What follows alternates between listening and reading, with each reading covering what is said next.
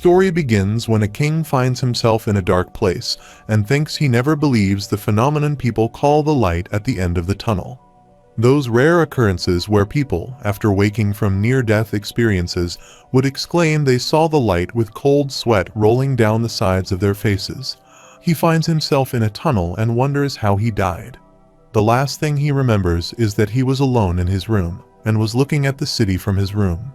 After that, his body felt heavy as he lay down on his bed, and he wondered if he was poisoned or assassinated. Some too many people wanted him dead since he was a king. However, as much as he wants to figure out his death, he can't do anything about it anymore, and he has no choice but to go along with it. When he opens his eyes, he finds out that he was just born, and his parents look at him affectionately. He can understand their language, which is a good sign. His father waves toward him, while his mother gets angry at him and says he has just been born.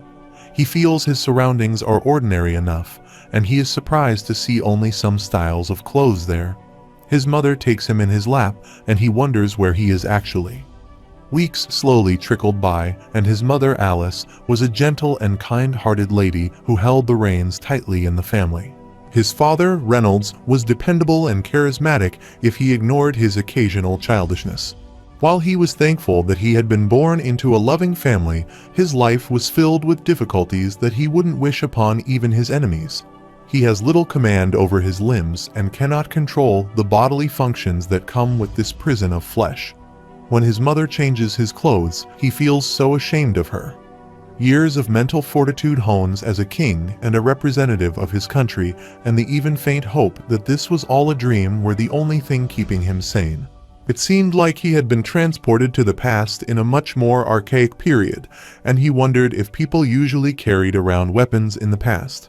He is supposed to assume those vials of suspicious-looking liquids that they pass off as medicine are being sold legally. He is walking through the market with his mother, and she asks him if they should get home now. He wants to say no but can't. Knowledge is his strength, and he has assessed his surroundings over the past weeks and is confident that he has a firm grasp on what to expect. Suddenly, his father appears from the side and lifts him up in the air. He throws him upward, and his mother shouts at him, saying he will drop him. He catches him in his arms and laughs loudly, disappointed over his fragile little body. His father says his grandfather did this when he was younger, and he tossed him again and again in the air for fun. In the meantime, his knee hits the wall, and he starts crying.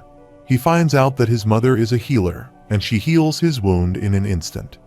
Ray thinks he may speak too soon, and this may be because he knows nothing of this world after all. In his previous life, he was a king and led armies in which everyone obeyed him. He fought many battles and outdueled representatives from countries all over the world. Out of all his accomplishments, he had never been as proud as he is at this moment. When he crawls, his mother worries that he may hit his head on the corner. His father asks her to block him from getting near the shelf. He crawls toward a wall mirror and sees his reflection in the mirror, and his parents are happy that their son, Art, is looking at himself in the mirror. It has been months, and he is still unused to his new name.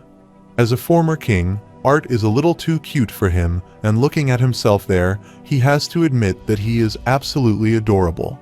He is sure that he will break many hearts in the future.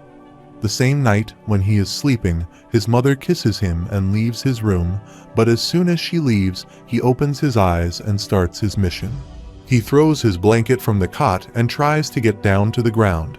He then jumps on the blanket and thinks his mother, Alice, left him while sleeping. He has approximately an hour before she comes back to check on him. He swiftly crawls behind her and goes to the study room. He is happy about the success of his mission. Ever since discovering this place, he has been sneaking in every night to learn more about this world. He finds out that Dikathan, the continent he had been born in, comprised 3 major kingdoms. Olenwa, the 11 kingdoms deep in the forest, Darv, the vast underground kingdom, and the homes of the dwarves. Sapin, the human kingdom, is easily the most populated region. However, this world, and his previous one, shared a monarch system, but rulership there is passed down rather than earned. He found early on that this world is vastly underdeveloped compared to his old world. He realized that the reason for the lack of technological advancement was magic. He opens up a book titled Beginning Guide for the Privileged Mage and remembers that in his old world they had a life force called Kai, used by practitioners to strengthen their bodies and weapons through rigorous training. This world has a similar force called mana, and unlike Kai, which existed only inside a person, mana is present all around them. The power to control mana is mainly genetic. Roughly 1 in 100 children possess it. However, mana can be used in various ways, and the two most common methods are augmenting and conjuring. Augmenters enhance their bodies with mana, allowing them to possess incredible strength, defense, and agility. However, their weakness lies in their limited range, and conjurers emit mana to the outside world, allowing them to bend their surroundings to their will. However, they must supply their own mana core with mana from the outside world to form a spell. His mother called them a deviant, more specifically, an emitter. They are a rare type of mage able to cast unique restorative mana. According to this book, a mage's first awakening happens between early and late teenage years. When their mana core manifests, it sounded uncannily similar to the Kai center in his previous life. Children were taught to meditate to form a Kai center since the fragments of Kai were scattered inside their bodies and gathered into a single place. He wonders if this will work in this world too. Hello guys, today I want to share something really exciting that I've recently discovered, especially for all the manga reader out there. I've been using this amazing app called Storyaverse, and it's completely transformed how I enjoy stories. Storyaverse is a unique read and watch experience. Here is one story recap for you guys. In a desolate Earth desert, a shielded prefab hub stands amidst robotic miners seeking gold. Inside, Red overhears her parents' concern for her grandmother. Tasked with a delivery, Red dons her special suit, favoring a red cape that matches her name. As she ventures into the harsh wasteland, she reflects on humanity's failed re-terraforming efforts and her family's struggles as second-wave settlers. Battling fierce sandstorms and extreme heat, Red perseveres, aware of the bleak future awaiting the dwindling community if the terraforming company abandons their project. There were two paths to her grandmother's house. The ravine path, much safer but lengthy one, and the other and shorter one was going through the sand directly but much riskier. The good girl took the ravine path, considering it safer, but she was unaware of the danger that chased her as she passed through it. She felt its presence and then suddenly saw a hairy thing, standing on its two legs in monstrous appearance, having no vapor suit and respirator on it. Scared, Red told herself that it wasn't there and she was hallucinating, as the planet was uninhabitable for thousands of years with no creators on it, except for first and second wave comers. But the creature was there and was closer to her now. Suddenly, it shifted its shape into hers and was looking like her copy. It asked Red where she was going. Scared, she thought that it was a part of her hallucination to pass through that path. She told the creature that she was going to her grandmother and about both paths along with their pros and cons and her reason to take this one. The creature smiled and asked if they should race to see which path was quicker, and confused Red just shrugged like she was somehow ready. The race started. Red kept going on the same path, slowly and taking rest in between, until she could see the prefab hub of her grandmother. She went there and saw that the communication antenna was broken. The door didn't open for her automatically, and there were no answers upon knocking as well. Worried, she broke into the house and found everything shattered inside. Opening the door, she asked her grandmother if she was okay. Somehow, she could sense that it wasn't her grandmother in the bed.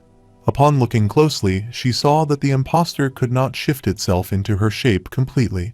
She sensed the danger and asked the false grandmother a few questions to confirm her doubts. She also found her real grandmother's body, so she hurriedly beheaded the monster with the weapon she had in her hands already. Then she stabbed its head and threw it near her grandmother's body. As it died, it changed into its original monstrous shape. Storyaverse. Dive into a modernized reading experience with short, visually captivating stories curated for escapism. Free, easy-to-use app featuring original content by award-winning authors and animators from acclaimed shows and movies. It's free and easy to use. Ready to immerse yourself in an exciting world of stories? Download the Storyverse app now. It's free for both iPhone and Android users. Follow Storyverse on social media. Now back to the story. He sits, tries to collect his kai, and soon finds out it works. Suddenly, Alice approaches him, grabs him from behind, and says she worries about him. She feels his expressions a bit strange and asks him if he is having trouble taking a pupai, and he thinks he is about to begin his journey to become the greatest mage in this world, and she can't make him out to be a constipated infant. He releases gas, and Alice thinks he has no trouble and that it's time to change his diaper. He is ashamed that he had soiled his diaper amidst his concentration. 2 years have passed, and Alice thinks it feels like she is learning more about her baby with each passing day. She has concluded that her son Arthur must be the most adorable baby in the world, with his patch of auburn hair and azure eyes that look at her almost intelligently. She knows he will get into trouble in the future if she doesn't become a strict and dependable mother. It's not like she can rely on her husband Ray. After that, she comes outside and is shocked to see that Ray has given Art a stick. She furiously stares at them and makes them scared. She caught him trying to teach their baby how to fight when he could barely crawl. Once, she takes him to the market and Arthur rushes toward a weapon shop. She has noticed that he loves going to the small merchant's strip in central Ashbur. Rather than shopping for groceries once or twice a week, they go downtown every other day, where Arthur loves to go to the merchant's shop. She thinks she is not spoiling him, but they go to have fresh food in the house and for educational purposes. Watching him grow up so quickly, she wonders how he will be when he is older. With Ray as his father, she has no doubt that he will be interested in becoming an adventurer, but she can't help but worry about him. She can only hope that he fares better than the naive young teens hoping to make it big as adventurers. She thinks she can only do something about his perpetual habit of sneaking into the study. She has been tempted to move his crib into the study, but that is for another day. After that, she closes her journal and leaves the room. On the other side, Arthur is standing in the window and looking outside where his father is training himself. Approximately 2 years have passed since he first made his difficult journey to study, and he has learned a lot since then, but it's been fascinating to learn new things every day. He observes Ray chanting something for a few minutes, and now he concentrates really hard. Suddenly, he gathers so much pressure in his arms and moves the rock to the ground. Arthur wonders what magical phenomenon he has used and is shocked to see what he has done. He shows some fighting tricks in front of him and asks if his father is awesome or not. Arthur thinks he spent 3 minutes of his utmost concentration flinging something he can physically throw with less effort.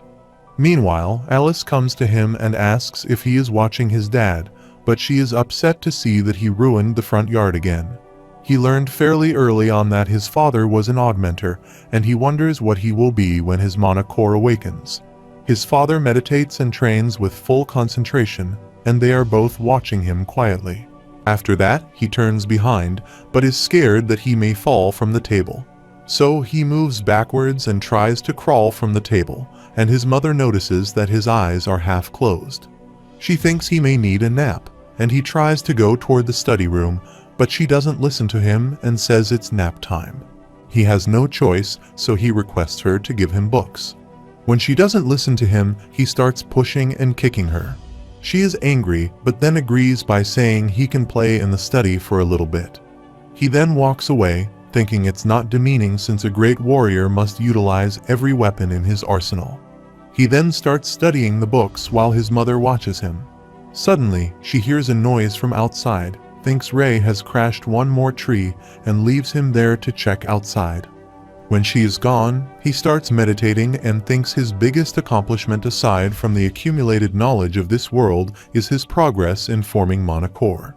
He spent THC's last 2 years moving the tens of thousands of tiny fragments of mana inside his body and gathering them together near his solar plexus. He can see why it would take until adolescence to form naturally, seeing how slowly THC's fragments gravitate toward the center of his body. It is an arduous task both for his body and mind, but these 2 years have not gone to waste. On the other hand, Ray crashes a tree and tries to save it while Alice is laughing at him. In the meantime, Arthur is trying to put his last piece to his core when suddenly an explosion is in the house. Alice and Ray are scared and shocked by the destruction, and Ray saves her from the high flames. Ray is very injured from behind and asks her if she is all right, but she remembers Arthur, who is still in there. Ray gets up, rushes inside for his son, and forcefully opens the door.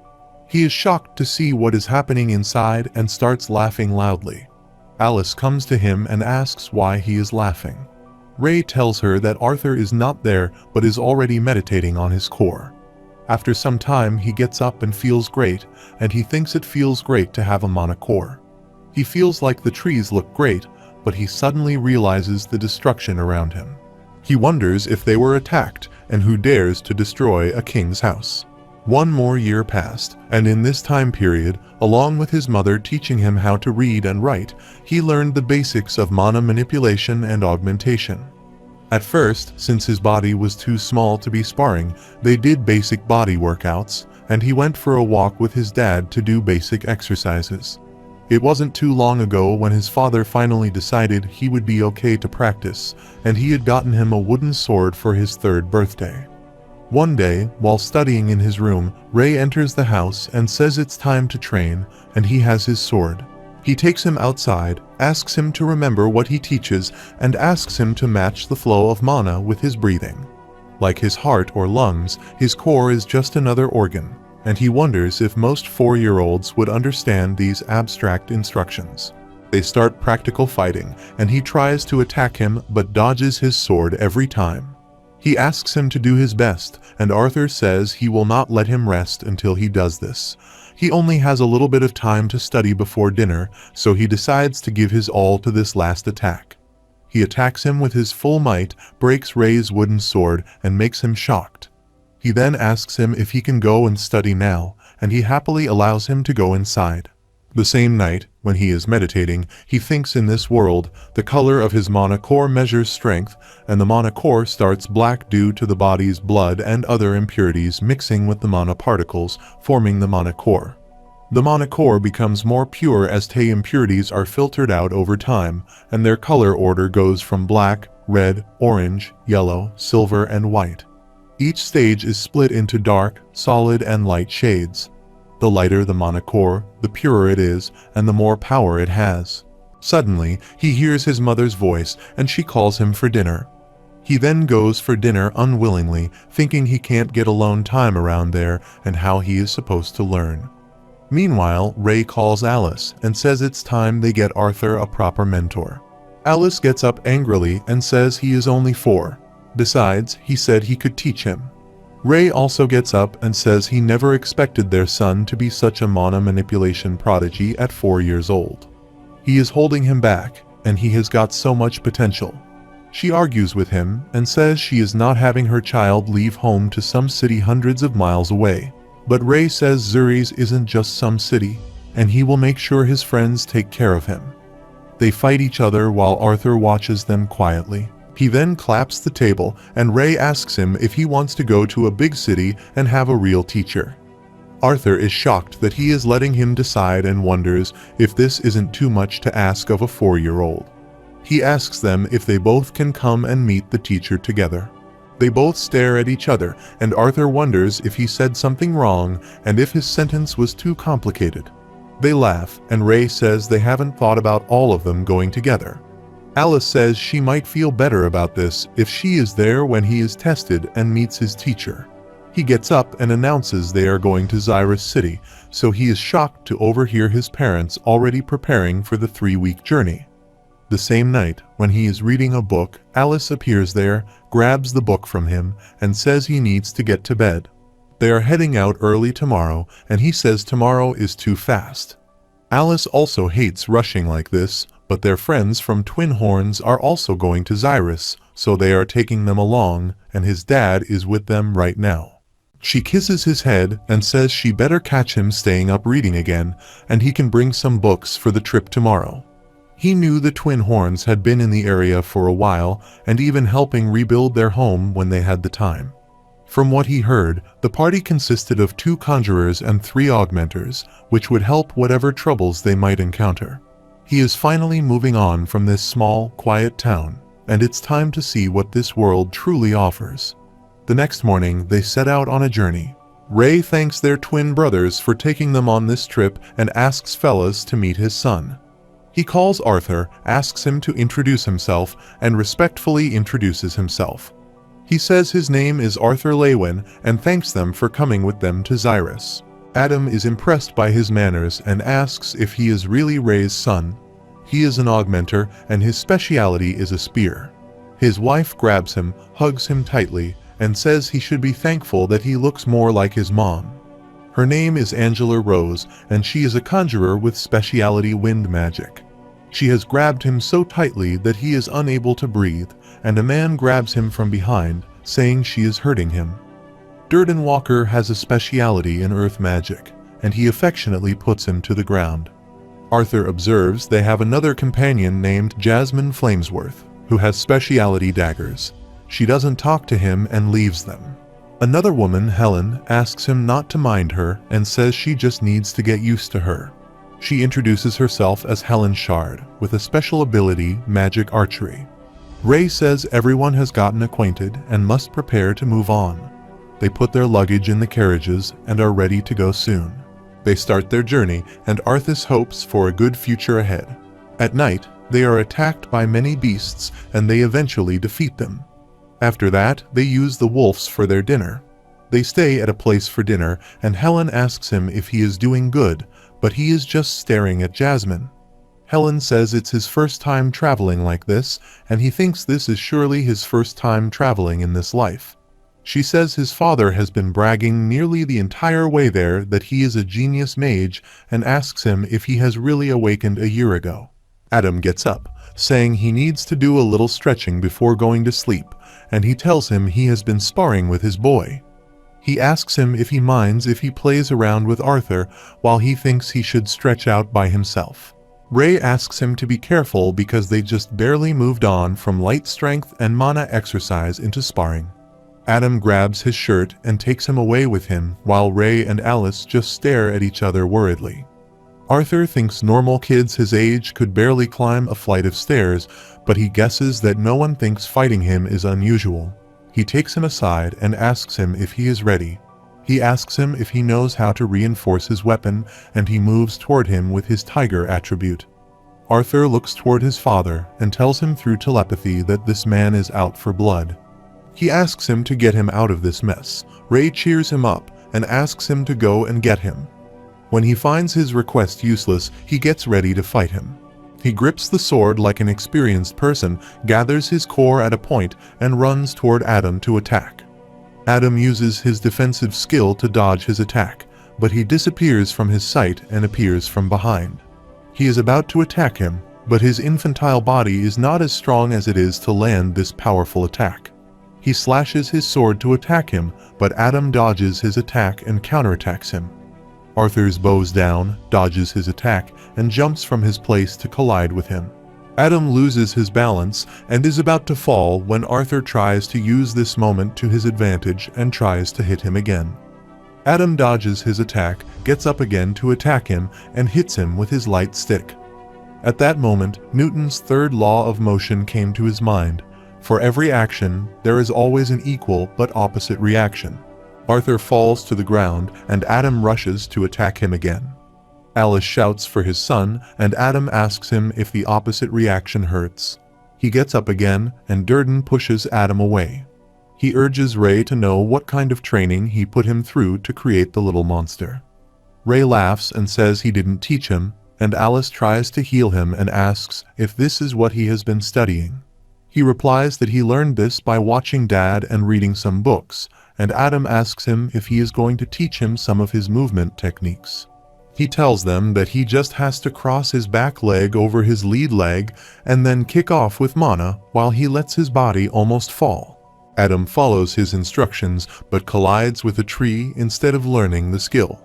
Several days passed since they began their journey to Xyrus City, and his birthday also passed during this time. He received gifts for his birthday and many lessons from his companions.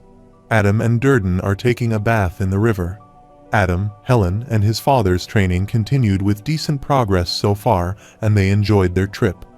To surprise him, Jasmine had already succeeded in learning a few techniques. It still amazes him how Jasmine could grasp his instructions quickly, especially when learning the first step. After some time, they all dress up to continue the journey, and Alice calls Arthur and says they are leaving now. They continue their journey when a monster is watching their carriage from a distance. Adam tells Arthur that he still remembers his father getting them into all sorts of trouble. Helen calls him and asks if he is sure that Ray wasn't the only one who caused trouble and tells him about an incident when he messed up. Adam laughs and brags it was just a little rodent. Alice yawns and Arthur asks him if she is okay. She replies that she is a little tired. He then opens up a book to study, but he is disturbed by someone. He is unhappy that Jasmine is watching him and asks him to teach her more. He ignores her and continues his reading when they hear a voice from outside. They all are surprised and wonder what is going on outside. Helen reveals that bandits have attacked them and asks everyone to prepare to engage. Angela leads them and asks everyone to submit to the wind, follow her will, and gather to protect each other. Many arrows attack their carriage simultaneously, and Alice covers Arthur to protect him. Angela's wind skill dodges many arrows eventually. Arthur's observes them fighting skillfully, while Durden cracks one of the arrows with his bare hands. They all protect the area by taking their positions, while Helen is injured by many arrows but is saved due to her armor. She jumps from the carriage to the ground, ready to attack the bandits. Arthur and Alice are worried because they are completely surrounded by bandits. They are in the mountains and are rushing toward their carriage. Their leader appears there and praises his men for a good catch. He asks them only to leave the women and kids alive and try not to leave scars after all. He exclaims that damaged goods will only sell for less. Arthur thinks it seems he has been living in a bubble for too long, and he almost forgot that every world has its own share of filth like him. He is furious at thinking about the bandits. Alice hugs him tightly and asks him not to worry, saying she is there to save him. Arthur feels calm on hearing this. In the meantime, the bandits land their attack on them, and Durden asks everyone to gather and guard. They have tried to create an earth wall to protect themselves from the arrows, but some pass through it and are coming toward Alice and Arthur. Angela appears there in time and distracts the arrows from reaching them. Their leader and two bandits come forward to attack them, but Helen shoots many arrows simultaneously and pushes them behind. Durden also fights them bravely and has defeated many of them. Some are scared to see him beating others. Ray also fights them bravely and hits them while moving swiftly. He has grabbed two of them and is beating them when a man appears from behind and is about to attack him. An arrow from the side hits him before he can attack Ray. Helen has saved him, and they all start fighting them again. Everyone is doing their best, and Adam has defeated many of them in the time being. He is a great warrior, stabbing many bandits with his sword. Helen also jumps upon many of them and hits them with the sword. Meanwhile, a man comes to attack her, but she moves swiftly and dodges his attack. He again comes to attack her, saying he will train her so well that she will begin to stay with him in the end. He throws his rope toward her, but she moves swiftly and dodges all attacks. However, she is injured in many places and is disadvantaged against her opponent's range. Arthur observes the situation and wonders if he should help her, but he has no chance against an adult augmenter with this body. In the meantime, they attack their carriage and Ray is injured. Alice and Arthur are shocked to see his condition, and he angrily stares at the leader who is watching them silently. He asks Alice to heal his father, but he observes something is wrong with his mother. She reveals she can't heal him, and Arthur wonders why she isn't healing the father. Ray says he is fine and his injuries aren't life-threatening. He asks Arthur to listen to him carefully and says after his mother uses her healing spell, those bad men are going to go after her. He will be able to fend off the leader, but he is worried about protecting them too. He asks him to take his mother back down the trail they came from and doesn't stop. He refuses to leave him there and says he can fight and save them. He puts his hand on his head and asks him to listen to him carefully, and says he knows that he can fight, and that's why he is entrusting his mother to him. He asks him to protect his mother and also protect the baby inside her.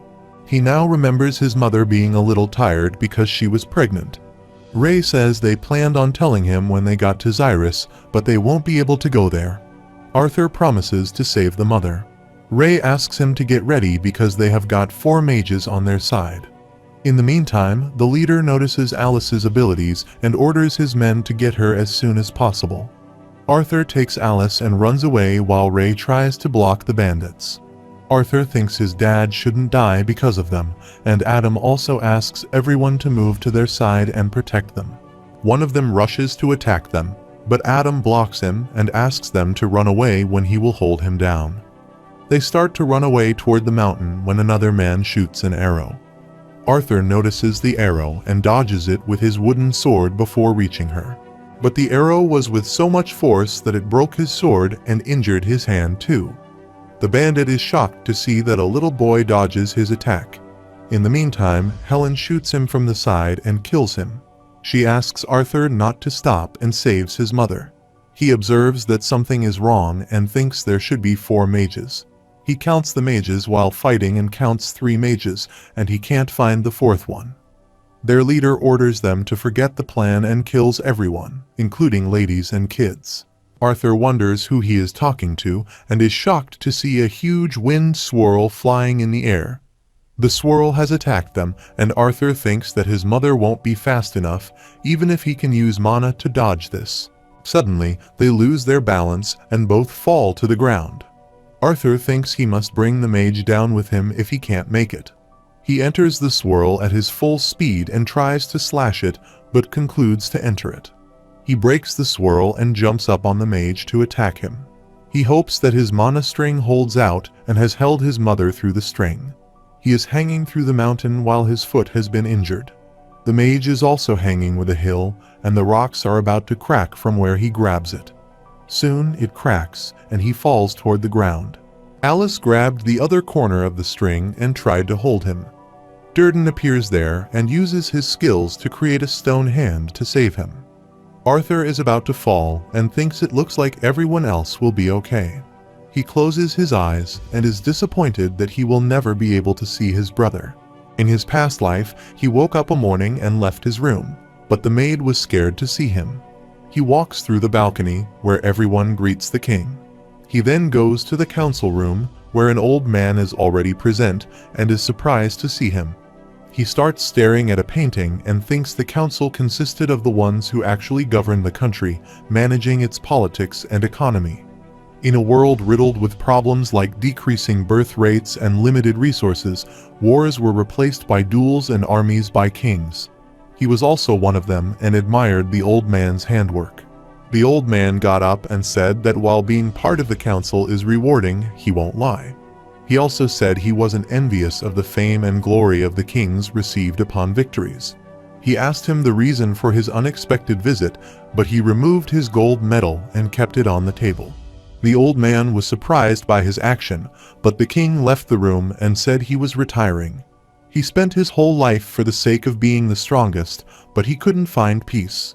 He was still an orphan. With everyone he cherished, he would give up everything he had in that life for the chance to return to Ashbur and see them all again. He can't forget the memories he has made with them. When he opens his eyes, he finds himself in a forest and wonders if he is still alive. He can see the mage's corpse beside him and turns his face to the other side. He is so injured that he is unable to move and gets unconscious again. After some time, he wakes up and tries to get up, but his wounds are very deep. He sees some food balls in the mage's bag, so he tries to approach them and eats one. He feels some energy from this and becomes unconscious again. The next morning, when he wakes up, he is a little better than before, so he tries to get up. But his body is so weak that he again falls back and closes his eyes. A few days later, he can finally walk and reaches the mage's corpse to get his dagger. He looks toward the high mountain from where he falls and wonders how he survived falling through it. He wonders how long it has been since he is staying there, but he has to move on and look for his parents. But suddenly, he is shocked to hear someone's voice who asks him if he is awake. He turns behind to look for the person and thinks the corpse is talking to him. The voice asks him about his condition. He approaches the body and tries to touch it with the wooden stick. The voice asks him not to worry. The corpse won't be reanimating if he is afraid of it. He is relieved when later he realizes that he shouldn't trust the unknown voice, no matter how silky, smooth, and dignified it sounds. He asks the voice about who he is and if he was the one who saved him. The voice replies yes to his second person and says he will find the answer to his first question once he arrives at his dwelling. Arthur says he sounds pretty confident that he will even try to find him, and he replies that he is the only one who will be able to get him home from this place. He thinks about Ray, Alice, the twin horns, and his baby sibling. He wonders if they are all right or if they have reached Xyrus safely. He then calls the voice by Mr. Voice and asks if he can inconvenience him for direction so that he may grace him with his presence. She laughs and replies that he catches on quickly, but referring to a lady as Mr. is rude. He wonders how she knows his name, and she replies that she will show him. Suddenly, he feels a red light everywhere and covers his eyes to stay safe from it. Miss Voice checks the surrounding areas and recommends he should depart immediately since it will be a lot safer traveling while it's still light out. He follows her directions and thinks his body's condition gradually improved, leaving him with only a few aches here. By the afternoon, he couldn't help but think what sort of magic she had used to save him from the fall. He wonders how she knew they would be falling and why she only saved him.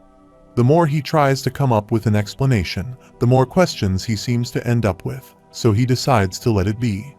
After some time, he reaches a place with water and hurriedly jumps to take a bath. He feels so relaxed, and after taking a bath, he washes his clothes. Miss Voice laughs at him and says he is so pleasantly carefree, but asks him not to worry as she is not watching him. But he is so embarrassed that he stays naked for a long time and puts on his clothes. Miss Voice apologizes to him for startling him, and he starts his journey. He drinks water and eats some food. Since he fell off the mountain towards the east, so he must be near the elves' domain, but he doesn't see any of the fog that the forest of Elshire is known for. He continued to walk, and his fears of traveling through the beast glades were quelled by the fact that only a small animal seemed to be present. However, he is surprised that he hasn't seen any mana beasts with how rich this place is with mana. It is regrettable that he can't stay and absorb some of the mana, but he should hurry. He needs to get back to his parents since, with his mother pregnant, the stress of his potential death might even endanger the baby inside her. He also needs to know if they are still alive or not. After some time, Miss Voice is glad that he was able to make it there safely, and he thanks her for helping him out. He shakes his hand with a rock, thinking it is Miss Voice. She tells him that she isn't a sentiment cluster of stones, and he will find her within the aperture. He can see a light coming from a rock and enters there thinking about his parents. He enters the rock, and Miss Voice instructs him to watch his steps. He steps on a rock, but it cracks and makes him fall toward the ground. He falls toward the bulk of light and soon strikes the ground at a weird place. He gets up, thinking she should have warned him that he would drop 2 stories down. He gets up and tries to walk, but this time he falls from some stairs and is shocked to see the thing in front of him. She looks like a monster and is glad to see Arthur in person, but he is shocked. She then walks toward him, and Arthur seems so scared of her. She asks him to close his mouth. Otherwise, bugs will fly into his mouth if he keeps it open that wide. He closes his mouth but still is very scared of her. She grabs his hand and says it will take some time for her to open a dimensional rift strong enough to transport him to his home. She shows him many special plants that will be able to nourish him until then, and he is calm and thanks her for his help. He grabs a plant, thinking it looks fine, and can see his reflection in it. He thinks about his parents and gets sad thinking about her and wonders if they are still alive. Suddenly, he gets scared when Miss Voice appears behind him and asks him to eat another fruit that tastes better. He then sits with her, eats a fruit, and asks her if she has a name so he can address her. She tells them his name is Sylvia, and he asks her permission to ask some questions. She allows him, saying she may not be able to answer everything. They start their conversation, and with his initial fear of Sylvia's appearance slowly fading, he begins to ask her all of the questions that have been on his mind since waking up from the fall. He asks her where this place is, why she is there all alone, where she came from, and why she saved him, and many more questions of this type. She answers his first question, which is easy enough, and reveals that this place is a narrow zone between the Beast Meadows and the Forest of Elshire. No one knows of this place because she has been warding off anyone who comes close, although those cases are rare in the first place.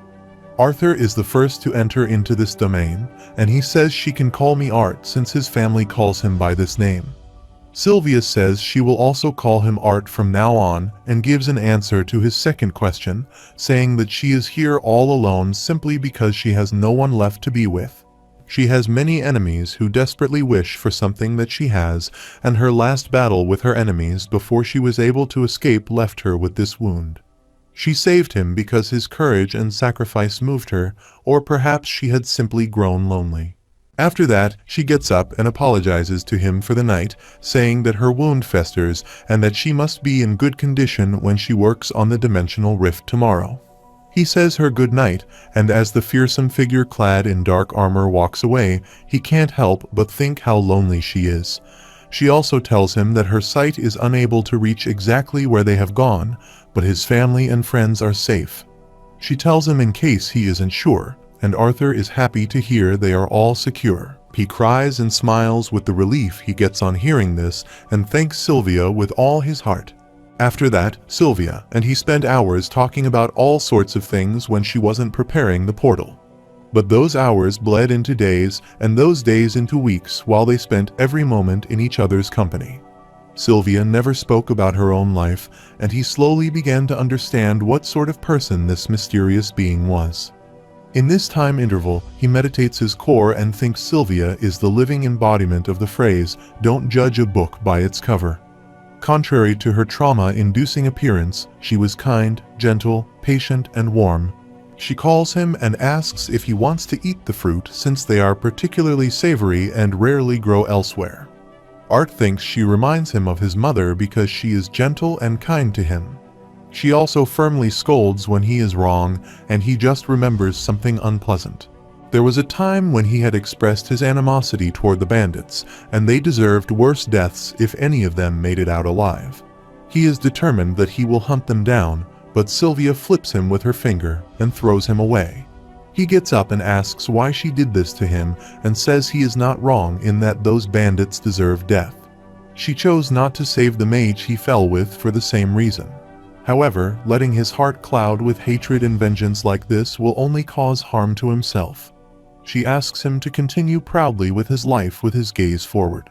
He will encounter misfortune again, but shouldn't let grief and rage corrode his mind. She instructs him to learn from them and face the future with a smile, because only then will he be truly victorious. She then affectionates him and asks him if she flicked him too hard and if it feels too hurt. Being lectured on morals and life by a figure that appeared to be the epitome of evil had oddly stricken him deeply. When he hears Sylvia's voice, he is lost in his thoughts, and she asks him why he isn't eating the fruit. He smiles and says he is fine and starts eating the food. He observes that her wound is getting worse, and she asks him not to worry because this wound festers from time to time. She states that she understands that humans usually awaken around 12 or 13. She asks him how he formed his mana core and utilizes mana more efficiently than many full-fledged mages. He brags and says his parents said he is a genius, and she says then perhaps she will be able to learn it. She asks them to meditate and absorb mana while moving and probably while fighting if he is good enough. She gets up and shows him her mana, and Arthur asks her how she did that. She states that humans have a very linear mindset in regard to mana, and he has to start with a small portion and mindless movements and work his way up from there. He follows her instructions and says it is easier than done.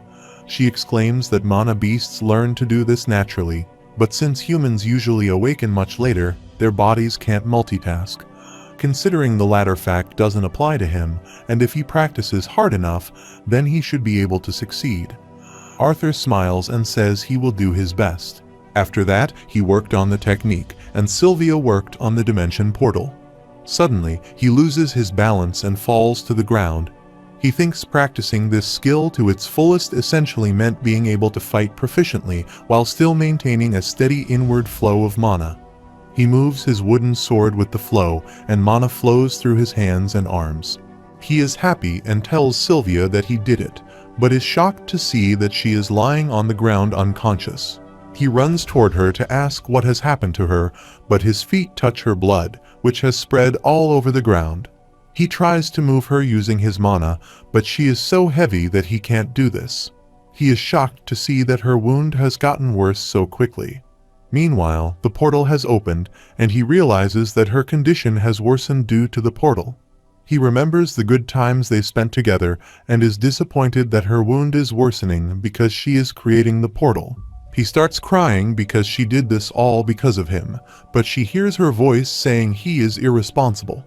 But he starts crying to see that she is dying for him. After that, he cried longer than G cared to admit. He cried for the first time like the child he was on the outside.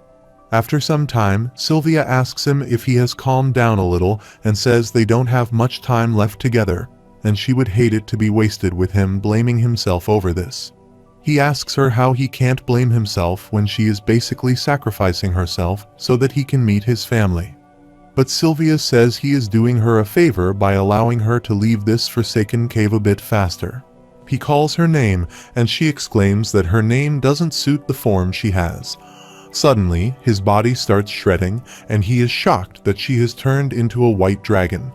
She asks him if she looks like Sylvia, and he is surprised that she is a dragon. She replies that she is referred to as a dragon, but they have little time for idle chatter now that she is in this form. She must use her original form to finish this portal, but now that her veil is gone, then the enemies will soon come for her.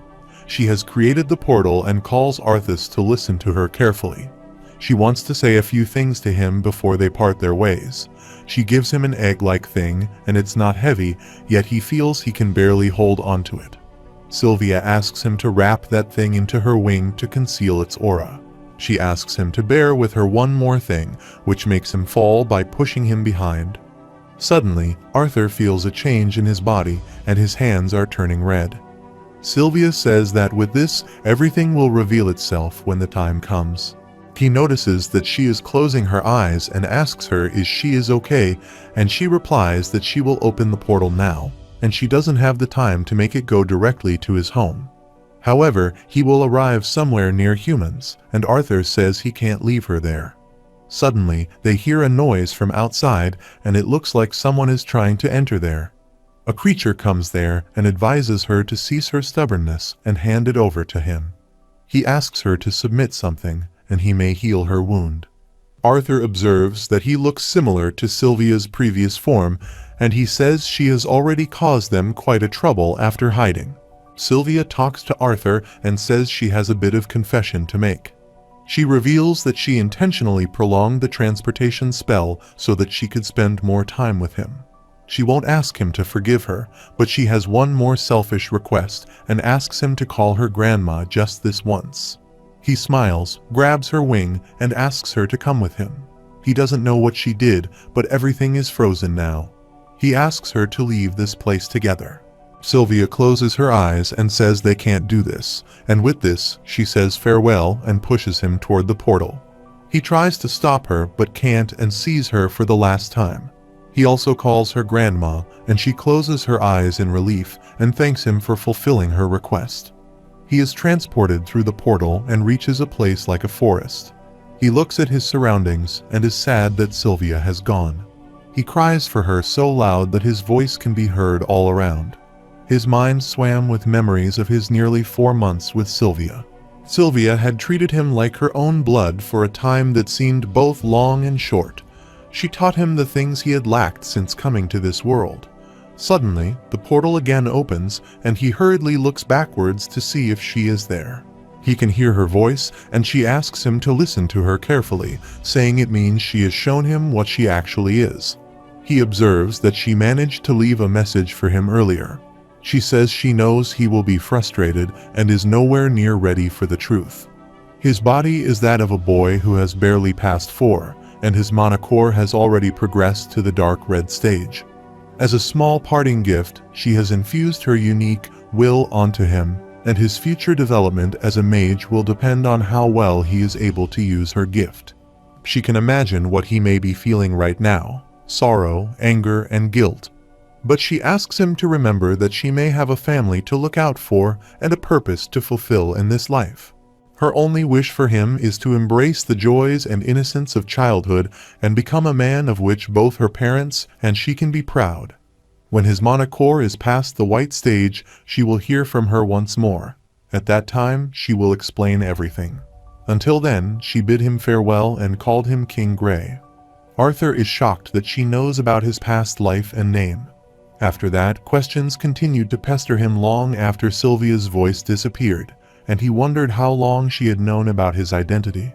One thing is sure: he focused only on training for the sake of revenge, and this life would hardly be different from the last one. He can only move forward for now, but first he has to find out where he is. He uses his manhwa learned by Sylvia and runs here and there to learn about the place. He reaches for the tree branch and thinks his vision is restricted even with mana, but one thing is clear: he is deep within the Elshire forest. Even just barely being able to use the mana rotation that Sylvia taught him, he is able to use magic for a lot longer, and he can't help but wonder how he ended up there. Sylvia said that he would arrive near other humans. But no matter how, he will just keep looking around. He is getting pretty good at this tree traveling business. Suddenly, he hears a human's voice from the side, and he turns toward him, thinking they can hopefully take him with them. He goes down from the tree and can see a carriage going to a side. Many people are staying there, and one of them asks others to get ready, and they are only a few days away from leaving this forest. They are elves, and they are talking about a little girl. They have kidnapped her and are talking about selling her. Arthur finds out that they are slave traders and can see an unconscious girl with them. He had no idea how those elves managed to get their hands on forest hounds, but he knew that getting one of them would be his best bet out of the forest. As for those slave traders, with all the things that happened to him lately, it looked like he would finally be able to let off some steam. He jumps from the tree because dealing with those slave traders first is the best course of action, but he can't strike immediately. Attacking all 4 of them head-on would be suicide even for him, so he decides to follow them. He waits for the best time and gathers his strength to make him move when their guards are down. After a few days, he finds out the right time and hits a hound with a walnut shell. The hound starts barking, and a man asks others to shut him up before they wake up everything in the forest. Without a weapon, Arthur is forced to utilize a technique from his previous life. A technique he is not even sure it would work in this world. One of them goes to the hounds, asks them to shut them up, and gives them a piece of meat. In the meantime, Arthur reaches him quickly and attacks him with his full manhwa. He has successfully defeated one of them and takes out his dagger, thanking him for the weapon. On the other hand, his companion is waiting for him since the hounds have been quiet for so long. He goes to see him when Arthur appears behind him and also kills him using his dagger. As expected, fighting is a lot hard and tiresome in this body, and he should finish this quickly while the last 2 can see. Suddenly, their companions come to look for them and call where they are.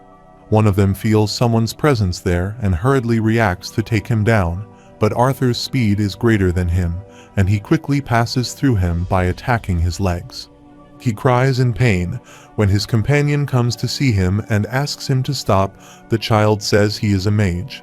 He is shocked to see that the man is also a mage and says they don't want to accidentally kill the golden egg that just landed in front of them, and he might even fetch them more than the little girl elf.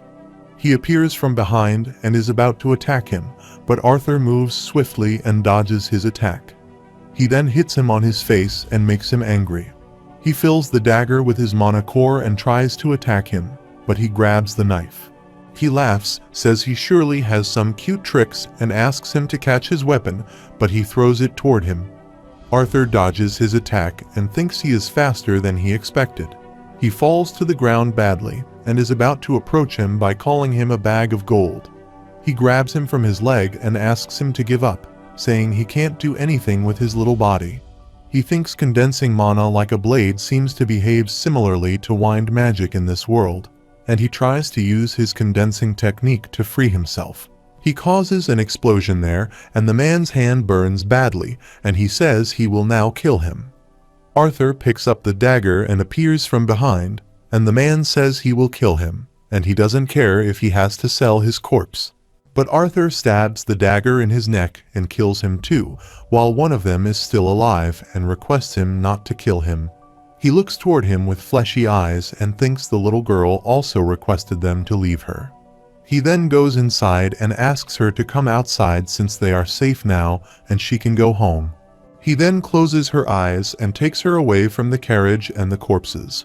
When they are at a good distance, he takes out her blinder. She thanks him for saving her, and he is about to leave her. She grabs him and asks how she can abandon her in the woods. Arthur says he also wants to go home, and those bad guys won't chase her anymore.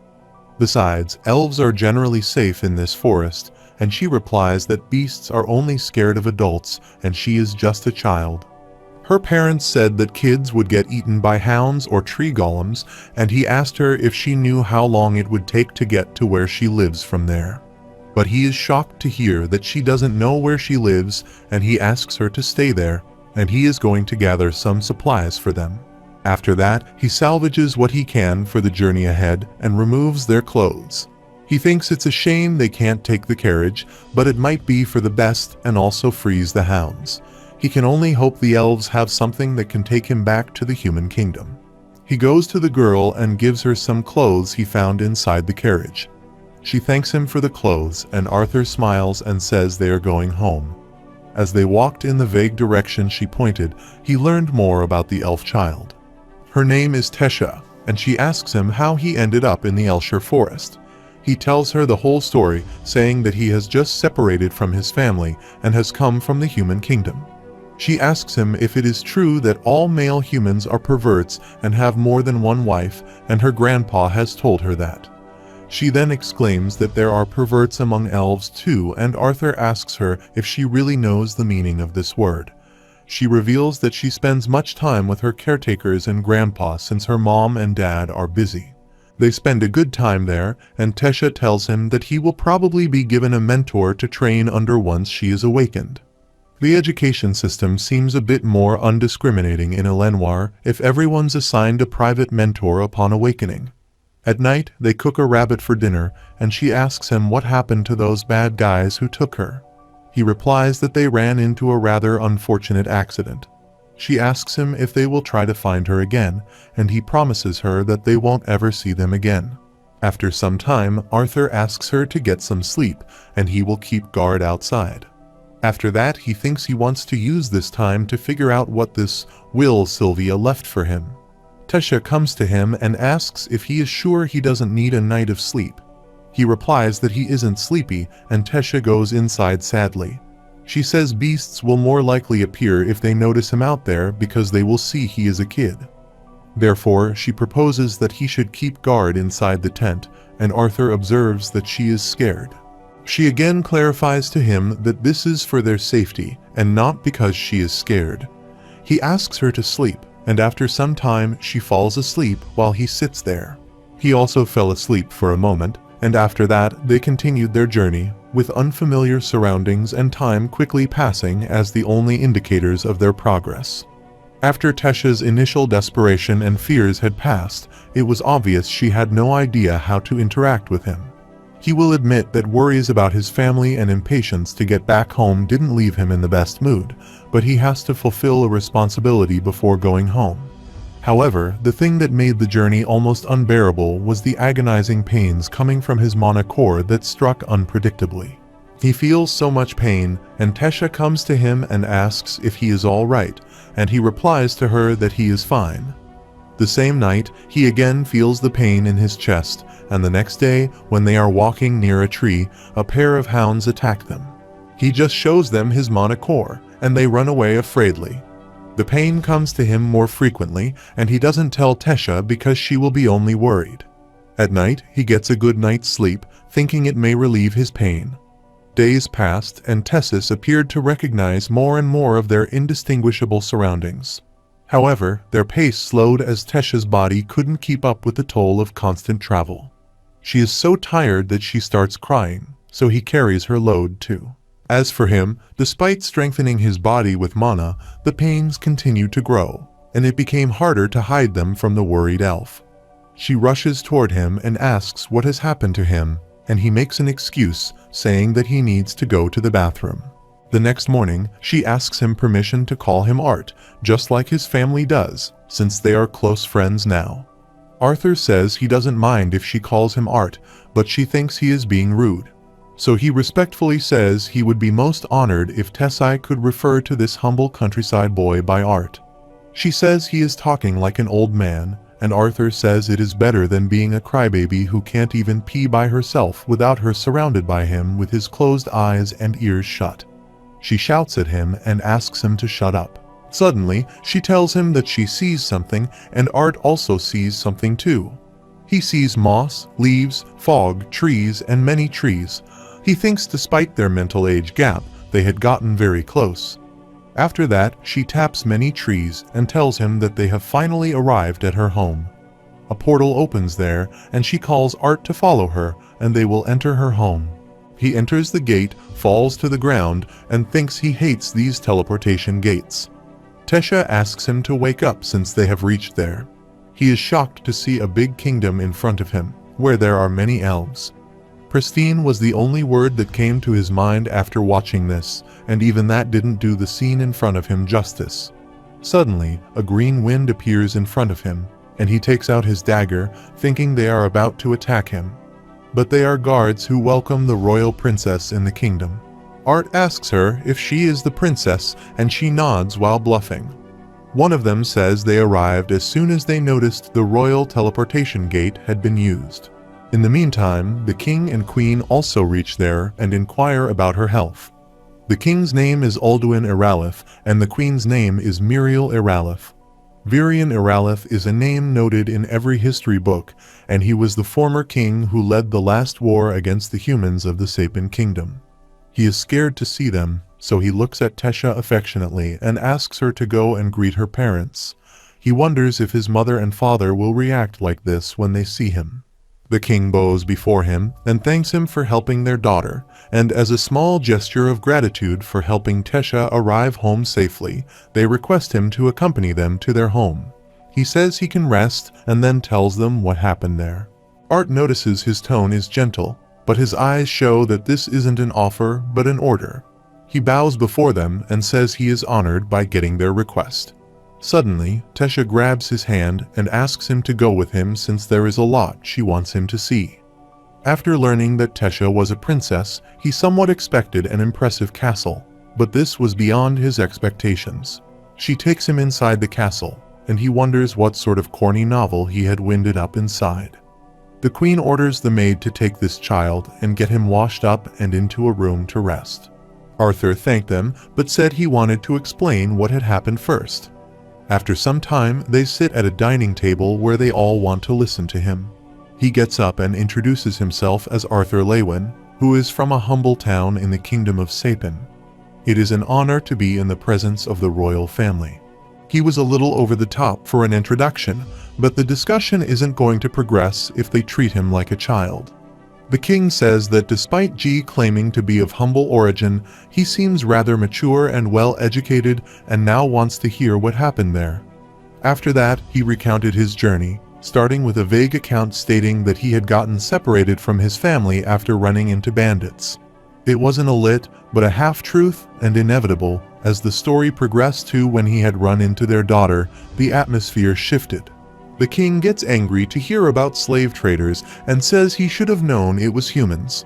He states that slave trading is a profession, not a race, and the guards take out their swords on this disrespect, but Grandpa forbids them. He asks Arthur if he saw the slave traders take his daughter, and if he negotiated with them or begged them for mercy. Art says that while he was a child, he was also a mage, and he eliminated the slave traders and rescued his granddaughter. The guard approaches him angrily and asks how he dares to spout such lies in front of the king, but Grandpa stares at him. He is scared and moves behind. Art gets up and says regardless of whether anyone believes him or not, Princess Tesha has been returned safely, and all he wishes for now is to return back to his family in Spain. Tesha gets up, asks if he is leaving too soon, and calls him Art while the king and queen stare at each other to see their frankness. After learning history, he exclaims that he doesn't think it's appropriate for a human to be inside this kingdom for too long, and his priority is to make sure his family is safe and let them know that his family is also okay. The king says that regardless of their two kingdoms' pasts, he has saved their daughter and taken the trouble to accompany her back to them. This entitles him to a befitting reward, but unfortunately, the teleportation gate linked with the Sapin Kingdom is only accessible once every 7 years during the summit conference between the three races. It will be another 5 years until the gate will open. However, they would be happy to send a group of guards to escort him back home safely. He also wants to expand their hospitality and says some of them are tolerant enough, but too many still hold grudges against humans from the war long ago. He asks him to make himself at home, and they will have his escorts prepared by tomorrow morning. Art thanks them for their kindness. He then goes to a restroom and takes a bath, and during his bath, he feels his pain of chest pain getting worse. After that, he grabs the egg, wonders what he should do now, and wishes Sylvia would be there. Someone knocks at his door, and it is Tesha watching him angrily. She then strikes his chest, saying he talked to her family coldly and is going back already. He tells her that he wasn't being cold but respectful because they are the king and queen of this kingdom. He then shouts at her, asking why she didn't tell him she is the princess. She doesn't want him to leave and says he is the first friend she has. He cheers her up and asks her to show him around the castle. She then takes him to her favorite place in the castle, and if he stayed there until spring, he could see all of the flowers bloom there. She exclaims that he can at least see the globies harvesting and shows him pretty flowers. Suddenly, he feels someone's attack from behind, and he puts Sylvia down and grabs the knife. He then dodges the attack of the attacker, but is shocked to see that it was Grandpa who attacked them. He shouts at him and asks if he is just going to kill his own granddaughter. Grandpa replies that it might have left her a small welt, but he doubts that the toy he is holding can kill anyone. Art is shocked to see that he just tricked him, and the grandpa appreciates him for his great reaction and instincts. He never thought he would catch and use his little present against him. His mana usage is mediocre at best, but he can see how he was able to kill a few slave traders. He thinks this old man has a lost screw, and Tesha asks her grandpa to stop teasing him. Grandpa says she should know why he arrived, and Art also wants to know why. He states that it's been a while since he met someone interesting, and he gives him a wooden sword, saying they will see what he is made of. Tesha tries to stop him, but he releases his mana core and asks Art to fight him with all he has. Art grabs the sword and tries to attack him, but Grandpa dodges his attack and appears from behind. He is about to hit him from behind when he blocks the attack with his sword, but Grandpa is so strong as compared to him. Art jumps from behind to attack him, but Grandpa punches him and falls his sword to the ground. He again grabs the sword and rushes toward him, but even with his mana and minimizing his movements, he can't keep up with him. The old man tries to attack him from behind while he looks for a chance to land an attack on him. He then jumps upon him faster than before, and his sword is about to touch the head of the old man when he pushes him away. Arthur falls to the ground, and Tesha runs toward him. The old man smiles and says it seems like he deserves this for being arrogant, but to think he would actually be able to land a hit. Tesha seems angry with him, and Grandpa asks him to start the second round. Tesha punches him and says he has bullied Art enough and should have gone easier on him. The grandpa says he is afraid that he would have been the only one bullying him if he had gone easier on him. Arthur smiles and says he is honored the esteemed elder Varian thinks so highly of him, and the old man seems surprised by his words. The old man offers him the opportunity to become his disciple. Tesha is shocked by his demand, and the old man asks him what he thinks of him. Arthur asks him if he is serious and says he is a human, and if humans are allowed to stay in this kingdom. The old man says no one will dare try and kick him out while he is under tutelage. He knows Art has realized that he is already better than other kids, and he can teach him something even the most capable mages back in STman can't. Art refuses his offer, saying he can't, not when he doesn't even know how his parents, who don't even know whether he is dead or alive, are doing. The old man asks him if he allows him to communicate with them to let them know they are okay, and if it will be enough for him. Arthur asks him what he meant by that, and the old man asks him to wait and asks the maid to get Tesha washed up and into bed. After that, the old man realizes he is rather impatient, which relates to what he sensed earlier during their little spar. He asks him if he has been having bouts of searing pain where his manhwa is, and those bouts are coming more frequently. Art is shocked and asks how he knows that, but the old man says more than how he knows. It's the fact that he is not aware of the reason for his pain that's a problem. He asks him if he knows about a beast will. Beast will was a term he had never heard before, but he immediately thought back to when Sylvia stuck him at his core. The old man says he is sure he knows or has encountered a few mana beasts already, and they are classified as classes. The old man says a beast powerful enough to be categorized as Class A or higher gains the ability to pass on their will or inherit ability down once to their offspring or a person they are bound to. He won't pry how he stumped upon such a powerful beast, but at this stage, the power residing within him is doing more harm than good. Art says he knows all about this and asks if he has a beast will. The old man reveals he is a beast tamer, and it is a title he can obtain once he has fully conquered the monstrous beast inside of him. The old man says he knows how important it is to return to his family, but doing so right now comes at a grave risk. He touches him and says the power from his beast will be too potent for his immature body to handle, and if it is not controlled soon, then the power he has obtained will destroy his body from the inside out. The next morning, he feels a heavy sensation pressing down on his body when he falls asleep. He feels like a monster, the personification of his worries and the expectations placed on him haunting him even in his sleep. Suddenly, he feels Tesha on him and she asks him to wake up. He calls her a shadow monster and asks her to give him 5 more minutes. She gets angry with him and asks how he dares to call her a monster. He gets up, and Tesha says his hair looks funny and asks him if it is true that he is going to stay there. He replies that they will surely know after the trip with Elder Virion and calls her Princess Tesha. She pinches his back and asks him not to call her princess, but only to call Tess. He agrees to call her Tess and asks her to leave the room, saying he has to take a shower and get ready. After that, when he comes downstairs, he hears King's voice and asks his father not to reside as a human within the kingdom. The queen also agrees with him and says she will always be grateful to the boy for saving Tesha, but allowing a human to stay there goes against all traditions. The old man says he likes the boy, so there is no need to say more. Their daughter seems to approve of his decision as well. The king asks him to reconsider his decision, but the old man asks him to stop and says he will be under his direct guidance and ensure everyone in the kingdom knows that. Arthur listens to the conversation and thinks the old man can be trusted. The old man sees Art and asks him to hurry since they have to go now. After that, he asks the old man how long they have left to go and calls him Gramps. The old man is surprised and asks if he is uncomfortable with him now, and Arthur says they will have to see how today goes with his mysterious friend. Soon, Tesha fell asleep on his shoulders, and the grandpa said she woke up so early today, bugging him about him. He looks at her affectionately and says that being the only princess of this kingdom caused her to grow up in a lonely environment.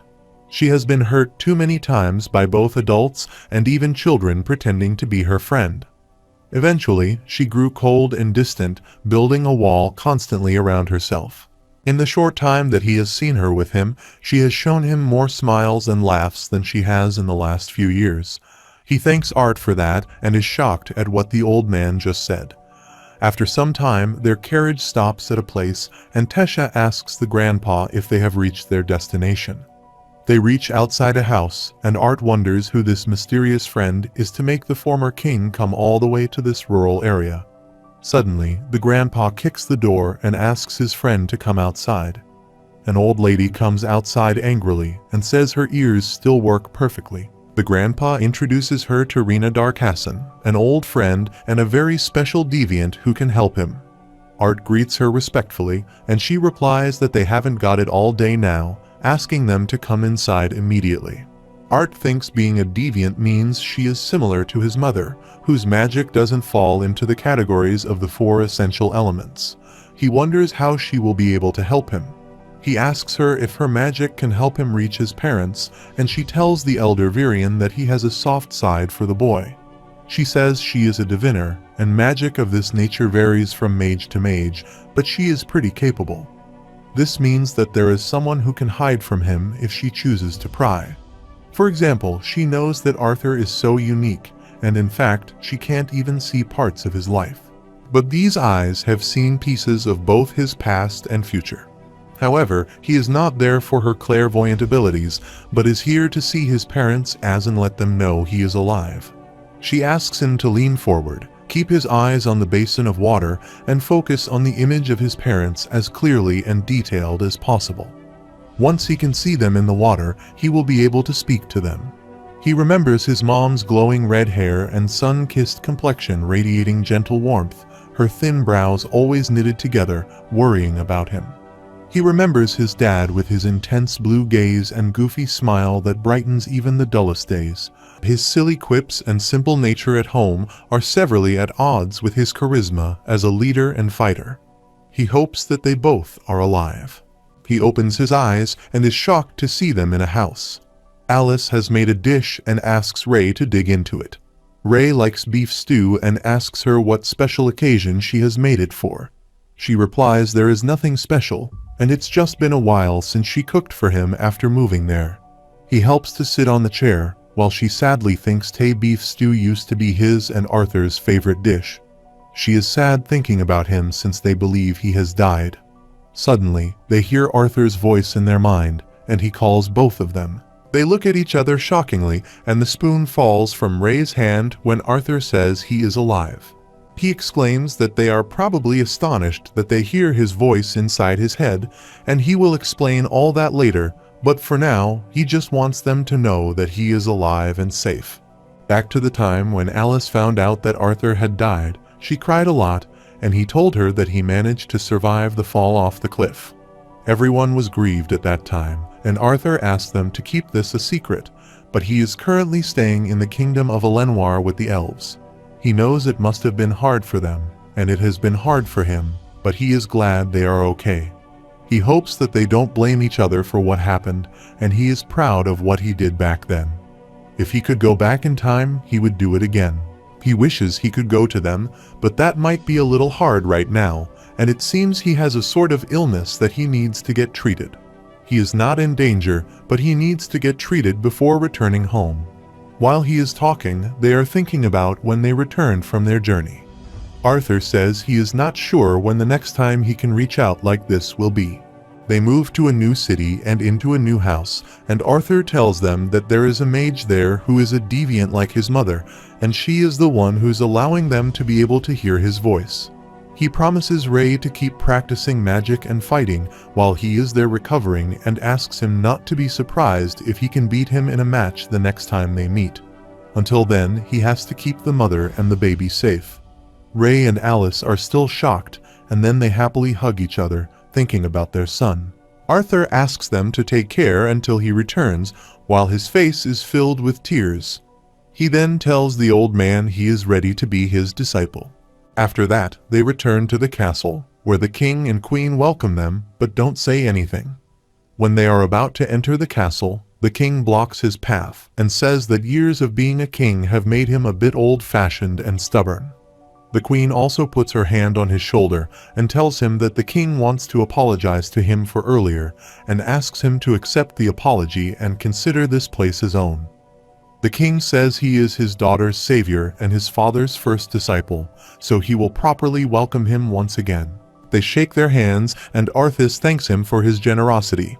Suddenly, Tesha interrupts them and says if he is really sorry to Arthur, then he has to let them play outside, and she wants to show him around the city. After some time, she gets ready and asks him to go with her, and they both go to look around the city. She shows him many things in the market. Suddenly, they collide with a boy, and he rudely says he has human germs on him.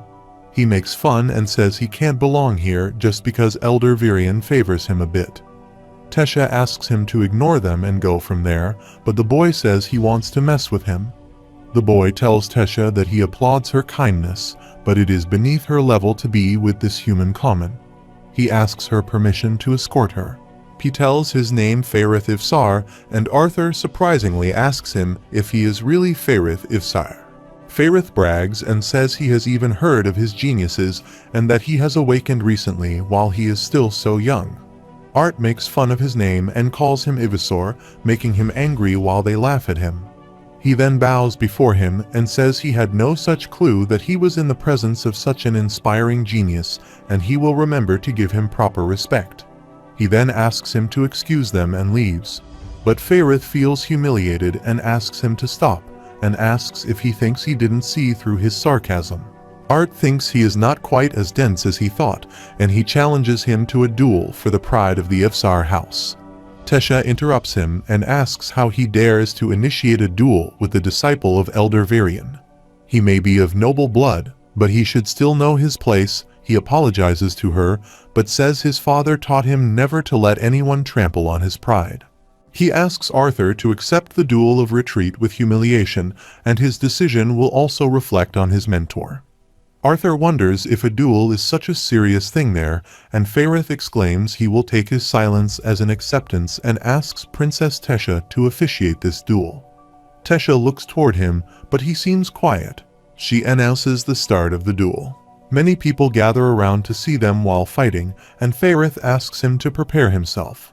He is still bragging when Arthur reaches him, punches him with his full might, and makes him fall to the ground. Arthur then asks him if the duel is over, and Tesha happily grabs his hand and moves from there. Arthas couldn't help but grow to appreciate this little princess more and more, and the rest of the day wasn't quite as fun as playing with Faerith. They went to a library, which was refreshing and allowed him to get his mind off things. They also visit a mage and then go to a large tree. Tesha asks him if he is nervous about his training starting tomorrow, but he stays quiet. He remembers the old man saying he doesn't know how he taught so far, but he assures him that his lessons won't be easy. He asks him not to mind the pain from his mana core, and the assimilation process used by beast tamers has often been compared to submerging his body in boiling tar. He will be stuck there in a foreign land without family comfort, and even his daily life will become arduous. However, if he can endure, the payoff will be enormous, and he will be asked if he is ready. He then tells Tesha that he is excited about tomorrow and has come a long way to get to where he is now. He is excited about training and seeing his parents. He can't wait for what the future has in store for him. 3 years later, Tesha wakes him up one morning and says they are going to be late. She uses her mana to twist his ankle, and he gets up in pain. He asks her if she can't find a gentler way to wake him up, but she says he doesn't always wake up when she asks nicely. Besides, he should feel grateful that such a pretty girl like her is waking him up, but she gets angry when he says that the maids are prettier than her. On their way downstairs, she asks him if he really thinks maids are prettier than her, but the old man interrupts them and says it took them long enough to come to him. He asks them to get ready for their lesson.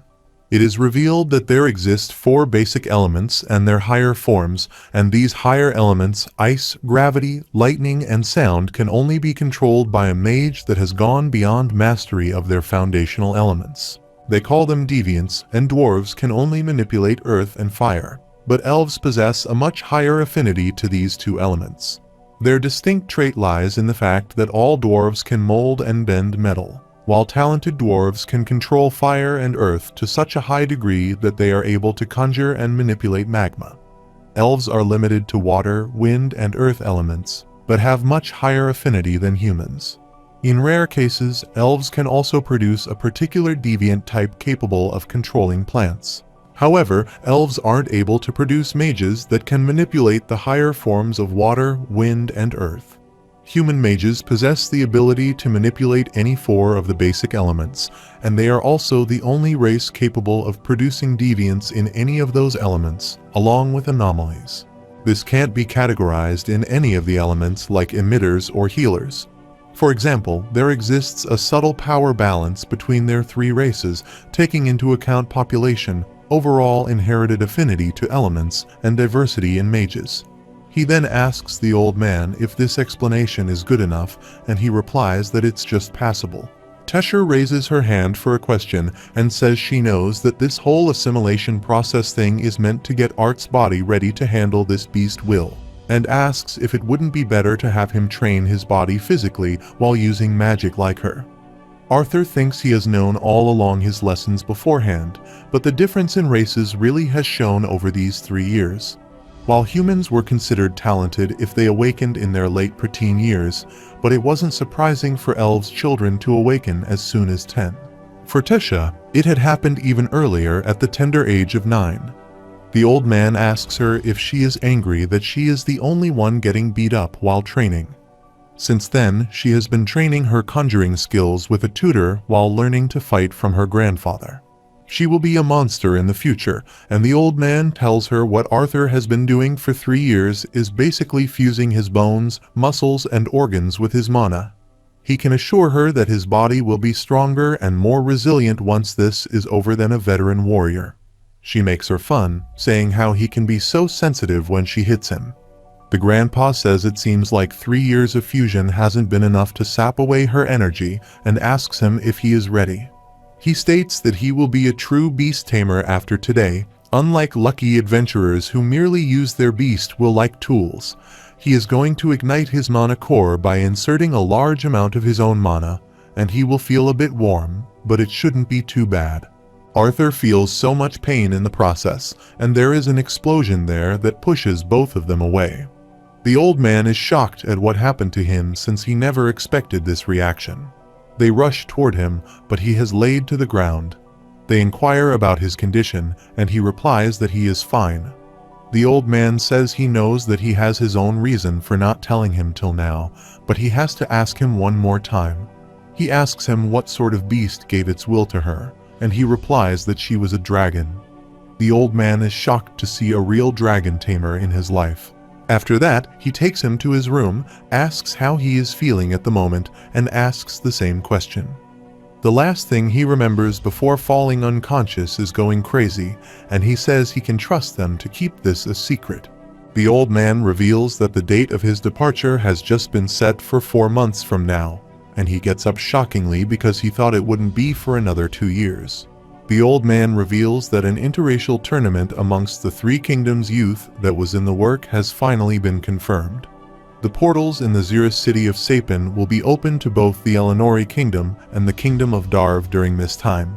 He is happy at first, and then asks if this is the reason Tesha is not there so he can tell him about this. The old man asks him not to worry about her, and he knows he has been checking in on his parents these past few years through Rena, but now he will finally be able to see them in person. He is happy and sad simultaneously because 4 months are pretty soon, and the old man says he will make his wish for these 4 months to be over more quickly. Now that he has finished his assimilation, his training will get even harder. He then asks him to get some rest, and he will break it to Tesha gently, and he is sad about thinking 4 months. Suddenly, he looks toward the stone and is shocked to see that it is about to crack. He wonders if Sylvia's stone is about to break and approaches it quickly. Suddenly, the stone breaks and something pops out of him. Arthur is watching it shockingly. He then grabs the mini creature and stares at him for a long time. He asks him if he is also a dragon but can't understand its language. He seems happy to know it's a dragon, but suddenly it bites on his arm. It gives him a deep mark on his mark and calls Arthas Mama. It then hugs him and does all the cute things a cute baby does to its mother. She is a female dragon who can talk inside his mind and asks her to call him Papa since he is a boy. He pats her and says he will call her Sylvia after his mother, and he can feel she likes her name. It seems like the mark she gave him isn't as simple as it looks, and it feels like this thing is actually connecting him to the little dragon. He thinks he is just 8 years old, but he has a tattoo and also a father. He falls asleep, but sometimes he suddenly wakes up after feeling someone's presence. Tesha grabbed Sylvia and asked who she was, but it was so cute. He ignores her questions and gets back to his sleep again. The following day, he tells her about Sylvia and that she can communicate with him with his mind. She calls him so lucky and wishes if she could communicate with her, then she would like her too. Arthur says she will like her if she stops looking at her like she is a predator. She then calls the grandpa and asks him to see Arthur's new pet, and he is shocked to see a dragon kid on his head. He says he will die early if he keeps getting shocked like this. After explaining to Virion what had happened and where Sylvia had come from, he learned that beings like Sylvia would usually only hatch in the presence of their kin. They tried to think of why she might have hatched in front of him, but the only reason they could think of was the fact that he had fully activated Sylviana will yesterday. He asks the old man if he needs to hide her once they go back, since most people won't know that she is such a powerful being. The old man says he should be okay, just faking it off as a rare mana beast. However, he has other things to worry about and says they have held back on strengthening his mana core during this assimilation. But now that he has fully awakened, they should get him to train both his core and the new dragon will. Arthur asks him what he needs to do for this, but the old man smirks and says he has found the best way to access the first stage of his beast will, on top of strengthening his mana core, is to engage in combat constantly. Arthur is happy to hear about fighting, but the old man says it makes sense that fighting a fellow beast tamer as he uses these stages against him will help him even more. He can't understand what the old man just said, but is soon shocked that he has used his beast tamer skill and turned into a beast. He then asks him to fight with him with all he has. It is revealed that the beast tamer mages are capable of harnessing the unique ability inherited from a mana beast. The first stage is known as the acquire phase, and it is when the beast tamer is able to borrow their beast's inherited strengths. But it's only at the second stage, the integrate phase, when the mage can truly utilize their beast's unique ability and characteristics. However, Virion, who had only unlocked this second stage after decades of studying his beast will, is now able to utilize the deadly prowess of a shadow panther. He calls Arthas and asks him to pay attention when he sneaks behind him, and he wonders if he can sneak up on him even after warning him. Suddenly, he disappears in front of him and puts a hand on his shoulder in the blink of an eye. Arthur tries to react, but when he turns behind, there is no one, and he appears from behind. Arthur surrenders and says he can't even react to his speed at this level, and his form is trauma-inducing. The old man returns to his original form and says it's not without its flaws, but using the integrate phase still takes a bit out of him. Arthur says his movements are one thing, but he couldn't feel his presence even when he was behind him. The old man grabs his wooden sword and says shadow panthers are able to manipulate wind and sound to achieve this effect instinctually. He gives him the sword and says they will now actually start the training. After that, days quickly passed for him, completely immersed in training. Through Virion's guidance and his own insights, he was able to access the first stage of his dragon's will. He also taught him to conceal the presence of his beast will in front of other mages. If he wasn't strengthening his mana core by studying Sylvia Dragon Will, he was sparring against Virion. Luckily, the assimilation princess allows his body to keep up with constant training and conditioning. In his downtime, he spent as much time as he could embracing the joys and innocence of childhood like Sylvia had wished for him. 4 months passed, and his departure date finally came. Tesha was sad about his departure. Spending every day together these last few years made breaking the news of his approaching departure that much harder on Tesha. After that, he uses Grandma Sylvia's featherworks to hide the presence of Sylvia's mark. The grandpa comes to him and says the carriage is waiting for him, and it's time for him to go. He gives him a locket adorned with the Aralf House crest to help him navigate the forest. He thanks him for everything, and the grandpa says he can always just find another princess to lead him back. Tesha gets angry and pulls his beard, and he tells her that it is a joke. He promises her to see each other again, and with the grandpa teaching her, he expects her to be stronger than him the next time they meet. He hugs her and says he will miss her, but she starts crying loudly and says she will miss him too. He then says goodbye to everyone and board the carriage. When he enters the carriage, some elves are already present, and one of them asks him if he finally gets kicked out of the kingdom. Arthur asks him about who he is, and he shouts at him and says he is the noble that he beat unfairly by defying the customs of the duel. He calls him a foolish human and says he should know that a true duel is meant to demonstrate magic, and the challenge always strikes first. Arthur seems to recognize him and asks if he is Ivysaur, but he again shouts at him and says he is Firuth Ifsar, the heir of the noble Ifsar family. He may have been defeated underhandedly while a naive child, but if they fight again, he can beat him. Suddenly, Arthur grabs his hand and says it's nice to see him. He also apologizes to him for bullying him back then. Firuth gets quiet, and a girl says he can just call him Fafi like they all do. Firuth gets angry with her and asks her not to tell him that. After a long journey, they have finally reached the dimensional portal, and Arthur thinks he can finally see his mom and dad after a long time. He has entered the human world, and things are the same as they were 3 years ago. He then goes outside his home and asks Sylvie if she is ready to see his parents. He knocks at the door and thinks about the past 3 years. He had nearly died and had lost someone important. He had also killed some people, and he had trained for his life, but none of these things were as nerve-wracking as this moment. He hears a little girl's voice from inside, but she is an old lady and asks how she can help him. He introduced himself as Arthur Lewin and was informed that his family currently resides in this manor. A little girl asks him who he is when he hears Alice's voice from behind, and she calls the girl by the name Elena and asks what she is doing there.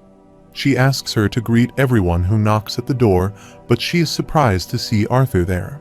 The bowl falls from his hand, and Arthur asks her if Elena is his sister and starts crying with joy. He then greets his mother, and she also greets him while crying. They hugged each other, and Alice said she knew his voice was his, and she was happy that his baby was at home now. Elena starts crying after seeing them and asks her mother not to cry. Ray also rushes toward the house after hearing about his arrival. He hugs them from behind and starts crying. Everyone cried at this sad moment, and the family reunited after a long time. Alice asks him how he is feeling, and he tells them that he has an illness, so she asks him if he has been fully treated. He replies that he is fine, and Ray says she is asking him 100 questions at a time. Besides, just one look, and she can tell how big and strong their son has gotten.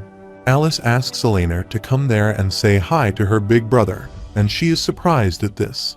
She then approaches them, and Alice says he is the brother in the story's mommy and daddy tell her before bedtime. She greets him and calls him big brother, and he also greets her and says it's nice to meet her finally. After getting settled, he spent some time explaining everything from the beginning. While he trusted his family, he chose to leave out Sylvia, explaining his survival from the fall off the cliff as a combination of luck and his body's unconscious use of magic to protect him. From there, he continued about finding Tesha and spending time recovering in the kingdom of Elenwar. Ray asks him about his little friend, and he replies that when he was traveling, he stumbled into a mana beast's den with Sylvie's mother flying from an injury. He couldn't do anything for the mother, but he has cared for this one since then. Alice asks him if he is sure that he is all healed now and that there is no chance of him getting that illness again. He laughs and says she doesn't need to worry about him anymore, and it has more to do with the instability of his mana core from awakening so early. He feels bad for keeping secrets from them, but until he gets stronger, it's too dangerous for them to know everything. Ray gets up excitedly and asks at what stage of mana core he is at, but Alice gets angry at him and says his son just came home and is already talking about mana core stages. He exclaims there is nothing wrong with comparing their growth, and he tells him that after they got there, he has been working as the instructor for the Hellsteer auction house guards. Arthas makes fun, saying it wasn't only his facial hair that grew at this time, and asks him what stage his mana core is now. Ray proudly says he broke through 2 years back and entered the dark orange stage, and Arthur thinks it's easy to notice he has gotten bulkier, but to think he has broken through into the next stage. He appreciated him, saying he must have worked very hard, and he asked him about his stage. Arthur tells his color that it is light red, and he is shocked to hear about it. Alice appreciates him for his stage and angrily asks him what she said about cursing in front of Ellie. Ray asks Ellie not to say that word again and asks Arthur when he got the stage light red. He asks him to move to the backyard to spar right now, and Arthur just laughs at him since he hasn't changed a bit. He thinks it's very good to be back. Suddenly, a man rushes to their home and says he just heard that his son is alive. Surprised at the scene inside, he asks what is happening in the world. Arthur observes them and thinks they are the people taking care of his family. Ray comes to them and says he wants them to meet his son Arthur, and he is really back. He tells Arthur that he is Vincent Helstia, who runs the Helstia auction house, and his old friend with whom he now works. This is his house, so introduce himself before they start wrecking it. He bows before them and says it's a pleasure to meet them. He is sure this may all come as a surprise to him, but he was the one who asked them not to tell anyone how he was, so he asked them permission to apologize for the confusion. They are surprised to hear this, and Vincent asks him if he is sure he is related to his father. Arthur says he is often asked this question, but he is really his father. His wife also welcomes him, introduces her daughter Lilia to him, and says she is about her age, so she hopes the two of them can be friends. Lilia sees Sylvie and likes her a lot, but she hurriedly rushes toward her. Vincent asks him what was about wrecking his house, and Ray tells him that Arthur and he were just about to return for some sparring. He is surprised to hear about sparring, and they all reach the backyard to see them. They stretch their bodies and are ready to fight. Alice and Miss Vincent gossip while Lilia and Eleanor play with Sylvie. Vincent goes to Alice and says her husband can't be serious about Arthur being a light red core mage, and she replies that she was surprised as well, but Arthur has always been a fast learner and he has no reason to lie. Vincent says he is just supposed to believe that an 8-year-old has not only awakened, but has progressed through 3 stages. Even those snobby genius students admitted into Zuri's academy are barely at the dark red stage, and they are 11 or 12. Arthur says it would be best not to tell him he is only at light red because he couldn't train his core while assimilation with Sylvia's beast will. Ray hopes he is ready and that his father isn't the man he was back then. Arthur says he is also not the same child he was back then. He moves swiftly, reaches his father in no time, and tries to hit him, but Ray dodges his attack with his hand. He says he is going to have to try harder, but Arthur's movements are undetectable and he tries to attack him repeatedly. In the meantime, he grabs him from his shoulder and puts him down before he can do anything. He then asks him what he thinks about his tricks, and Ray admits that he caught him off guard. He says his old man is going to get serious now and uses a little trick he learned after he broke through into the dark orange stage. It is revealed that mages, starting from their awakening, have always had affinities or strengths in terms of what element they can best control. Parents seek out professionals for expensive testing on their child so that they can learn early on what route to push their newborn mage towards. In this world, conjurers have the innate advantage of manifesting and manipulating the element of their affinity. For augmenters, their affinity for elements is much more subtle, and the actual manifestation of the elements comes only after the augmenter crosses a certain threshold. For his father, who had been fighting and training hard since an early age, but had no formal training, it took him until the orange core stage to be able to turn his explosive mana usage into an actual fire. From the world he had come from, the elements weren't destined from birth, but a path one took willingly. Talent was a large part, but hard work played a significant role since no one was restricted to just one affinity. For him, who had so many advantages since coming to this world, all of it culminated in this, and he learned a trick or two as well. He also shows his mana core and asks him not to be surprised to see him. Vincent is shocked to see his aura and discovers he is a deviant, while Ray seems proud of him. He reaches him in no time and tries to attack him, but he dodges his attack. They are fighting with their full powers, and it causes an explosion there. Everyone gets attentive to see this while they still have power left to fight them. Their movements are so fast that they can't see each other's attacks, and as expected of his father, his punches are getting sharper, and he is leveraging his longer reach so he can't get close. He targets his leg and chin while everyone watches them with shocking eyes. Rei finally grabs him and says he has learned many tricks. He thinks lightning was by far his most successful deviant affinity, but he still had ways to go. Ice was unstable, and he hadn't even gotten to unlock sound or gravity. At that time, the old man punched him very hard. However, it feels good to brag to his parents, and Rei asks him about when he learned it and what else he knows. Ellis runs toward them and asks if they are fine, while Mr. Vincent is shocked and thinks he needs a drink.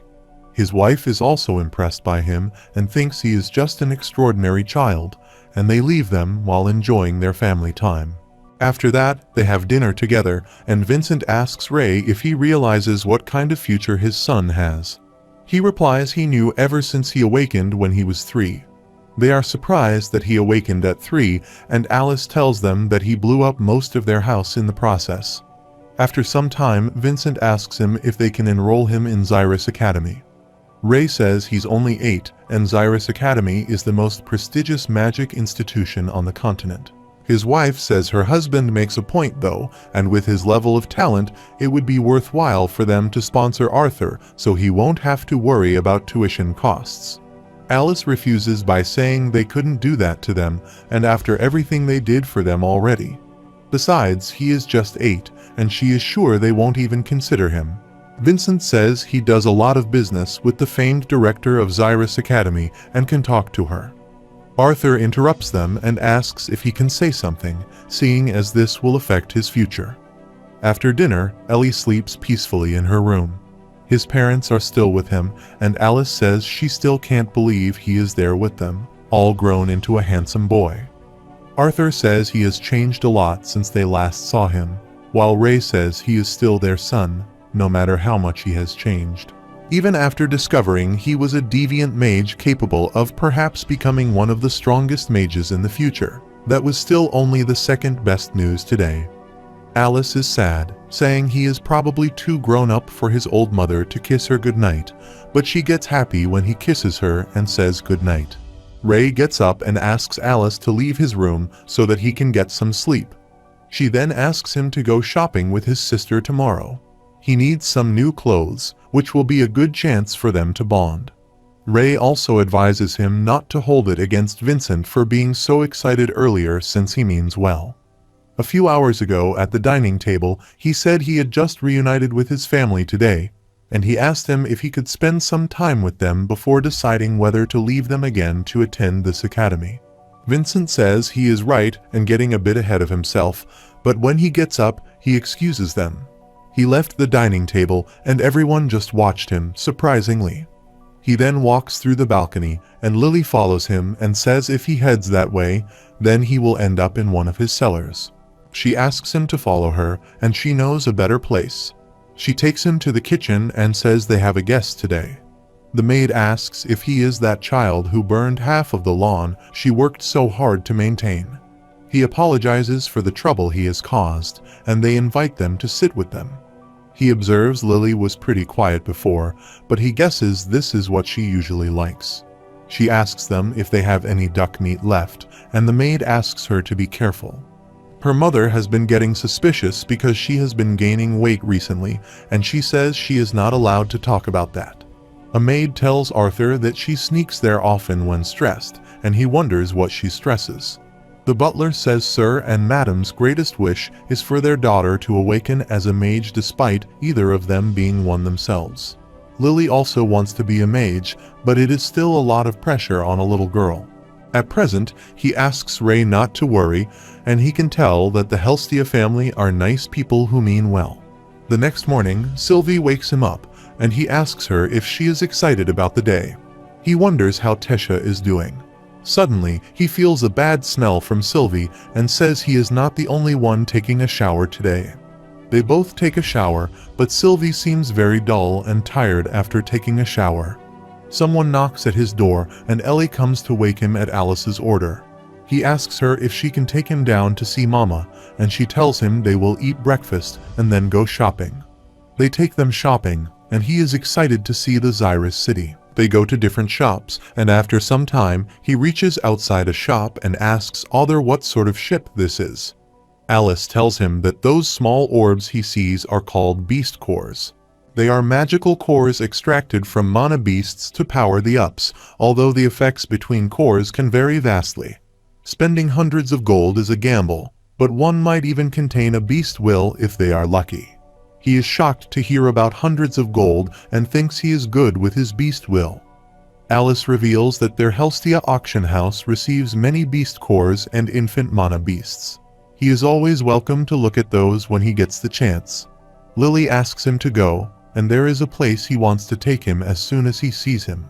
She takes him to a barber shop, and he asks them if it is necessary. Alice says his hair is atrocious. The barber asks them not to worry, and he will make his sun shine. After some time, he gets the hair cut and says he feels ridiculous, while Alice says he looks perfect.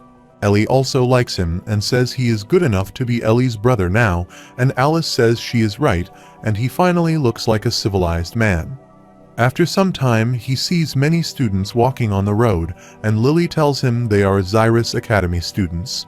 She says it's a sort of status symbol to be able to wear that uniform, and Arthur says they look like jerks to him. Lily says they are almost considered royalty around there though. Alice comes to them and asks what they are talking about, and she replies they are just talking about the school. Suddenly, they see Arthur running like a puppy, and Alice says he is usually so calm and mature. It's refreshing to see him so excited to see him like this. Lily's mother says it's a bit comforting for him to see him more like a kid, especially after last night's spectacle, and they all are quiet after the discussion. After some time, he goes to a weapon store, and the man there says this is not a place for kids and asks him to leave while he is asking nicely.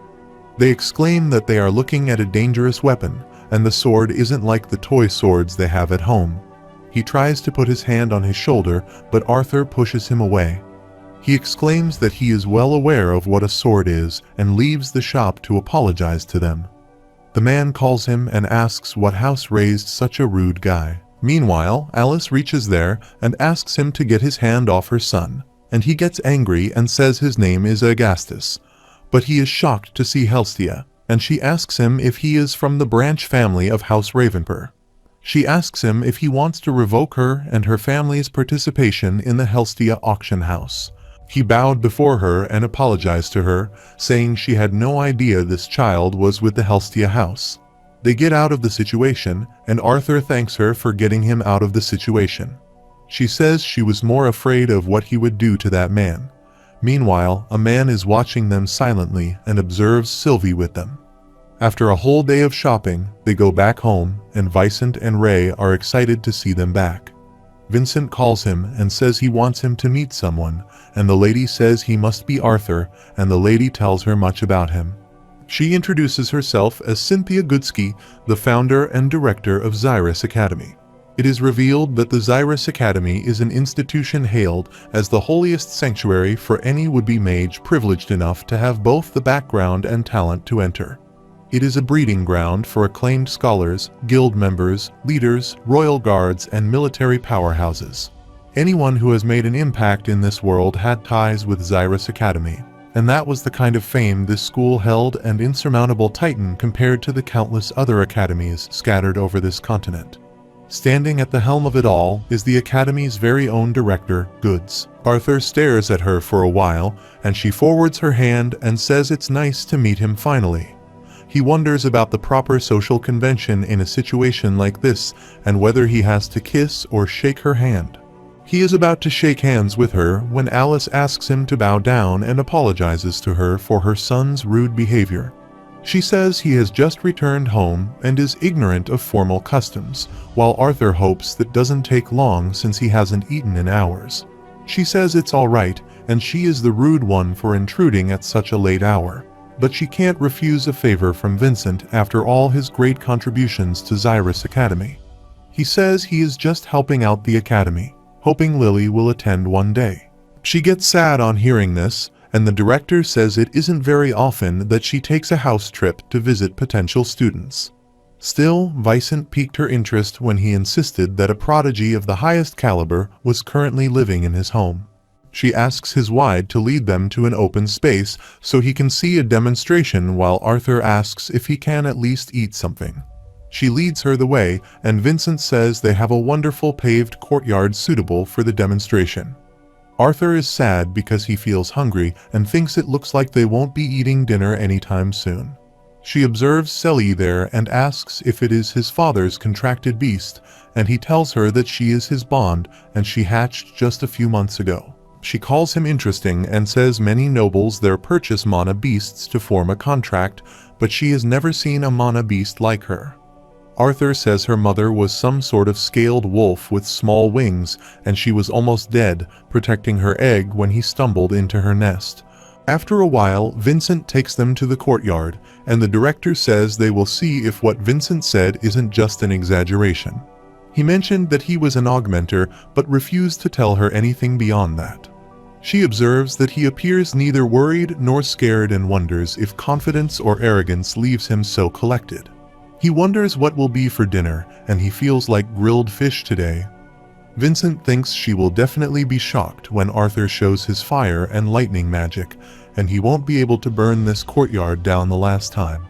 The director asks him if he doesn't want to arm himself with a weapon at the very least, and Arthur says, seeing as she has no intention of using the wand decorating her waistband, that he will go barehanded as well.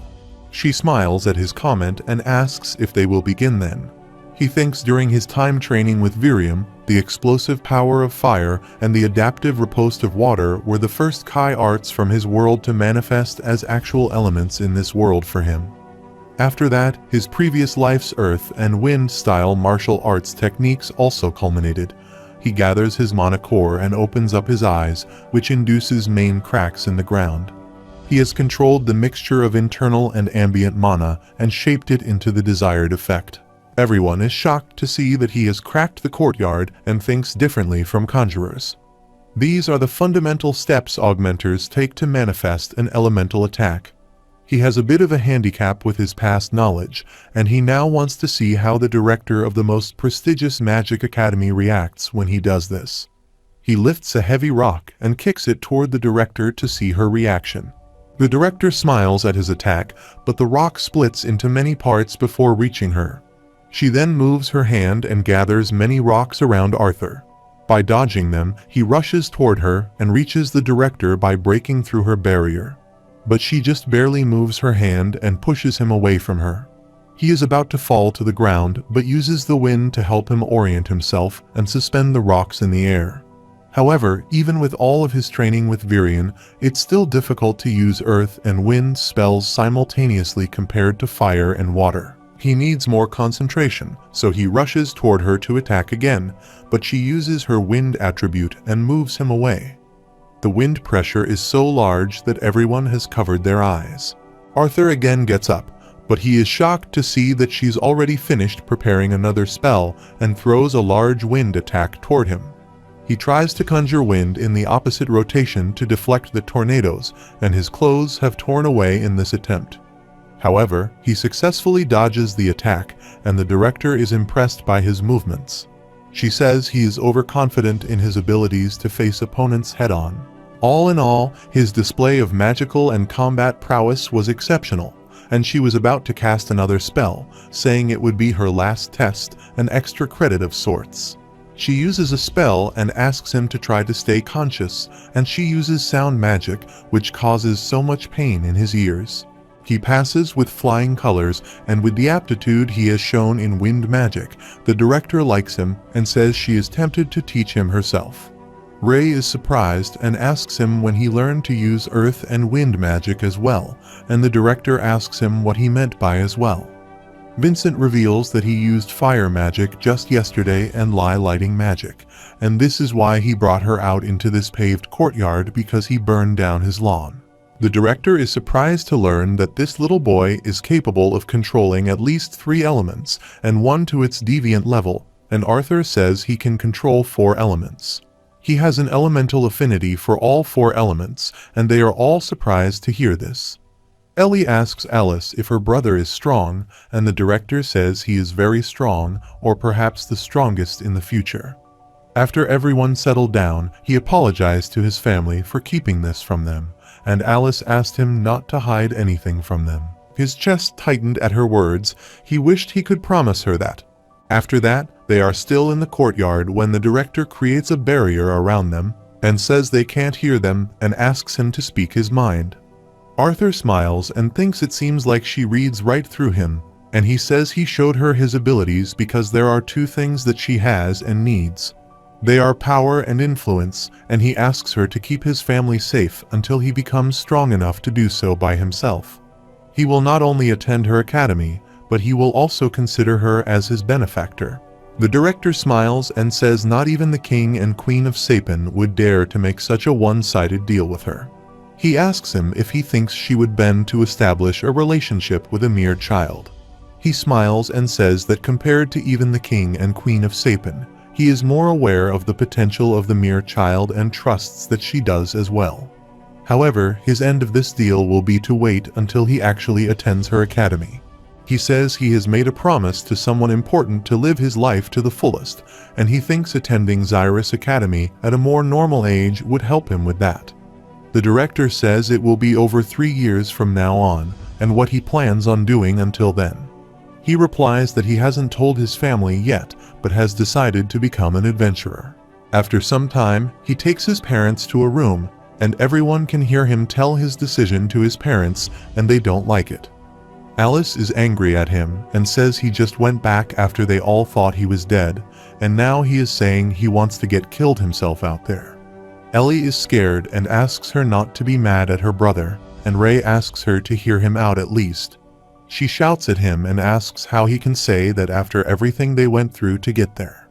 She starts crying and asks if he understands her, and he grabs her hand and says he isn't planning on leaving anytime soon. He was actually looking forward to spending a few months at home with everyone. He exclaims after staying in the Elf Kingdom for more than 3 years, and he feels like he has missed so much of STman and the rest of Dickathon.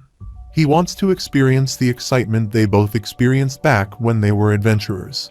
Ray understands his perception and says even though he was itching to experience the adventuring life when he awakened as a teenager, his mother is right to worry. No matter how prepared and strong he is, the life of an adventurer is dangerous and unpredictable. Suddenly, he clicks his mind and asks them if he can escort any guard or supervisor with him. Ray says it's a good idea, but they must consider the man. Alice grabs his collar and shouts at him, saying she can't believe that he is even considering it, and she will not let him send her son away for another 3 years. He then tells them that he is not planning to go for 3 years and will return every few months or more frequently between his missions. Alice doesn't say a word, while Ellie comes to him and asks if he is leaving them again. He says he is staying right there, and she will see her brother often. Alice asks him why he wants to become an adventurer, and says it will make more sense for him to go to school before becoming an adventurer. He replied that he would have been much younger than the other students if he had gone to school now. He wants to fit in and make friends, but that might be harder with such a big age difference. Alice says he doesn't need to go now and that he should help out his father. Ray asks her to stop and says he will be fine.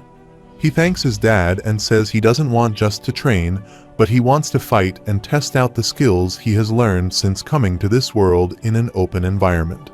Alice starts hitting Ray since he permits him, and he thinks he didn't lie to his mother since Sylvia told him to enjoy his life, and he is doing that. The next morning, they are making their breakfast, and Alice asks Ray to eat slowly and no one is going to steal his food. He is happy to enjoy a meal without being rushed to work. Vincent asks him if he isn't going to the auction house later today to show some of the new recruits around, and he replies that it's just an excuse to hold a welcoming party afterwards. Arthur asks them what they have planned for today, and Helstia tells him that his mother and she have to run some errands around town to prepare for an upcoming event at the Helstia auction house.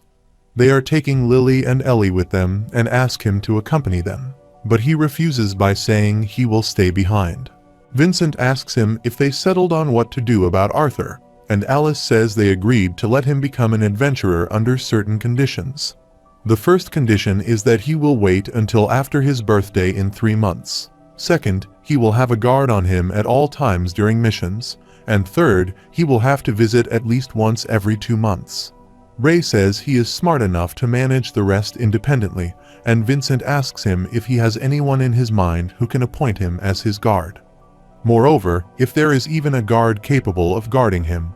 Ray gets up and reveals that the twin horns will be coming around after a dungeon expedition soon, and he gets a letter from the Adventurers Guild that says they will be back in 2 months, so they can have one of them go with Arthur. Alice likes his idea, and Ray asks her if she is surprised by it. Arthur remembers the twin horns, Jasmine, Durden, Angela, Helen, and Adam, and is excited to see them all soon. After some time, Vincent is working in his office when someone knocks at his door. He opens the door and is surprised to see Arthur there. He thinks he missed his father and tells him he is at the auction house. Arthur tells him that he came there to speak with him regarding a certain matter and asks him permission to come inside the office. On the other side, Alice and Hestia are in the market, and Alice asks her if these kinds of stuff are appropriate for the 10th anniversary event, and she tells her that she has seen a lot of the noble ladies adoring the centerpiece she made. She wonders how anyone even saw them, and she reveals that she stole a few from the house and used them to decorate the private viewing rooms at their auction house. Alice felt so embarrassed because they were just cheap little armaments she had made in her free time. At the same time, Ellie seems sad, and Lily asks her the reason, and she tells her that she is missing her brother. Lily gets sad and says she came there with her, but now she has her brother, so she is not important to Ellie anymore. She tries to tell her that they both have their place for her, but Lily says she loved her before her brother, but now that her big brother is there, so she just throws her away. Ellie starts crying at this when Hestia hits her head and asks why she is giving Ellie such a hard time. She tells her that she was just teasing her because all Ellie has been thinking about these days is Arthur, and Hestia says it looks like Ellie isn't the only one thinking about Arthur and asks if he is her first crush too. Lily gets embarrassed, asks why she is saying such things, and says he is just a big weirdo. She thought that kids of her age couldn't be mages, and this is why she is still patiently waiting to awaken. But Arthur is already a mage that is stronger than a lot of adults. She is sad that she can't do such things, but she wants to be a mage and make them happy. Alice and Hestia just look at each other, and she comes forward to her and says it's hard not to, but she shouldn't compare herself to Arthur. He should know from kids of her age at school that Arthas is the different one, and she asks him how he got so strong, and if they have trained him, then they can also help her to train. Alice tells her that aside from the little sword training that Ray did for Arthur, they didn't do anything. Hestia is also shocked and says she understands he is a very gifted child, but they are still missing pieces of the story. Alice says she is grateful that they care so much, but Ray and she both know Arthur is hiding things from them. Hestia says they should ask him about everything and asks how he got so strong while he was away and how, even before the bandit attacked, he was so skilled with the sword. She replies that they believe there is a good reason why he is not telling them everything, and she figures to give him space and support him until he is comfortable enough to tell them what it means to be a parent. Hestia becomes answerless, and they continue their shopping. At the same time, the man from earlier is watching them quietly. He then goes to a silent place and asks a man to inform Lord Sebastian that the mana beast wasn't with them that day. A mage from Xyrus Academy has been placed to guard them, so he won't be able to trail them too extensively.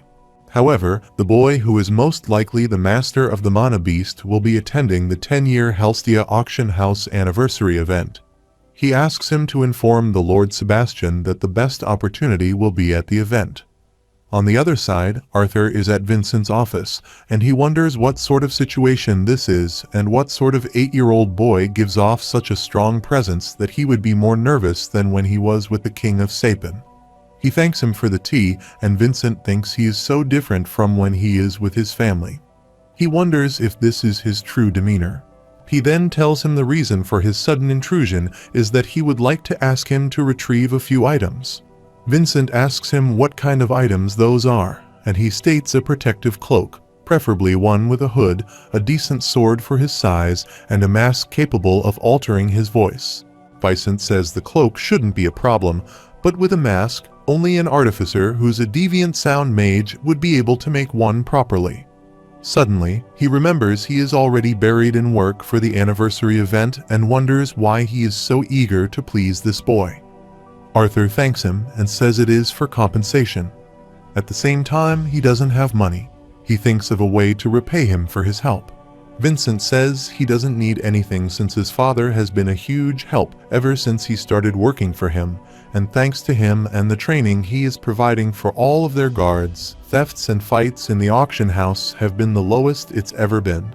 Arthur says he still wants to do one thing to help his sister hasten her awakening with a method that he discovered recently, and when he helps her, he can also help Lily. He knows that neither he nor his wife are mages, but he believes he can help his daughter awaken as a mage and attend the Xyrus Academy. After that, he is training in his room. But even after all of this time, he can only use it for a few seconds. He thinks about Elder Virion and the director and gets up again, thinking it's not enough. After a lot of training, he is hell-tired and has been laid to the ground, and he thinks that whether it's his past life or this life, he needs strength to protect the people he loves. In the meantime, Alice and Helstia return from shopping. He remembers his past life when on a horrible night, he rushed to see his father, but was shocked to see that someone had murdered him. He cried a lot, but no one helped him, and the policeman just stood there with the gun used in the murder. He thinks this time he will get strength not to avenge, but to keep them safe. Meanwhile, Sylvie comes to him and informs him that his family has returned from their errands.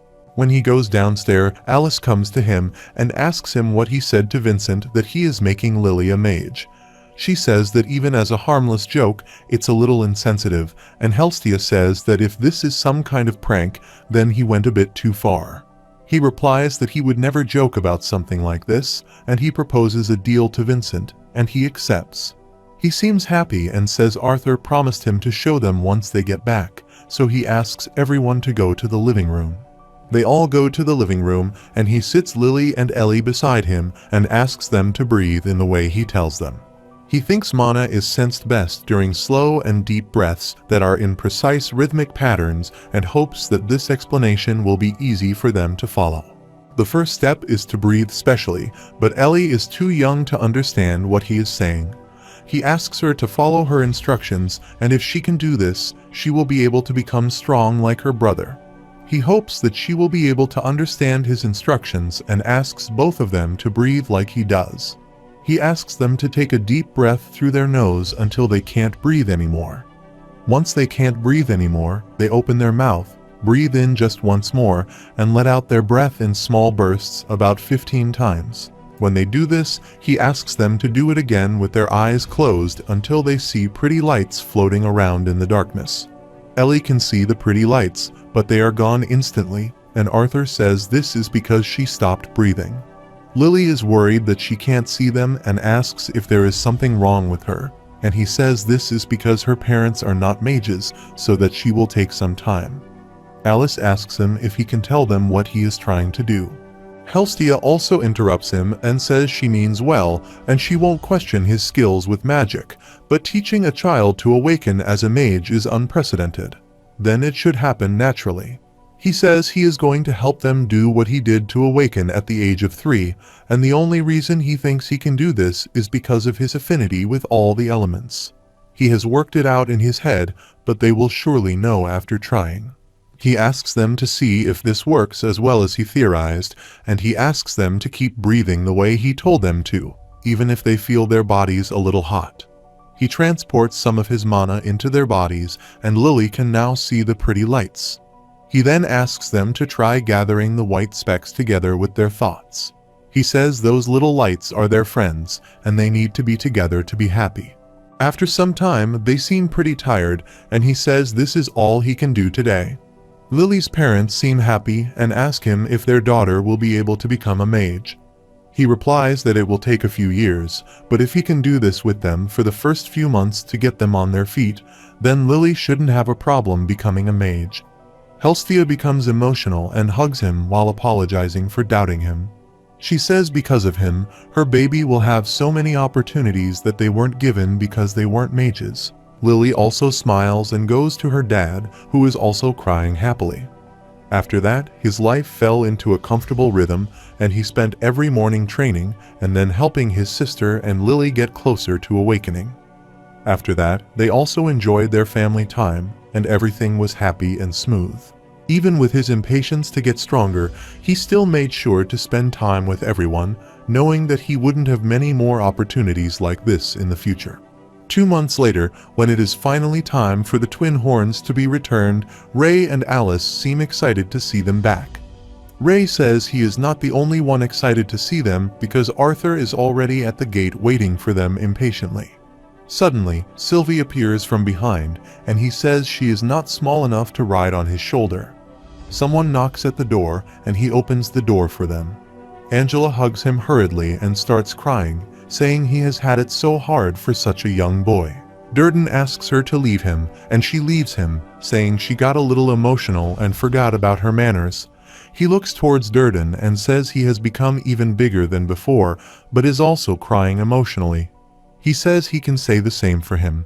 Adam is watching them from behind and says the game plan was to put on a happy face for the kid, but now they have crying faces. He asks them if no one will comment on that black mana beast hanging behind his shoulder. Helen hits him, says he can just ignore him, and says they are so glad to see him all grown up and even more handsome. Adam says he is the only bad guy for not crying and says it's not his fault, but he is mature enough to keep it together. Suddenly, Jasmine rushes from behind and hugs him while everyone is shocked at her reaction. She apologizes to him for not being able to save him earlier, and this fills Adam's eyes with tears. Ray and Alice are watching them with wet eyes and say they missed their timing. Today is the 10th anniversary, and Vincent asks Arthur if they don't need conjurers inside. He replies that they have Angela and another wind conjurer alternating detection barriers around the auction house and Durden manning the main entrances. More than that, people might suspect they are preparing for a war. He is grateful to him that his old party agreed to help him out with security, and Ray says with them there, he was able to position some of the other guards outside around the next block. They will engage any outside threat so the guests will be safe and the auction house won't be destroyed. Vincent knows he is joking, but after his recent experience with mages, he is going to hold him back from that promise. He then tells him that his son mentioned he wanted a sword before he registered as an adventurer, and considering his infighting style with his gauntlets, he didn't expect him to teach Arthur sword fighting. Ray says the only thing he did for him was get him a wooden starter sword, and aside from that, since he was 4, he learned on his own.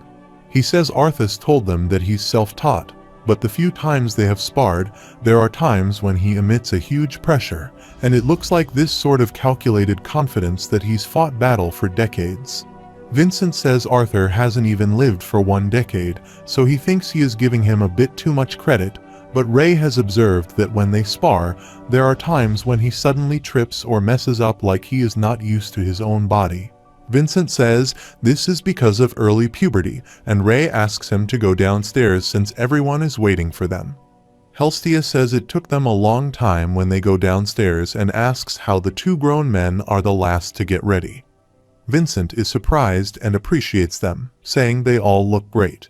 He just feels sorry that they made everyone wear just black and white. They are the hosts for the event, so he didn't want to stand out from the guests, but he didn't need to make Ray's family match the dress code. Alice says it's no problem, and they would feel uncomfortable wearing bright colors anyway.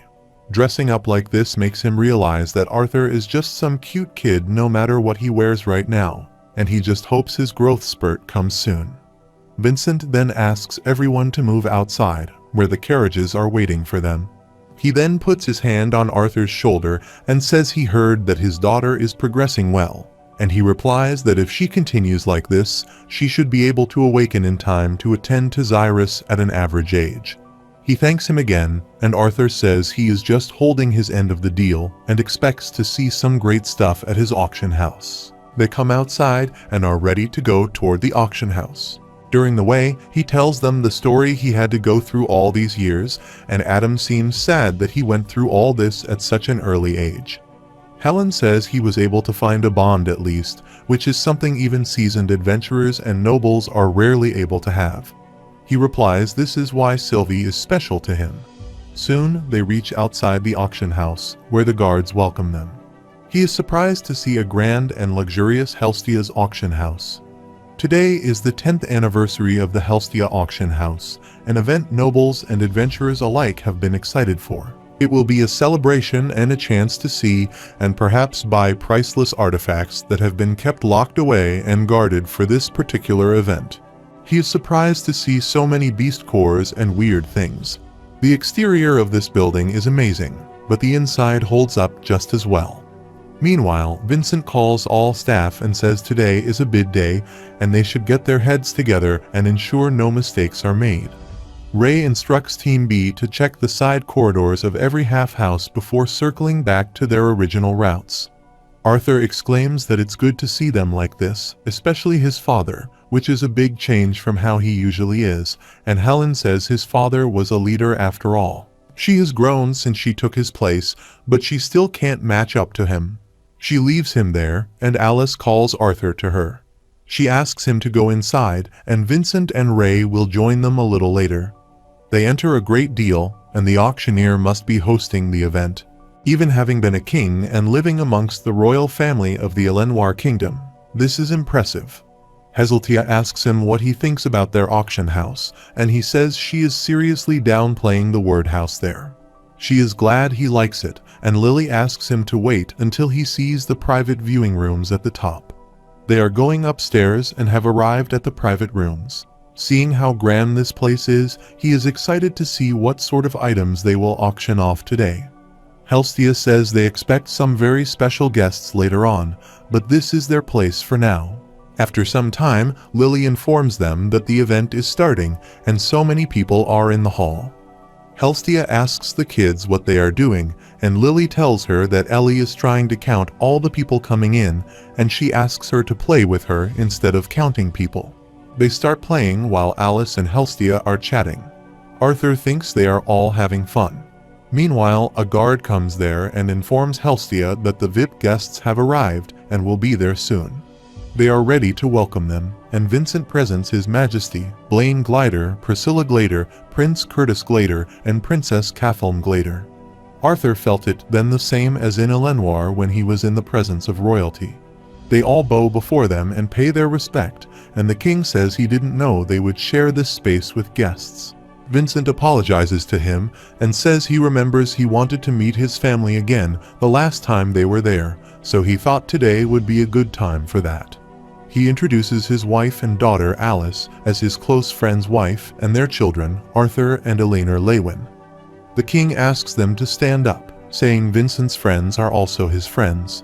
He says they are there to congratulate the Helstias on this wondrous place's 10th anniversary and to enjoy the event. The queen also says there is no need to remain so formal, that they should enjoy the event and that they are pleased that they have some company besides their guards. Meanwhile, Sylvie appears there, and the queen says it's a cute little mana beast that looks reptilian-based but more intelligent. Arthur says she just hatched several months ago, and her name is Sylvie.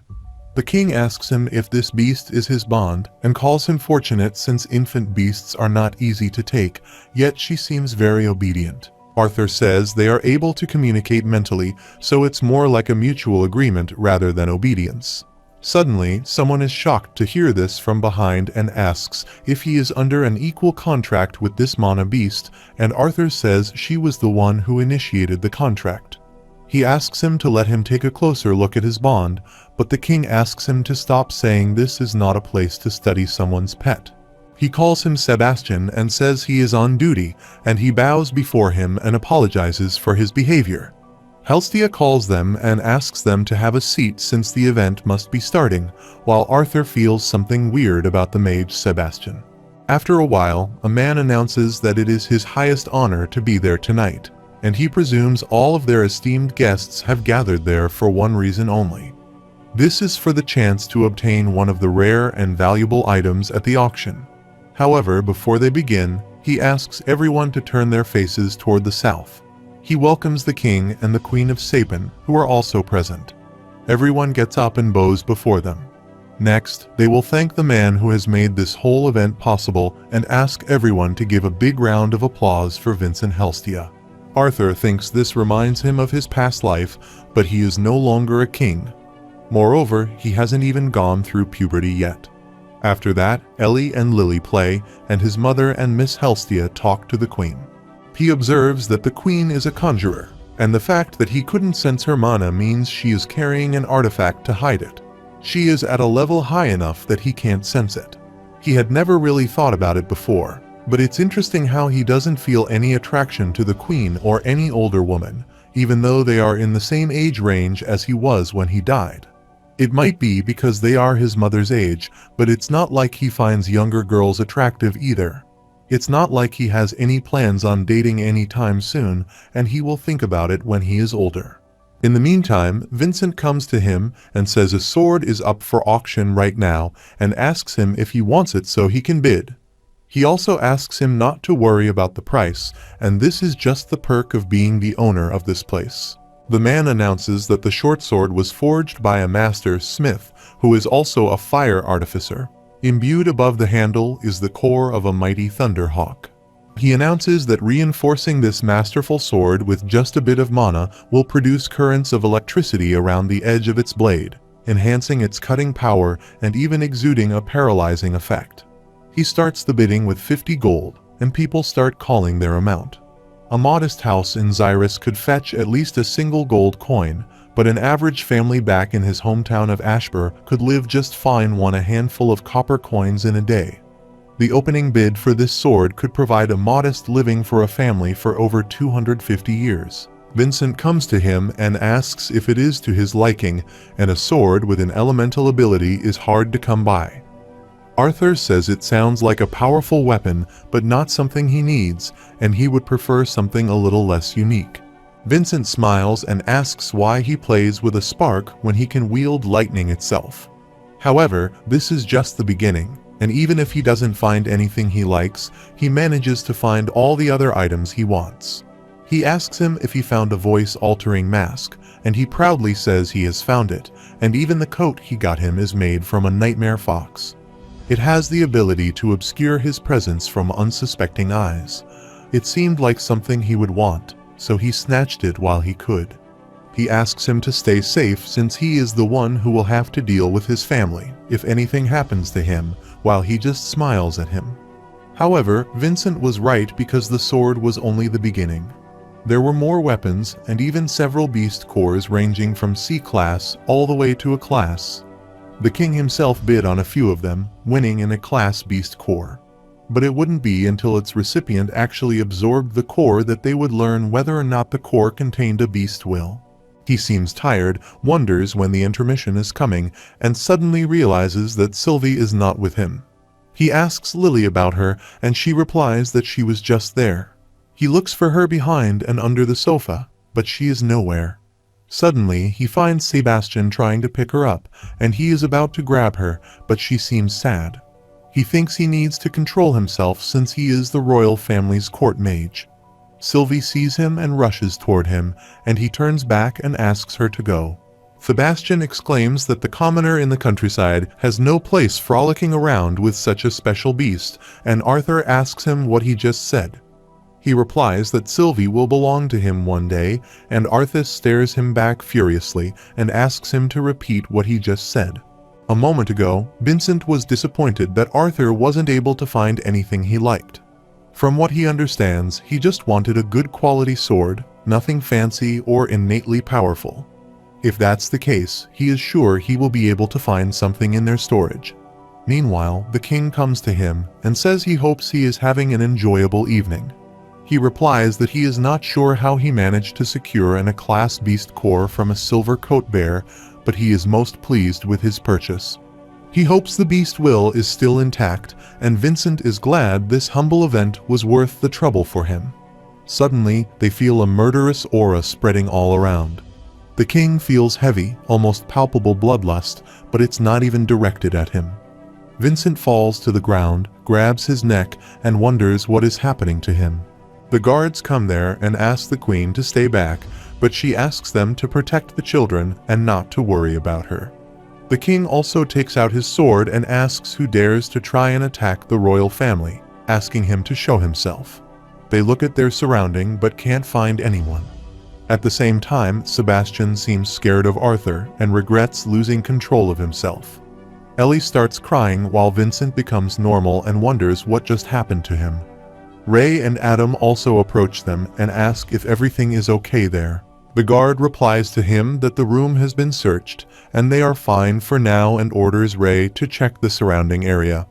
They check everywhere while Arthur stays quiet and doesn't tell anyone that it happened because of him. He asks Sylvie if she is okay, and she replies to him in her language. Meanwhile, a man comes to him and informs them that an intruder has been apprehended by Captain Lewin, which means everything is well now. Arthur thanks the intruder in his mind and says his sacrifice was not in vain. The guard calls Sebastian and asks how he can fall on his arse over a little intimidation from an intruder, and he replies that he just slipped. However, he is staring at Arthas, who stares back at him. The show continues, and the man announces they have the final item for tonight's event. Tradition dictates that the best item be saved for last, and he is not one for belittling tradition.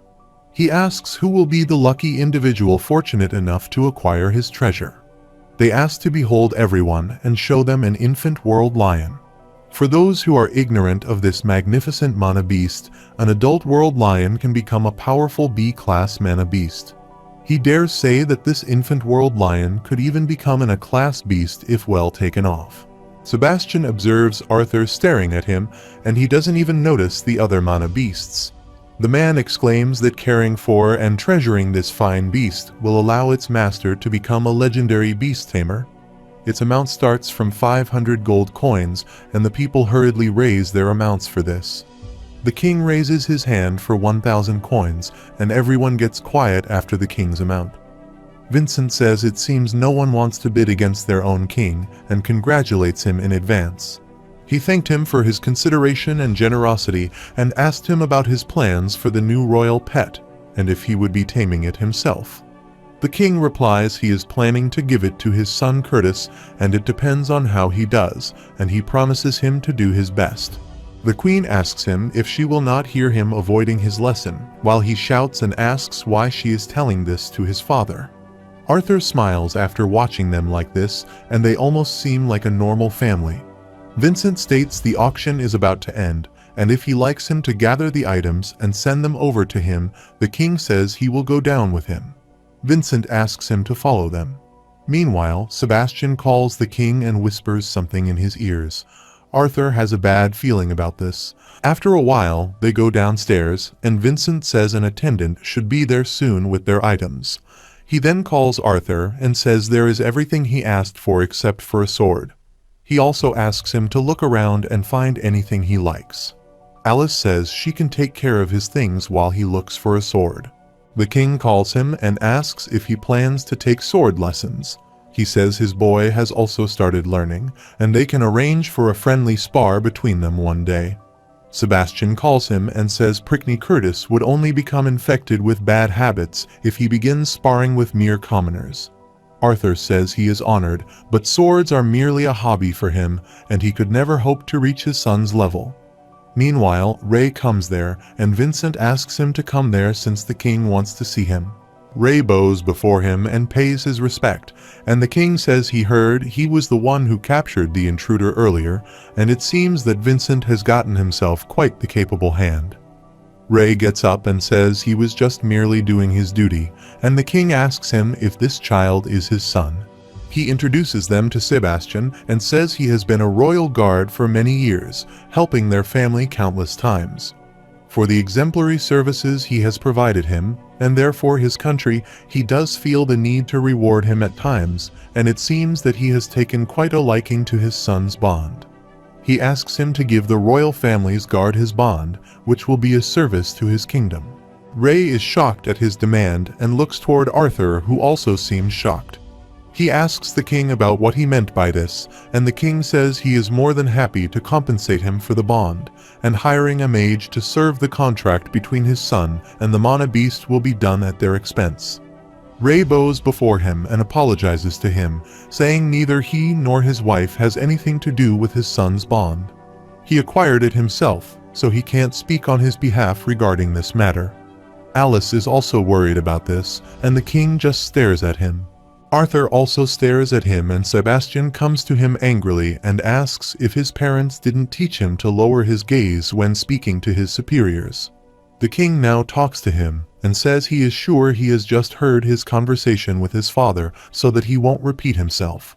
He offers him a sword befitting any aspiring young knight. Arthur asks himself to keep calm since he is still the king of Sapin.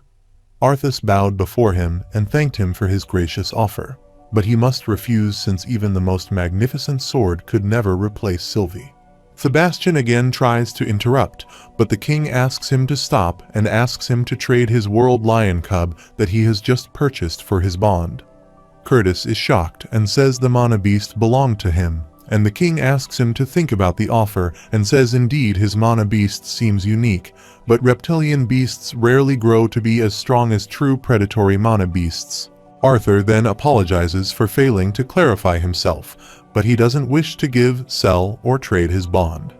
The king says he has asked him for a favor twice, and his patience runs thin, and he will ask him kindly one last time, and asks him if he will give his bond. Arthur asks him permission to ask him a question as well. He asks him how much he will be willing to sell his children for. He has asked him thrice and rejected all 3 times, yet it seems his pride won't allow him to accept his refusal, and says he doesn't seem to be aware of the gravity of what he is asking him, so he hopes his question will make it clear. He asks him how much money he requires in exchange for his son or daughter, King Glader. Everyone is shocked at his question, and Sebastian directs the guard to attack him. The guard comes to him and calls him an insolent peasant and asks how he dares to insult the king and his family. Arthas observes he's concentrating all of his mana into his sword and wonders if he intends to cut him in half. He keeps the flow of mana calm and even anticipates the enemy's movement and takes control of the path of his strike. He moves slightly and dodges his attack, and as a result, the sword hits the ground. He disrupts his balance and explodes, using both his power and momentum against him, and punches him back with his full might. Sebastian is angry that he wasn't even able to kill a child and wasted the perfect chance. He takes out his wand and thinks that even if punished, he will take matters into his own hands. What the king doesn't realize is that a bond capable of forming an equal contract at such a young age means it will eventually grow beyond a class. He just wants the beast and tries to attack him, but he dodges him too. He is shocked that his attack wasn't of any use, and Arthur says spells that need ambient mana to fuel them won't work. He stares at him furiously while Sebastian asks everyone to stay back, and asks him if he thinks he is a match for a conjurer of the royal family. Arthur moves in no time and passes through him swiftly before he can notice him. After that, Sebastian falls to the ground and cries for his leg, which is heavily injured, and he calls everyone to help him and asks why everyone is just standing there. Arthur puts his hand on his shoulder and says no one is going to hear him, so he should listen while he is still able to. He cries and says he can't do this time because he is the personal conjurer of the king himself. He again stares at him with murderous intent and asks him to know his place. He then hits another guard while the king is watching him shockingly and wonders how this commoner child did his guard trip over his own feet or something. Suddenly, he observes Sebastian lying on the ground at a distance and wonders how he reached there. Lily is shocked to see his injured leg and cries out of fear. Everyone else is also shocked to see Sebastian's leg broken. He cries in pain and asks someone to help him, and the king is shocked to see his condition. The queen calls the guards, asks what they are doing, and asks them to check his vitals. Meanwhile, Arthur also lies there unconscious, and Ray checks out for his condition, but he is still breathing. He lifts him and Alice uses her healing powers to heal him. She is crying over his condition, and Helstia's family is just watching them quietly. After some time, he gets into consciousness in his room, and he feels so much pain in his head. He wonders how he got back to his room, and the last thing he remembers is that he used static void.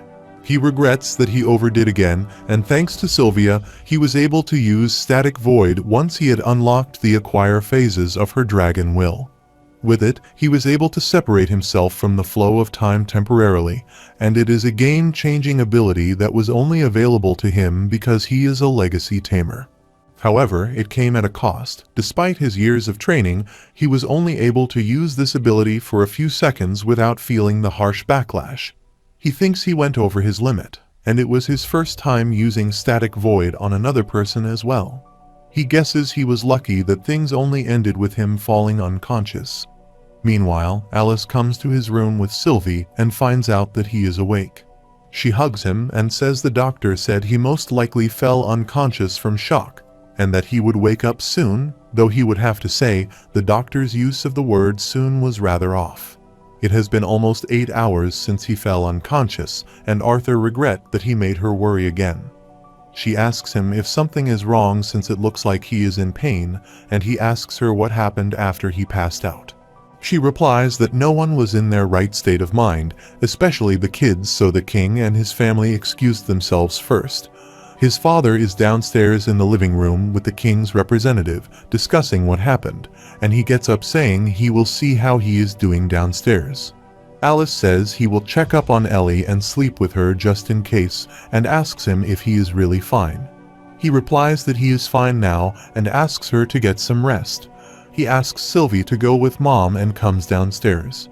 He hears Ray's voice, who says this isn't something that can be compensated with money, and his son was almost killed by the guards. He enters the room, and Ray is surprised to see him there. He asks him what is going on there, and he tells him that the king's representative just tossed a few gold coins as a token of apology from the king for what he said was a small incident. The man gets up and asks if he is Arthur Lewin. He introduces himself as Jasper Cogwright and is there on behalf of His Majesty to extend his utmost condolences for what happened today. He thinks he will just play the modest victim and thanks him for coming all this way. The king says he has told his father most of what happened, but he also wanted to inform them too that both guards who attacked him have been relieved of their positions. Ray asks him if the king slapped them on the wrist and waved them goodbye, and the representative says his son spoke out of turn in front of His Majesty. They both glare at each other, and Arthur says Mr. Cogwright isn't wrong, and he was out of line as well. Besides, he is not hurt, so they should just end this matter. He then smirked and asked him about the conjurer, whose knee had broken. He replies that Sebastian has been stripped of his position and the injury he sustained is currently being treated.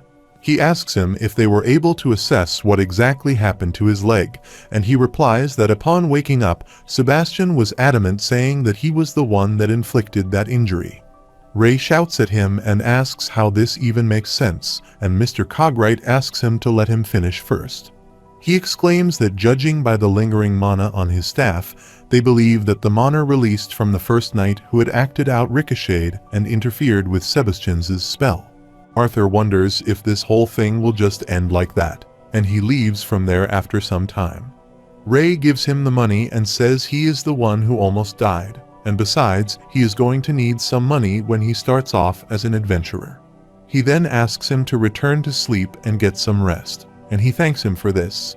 He then puts the money in a drawer and thinks the situation with Sebastian has managed to blow over without any problems, but it makes him all too conscious that he is still only a kid in this world. However, it will be different when he is on an adventure and checks out the things Vincent gave, and he thinks he may be let loose a little. The next morning, they go to Twin Horns and tell them about Arthur's adventure. They ask them who wants to accompany him. Adam refuses by saying babysitting isn't his forte, and with his personality, his son might kill him in his sleep one day. Everyone agrees with him, while Arthur just laughs at his comment. Ray says he was hoping Durden or Helen would accompany him, and says they can't offer much, but Alice and he are more than willing to compensate them in whatever way they can if they do this for them. Durden says they are family and he would love to accompany Arthur and watch his grow. Helen also says they wouldn't do this for the money. Besides, they managed to get quite a bit of treasure from their last dungeon raid.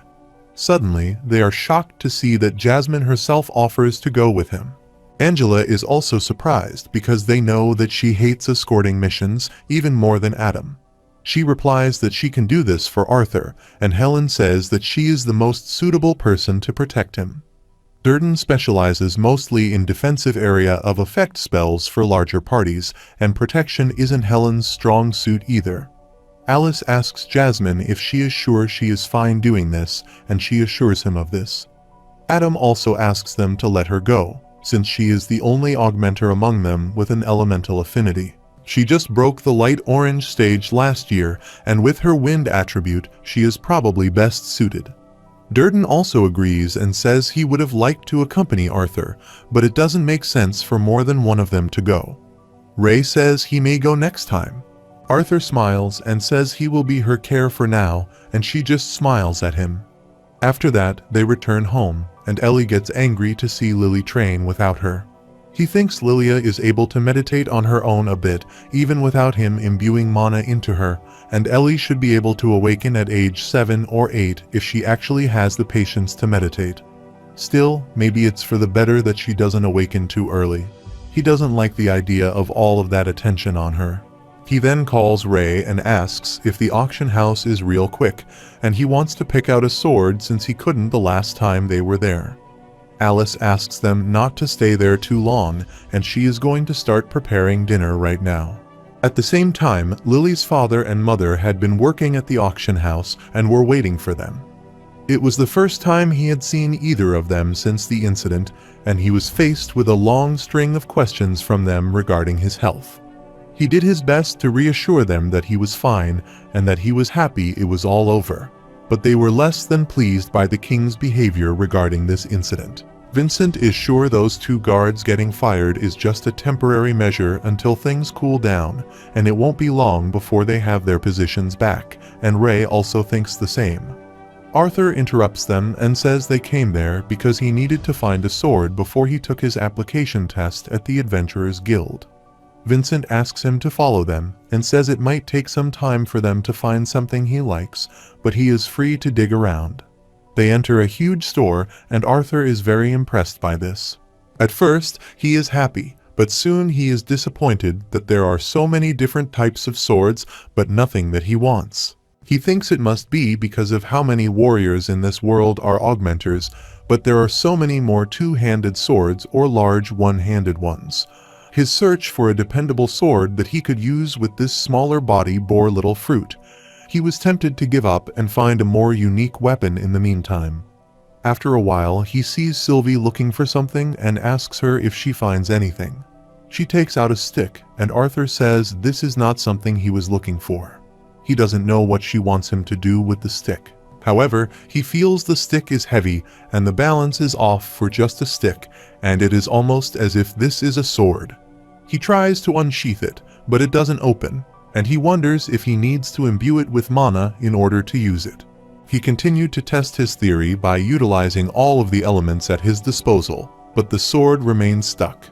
After some time, he is tired and wonders how it will open if it is not with a specific element. He then sees toward his arm, which has been covered by Sylvia's wind, and uses her beast will to open the sword. The sword unsheaths easily, and as he gazed down at the sword's translucent teal blade, he couldn't help but think. He uses some sword techniques and finds it to be a beautiful weapon, too much so to be considered a weapon. However, the sword and sheath are too heavy for him to use right now properly. Suddenly, he thinks of something and tears the drum lying in front of him using the sword. Some letters appear on it, showing the sword belongs to Dawn. Suddenly, his hand burns and the sword falls from his hand. Sylvie comes to him, and he tells her that he is fine. She wonders what happened to the sword suddenly. He again picks it up, and this time the weight and balance change. He uses his sword techniques to check it up. Not only that, but the handle and length of the blade have been shortened a bit in order to accommodate this body best. With access to the finest weapon, he had held a priceless sword in his hands for dozens of years. Yet he had never felt one that matched so perfectly with him than now. He then swiftly moves through the drum, which slashes into 2 parts. The sword has a clean cut, and Arthur seems to like it. While extremely rare, there have been cases where master artificers have been able to create staffs and wands that have the ability to bond with a single user. The weapon would basically calibrate itself, allowing better manipulation of mana between weapon and master.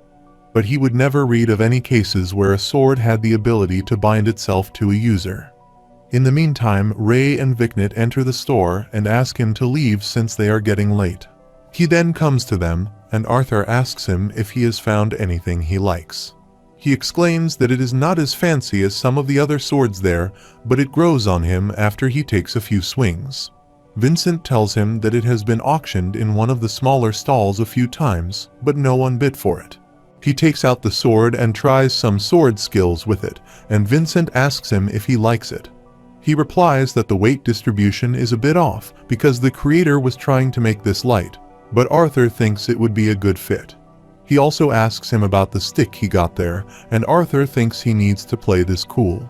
He replies that he tripped over this on the way back there, and it's pretty sturdy and heavy, so he thought it would be a good practice tool. Vincent doesn't remember seeing this before, and he asks him permission to see it, and asks the assistant if he has any records of a cane like this. He replies that he remembers that stick, and one of his merchants told him a rather peculiar story about some senile old man who just threw this at him, mumbling about no one being worthy. They have had multiple inspectors check it out in case, and it appears to be a sturdy, hard cane, but it is a bit odd. Perhaps they can find a higher tier artificer to check it out. Arthur calls him Uncle Vincent for the first time and asks permission to have it because he likes it a bit. Vincent happily agrees to give him the stick, and he is happy that Arthur calls him uncle. After that, they celebrate his birthday, and he thanks everyone for being with him for another year. They are happy that he is 9 years old, and Vincent says there is no reminiscing until after their little celebration. They serve them with a grand dinner, and everyone is happy to see a number of dishes there. Helstia asks them to get their hands in there and start eating. They had a good time and clicked many family pictures, and the birthday party ended with happy memories. They are playing a game, and Adam makes fun asking him to remember the time the back of his pant caught on fire, and he had to go back into town to convert his own bare ass.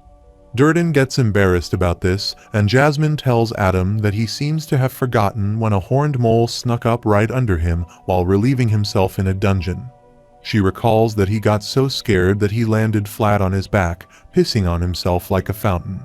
Everyone laughs at him loudly, while Adam is so embarrassed and says he thought everyone was sleeping at that time. After that, Ray exclaims they have finished dinner and Adam has been thoroughly humiliated so that they will move on to presents. They give him a present from his family, and he asks Ellie to come with her and open it together.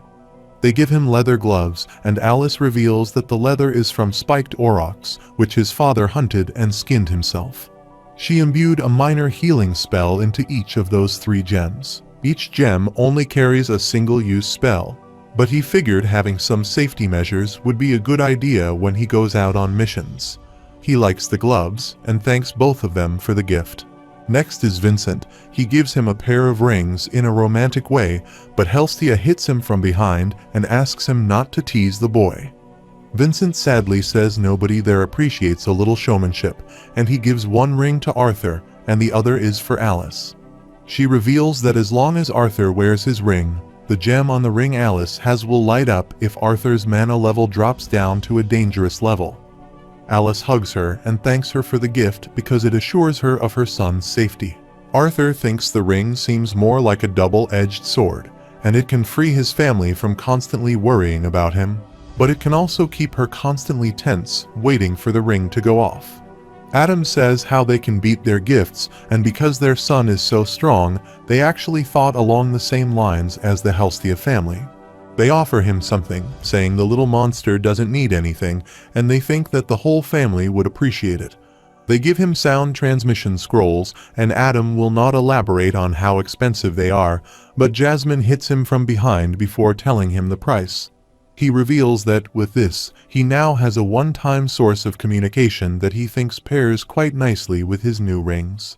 He can just infuse mana into the scroll and record a message, and once Alice gets the message, she can reply once, and after confirming that the message has been relayed back to Arthur, the two scrolls will turn into ashes. Ray then asks him if he is excited about tomorrow, and Alice asks him to promise her to be safe since it doesn't matter what rank he becomes or how rich he is able to get. He thinks he will come back home every chance he gets. After that, the twin horns leave their home and say goodbye. Arthur thinks that he has a family now and people who love him, and it is a feeling he never wants to give up. He would treasure it and fight for it if he had to. For that, he needed to better himself, even when he was a king. The next morning, he wants to shower Sylvie, but she doesn't want it and tries to run from the bathroom, while he is trying to drag her back. She uses her mana to push him away, and he gets angry. He uses his mana too and throws her into the bathtub, while she just sees him with a crying face. After that, he is ready for his adventurer's test, and Ray and Alice are waiting for him downstairs.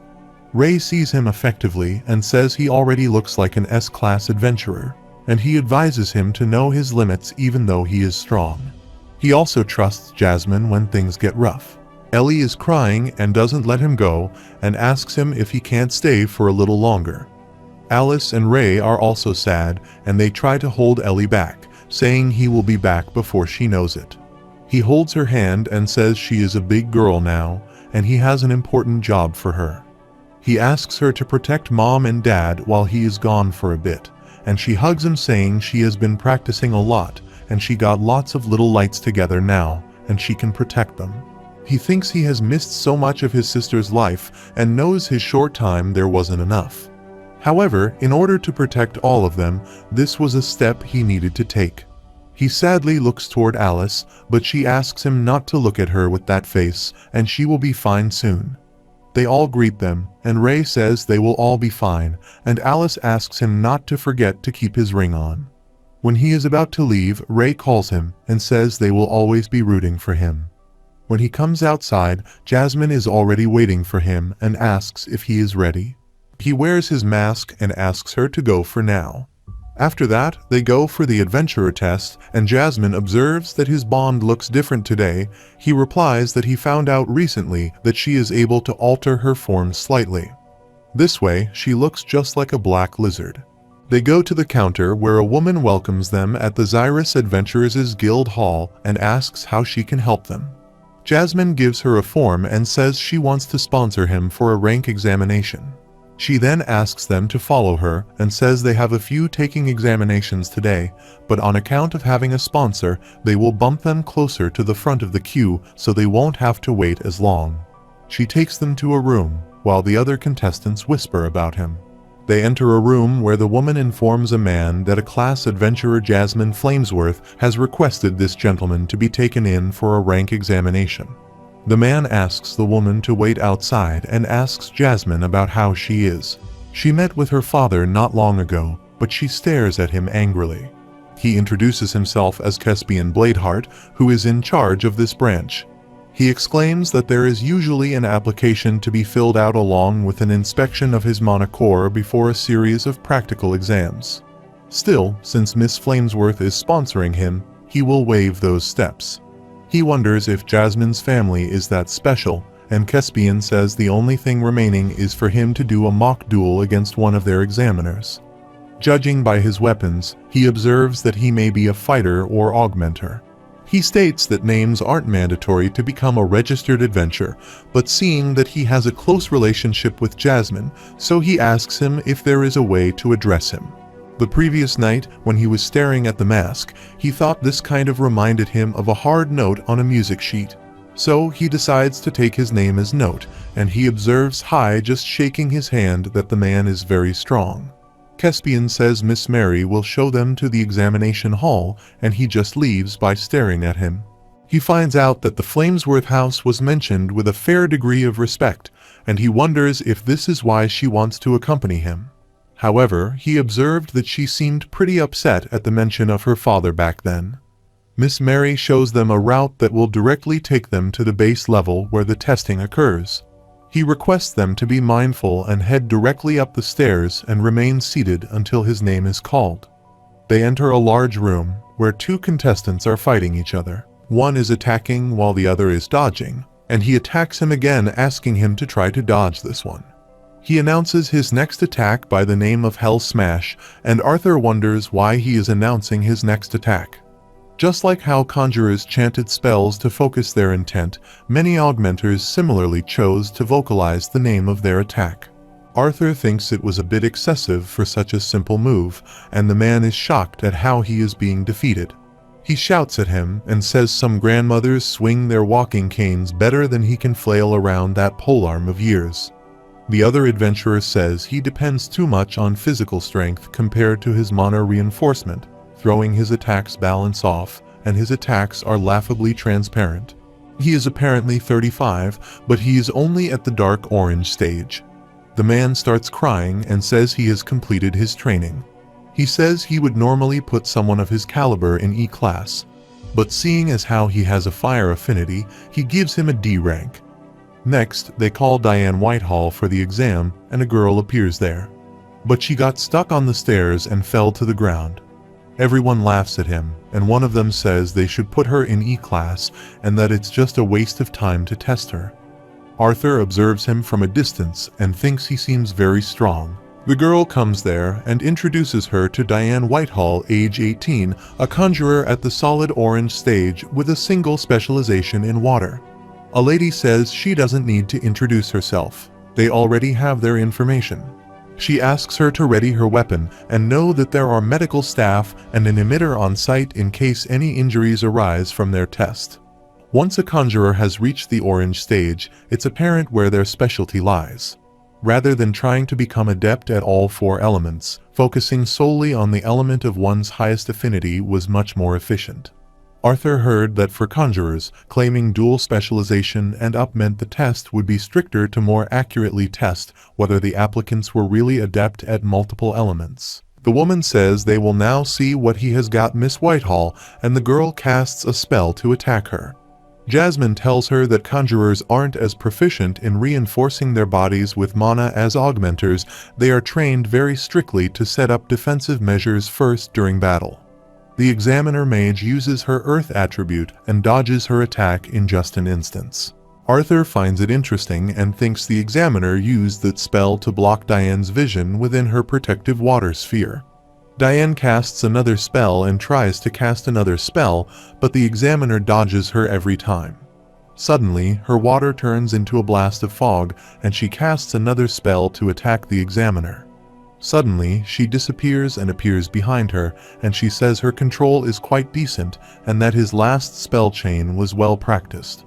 She was a bit overconfident about not preparing another defensive measure, but his efficiency in mana control and cast and speed were good. She gives him a C-class rank, and Arthur thinks C-class at her age is something she should definitely be proud of. The announcer next calls Elijah Knight, but she shows something to the examiner on his list. Suddenly, the examiner says he has been informed of his status and is hereby assigned the rank of B-class adventurer. Everyone wonders how they give him a B-class when he doesn't need to get tested. The boy gets up from his seat, and Arthur stares at him. They call the next contestant, Lucas Wykes, and he is the boy from earlier. He also exclaims that they should skip over him and just place him in a class. She reads his characteristics, such as that he is 11 years old, a conjurer at the light orange stage, and a single specialization in fire. Arthur is also surprised to see that he is at the light orange stage at 11, while the examiner doesn't like him and thinks he is just an arrogant child. She asks him to start the test and see what he can do. He uses his fire attributes and raises his fire protector, and the other examiner is impressed to see a decent and stable flame guardian. It looks like they have a special talent today. They can expect this from a member of the Wykes family and create a firewall in front of him. He then casts a spell, and the examiner says it seems he wasn't just full of hot air, but his disrespect shows that he needs to learn some humility. Therefore, she creates a dust wall that annihilates his fire. Arthur thinks it was a good move from the examiner, and the flame guardian will be naturally extinguished once it uses up the limited oxygen inside the tomb. But Lucas smiles and casts another spell, saying it's too late. Arthur has heard that there has never been a case where an examiner has gotten injured while testing new adventurers. He uses hundreds of flames to attack him, and the examiner finds it difficult to dodge all of them simultaneously. She then tries to dodge, but the attack strength is so much powerful that she has to run in order to dodge. She then rushes toward him, creates multiple attacks, and reaches behind him. She creates a soil's hand and makes it grab his leg, and Lucas isn't able to release it. He shouts loudly and asks her to release him. Soon he has been defeated by the examiner and falls to the ground.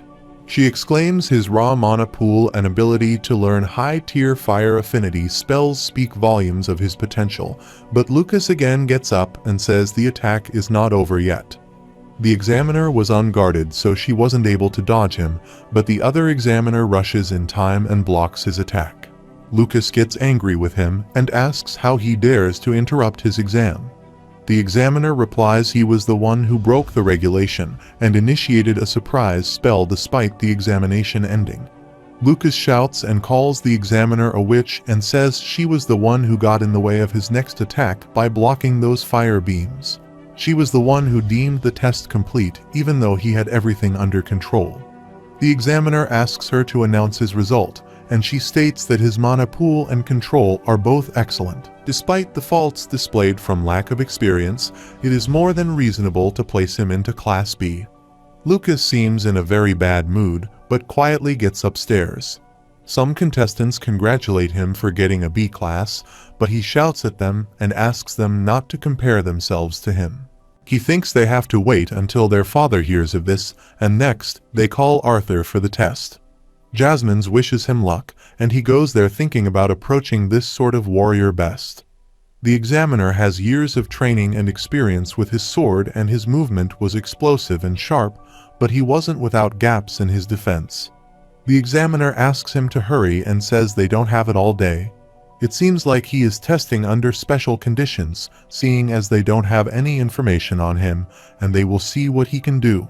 He is scared to feel so much pressure from him, but Caspian reaches there and interrupts them all. He then exclaims that he will be the one to test this particular examinee, and the examiner is surprised that he will be personally examining the candidate. He asks him if there is really a need for an A class to lower himself to test an examinee, especially a mage of his caliber, and Caspian replies he is not questioning his strength. Still, he feels obligated to test himself, seeing as his sponsor and has sharp, deep ties. He asks Arthur if he agrees with this and is ready to give the test. However, on examination grounds, people sit there to watch the duel between Arthur and Caspian. Arthur and Caspian stood before each other. Caspian took his sword from the holder and saw Arthur holding his sword. Think the man who stood before him was not only in charge of the biggest guild halls in Sapin, but was an A-class adventurer himself. Caspian swung his sword, and Arthur, looking toward him, thought he had no apparent openings, and the pressure of his bloodlust was heavy, as if he had no intention of making this a standard test. Caspian points his sword toward Arthur, while Arthur, looking toward him, smiles, thinking why he is so excited. Caspian, pointing his sword toward him, says please prepare himself, and don't take this special treatment to heart. Arthur, pointing his sword toward him, nods.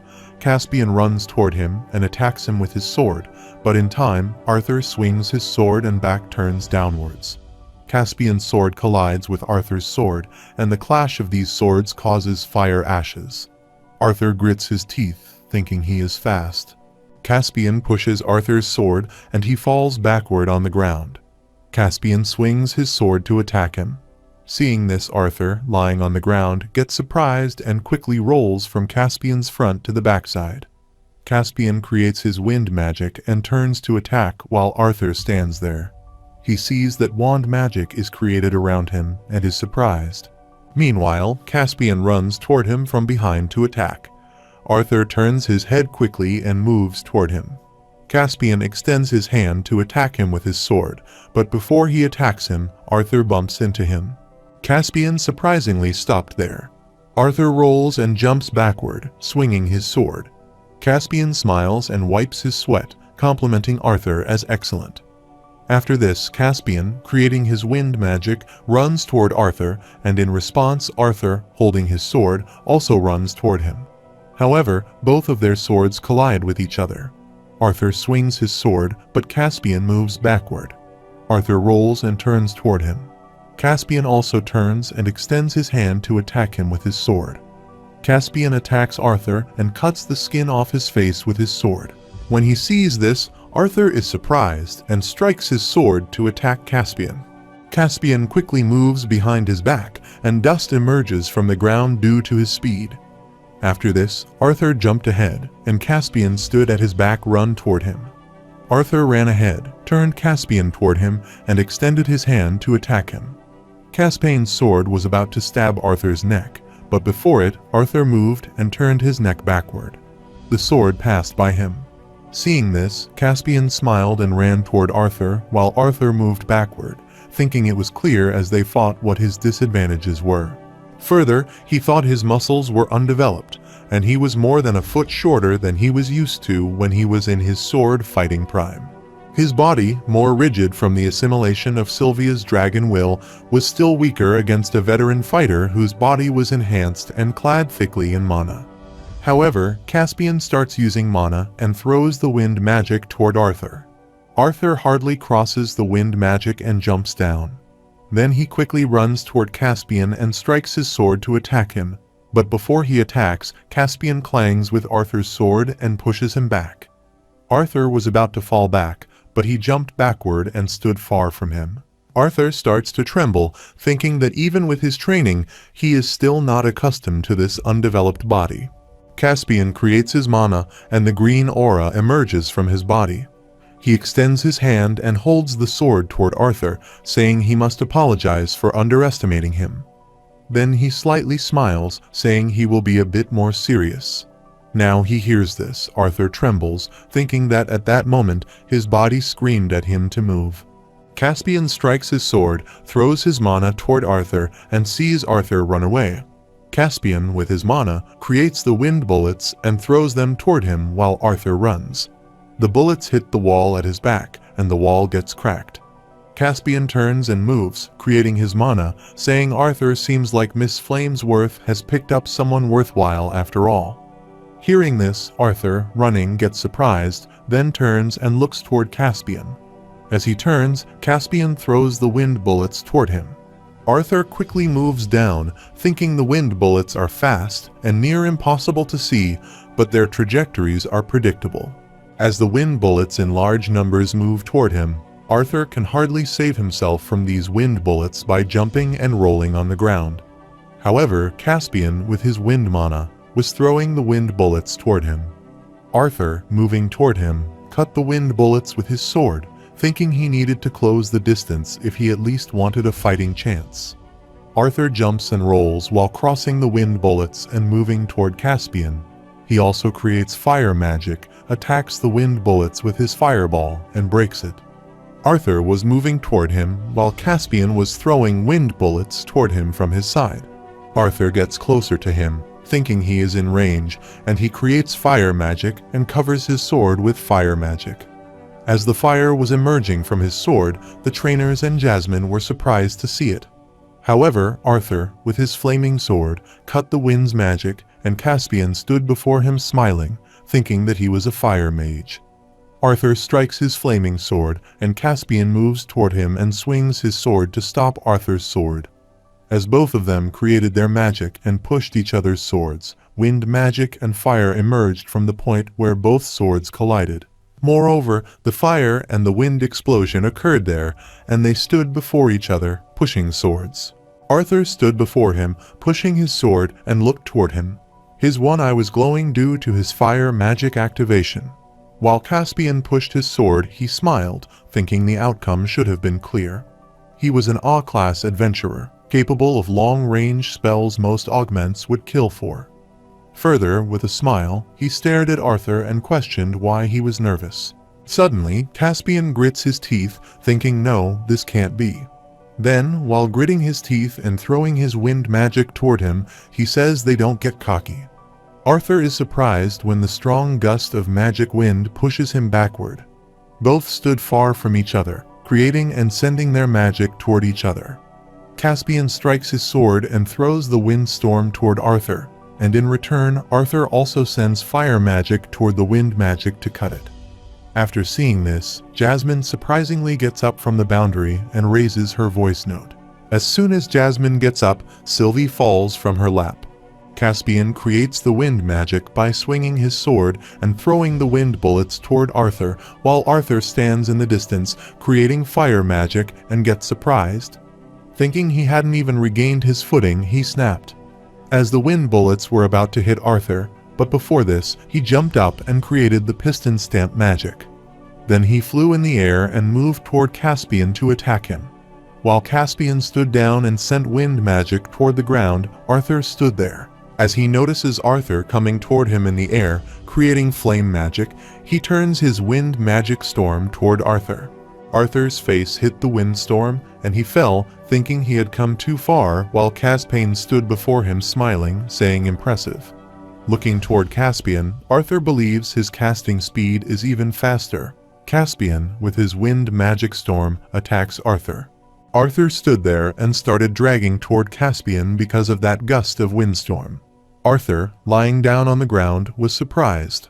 While Caspian throws the windstorm toward him, Arthur sits up and quickly moves from that area and activates his flaming sword, thinking he keeps pushing him to force more of his cards.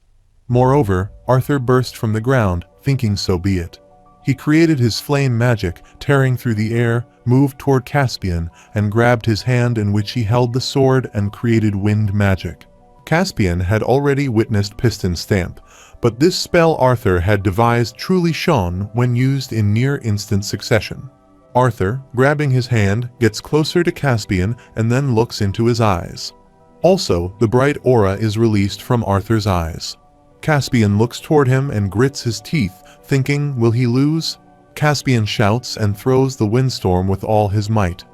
Arthur fell away with this gust of wind, and everybody stood there to see that fight, including the trainers, Jasmine, Lucas, and Elijah. Surprisingly put their hands over their faces because that windstorm was so fast. Arthur sits on the ground and creates his flame magic to attack him. But suddenly, he is surprised to see the wind start swirling. And Caspian, standing in his windstorm, turns his storm wind toward Arthur. Also, Arthur doesn't accept his defeat and resists this wind magic with full force. Caspian angrily looked toward Arthur pant. Seeing this, Jasmine stood up on the boundaries, took out her dagger, raising her voice, Arthur note. Also, Sylvia started making noise, but he stood there on the ground, answering her screw this. However, Arthur thinks two schools of lightning magic exist, external and internal. At the same time, the books say that internal lightning magic is too complicated for mages to learn for a relatively small increase in power, but he disagrees. Arthur angrily swung his flaming sword, thinking with his enhanced speed and reflexes, he should be able to dodge everything he hoped. Also, his eyes glowed and his body turned black. Arthur runs toward him to attack. Suddenly, he crackles there because Caspian releases his magic. Surprised, Arthur stood there and Caspian put his sword in the holder. He says he got a bit carried away trying to test his limits. His apologies. Then he turns his eyes and looks toward Arthur, who says that given that he so adamantly withheld his full abilities until the end, he can only assume that he wishes to be placed at a lower rank. Arthur scratched his mask, thinking he noticed, and there, the trainer announced Note B rank, while the people in the stadium whispered to each other. Did he see what a monster B rank was? Lucas angrily grits his teeth while Elijah silently stands there. After this, Caspian turns and looks toward the door of his Xyrus Guild Hall. The receptionist stands at the entrance, holding the upper shirt and waiting for him. Caspian turns, looking toward Arthur, and asks if he is sure he has no problem with this. In response, Arthur nods. Jasmine and Sylvia from the stadium run toward Arthur, and they both come to him. Jasmine puts a hand on his shoulder while Sylvia brushes his legs. Arthur stands behind and looks toward Caspian, leaving. Caspian is angry, and his receptionist is coming after him. However, the trainer gets up angrily, looks around, raises his hand, and says it is today's last examination. and goes to the front desk to receive their adventurer's card, now dismissed. Caspian, wearing his overshirt, steps into Xyrus Guild Hall toward his office while Arthur stands behind, looking toward him. After this, Caspian sat on the chair in his office and was thinking about Arthur when he, while using his fire magic, jumped and came near him and looked into his eyes. Thinking back to that time, Caspian sighed and leaned back on the chair with his head back. Meanwhile, the trainer slammed the door and entered, asking Sir please explain what was happening. The examiner was also with him. Caspian, seeing them there, closed his eyes and held his head, answering the door behind him. On his way in, the trainer closed the door carefully. Both of them come to Caspian. The examiner worriedly asks Sir, what is going on? There were more B-class candidates today than there have been for the last 4 months. The trainer worriedly adds his point, not to mention that all 3 look to be kids.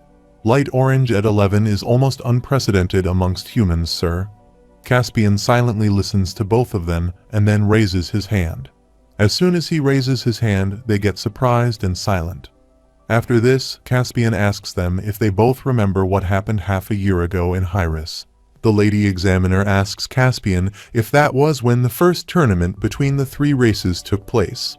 While the trainer stood beside her, looking up, she remembered that time. Caspian opened his table drawer, answering that most Adventurers Guild employees have yet to be informed. But he was notified several weeks ago that the ban on elves and dwarves becoming licensed adventurers under STman has been lifted. He removed the diary from the drawer and put it on the table before them, saying today's batch includes some representative examinees. Then he opened that diary while the trainer stood before him and put his hands on the table, asking Sir if he meant to say that all 3 were dwarves or elves. While the examiner lady stood beside him, he was thinking something. Caspian, while reading the diary, puts his index finger on the trainer's head and pulls him back, saying Lucas Wykes is a half-elf who has been residing in STman. The information on his birth is classified, but if he had to guess, he was most likely born to an elf slave. Further, while reading the diary, he says that House Wykes has always had a bad reputation for dabbling in nefarious methods of breeding better mages for their houses. He is an unusual case though, being so adept in flame affinity that despite his elf lineage, he awakened at 8 early, even by elf standards. He was forced to be an adventurer to enhance his abilities through real battles, and it looks like his family hit a limit on how much progress he could make through beast cores and elixirs to expedite his growth.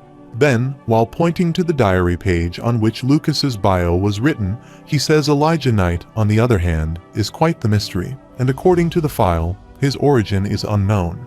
But he was raised among dwarves from a young age and was sent as one of the first representatives from the kingdom of dwarves to assimilate into the human kingdom. However, the lady examiner asks why he was placed automatically into B-class without being tested. Caspian leans back in the chair and closes his eyes, answering Mr. Knight had awakened only a few months ago and is only at the dark red stage. Despite this, his abilities have been credited, and the person sponsoring him isn't someone he can refute. After this, Caspian, while thinking, says although he is curious about his abilities and that masked augmenter today, he is interested. He hears about Arthur. The trainer gets scared, holds his neck and gulps, saying he has no idea who the note is. Caspian turns the diary page and comes to Arthur's information page, and nothing is written about his information. Only his name, picture, and sword are mentioned. Caspian saw this smile and set his glasses, saying he wasn't representing a noble family of elves and dwarves, that is certain. He is just curious about what kind of person Miss Flamesworth would be willing to sponsor. Surprisingly, the lady examiner, putting her hand on her mouth, asks for Flamesworth as in House Flamesworth.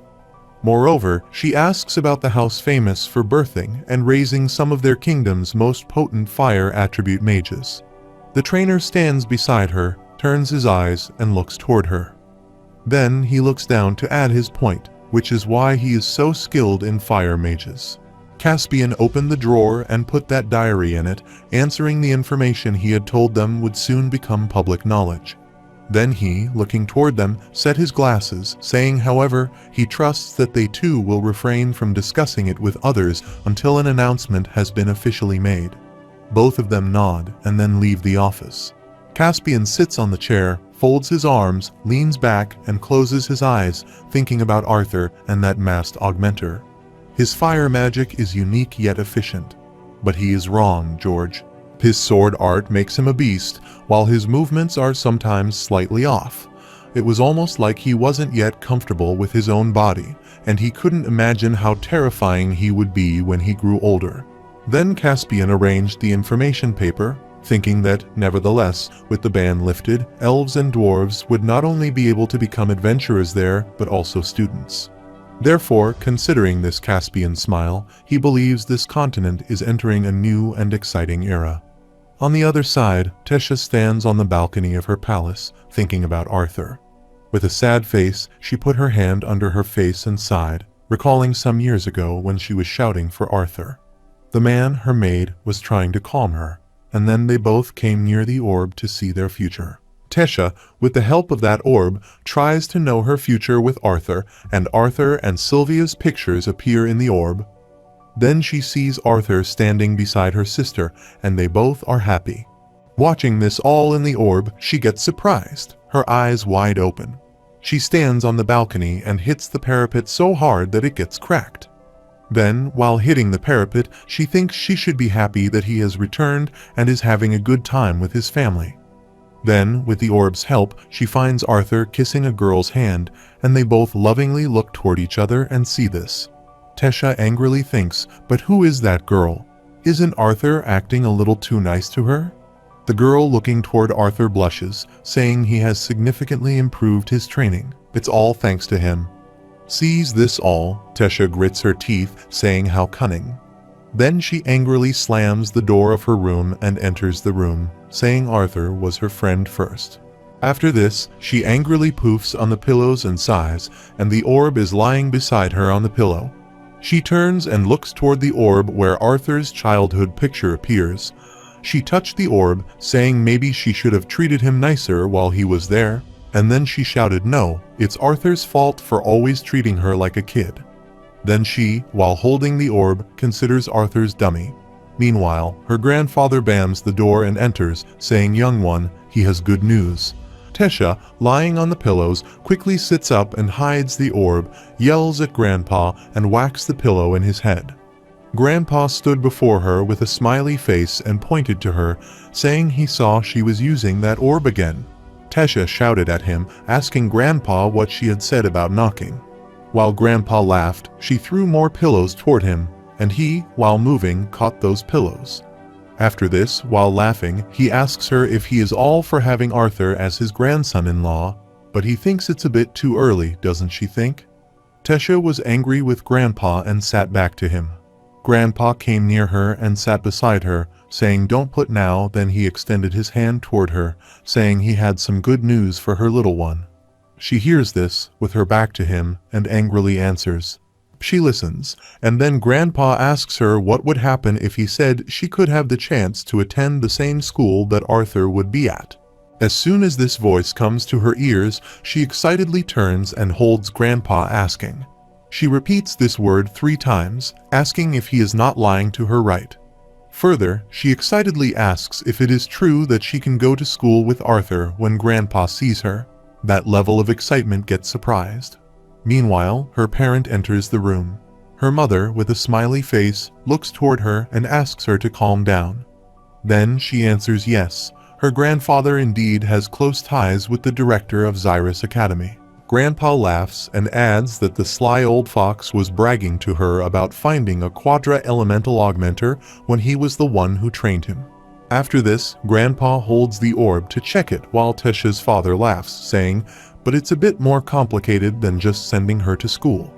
Further, he says, well, that was just the beginning. Then her mother adds her point, asking her if she remembers the continental tournament, and her father, putting his hand on her mother's back, says, they are negotiating the terms for integrating the younger generations of elves and dwarves with the humans at Xyrus Academy. Tessia's grandfather gives that orb to her, telling the director told him that Arthur plans on adventuring for 3 years. So, if all goes well, she will be his senior in school by the time he starts attending Xyrus Academy. Tessia's father smiles and adds his point about training hard with her grandfather. After all, it will be the start of a new generation. Hearing this all, Tessia excitedly smiles and holds the orb in which Arthur's picture appeared. After this, all the students waited for their licenses in the academy hall. Some were sitting on the bench, while others were in the lane for their turn. The receptionist individually calls their name and gives them their license. Both Arthur and Jasmine were sitting on the bench there. Jasmine asked if he was okay. Arthur looked down, remembering the fight with Caspian, and answered he was all right. Then, looking toward his hand, he said it was fun. Arthur turns his head and looks toward her, asking if she and Caspian are close to Jasmine, while Sylvia sits on his shoulder, moves up, and turns to listen to her answer. Jasmine turns her eyes and stays silent. Then, looking aside, she answers in a way that sees Jasmine's facial expression. Sylvia gets sad, and tears start flowing from her eyes. Then Jasmine, looking aside, tells her father has deep connections within the Adventurers Guild, and Caspian is one of them. Arthur turned his head to listen to her also. Sylvia sat on his shoulder with a sad face folded in her arms, aborting the mission. Arthur turns his eyes and listens to her. Meanwhile, the receptionist calls Arthur's name. Both Jasmine and Arthur get up and move toward the reception counter, while the other candidates sit in the other lane of the bench, surprisingly look toward them. Both pass by the candidates to get near the counter. As they pass, the candidates look toward Arthur's whisper. One says the kid is nuts, and the other sits beside him and asks if he is a kid. In contrast, their companion stands beside them and gets near them, saying a shorter word as the three of them are whispering. Sylvia sits on Arthur's shoulder to listen to their conversation. After this, the receptionist, looking through the glass wall toward Arthur, says thanks for waiting. She has been informed about the results of his mock duel, Mr. Note. Then she extended her hand and passed the license box under the glass, sending and receiving area smiling, saying on behalf of the Adventurers Guild across the kingdom of Sapin, allow her to congratulate and welcome him. Arthur picks up the license card from the box and excitedly checks it. Meanwhile, someone calls him from behind. He turns his head to look, and Sylvia, sitting on Arthur's shoulder, looking toward that person, says go and train scrubs. Jasmine puts her hand on Arthur's shoulder, saying he may still be a newcomer, but is an adventurer now.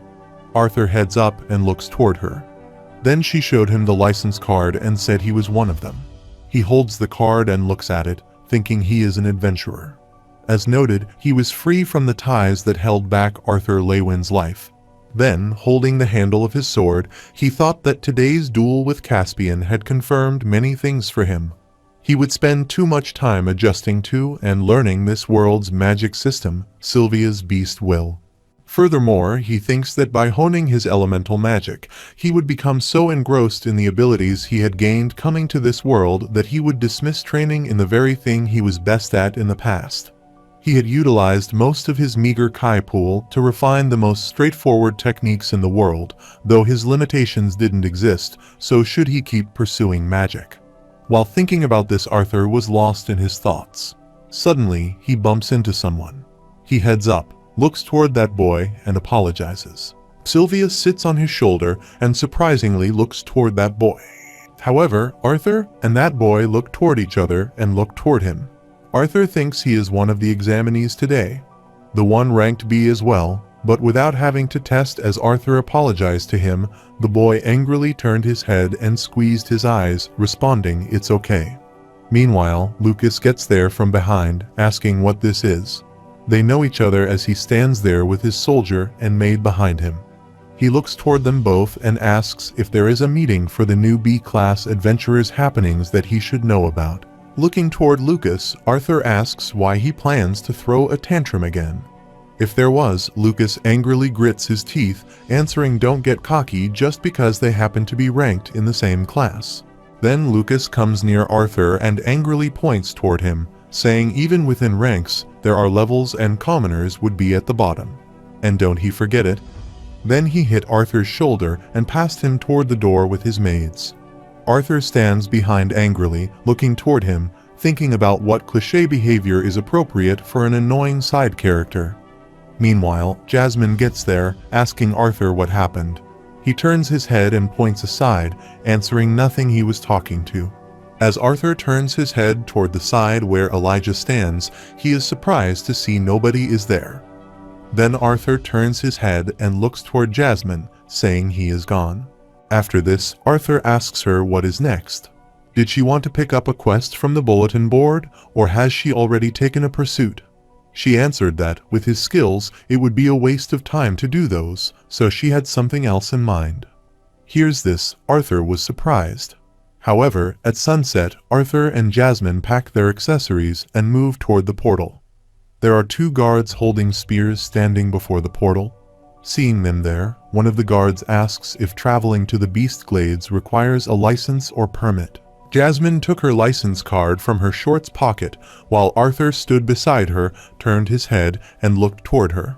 Jasmine shows the card to the guards and asks Arthur, who stood behind her, showing his license card to the guards if he needs to stock up on anything before they head out. He answered he had packed everything he needed for the next week. After showing the card, Jasmine said then let go. However, they both enter, and the Beast Glades with the guards. Also, there were different kinds of beasts, and people stood there near the portal entrance with their luggage. It was sunset time, and flying beasts flew over the cliffs. Both of them move ahead. While on the way, Arthur turns his head, looks around, and surprisingly asks if this is the Beast Glades. Isn't it too peaceful? Jasmine turns her eyes, answering that they have arrived near an outpost at the base of the Grand Mountains, and so much of this area has already been explored.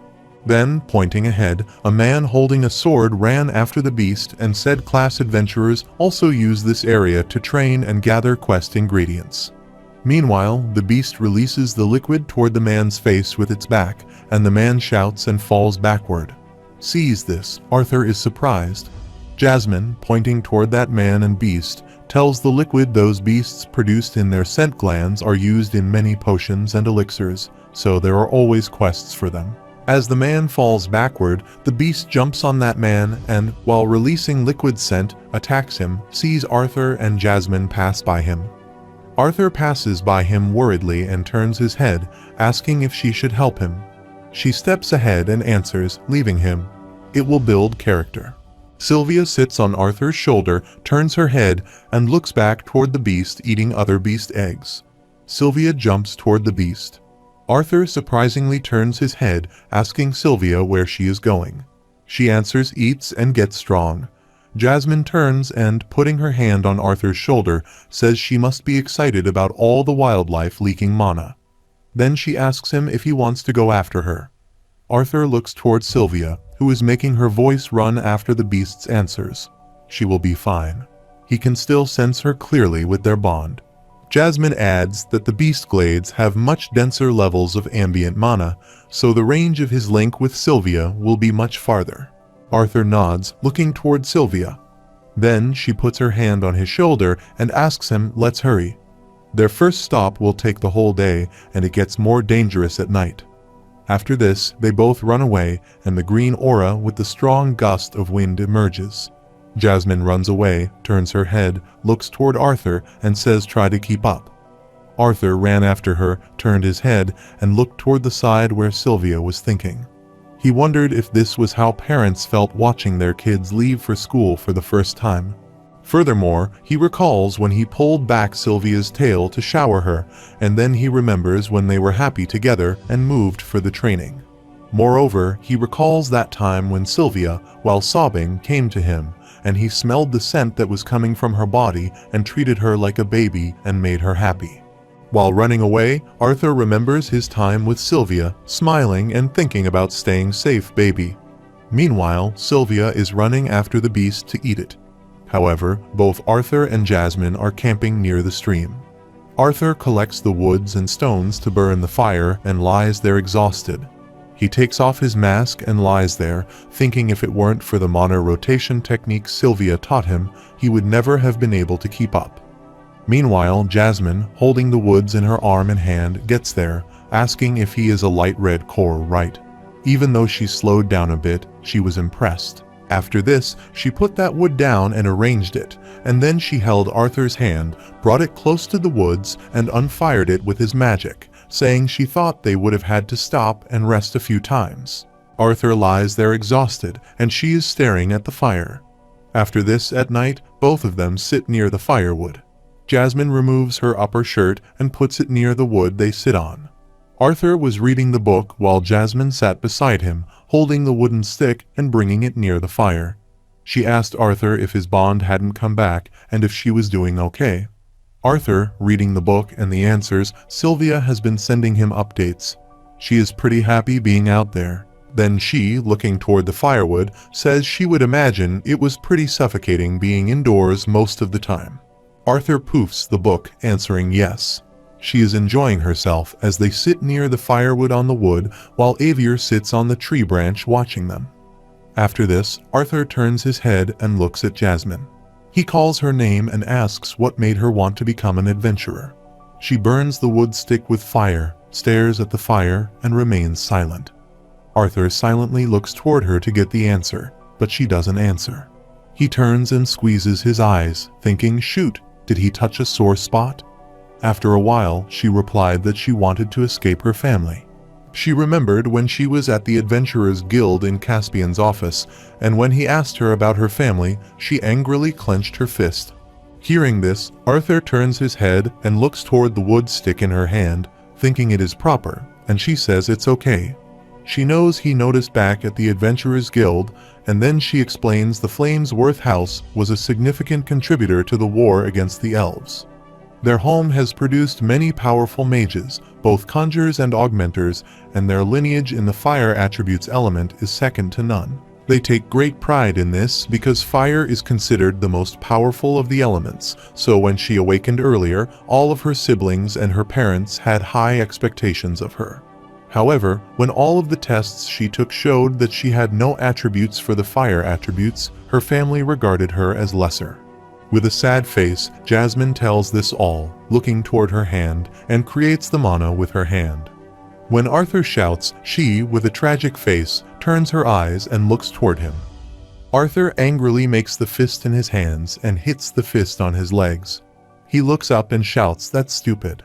He understands that there are levels in mana core strength. While she was looking toward him, she clenched her fist, and the mana created on her hand ended. Furthermore, Arthur angrily raises his voice, but it's completely arbitrary, not absurd, for mages to create a hierarchy based on elemental affinities. After this, Arthur angrily gets up and raises his hands, shouting there is not a single element of affinity that's innately better than the other. It all just depends on how well the mage utilized it. Hears this, all Jasmine PFFT then moves her head and shoulder down and sees this. Arthur surprisingly looks toward her and moves his hands down. Jasmine laughed, and Arthur angrily squeezed his eyes. Then she looked toward him and winked, saying she was sorry. It's just that he is usually so composed, and she was surprised he got so angry. Looking toward her and putting his index finger on his face, Arthur thinks he must have gotten upset from thinking about his past life. His most significant disadvantage back then was that his Kai pool, similar to this world's mana core, was much weaker than average. Then she remembers when his father looks toward his injured hands and creates the flame magic in his hands. Remembering that time, Arthur thought in this world with an elemental affinity and a dark yellow core at only 24 years old. Her own family shunned Jasmine. After this, Arthur says it's just unfair. That's all. Jasmine closes her eyes, shakes her head, and then looks toward the fire.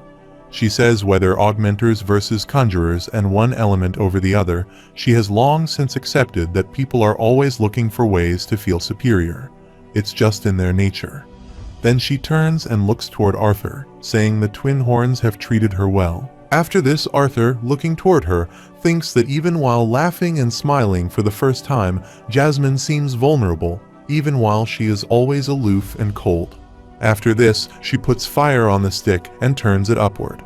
Arthur turns his head and looks toward the stick. She grabs his hand, and he surprisingly looks toward his hand. Then she extinguishes the fire on the stick with Arthur's wind magic and smoke emerges. Furthermore, it starts getting dark and they also extinguish the firewood. The smoke comes from the firewood and lies in the sleeping bags nearby. While lying on the ground, both were looking toward the sky. Jasmine calls Arthur's name, and he responds yes. Looking back, she thinks she might have pressured him to choose her as his guardian. She could have been more friendly, outgoing, and knowledgeable from the twin horns, so they should have asked his opinion first. Arthur turns his head, looks toward her, and smiles, answering that she is surprisingly sensitive. With her wind magic, Jasmine sends a gust of wind toward Arthur's face, and he closes his eyes while smiling. And she lies there pointing her index finger toward him, pouting and saying it's not nice to tease their elders. Arthur, looking up, says he is honestly glad she is the one who volunteered for Jasmine, and she is not afraid to tell him when he is wrong. Then he turned his head, looked toward her, smile, and winked, saying he knew he would need, especially since he tends to go overboard sometimes. Looking toward him, Jasmine remains silent and then smiles for a moment. Arthur, making a crying face, shouts that they need to get some sleep, and they both turn to sleep. With her back to Arthur, Jasmine says it's weird when she talks to him. It doesn't feel like she is talking to a child. He doesn't respond, and she turns her eyes, and then, with a sad face, closes her eyes, thinking he must have fallen asleep. With his back to her, Arthur was awake and listened to her, but pretended that he had slept. The following day, the birds were sitting on the branches of the trees chirping, rabbits were running around, and spiders were making webs. While Arthur was sleeping in his sleeping bag, he suddenly felt that Sylvia was sitting on him while sleeping. Calls out her name, says she was too heavy to be sleeping on him. Arthur pops, and when he opens his eyes, he is scared to see this beast whose mouth and nose are flowing and sitting on him. Arthur sees the beast in a sleepy state, and Arthur quickly gets up, shouting while the beast falls backward. Then beast runs away and angrily sits up. Then, sitting up there in a sleeping bag, he sniffed. He looked ahead, and the fish were being steamed on the fire. As he looked toward the fishes, Jasmine wiped her face with the towel, standing beside the rock, saying she enjoyed the little comedy show. Arthur turned his head and looked toward her, and she stood behind him, wishing him good morning. Arthur rubbed his eyes, answering morning Jasmine. She should have woken him up so he could help with the morning chores. Looking toward him, Jasmine rubbed her back with the towel and answered that he had tried talking him up, but he wouldn't budge. Arthur scratched his head, saying sorry, it's his bad habit. After this, Jasmine placed a towel on her shoulder, looked toward him, set her shirt, says since he is awake now, let's eat, and ask his bond if she will be joining them. Arthur, with a smiley face, answers okay. Then he closes his eyes and telepathically connects to Sylvia, asking her to come and eat with them, but she is far from them while eating. The beast answers him she has food. As she was tearing the beast apart and eating them, the other beast was fearfully looking toward her. After this, Arthur, with a sad facial expression, said he thought she was okay, and Jasmine stood behind and surprisingly looked toward him. However, both of them finished their meal. Arthur gets up, wears his clothes, puts his shirt under his chin, and sets his belt, asking where to go. While setting her belt, she stood her back to him, and Jasmine answered that part of why she brought him to this place was to spar with him. Hears Arthur lower his shirt and surprisingly looks toward her, asking spar. She turns her eyes toward him to answer, noticing his fighting style sometimes seems awakened. Like he knows it in his head, but his body doesn't listen to him saying this. She remembers the time when he was fighting with Caspian. Arthur's head down, he closes his eyes and scratches his head, answering a good idea. Then he heads up and looks toward her, asking what kind of sparring she has in mind. Jasmine turned and, looking toward him, took out her dagger from the belt. She answered that she needed to know his physical limits before taking missions on dungeon runs. So, restrict his mana usage and only use it to dull his blade. Arthur attentively listened to her, then turned and extended his hand to grab his sword, answering got it. As he extended his sword toward his sword, she asked him to use his other sword. Hears Arthur stop there and his eyes wide open in surprise. Then, surprisingly, he turns his head, asking how she knew it was a sword. She stood behind him and answered well, saying he was too practical to carry a wooden stick without reason. He heard Arthur turn his head and press his lips, then extend his hand and grab his sword, asking if he should spar there. However, Jasmine moves her head, answering and following her. Arthur steps toward her, and she stands ahead of him, holding her daggers, and looks toward him.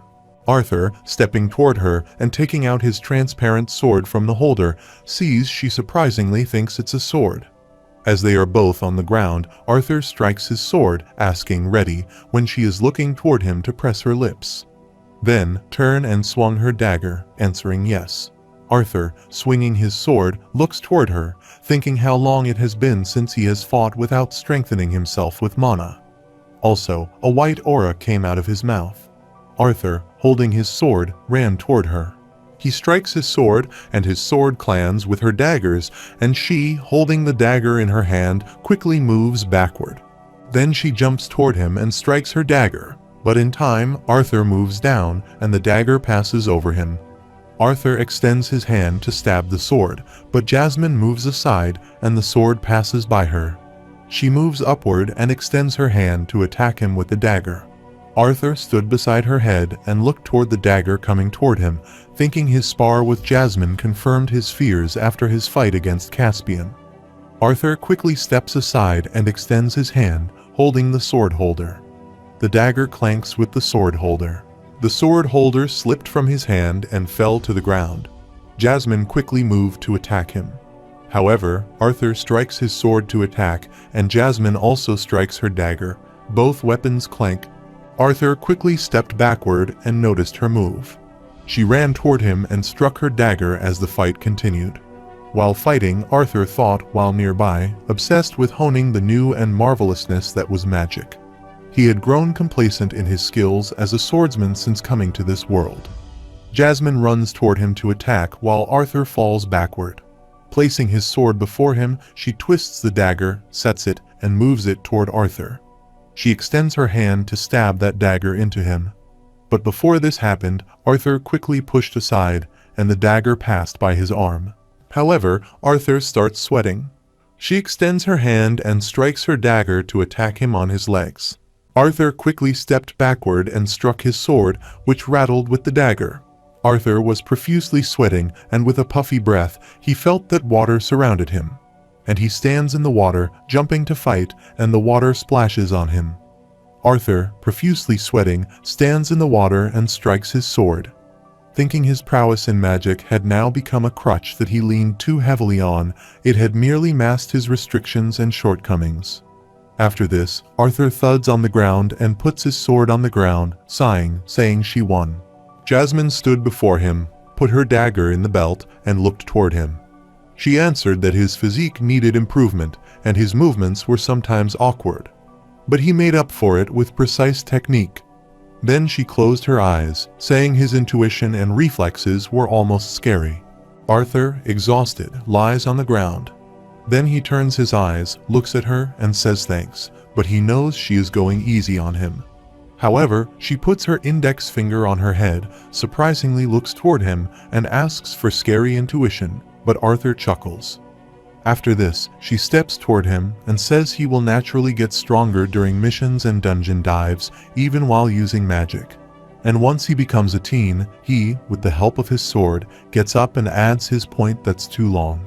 Then Arthur looks toward his hand and says he is several years ahead in mana manipulation, so he will focus solely on sword fighting without relying on mana. Here's she surprisingly asks if he wants to go to the dungeon without using mana, even with that sort of reckless experience.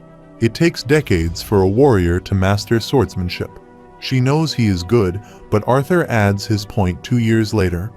Then, while sweating, he looks up, turns his head, and looks toward her, saying that's all he needs. 2 years later, in a cafe, birds were chirping outside, people were chattering, and the lady waiter served food to the people there. Kegel thuds the wine glass on the table and picks the grapes from the bowl, asking his friend if he heard the rumor. His friend named Turman angrily thud the wine glass on the table with one hand and hits his fist on the table with his other hand, saying Kegel, if he is talking about that famous masked swordsman, he says it's all bullshit. Meanwhile, a guy sitting next to them turns his head, laughs, and adds his point. No, it's true. Then he turns his chair to them, and looking toward TurtleMe, says an acquaintance of his supposedly once teamed with him. He is traveling with Jasmine Flamesworth and is short, so it's hard to miss him. They were discussing Arthur while the two guys in the cafe behind were fighting, and the girl standing beside them was enjoying their fight. Hearing this, TurtleMe angrily smirked, asking that guy what his so-called acquaintance had said about him. The guy smiles, answering that he thinks the rumors are true, then pinches, saying he is not a mage.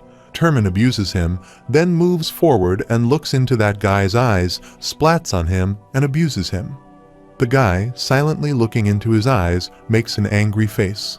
Then TurtleMe angrily moves backward on his chair, saying that the masked swordsman is an augmenter and the rumors are exaggerated. Then he asks if he has heard some of the stories about him. On the other side, Kegel gives that guy the napkin to wipe his face. The guy taking the napkin angrily turns his eyes and looks toward TurtleMe. After this, Kegel says there was even a rumor that he cleared a dungeon alone. TurtleMe surprisingly asks if that is even possible. Kegel answers B-class augmenters can't do that, even if it's a low-level dungeon. TurtleMe, looking toward him, asks, and he expects him to believe an ordinary swordsman can. Kegel, holding the grape in his hand, winked, answering yes, he would take some of those rumors with a pinch of salt. Kegel stares at the grape and smiles, saying remember that Jasmine Flamesworth is with him. Then he asks, and she probably helped him inside. TurtleMe, holding the wiped mug, calls the waitress, then angrily looks toward Kegel, smirks, answering. Right, he is telling him skull nubs that Swordman is probably not even that strong. Then he angrily gets up from the stool, saying half those rumors are perhaps about Flamesworth.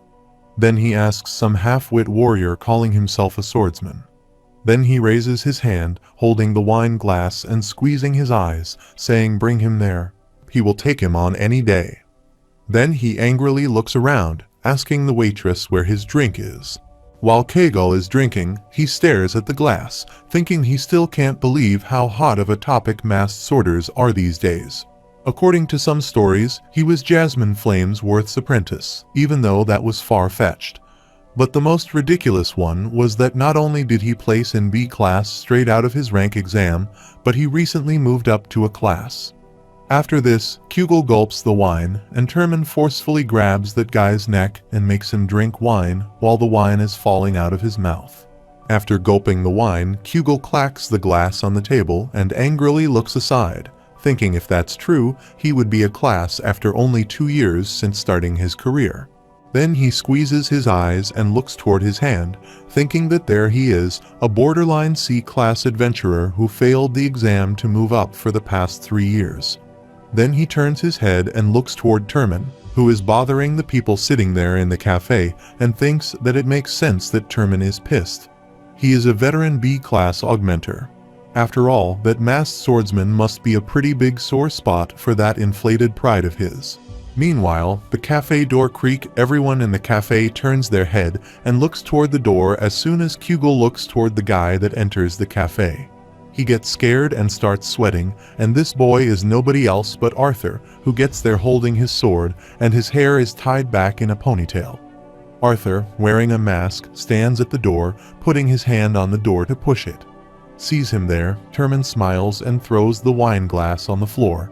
He takes out his sword from the sword belt and looks toward Arthur, saying, well, speak of the devil. Arthur silently stood in the cafe, and TurtleMe, holding his sword, said it was the little swordsman everyone was chatting about. Kegel was in shock, his mouth and eyes wide open, and he put his hand on his heart and looked toward Arthur. Then, looking toward him, he, with a scary face, gulps, thinking it's the masked swordsman, the one they would been talking about, the very cause of all the crazy rumors there in the flesh.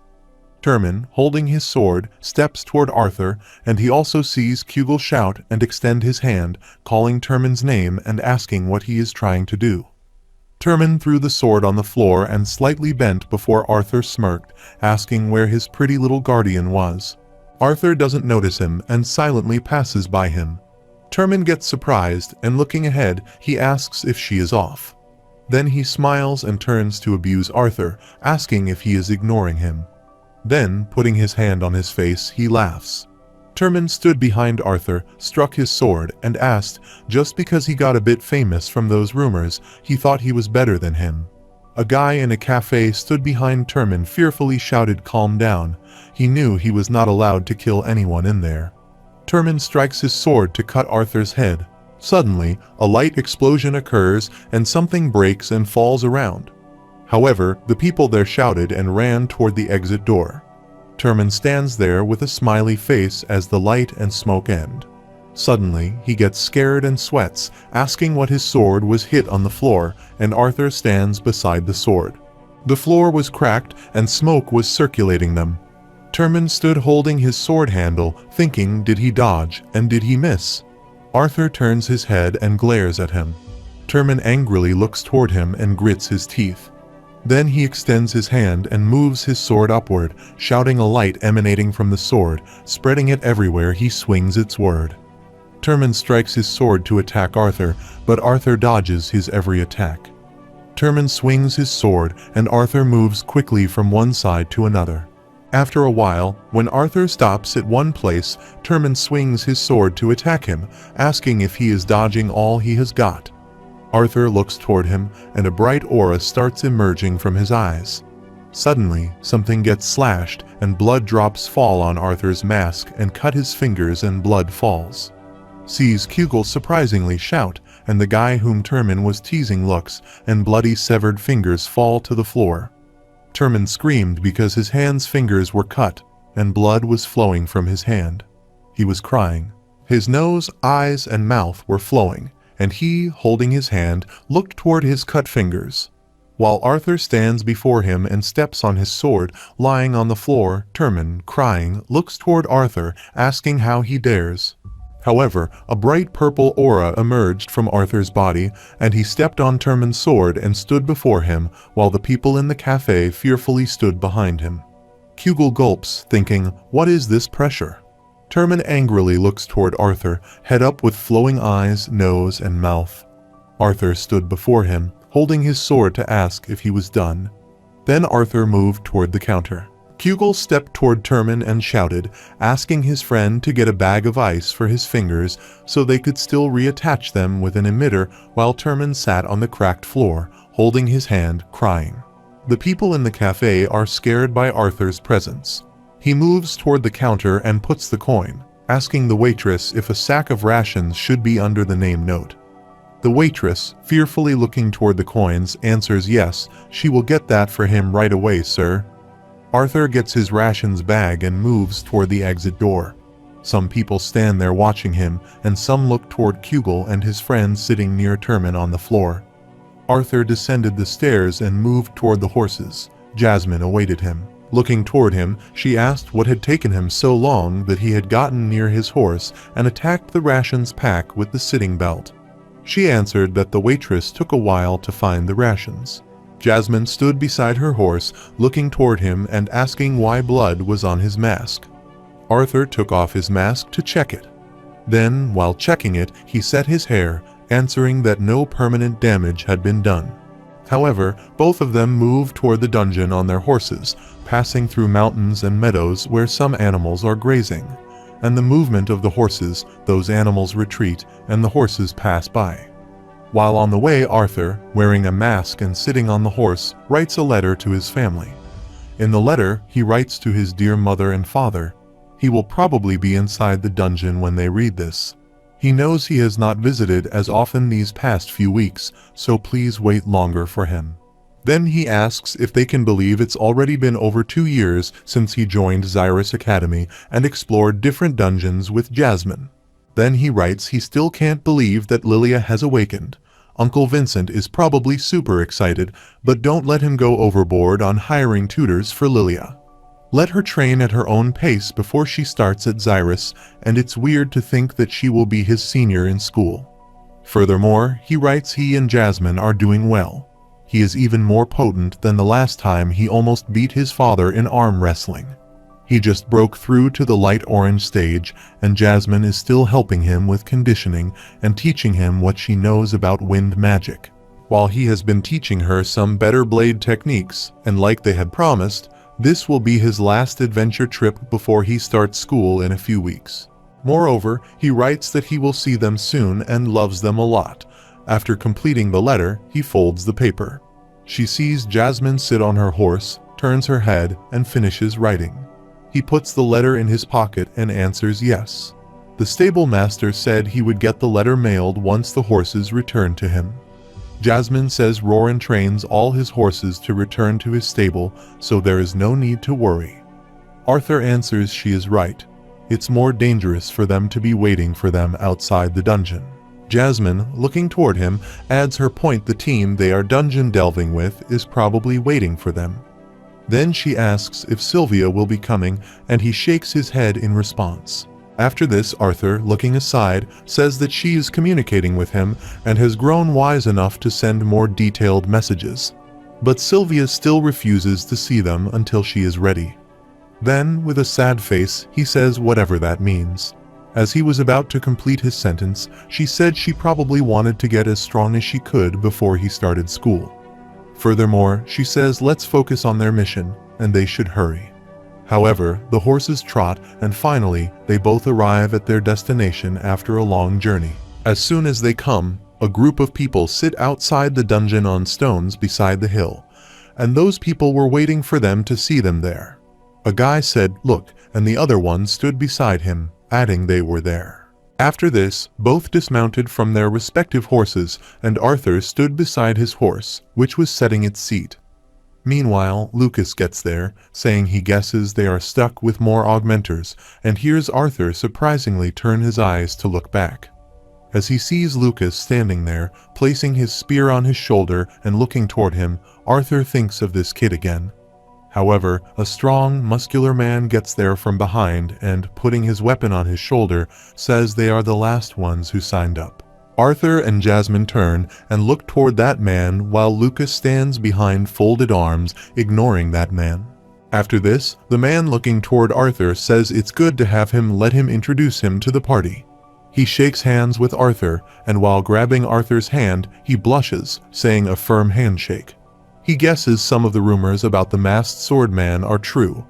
After this, he places his weapon on the ground and stands up with his arm on the pole. Then, looking toward both Arthur and Jasmine, he, with a smiley face, introduces himself as Reginald Bastian, and he is a class augmenter. Furthermore, he says he has an earth attribute, a solid yellow core. Then he turns his head and looks toward arrogant Lucas. He says he seems to be already familiar with Lucas Wykes. He is a class dark yellow conjure specializing in fire. As Reginald introduces them to Lucas, Lucas turns his eyes and looks at them arrogantly. However, Reginald introduces them to a healthy man sitting on the stone looking toward him. Reginald says that Creole Masser is a water attributes augmenter and he will be their tank. Creole Masser, looking toward them both, raises his hand and asks them howdy. Then Reginald turns and, looking toward a boy, says he is as if he were about to complete his sentence. Arthur recognized him and thought he was the other candidate's place in B rank back then. What was his name again? The boy, looking toward them, tells them his name, Elijah Knight. Then he gets up and, putting his hand on his chest, says a class dark orange conjurer, a single specialization on earth. After this, a man sitting beside Elijah, holding his wand, gets up from the stone, saying he is Oliver Hembit, a class dark yellow stage conjurer. And he is an emitter deviant, specializing in healing hard.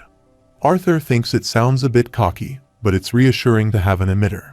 Meanwhile, a girl brushing his legs gets up, saying it's her turn.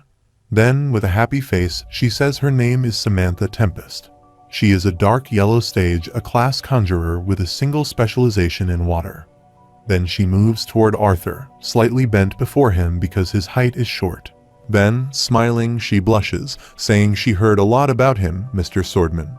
Please take care of her. While Oliver stood behind Samantha, looking toward her back, she blushed, and Arthur heard this.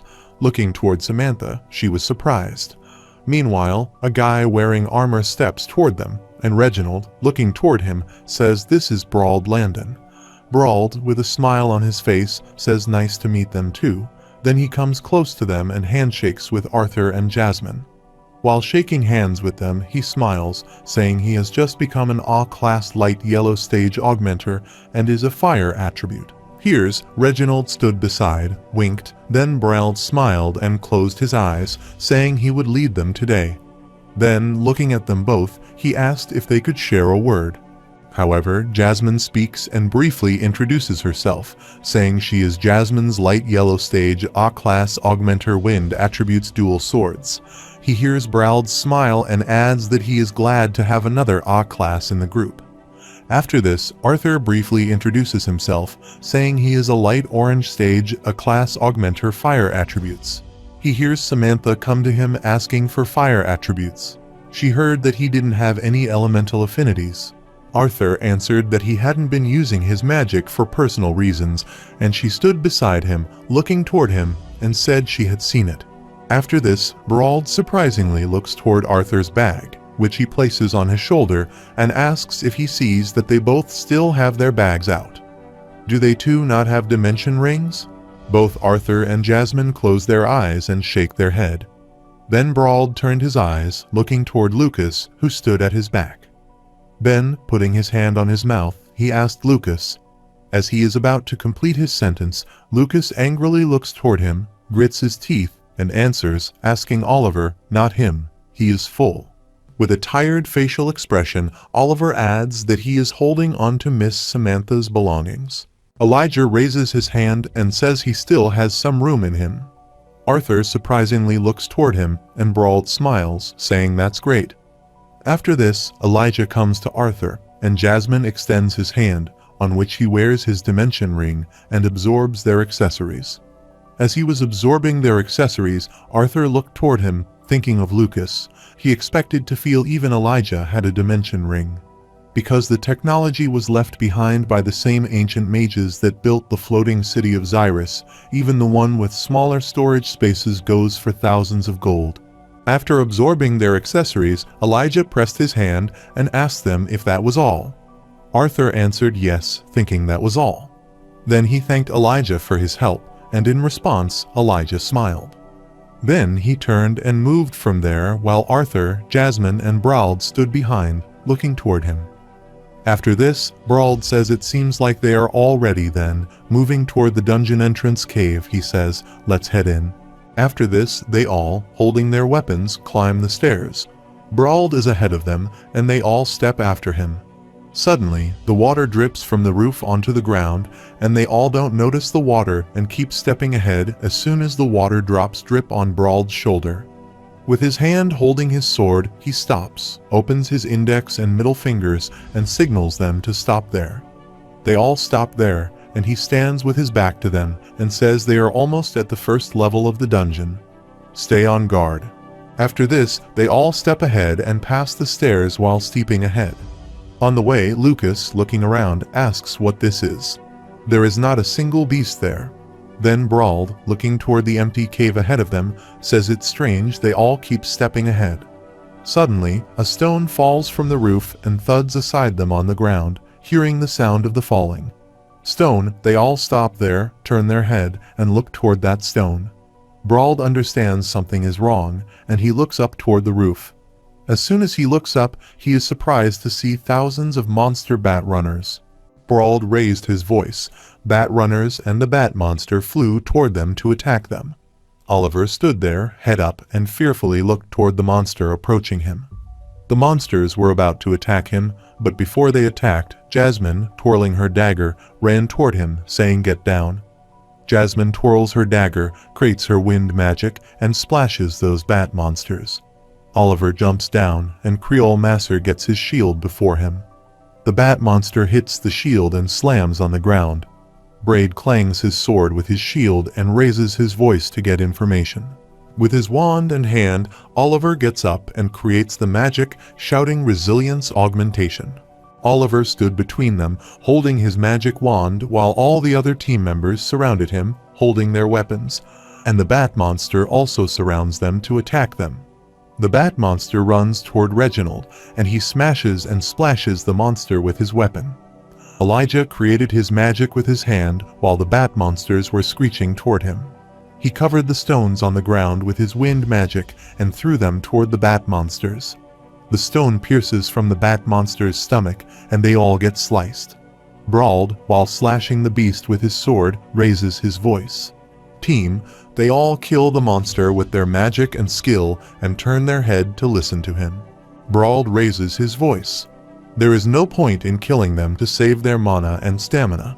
Lucas thuds his spear on the ground, and with his magic, he creates a fire cyclone. He sees Arthur striking his sword and killing the monster.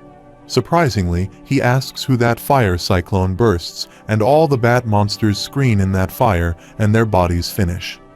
After this, Brauld stabbed his sword into the monster's head and grabbed Lucas with his shirt, asking what he just said. Don't waste his mana on them. That was overkill. Then he angrily looks toward Lucas and grits his teeth, saying he knows what kind of dungeon this is. Lucas angrily looks toward him and grits his teeth. Lucas yanks and frees himself from Brauld, then angrily turns, asking what the problem is. He kills them quickly so that everyone else can save their mana. Brauld silently looks toward him, closes his eyes, and shakes his head. Then he pulls back his sword from the dead monster's head. Then he orders his team members, let's hurry before they are up on their feet again.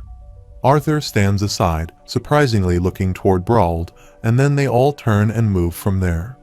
While the bat monsters lying there were trembling and scream, their broken body halves move toward them to attack. They all turn and run from there while Creole quickly turns and pushes his shield. Oliver, also holding his wands, looks toward the bat monster approaching them. However, this dungeon was infamous for its mysterious inhabitants who had escaped the grasp of death and could no longer be killed. With no mana core able to be harvested by adventurers and no end to the fruitless fighting, there was a reason why the first explorers of this dungeon named this place the Dire Tombs. As the bat monster corpse ran toward them, screeching to attack them, Creole, holding his shield, shouted, and Elijah stood behind him, attacked the monster with his wind magic and crunched them. After this, they all move from there, and while passing through the dark cave, Brauld, Arthur, and Lucas create a fireball on their hands for light. Brauld notices a hidden entrance ahead of them. He tells them this is where he would mark the secret entrance he found last time. Here's, both Arthur and Jasmine turn their head, and Arthur, looking aside, thinks finally the reason they came to this condemned dungeon. After this, Brauld, pointing up toward the wall, asks Elijah if he can create some handholds. Elijah uses his wind magic to grind the handholds on the wall. Brauld, with that handhold, climbs the wall, and then they all climb the wall after him. Samantha tries to climb the wall, but doesn't see Oliver standing on the wall, grabbing handholds and extending his hand toward her to help her. However, they all allow their companions to climb the wall and arrive on the cliff. Looking ahead, Brauld, holding the fireball in his hand, says he would only make it to the next floor before he decided to return with the team. He then says there is no telling what will be at the bottom, but he believes the artifact responsible for allowing those bat runners to reanimate might be there. He hears Creole brushing his legs and says he is good as long as he gets his fair cut of the gold after selling whatever treasures are down there. Brauld looks toward him and laughs, answering, of course. Creole then turns, saying then let go. He, holding the fireball, steps ahead, and his team members step after him. However, they keep stepping ahead, and suddenly, something sticks to Oliver's shoes. He sees Oliver stop there and turns his leg upward. Arthur held the fireball beside him and noticed something stuck in Oliver's shoes. They keep stepping ahead while on the way. Samantha feels hot and fans herself with her hands by turning up the collar of her shirt. She sees Oliver standing beside her, turns a little forward, blushes, and looks toward her. Then they turn and step ahead, following their leader. Suddenly, on the way, Arthur grabs Samantha from behind and pushes her backward toward Oliver, and he grabs her by her waist. Arthur stood ahead, struck his sword, and hit the things coming toward Samantha. Sees Oliver, and Samantha is surprised. Samantha turns her eyes and looks toward the thing stabbed in the stone. Brauld and Reginald stop there, turn their head, and look toward that thing. Reginald turns and angrily looks toward Brauld, asking why he didn't warn them about the traps there.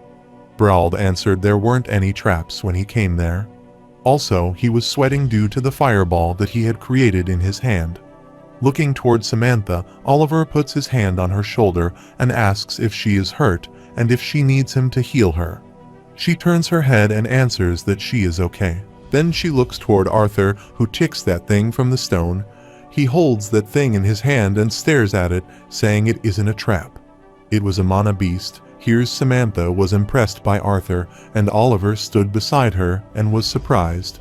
While the other team members looking toward Arthur remain silent, then Brauld, looking toward the cave ahead of them, says, "Let's stay alert, everyone." However, they start their journey from there and step ahead. They all sweat due to the fireball's heat and the enclosed space. After this, they all arrive near the heated area, and because of the heat of the place, Oliver and Samantha put their hand over their faces. Arthur stands silently, looks ahead, and Brauld says they are there, but something is wrong. Lucas Fleer Brauld adds his point, asking to let him guess it wasn't this hot last time. Brauld, looking ahead, answers no, it's not that. While Arthur looked ahead, he thought he felt it, not the smoldering heat, but the powerful pressure spilling out ahead. However, they all move from there and get near the cave, and inside that area, the heat pressure spills out from the ground. They enter the cave. Suddenly, the ground starts rumbling, and they all get surprised, and Reginald shouts what is happening now. Brauld raises his voice. He doesn't know if the ground began rumbling fast, and suddenly, from the ground, a monster spurts out. They see that giant monster before them, and they get scared. Oliver starts to peel in fear, and then fearfully asks what this is. Brauld raises his voice. Creole and Creole jump, lifting his shield. He thud his shield on the ground, and water fell on the ground and spread around there. Then that water turned into a magic shield, which covered them. They all stood under the magic water shield. The monster screams, and Creole, holding his shield, asks if this thing is there. The last time Brauld answered no, it wasn't. He heard Creole say it doesn't make sense for a new mana beast species to enter a dungeon like this. The monster swooped and passed over the shield and saw Brauld shout incoming. But he is surprised to see the beast pass over the shield and return to the ground. However, the water shield crashes, and Elijah, looking toward the monster returning to the ground, says it doesn't seem to be after them. Arthur hears this all silently and stands there, and Oliver coughs and clears his throat, asking if they will stand around and watch the worm dig. Further, he asks if they are going to get that artifact. Oliver steps ahead toward Samantha, saying Miss Samantha follows closely behind him. While he has little patience for the others, he would happily protect her. Sees Brauld shout and ask him to get back there, and Samantha fearfully answers Oliver. She doesn't think that's a good idea. Oliver alone steps ahead and sees Brauld standing behind with other team members, shouting they need to assess what's happening before they cross more profoundly into the cavern. Oliver doesn't listen to anyone and moves toward the dark cave, while Brauld, stepping toward him, calls out his name and asks him to stop there. Arthur stood behind them and felt something strange near them on the ground. Arthur understood what was going to happen. He jumps and looks toward Lucas and calls his name. Lucas turns his head and looks toward him, and Arthur asks him to cast a heatwave barrier. Then Arthur jumps toward Brauld and grabs him by his back. Brauld is surprised.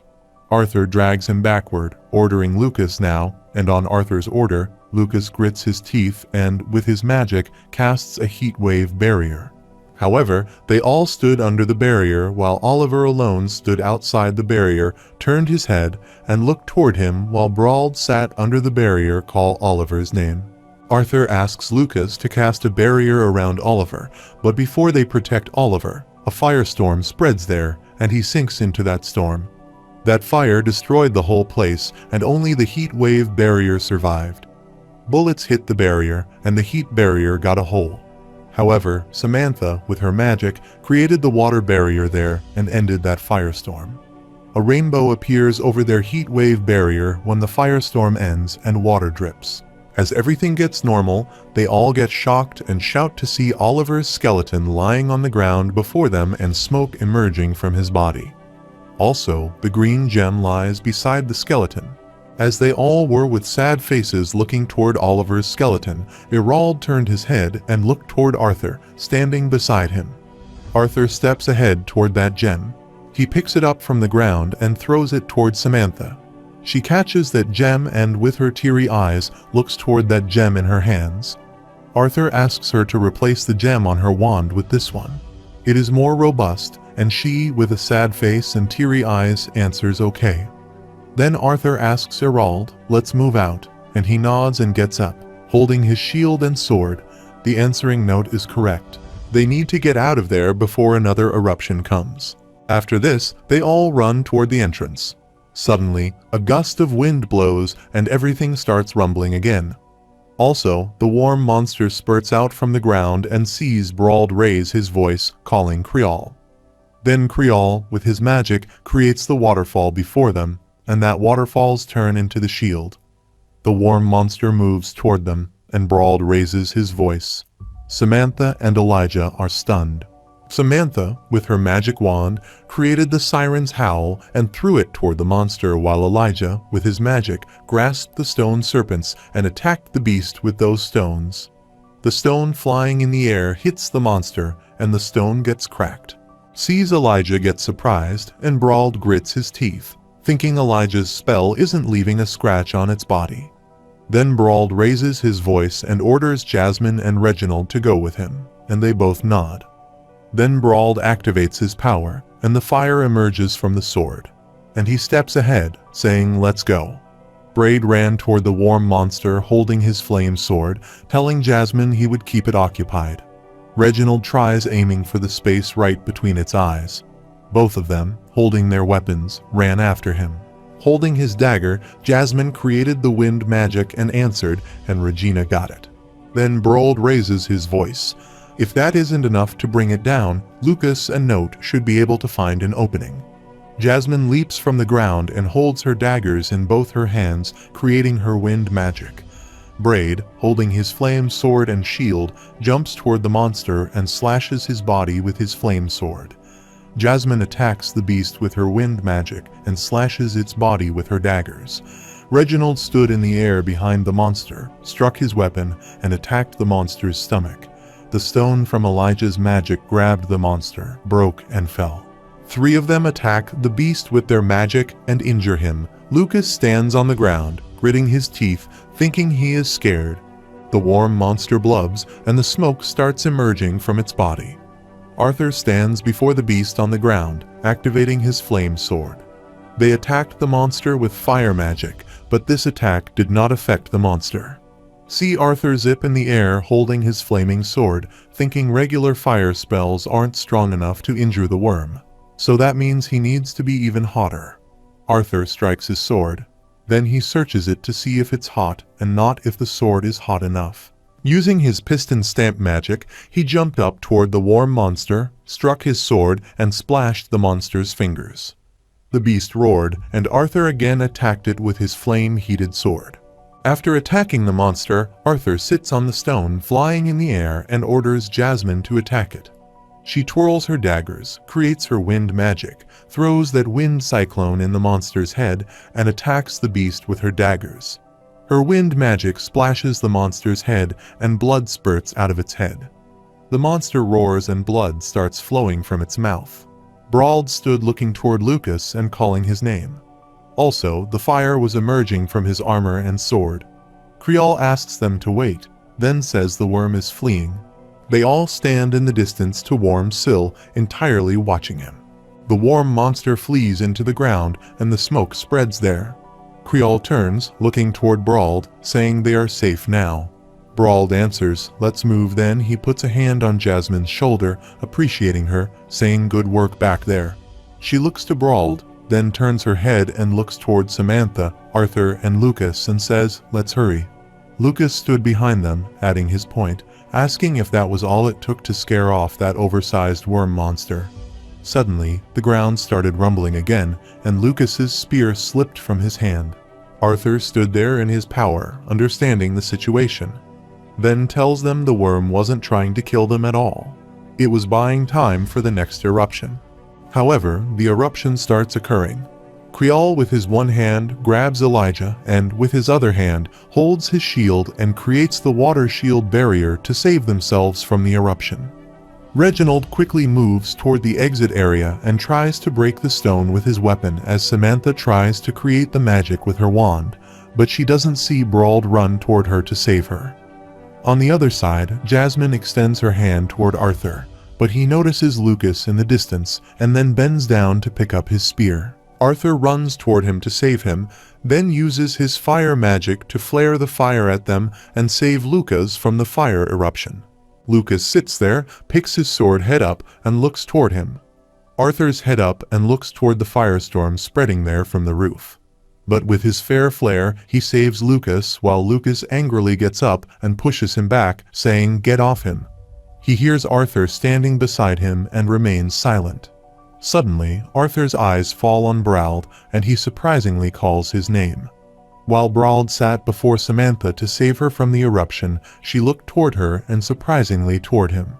As soon as her eyes fall on Brauld's cut arm, she, with teary eyes, shouts no, as Brauld's arm is cut and the blood is flowing from his half-cut arm.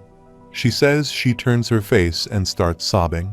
However, Brauld sits on the ground, Reginald sits behind him, grabs him by the arm, and Jasmine bandages his leg. Creole sat beside him, holding his half-cut arm, and Arthur applied his hot sword to his wounded half-arm. They also tied Brauld's mouth with a bandage so that he wouldn't scream in pain. They placed their weapon beside the wall, and Lucas pouted, standing in the distance. Samantha, with teary eyes, was watching this all as Brauld's face was tied, while his eyes, nose, and mouth were flowing due to pain, and Reginald grabbed him from behind and shouted, "Hang in there, Brauld." Arthur, applying his heated sword on his wounded arm, says to keep him steady while Brauld squeezes his eyes, crying in pain. After this, Arthur sat beside the wall, and they bandaged Brauld's arm. Samantha sat beside him and healed his wound while Jasmine bandaged his leg. Reginald stood behind him, wiping his hand with the clothes, and Brauld lying on the ground, crying in pain. Arthur sits there looking down. Meanwhile, Creole shaves a sandwich before him. Arthur heads up and surprisingly looks toward the sandwich. Holding the sandwich in both hands, Creole smiled and asked Arthur why he didn't try a bite, which might cheer him up. After this, he sits beside Arthur, saying these are the unique travel sandwiches he saves when feeling down on a dungeon dive. Arthur, looking toward him, thanks him for the sandwich, then Creole, looking toward Arthur's hand in which he holds the sandwich, says the best way to eat this is by torching the inside slightly, just enough for the cheese to melt.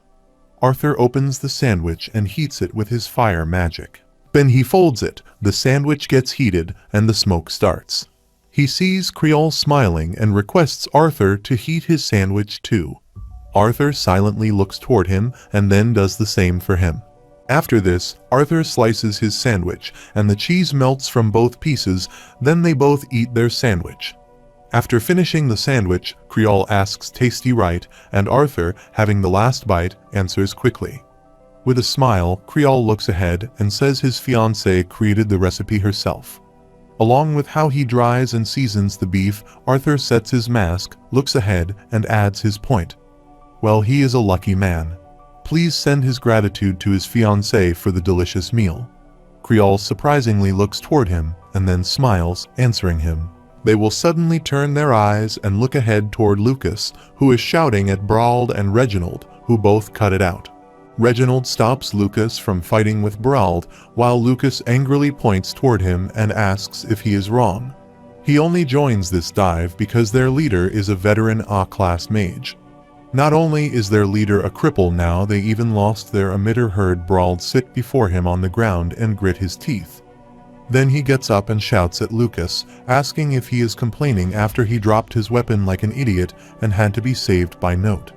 Lucas, pointing toward him, raised his voice. She had it under control, unlike he, who couldn't even protect himself in time.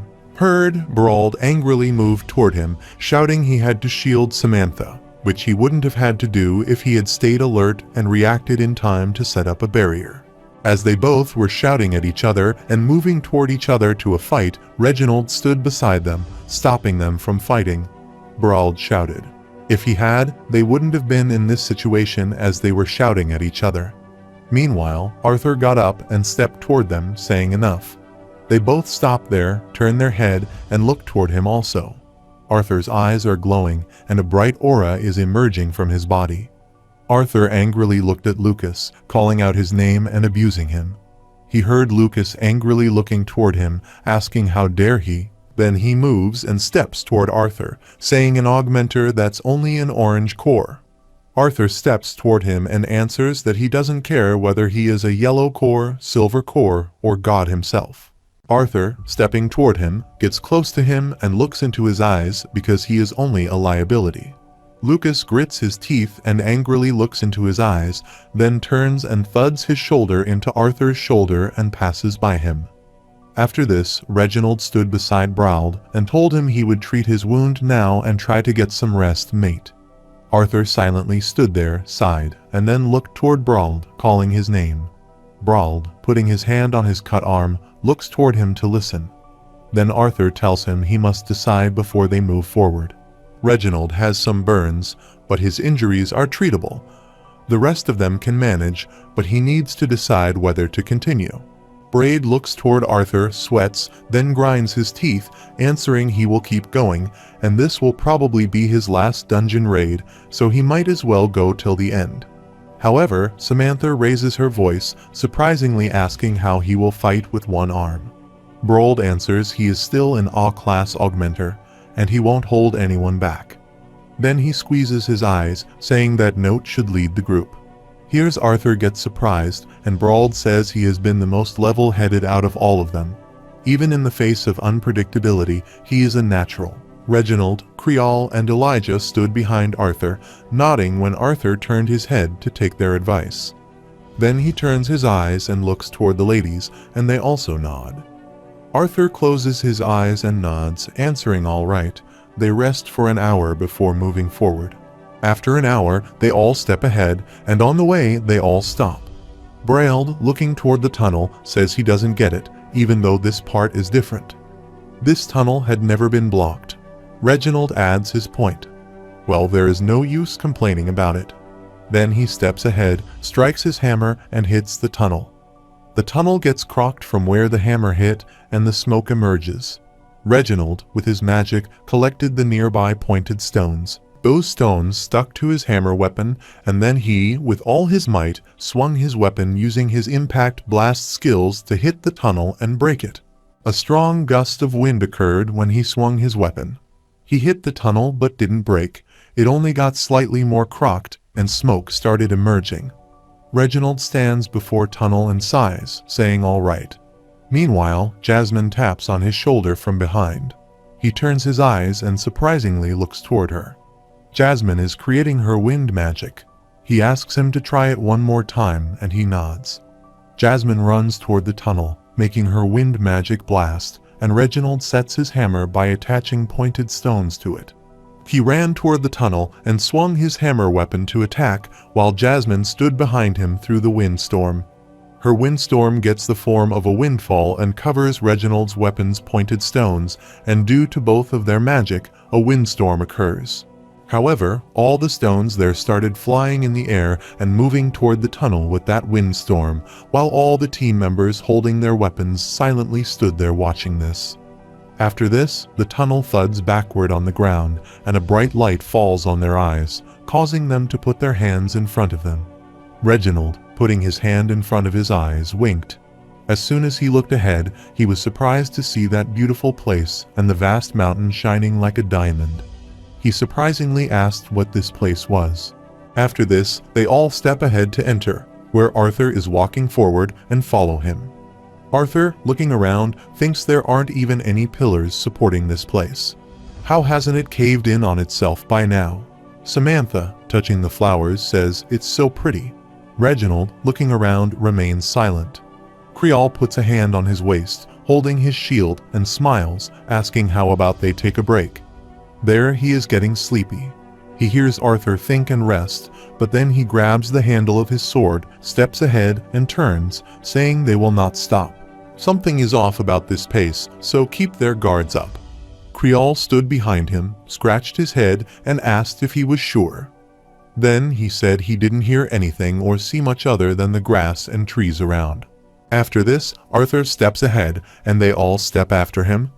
While on the way, looking around, Arthur thinks something about this place is putting him on edge. Further, he believes, but what is it? What is missing? While stepping ahead, following Arthur. Suddenly, Jasmine surprisingly looks ahead and notices a man walking toward her through the dark smoke, opening his arms and smiling. She sees Jasmine surprised, and the eyeballs inside her eyes become the same color. Suddenly, something thuds on the ground and heard a thudding sound. Jasmine gasped, and then she turned and looked toward Creole, who stood aside. Meanwhile, a scent spreads there, and the sky behind Creole turns black. Surprisingly, he looks ahead, and his shield falls from his hand. Looking ahead with teary eyes, Creole excitedly asks Clara if it is her. He lovingly extends his hand and sees Reginald stand aside. Surprisingly, he turns and looks toward Creole to ask if it is okay. Creole, with the teary eyes extending his hand, ran toward the smoke, saying he knew she couldn't be dead. Clara stayed there. He was coming to get her. Reginald stood behind and extended his hand, asking Creole to stop, but he didn't listen to anyone and went inside that smoke. Arthur stood in the distance, turned his head, looking toward Creole, abusing him. Then he stepped ahead, raising his voice to stop the danger. As soon as he stepped ahead, Jasmine stood behind him to grab his arm, saying she thought the mist was an illusion. Arthur turned his head and looked ahead toward that smoke, thinking that's why he felt so uneasy. Then Arthur raised his voice, ordering his team members to stick together. This mist is playing tricks on their senses. Then he asks Samantha to create the barrier, and she nods. Samantha closes her eyes, holds the wand, and puts it before her, making her magic water barrier. The water barrier covers them like a shield, and then she asks who Clara is. Both Reginald and Brauld look toward each other. Reginald closes his eyes and shakes his head, answering she is Creole's fiancée. But she couldn't be alive. She was killed in a dungeon. Brauld, looking down, grits his teeth and adds his point. He saw it with his own eyes as well. They cremated her and buried her ashes. Reginald tightly grips the handle of his weapon and angrily says they need to find Creole. Lucas stood behind and heard this angrily, gritting his teeth and asking how nothing was going according to plan. Then he points toward Brauld and raises his voice, asking if they are veteran adventurers. In response, Reginald remains silent and looks down, while Brauld turns his eyes and looks aside. With a sad face, Jasmine stood ahead of Arthur and looked down. Arthur asked her if she was okay. She turned her head and looked toward him, then shook her head, answering sorry, she was just a bit shaken. Arthur asked if she saw something too. With a sad face, she looked aside and answered not something but someone. Her father held out his arms toward her, and he was smiling. Telling this, she remembers her childhood days and tightly grabs the handle of her dagger. Arthur grabs her arm and, looking toward her, says she will be okay. She turns and looks toward him and smiles. However, Arthur says good, then asks about this mist and whether she has a spell to clear it. Looking ahead toward the smoke mist, Jasmine is not strong enough to clear all of it, but she thinks she can create a path to find Creole. Jasmine sheaths her daggers and creates her green wind magic balls. She runs ahead and sees Arthur ask Samantha to open the barrier. She stood behind her and nodded while Jasmine stood under the barrier banshee's howl and threw her magic toward the scent. Arthur and Jasmine are surprised when her wind magic storm spreads and crosses that smoke scent. The other team members are also speechless when they see the smoke scent end with her magic. From that, a smoke vine appears. After casting her spell, Jasmine becomes sweaty and surprisingly looks toward those thousands of vines ahead of them. Arthur's eyes are wide open, and he looks toward those vines, thinking about how they missed this many vines in the fog. Moreover, they weren't affected at all by Jasmine's spell. Arthur turned his head and, looking toward Lucas, said they were coming fast. Now was a good time to show off. He hears Lucas shout no need to tell him, then he lifts his spear and creates his flame magic crescent ember, then swings his spear and throws his magic toward the vines.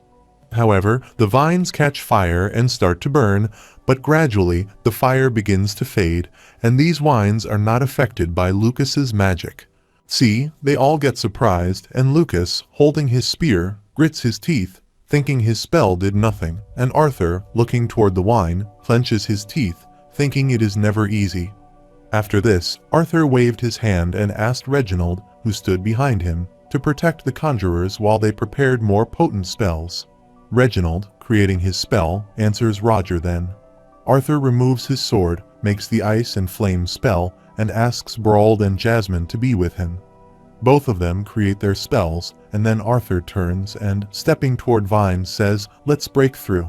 Arthur stood ahead of them, holding his dual magic sword, while Reginald stood behind him, creating his flame magic and holding his flame sword. Jasmine stood beside Arthur, made a magic windstorm, and swung her daggers. However, those wines were moving.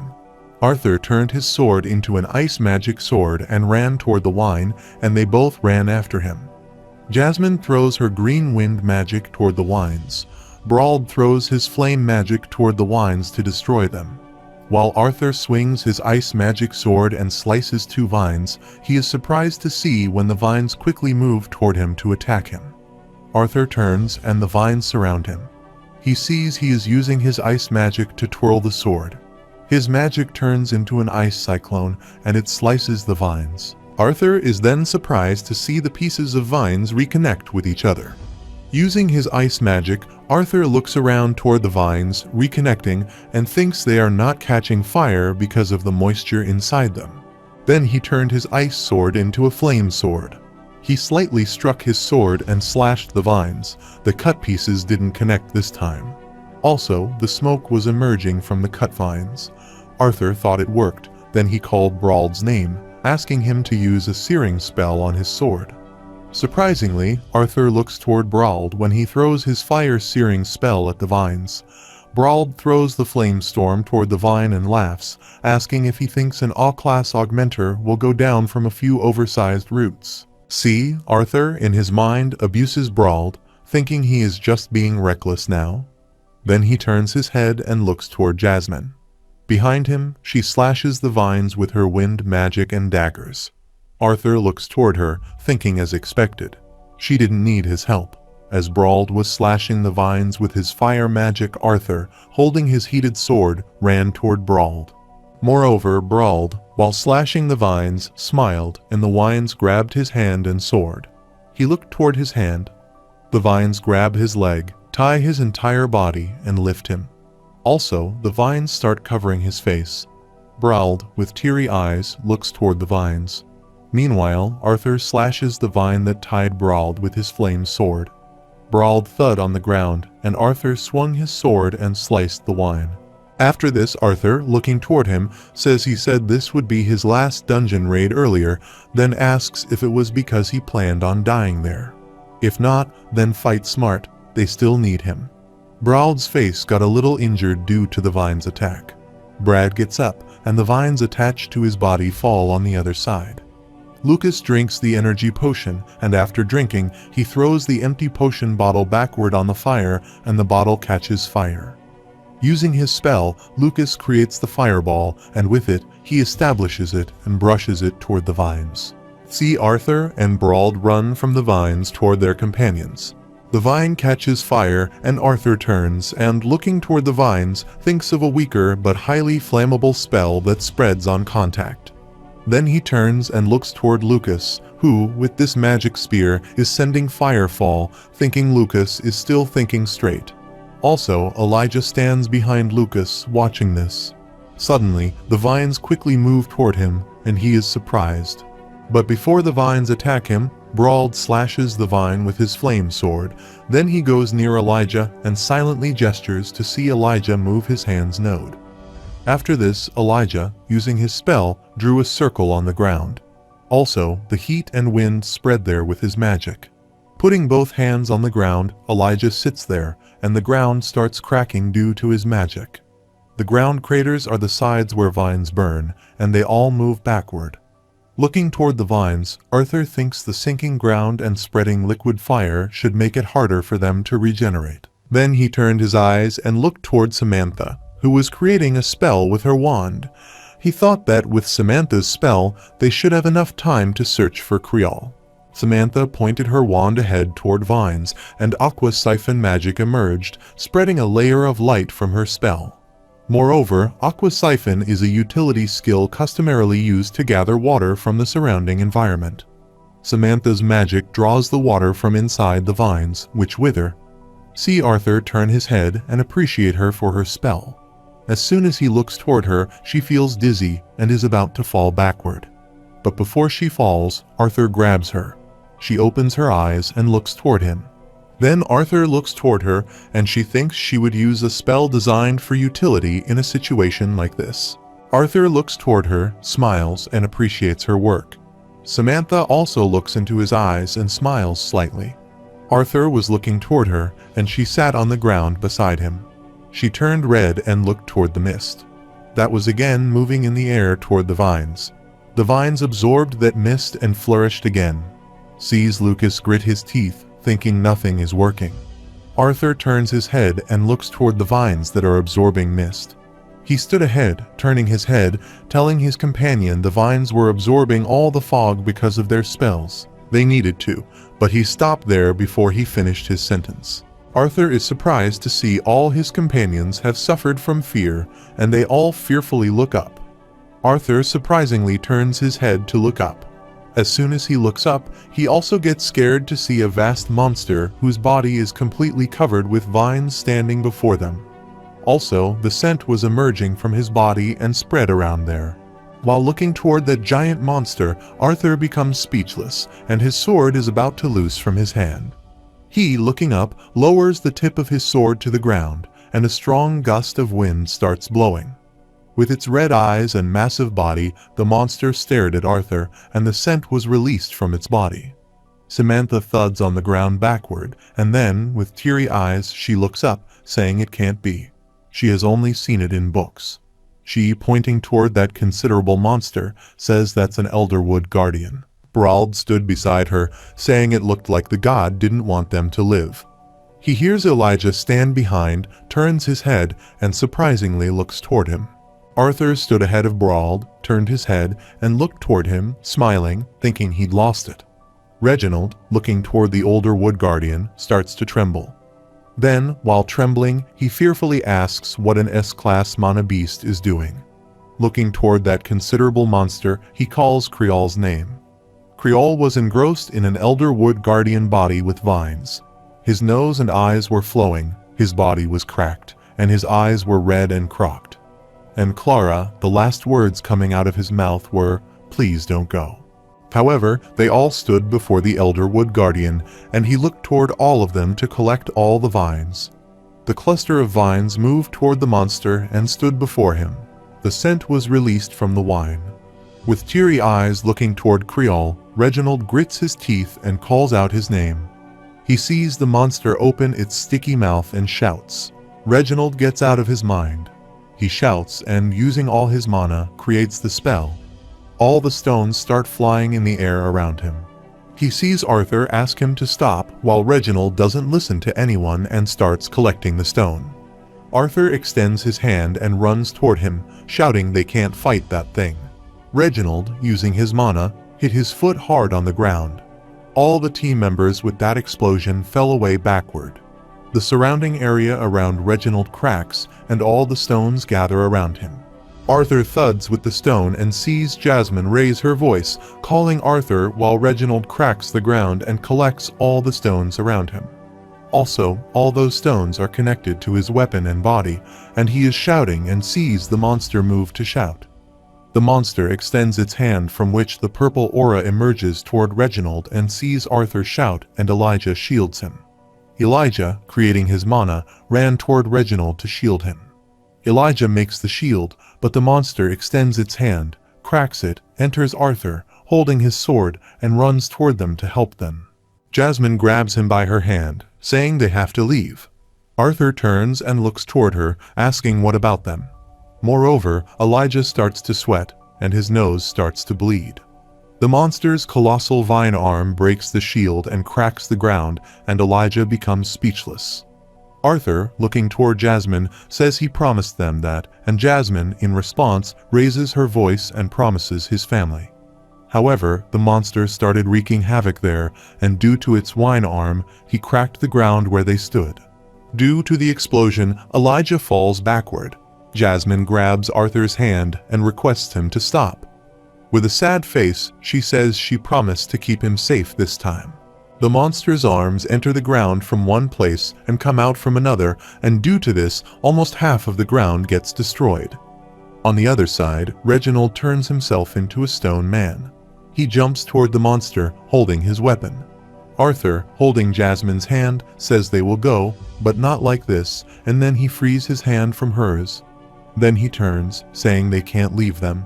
He hears Jasmine gritting her teeth, remains silent and sighs. The monster vine arm spurts out of the ground, and the monster roars and moves toward Reginald.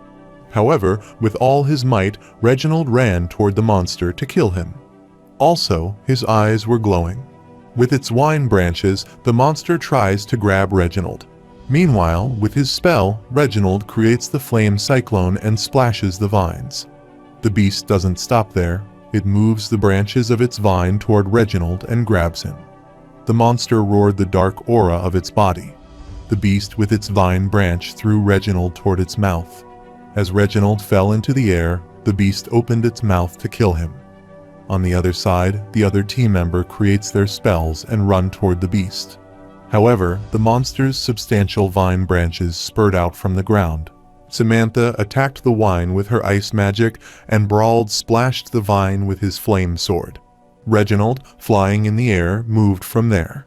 While the vine branches were following him in the air, he, with his weapon, splashed the vines. He jumped on the ground while the monster approaching him from the cracked ground roared and strangled Reginald with its vine branches. Moreover, Arthur grabs Samantha, steps toward the exit, and turns, telling Elijah to cover Jasmine while she grabs Brawled and then runs immediately to the exit. Also, Lucas was ahead of them, stepping toward the exit. Elijah created his mana and answered Arthur, "Okay." As Arthur's eyes fall on the monster who grabbed Reginald, took him near, and pressed his body with its vine branches, Arthur becomes speechless. The stones from Reginald's body were separating and falling.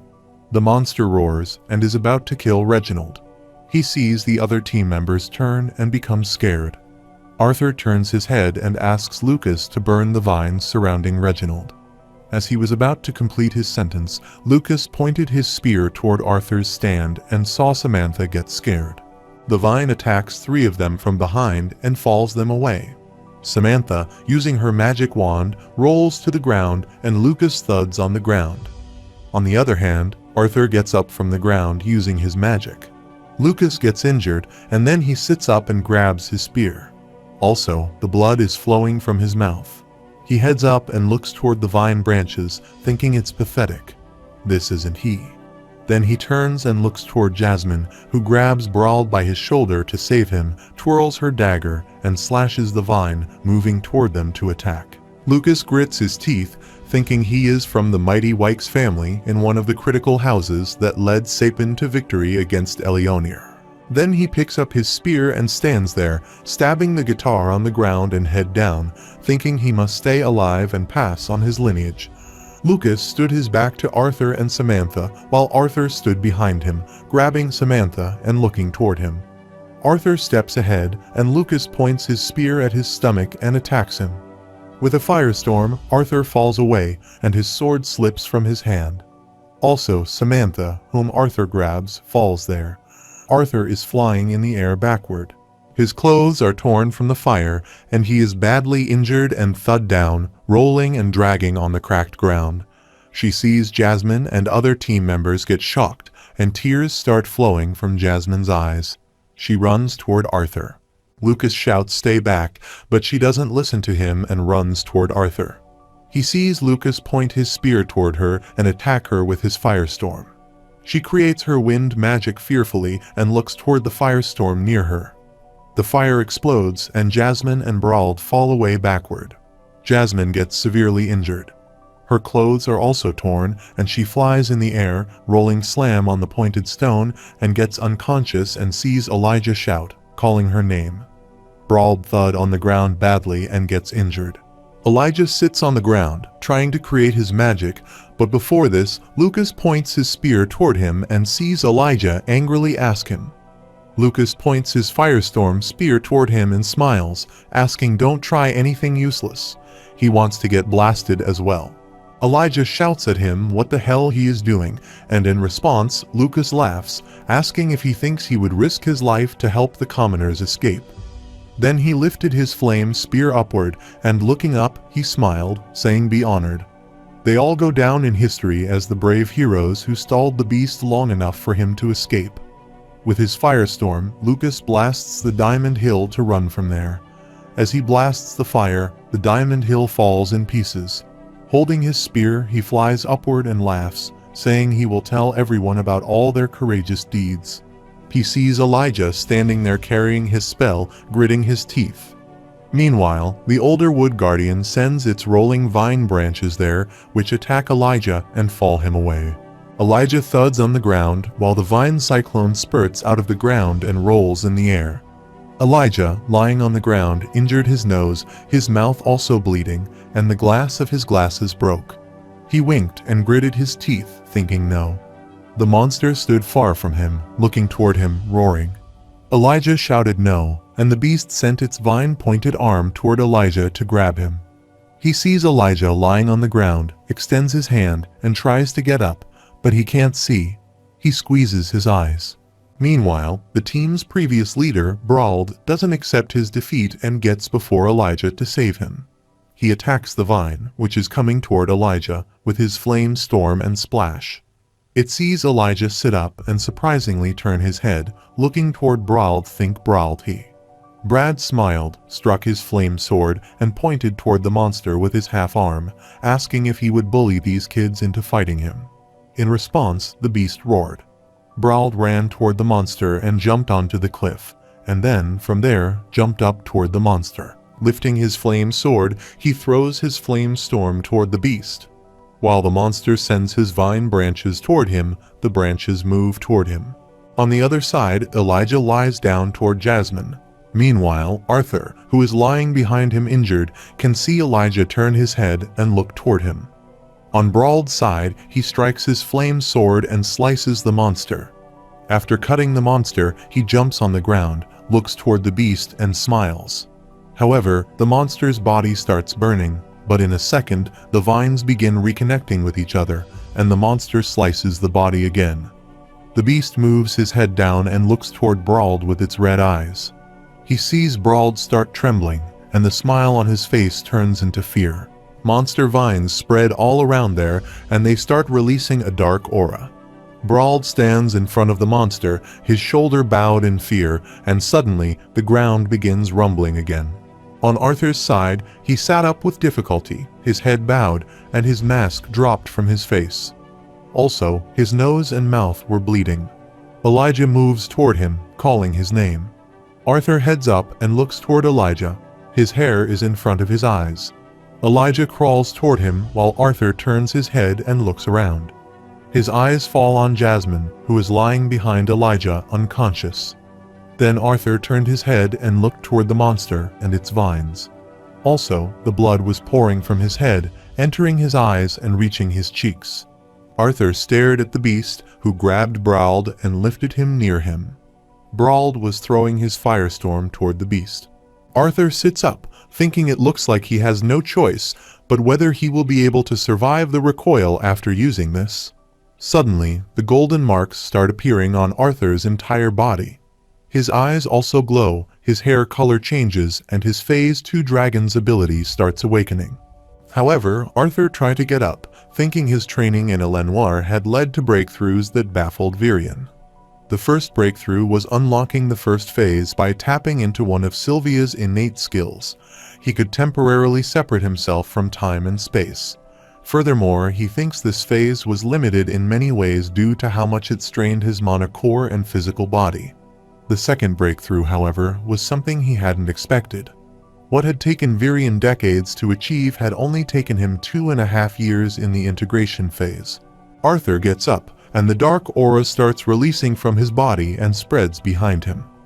On the other side, Sylvia sat on the beast to eat it, and she was utterly changed into a flying animal. She can telepathically connect to Arthur and understands that Arthur has activated his Phase 2 Dragon's ability.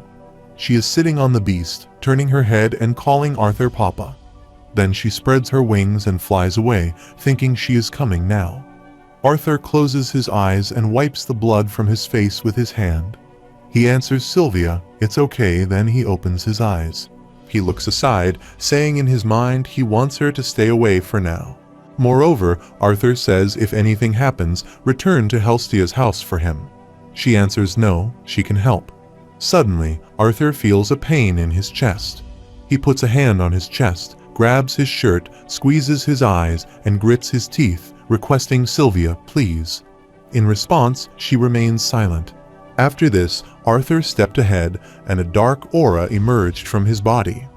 Sylvia answered him, "Okay, Papa, just be careful." Arthur takes off the rest of his mask and drops it. The mask thuds on the ground, and he steps toward the Elder Wood Guardian. A dark purple aura was emerging from his body. His eyes were glowing, and a bright light was emerging from his eyes. His hair had turned white. However, several words appear behind him with scratches like power, kill, God, superior, rules, law, universe, mana, king, etc. Arthur kneels and jumps up on the rock toward the Elder Wood Guardian. Arthur stood before him, pulled back the collar of his shirt, then activated his ice magic in his left hand, looked toward the Elder Wood Guardian, and asked, "Let's play." However, this was the first time fear flashed in the Elder Wood Guardian's eyes. Arthur created his ice magic jump toward the Elder Wood Guardian. Sees Elder Wood Guardian, sends his vines toward Arthur to kill him while Arthur is flying toward him on the other side. While moving toward Elder Wood Guardian in the air, Arthur thinks he doesn't blame Vision for knocking him out when he first released the integrate phase. While flying away, the blood spurts out of Arthur's mouth, and he grits his teeth, thinking, "Let's end this quick and hope he survives the backlash." Arthur throws the bullets of ice magic and splashes the vine coming toward him. Elder Wood Guardian roars and throws the bunch of vines toward him. As the monster was giant and it would take a lot of mana to freeze it, Arthur stood in the air, stepped on the vine, and froze it with his foot. While throwing his ice magic toward the vines to freeze them, Arthur girt his teeth, thinking even though he can utilize all of this ambient mana in this form, his body still can't handle this spell. However, the vines, which he froze with his magic, start to tremble. Using his Ice of Storm magic, Arthur, flying in the air, freezes all the vines and jumps toward the Elder Wood Guardian, thinking, "Come on." Arthur stood on the Elder Wood Guardian's body and froze it. The monster roared and ultimately froze. After freezing the monster, Arthur sighed and looked toward his hand, which was also frozen. Arthur turned that temperature to 0 degrees. Then Arthur stood on the freeze monster to create the flame magic in his hand. He used all his mana, the flame magic, the ice magic, and the lightning magic. He combined these three magic and created dark magic with it. Arthur clenched his fist, and the dark aura started emerging from it. The dark purple and black aura spread there. Arthur punched the frozen monster and crashed it. The dark aura spread around the beast and crashed its body into pieces. After crashing the monster, Arthur thuds on the ice ground while the blood flows from his eyes, nose, and mouth. He kneels on the floor and looks up.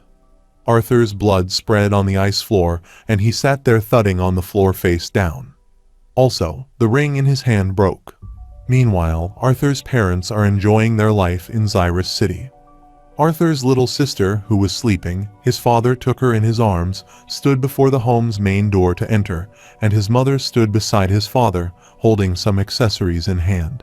His mother, looking toward his father, asks how their 8-year-old daughter still manages to play so hard that she passes out on the floor. His father smiled, opening the main door with his foot, answering her defense. After Lilia had her awakening, Ellie has been training hard to catch up. Then they move toward the room.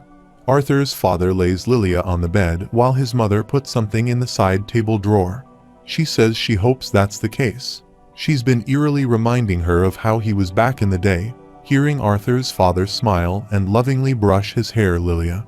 Suddenly, Arthur's mother thuds on the floor and sees Arthur's father turn his head to look. His father gets worried when his mother looks at her ring, which is glowing. Her mother, with a scared face, looking toward the ring on her finger, says it can't be right. The ring must be broken. After some time, Arthur gets injured lying on the ground with the pillow under his head, and he slowly opens his eyes, grits his teeth, and moves his legs and arms with difficulty. As he tries to move, he feels pain in his body, and due to the pain, he squeezes his eyes and grits his teeth. Lying there, he coughs and blood spurts out of his mouth and gets on the pillow. With teary eyes, Arthur turns his head, looking aside angrily, and grits his teeth while some call his name. Arthur turned his head and looked toward the guy. Nobody else but Elijah saved him. Elijah sits on the ground near him and sees Arthur in consciousness. He says, "Thank God he is awake." Arthur turns his head toward Elijah and says the gloves are broken crystal. Arthur's left arm is injured, and so is the arm with which he attacked the monster. Elijah sits beside and carefully listens to him, then grabs Arthur's frozen hand and pulls a crystal from his glove. He crashes the crystal, and a bright light emerges from that crystal. He turns that light toward Arthur. The light spread on Arthur, and his body started healing. While it was painful, Arthur gritted his teeth during the healing. However, the ice from his left hand starts melting, and his free arm slowly works. The ice melts, and Arthur takes a deep breath. Then he grits his teeth, remembering when Lucas attacked him with his fire blast, and then he remembers when Lucas, holding his magic, appeared to run away from the dungeon. Remembering that time, Arthur pressed the fingers of his left hand on the ground and the water and abused Lucas in his mind. Arthur, looking up, was thinking about Lucas while Elijah, sitting beside him, was healing him. After some time, when Arthur's wounds heal a little, he sits up, leaning against the pillow, and Elijah about Jasmine. Arthur feels a lot of pain, and he thud down again, seeing Elijah extend his hand and ask him to rest. Arthur, lying there gritting his teeth in pain, asks him where he is, Jasmine. Elijah, pointing aside, is over there. Arthur turns his head and looks toward her with his one open eye. Jasmine is lying there with the pillow under her head, unconscious, and Elijah tells Arthur she was hit a lot harder by Lucas's spell, and her body wasn't fortified with mana. Further, he says he had a medical kit on her, so he treated the burn, but he thinks there may be some internal damage too. She hears Arthur clenches his fist, then sits up with difficulty, extends his left hand toward Elijah, and asks him to take a gem from his glove and use it on her. Elijah nods and does the same that Arthur asks him to do. He takes the stone and crunches it. A bright light emerges from the stone, and he points that light toward Jasmine. As that light falls on Jasmine, she grits her teeth due to pain and gets unconscious again. Elijah sits beside her, sending that light toward her, and says her breathing looks better already. He thinks she will be okay with a few hours of rest. Arthur thuds on the pillow and closes his eyes, thanking God for Mother's healing beads. Then he slightly smiles and lays there relaxed, considering he hasn't felt this bad since he was 4 good times. On the other side, Sylvia, flying in the air, understood that Arthur was awake. Then she followed Lucas, who was running from there in an injured state, holding his spear. Ask Arthur Papa if he is awake now, is he okay? Arthur telepathically answers her, saying he is fine now, then asks her where she is. She flies in the air following Lucas's answer. She listens to him and stays away. Arthur responds, good, then says they are out of danger now, so they focus on her training. She answers that it's not essential. Papa hears Arthur say he can tell from their link that it's important. Then he says trust him, Sylvia.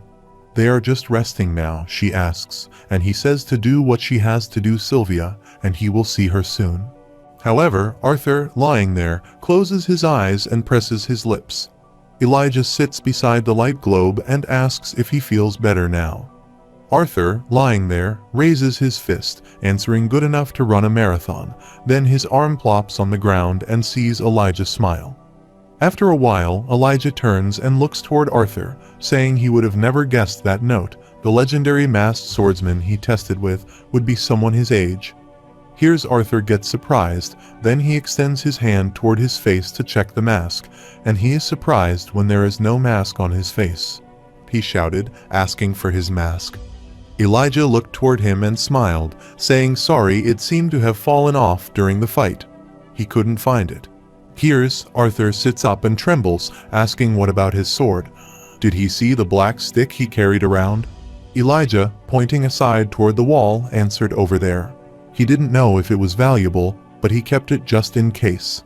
Arthur sighs and thuds on the ground, then thanks Elijah for saving Jasmine and him. Also, he thanks him for retrieving his sword when he could have easily escaped by himself. Elijah, looking down, adds, well, if he would leave him there half dead, that would put him on the same level as Lucas, then ask him, wouldn't it? Arthur smiles, answering, not nearly. Elijah surprisingly says he is more curious about why he stayed right when the Elder Wood Guardian showed up. Moreover, he says he saw Jasmine trying to get him to leave. Arthur laughed, answering, a king never betrays his people. Then he smiled and promised someone significant to him that he would become a better person and cherish the people around him. Looking toward him, Elijah turns his head and PFFT, adding he sounds like an older man. Then he turns his head and, looking toward Arthur, asks what kind of life he has been living up until now to have to promise someone that. Arthur's lying answer sometimes wonders himself, then says, but enough about that. Then Arthur turned his head and looked around, asking how long he was out for Elijah to sit beside the wall. He answered, head to tell, but more than a day. Arthur gets up and leans beside the wall near Elijah, and Elijah surprisingly looks toward him. Then Arthur sat beside the wall and put his hand on his stomach, and says they will be stuck there for a bit longer while Jasmine recovers, so they might as well take this time to get to know each other. Suddenly, Arthur feels pain in his body. Seeing this, Elijah gets up and steps toward him, asking him to be careful. After this, Arthur extends his hand toward Elijah, sees he is surprised, and then extends his hand to shake hands with Arthur. However, when Arthur extends his hand toward him and says he is Arthur Lewin, they both shake hands. While grabbing Elijah's hand, Arthur says he can call him Art. After this, Arthur sits there, raises his right hand, and rattles it against the metal wall, saying, so, Elijah, Knight of Dwarves. It doesn't seem to be naturally made. Then, looking toward Elijah, and asks if he is responsible for this metal shelter. Looking down, Elijah rubs his face with his index finger, and he conjures it just as the cavern caves in. Then he turns his head and, looking toward Arthur, says he thinks the Elder Wood Guardian's body was supporting the entire cave. Here's Arthur adds that if he is a deviant, he knows it's only possible to manipulate existing metal, not create and conjure it. Then Arthur looks aside and laughs, saying that he is a dwarf. Elijah turns his head and surprisingly looks toward Arthur. Then Elijah heads down, asking so much to keep secrets, and in response, Arthur chuckles and opens their eyes, asking to tell him about it. Elijah nods, then he turns his head and looks toward Arthur, smiling, saying how about this. Arthur surprisingly looks toward him. Then Elijah says he will also tell him what he did back there if he tells him what he did back there. Then he comes near Arthur and looks into his eyes, saying his hair has turned white. Then ask, and these shining symbols appeared on his body. Elijah came close to his face and pointed toward his eyes. Surprisingly, his eyes were glowing purple too. Arthur smiles and pulls Elijah back with his hand, saying okay, he will tell him about that. Elijah sits back a little, saying well, for one thing, he is right about his suspicions. While he was raised in the kingdom of Darv, he is not sure where he originally came from. Then he holds his head and looks down with a confused facial expression, saying Elder Rodius, who has cared for him since he can remember, always avoided the subject of his parents. His only childhood memories come in these confusing and painful flashes, and still, he was living a reasonably everyday life until he broke into the dark orange stage. Furthermore, he says after this weird surge of energy, he blacked out and was surrounded by these black metal spikes when he came to. After this, Elijah, looking toward his hand, says that after that happened, Elder Rodius told him it was time to leave and explore the rest of Dicathan. Without even telling him why then, he squeezes his eyes, saying it all happened so suddenly, and it doesn't help that he sometimes gets this feeling. However, Elijah's hand starts to tremble, and he stares. His hand says it feels like this itch that he can't quite scratch, but he knows it has to do with his powers and where he came from. Arthur sits beside the metal wall, folded arms, silently listening to him. However, both get surprised and turn their head to look at Jasmine, who is lying there snoring. Then, in their sleepy state, she says that fish is no good, Arthur, this one is tastier. Hears both surprisingly look toward her, and Elijah looks toward Arthur and chuckles. Arthur smiles and turns his eyes. After this, Elijah says he's wrong. He didn't mean to turn this into some weird emotional confession. Arthur laughs, responding, "Don't worry about it." Then Elijah asks him, "So what about him? What's his story?" Arthur turns his eyes, looks aside, and points upward with his 3 fingers. He answers he is a quadra-elemental augmenter with 2 deviances, ice and lightning. Listening to him, Elijah starts to get up. His head thuds with the rock, and a lump gets on his head. Elijah holds his head in pain, and Arthur silently looks toward him. Then he heads up, turns his eyes, and looks toward Arthur, saying he thought he was a freak, but he guessed he won. Then he asks Arthur, "Wait, but what was with those markings and color changes?" Arthur laughs, answering he is also a beast tamer. And what he saw back there was he releasing his beast. Will heard Elijah sit near him, holding his head surprisingly, looking toward him, asking the beast will wait, "How old is he?" Arthur answered he turned 11 a couple of months ago. Elijah surprisingly adds that he is older than him, and then tells him he will turn 12 in a few months. Then he turned his eyes and pouted, saying, but he guesses that's not something he should be proud of. Arthur PFFT and Elijah, looking toward him, spurt the saliva from his mouth and laughed, saying his face looked weird. Then on this, they both laugh. As they both were laughing and talking, Arthur suddenly felt pain in his body. He grits his teeth in pain. See Elijah come near him, asking if he is okay. Arthur pulls the healing stone from his glove, saying he is all right. Then he cracks that stone and points its healing light toward himself and Jasmine. Jasmine wakes up from sleep. As soon as her eyes open, she quickly gets up and moves toward Arthur. Arthur looks toward her, smiles and calls her name, then says she is awakened as he is about to complete his sentence, but before this, Jasmine hugs him. She hugs him tightly and starts crying, asking him for an apology. Jasmine sobs, then while crying, she says she is sorry Arthur got emotional, and there are tears in his eyes. Then he patted her head, responding, "It's okay." Then he hugged her too, saying he was fine, Jasmine. While Jasmine is crying and thinks she can't protect him again, Arthur closes his eyes and says he is the one being stubborn back there, and he should be sorry for dragging her into this mess with him. After this, while hugging her, Arthur thought has always been this small. Then he remembered when she hugged him like this many years before. Suddenly, Arthur feels pain in his body, and he squeezes his eyes to see Jasmine back away from him and, with teary eyes, asks about his injuries. Then, looking toward Elijah, she rubs her nose, asking if he still has their bags right. He answered yes. Then she says she has an emergency medicine kit in her bag, which should be enough to treat them both. After some time, Jasmine bandaged Arthur's injured leg, arm and chest. She tied the bandage and cut the remaining bandage from the knot with her dagger. Arthur thanks both of them for bandaging his wounds. Then, looking toward them, he says he feels a bit better already. Elijah grabs Arthur and lifts him.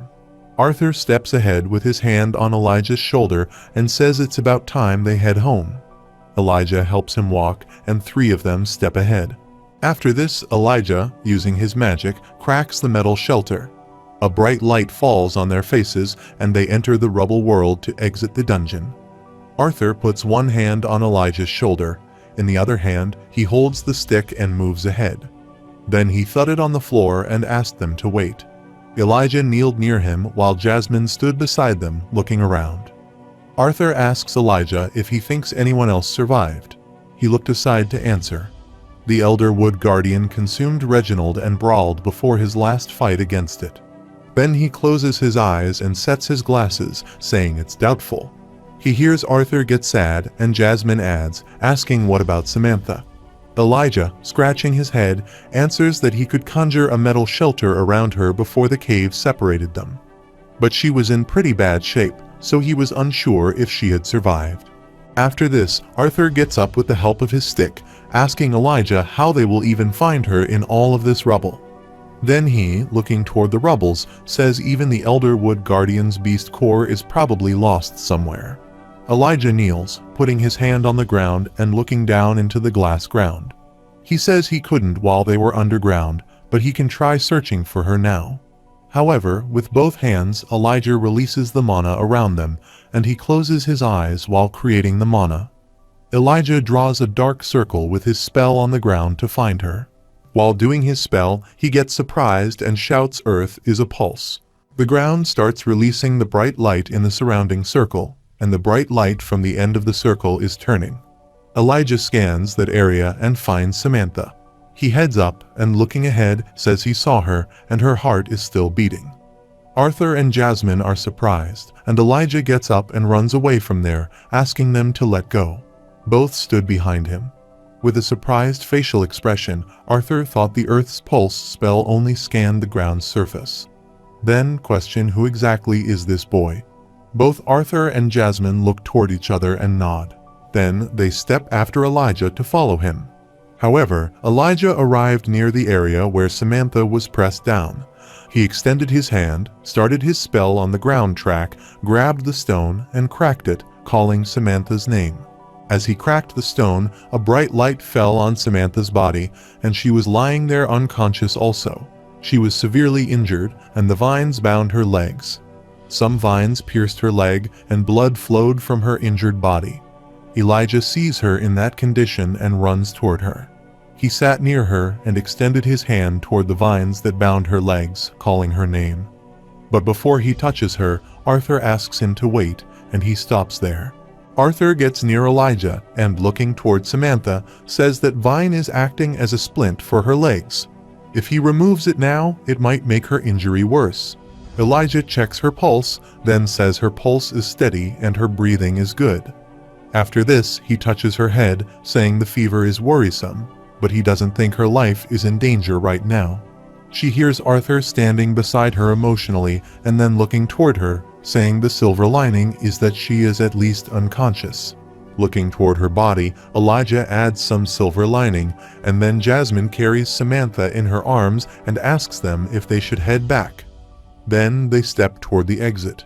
While Arthur still stands there with his back to them, he turns his head and sighs, thinking it will be impossible to find the Elder Wood Guardian's beast core in this mess. Furthermore, he thinks it looks like a priceless treasure will remain buried there, and then Arthur steps ahead after them. Suddenly, something thuds on the ground, and he sees them stop there. Elijah worriedly asks what is happening now. Arthur grabs his hand and looks toward him, smiles, answering okay. Then again, something thud near them, sees Elijah gulp, and an explosion occurs. Gritting his teeth, Elijah puts his hand over his face, and Jasmine, carrying Samantha, turns and stands with her back to that explosion. Elijah pulls his arm back from his face and opens one of his eyes to look. As he looks, he gets scared to see Sylvia there, his mouth wide open in fear. Jasmine stood there, turned, and excitedly looking toward Sylvia, said, "Don't tell her." Sylvia excitedly comes near Arthur, calling him Papa, and then says she is there. Arthur silently looks toward her while Elijah stands beside her and is speechless. Arthur lovingly looks toward Sylvia, answers yes, she is, and she has gained some weight, width, and height. Sylvia licks Arthur and soaks him with her tongue, and his hair curls upward due to her licking it. Arthur looks toward her and remains silent while she lovingly looks toward him and smiles. Elijah stood beside Arthur fearfully, pointing toward Sylvia, asked, "That's a wyvern, right? But it has 4 limbs." Elijah profusely sweats and trembles, asking to wait. "That's not a dragon." Right then, he says no, it can't. Arthur moves toward Sylvia and stands beside her, answering Elijah. She is a dragon, and she hears Elijah fearfully say, "Don't look at him like he is the weird one." Arthur holds his head and lovingly brushes her, saying this is his bond, Sylvia. Sylvia, head down, stands before Arthur and sees Elijah. surprisingly saying that dragons were thought to have gone extinct for centuries. Patting Sylvia and looking toward Elijah with a smile, Arthur answered that he needed him to keep her a secret. After this, Arthur, looking toward Jasmine, says she already knows about her. Sylvia lovingly looks toward Jasmine, then goes near her and slurs her too.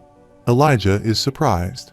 However, the hairs on the front of Jasmine's head curled upward, and she stood there silently with a surprised face, carrying Samantha in her arms. Jasmine closes her eyes, shakes her head, and sets her hair. Then Elijah, with a sad facial expression, adds he is 11 years old, quadra-elemental deviant in 2 elements dragon bond. As Elijah said this, Arthur stepped ahead and climbed onto Sylvia's feather, then sat on Sylvia and helped Jasmine sit Samantha on Sylvia's back. Elijah sighs and shakes his head, and Arthur sits on. Sylvia calls his name. Elijah surprisingly looks toward Arthur, and he carries Samantha in his arms and asks Elijah to let go. After this, they sit on Sylvia. She flies and moves toward the dungeon entrance cave side. A beast sitting on the ground near its companion corpse was wiping its face. As the beast notices Sylvia coming toward it, the beast gets scared, its eyes wide open. The reflection of Sylvia coming toward it becomes visible in its eyes. The beast hides in fear while Sylvia flies a little further. They land in the heated area, and Jasmine and Elijah leave Sylvia. While Arthur sits on Sylvia, carrying Samantha in his arms, Elijah and Jasmine step ahead, holding her dagger to check the area. She sees humans there. The warm monster comes out of the ground. Sylvia turns her head and angrily looks toward the warm monster. The warm monster, with Sylvia's presence there, gets scared and goes back underground, nodding in nope. Meanwhile, a group of monsters arrives, and Jasmine and Elijah step ahead to defeat those monsters. The monsters scream, but as soon as Sylvia plopped forward behind the wall, she saw her monster get scared and go back from there. Jasmine is surprised, and Sylvia proudly looks toward Elijah, while Elijah stays silent. After this, Elijah, pointing toward Sylvia, asks Arthur why he didn't bring her with them from the start, and in response, Arthur chuckles. Meanwhile, Samantha, a little bit and creates a little voice, sees Arthur turn his head and look toward her. After this, Elijah removes the pillow and other accessories from his back, and Jasmine moves toward Arthur and gets Samantha from him. She carries her in her arms, lays her on the ground, and puts the pillow under her head. Samantha opens her eyes, and looking at them, tears fall, and she sees both Arthur and Jasmine get emotional. With teary eyes looking toward Arthur, Samantha says he looks better without his mask. He responds, and she stops talking. She needs to save her energy. Then she put a hand on her stomach, which she covered with black clothes, says hold on, look what she found. As soon she pulled back the clothes, Arthur's face mask and the beast core were lying on her stomach. However, 3 are surprised to see Arthur's smile and get emotional. Then she takes that mask from her and appreciates her for her excellent work. After holding the mask, he turns his head, looks toward Jasmine, and says they will sell the beast core after things calm down, and split the profits amongst them. Jasmine turns her head and shakes, answering she doesn't want it. Then she looked toward him and smiled, saying he was the one who deserved it. Arthur turned his head and looked toward Elijah, and he surprisingly makes a cross sign with his arm, saying don't look at him. He doesn't want it either. Samantha taps the beast core in Arthur's hand, and he looks toward Elijah, gritting his teeth and asking what he even knows how much this is worth. He doesn't want it. Samantha puts that core in Arthur's hand, and he surprisingly looks toward her with a smile on her face. Looking toward Arthur and says thanks to him. She is alive. Further, she says it's more than fair that the one who single-handedly killed it deserves the reward. Holding the beast core in his hand, Arthur emotionally looks toward it and presses his lips. Then he turns his head, looks at Jasmine and Elijah and sighs. Then, grabbing the beast core in hand, he thanks them and hears Elijah setting his glasses and smiling. After this, Arthur checks Samantha's pulse, then looks toward Jasmine and Elijah and asks if they can too go to the guild hall and bring some help. Then he says he will stay there with Samantha. Both nod and get up. Elijah suddenly remembers something and then stops there, saying before they leave, he will leave his stuff there if he needs anything. However, he uses his magic ring, pulls out Arthur's accessories and puts them near him, and then they both leave. Arthur, from his bag, takes out the letter and then, holding the letter, thinks there it is. Then he opens the letter and burns it using his fire magic. That letter flies upward in the burning air, and Arthur sends the ashes of his fire magic upward, thinking there is at least a way they won't be worried until he gets back home. Arthur turns his head and looks at Sylvia, asking why she got this big by hunting mana beasts and eating their cores. Sylvia roars, hunting a lot of mana beasts. Arthur looks toward her and smiles, asking if she can still transform. Sylvia nods and starts transforming herself into her original shape. She closes her eyes and opens her wings. A dark aura emerges from her body, and she draws a magic circle around her. Then her body parts slowly start transforming, and she returns to her original body. Sylvia ran toward Arthur. He extended his hand toward her and then patted her head lovingly. She closed her eyes and smiled, and in response, Arthur smiled. Suddenly, Arthur feels pain in her body. He grits his teeth and starts to tremble. Sylvia gets worried and worriedly looks at him. After this, Arthur grabs the beast's core and tightly holds it in his hand, thinking it will take a few hours for them to return. Further, he presses that beast core, thinking he should be able to recover with this beast core and his assimilated body. A bright green light emerges from the beast's core, and Arthur holds it, closes his eyes and sighs. The green light circulates in the core and spreads around Arthur's body. Arthur, while healing his wounds, remembers the time when Lucas attacked him with his fire blast and injured him. Further remembering that time, Arthur thinks Lucas Wykes, son of a noble family notorious for their unethical practices to produce powerful mages. Because of what he did, Brawl died, and so many of them got hurt. However, Arthur picks up his mask and wears it, thinking that if he wants to settle things properly, he must be careful. Because one thing is sure, no matter how long it takes, he won't pay for mere petty revenge. However, the people of the guild hall arrive in the dungeon. They check the area and the shields and weapons of the missing people. They inspect the entire situation and make a record of it. On the other side, Samantha was admitted to the hospital as she was severely injured. Her legs and arms were bandaged, and the doctor stood beside the bed and was writing something on the note. Also, the guild hall inspection team members took Braul's dead body with them. There, his family members, while looking at him through the glass window, were crying. After this, in the guild hall in Caspian's office, Jasmine and Elijah provide information on all events to Caspian. While Arthur, wearing a mask, sits on the couch some distance from them, Elijah explains to Caspian how Vines killed Creole and how the Elder Wood Guardian attacked them and killed Brauld, and how Oliver was struck by that fire blast and his entire body was burnt, leaving only his skeleton lying on the ground. Meanwhile, Arthur sits on the couch behind them and asks if this is enough. Both Elijah and Jasmine turn and look toward him. Then Arthur, looking toward Caspian, says he knows how rare occurrences like this are, but they have already given their accounts. With a sad face looking down, Caspian is holding the paper and sighs, responding that he is right and will let the three of them get some rest before the hearing. Suddenly, the guards slam the office door. They all turn and surprisingly look toward the door. Holding his spear, Lucas enters the office with his guards with an evil smile, looking toward the three of them and saying they made it out alive. Also, his legs and face were bandaged. See him there, Jasmine took out her dagger, and Elijah activated his spell to attack him, asking him how he could. Arthur raises his hand and asks them to stop there. They turn and look toward Arthur and stop there.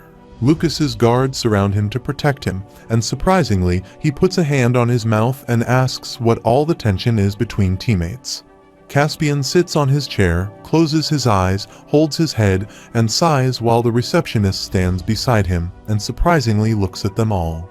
Caspian opens his eyes and peeks toward Arthur, while Arthur sits there on the couch poof.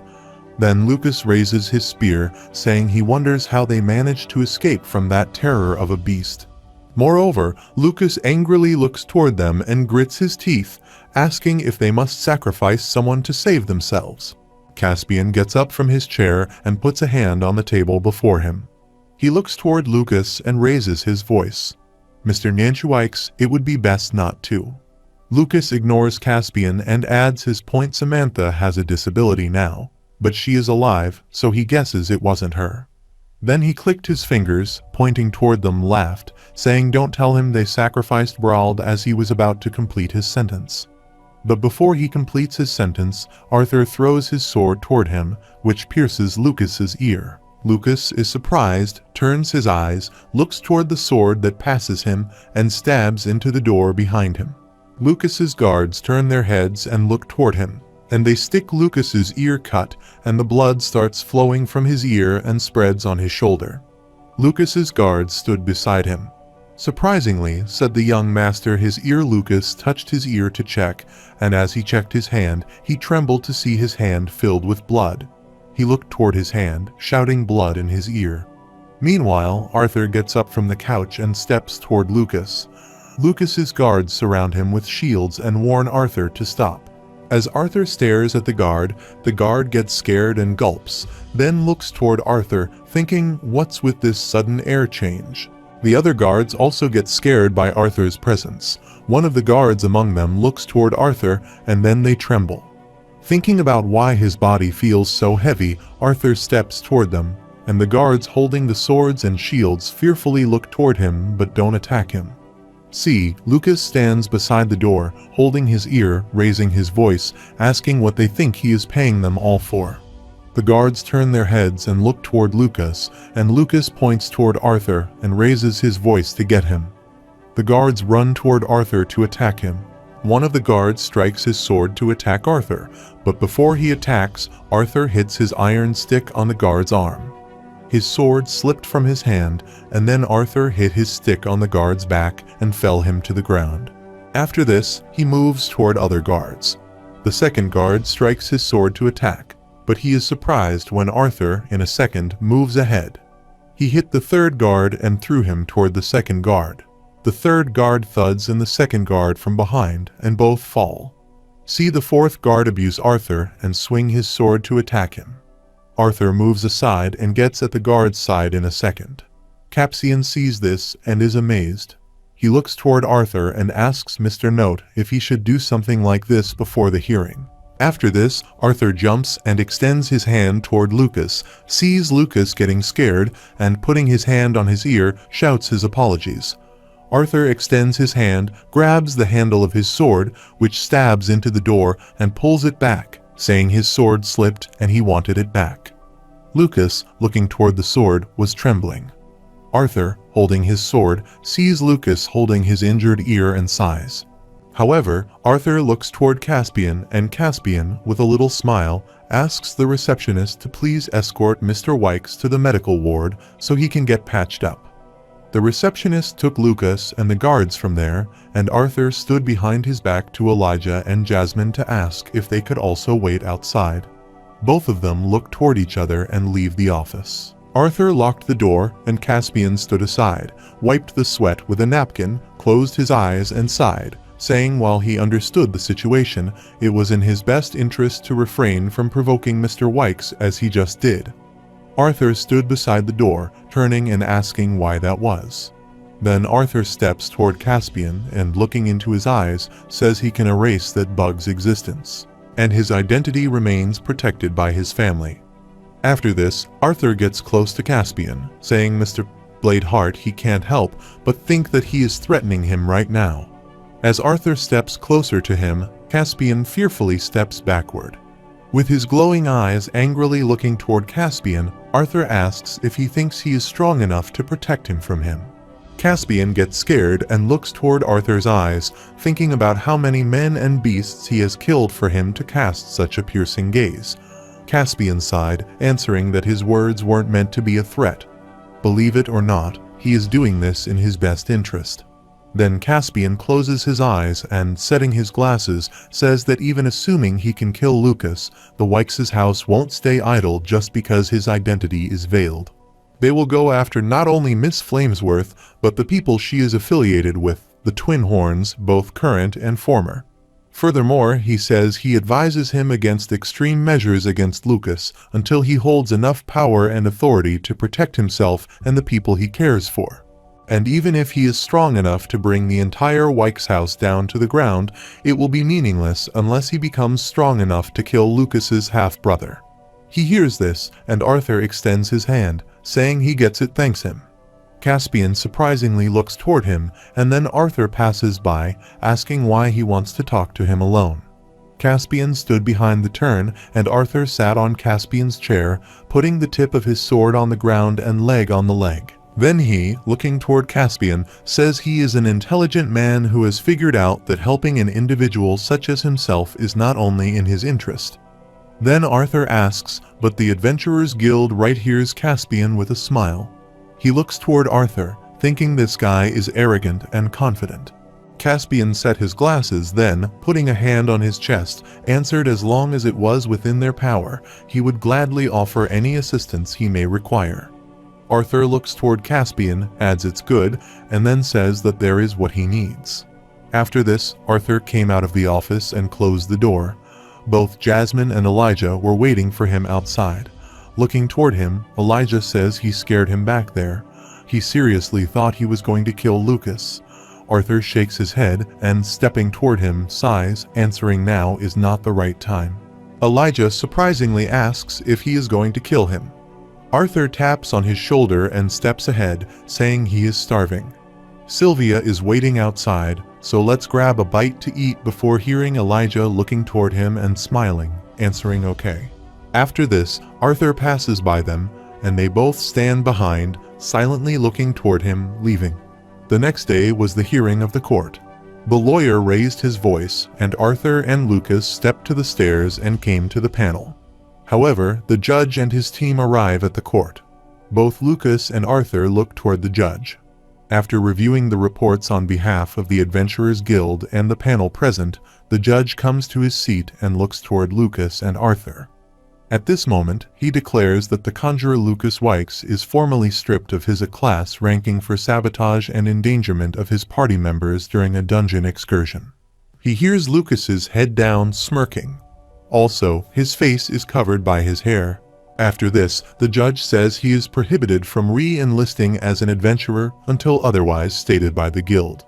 However, the other judge bangs the gavel, and then a soldier comes to Lucas and extends his hand to give him the card, saying, "Mr. Wykes, please hand in his card." Lucas takes the card while Arthur stands there in the panel thinking figures. All he gets is a slap on the wrist for something that would have customarily placed him in prison.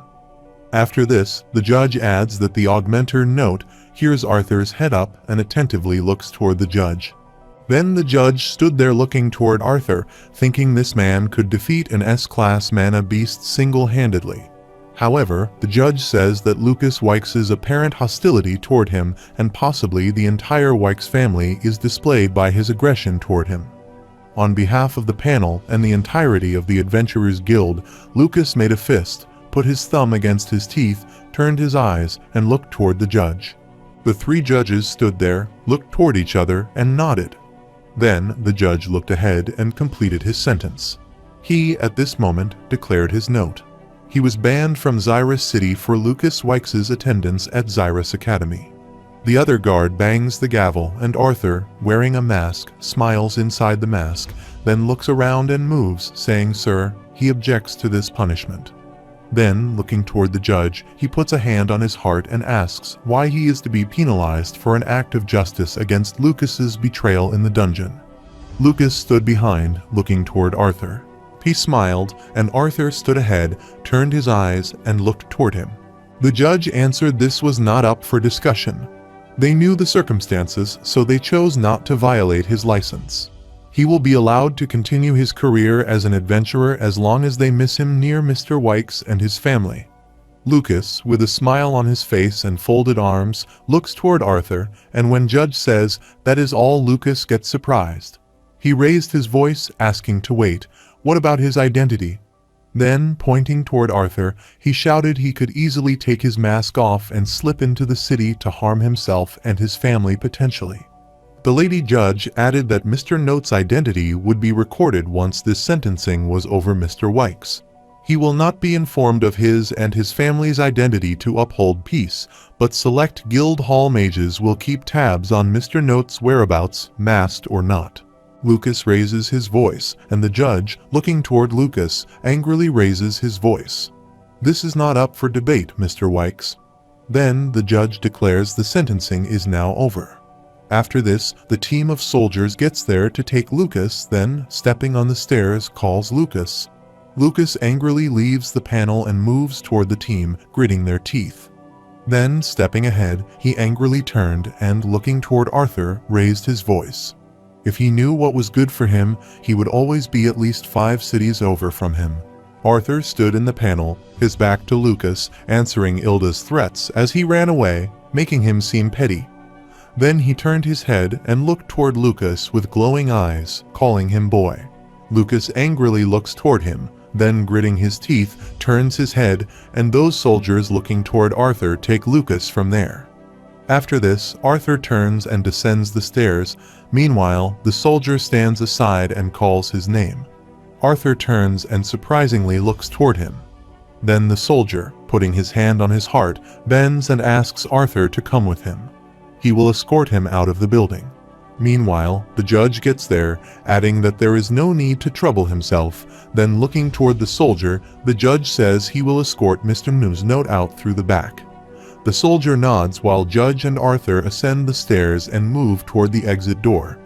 The judge took Arthur to the library. There, he opened the door and entered. Arthur stepped after the judge. The judge closed the door and sighed, then stood beside the door. The judge looked toward Arthur and asked if he trusted this little charade, Mr. Note, to his satisfaction. Arthur stood his back to the judge's answer. It was believable. Then Arthur turned his eyes and looked at the judge at his back, and they thanked him for his cooperation. The judge responded that there was no need. It wasn't done on his behalf. Then the judge, looking aside, says he sincerely hopes he can trust him not to cause further trouble. After this, the judge steps ahead toward the book's rack, saying they cannot forever hide the truth from the Wykes family. But they shouldn't bother with him if he does not act against them. Arthur steps after the judge and smiles, answering he is more careful than he looks at his honor. The judge picks a book from the book rack and then, looking toward Arthur, says he predicts that there will be a time when they will call upon him for a favor. Arthur stepped ahead, and the judge stood behind him, folded arms, saying it would be much appreciated if he remembered what they did for his day. Arthur steps ahead and answers. He sees that the heads of the Adventurers Guild are pretty resourceful. At least he has the sense to know whom to back. Then Arthur stops a little further, turns his eyes, saying he will remember, and leaves while the judge stands behind, thinking Caspian was right. What a genuinely frightening individual. After this, Arthur steps toward the exit door. He opens the door by pushing its handle and comes out of that place. As he opens the door, a bright light spreads before him. He came out of that place and closed the door. Meanwhile, Sylvia runs toward him, calling him Papa. She sees Arthur surprisingly call Sylvia as he is about to call her by her full name. But before this, Sylvia bams him and hugs him. Arthur slightly bends, and she sits on his shoulder.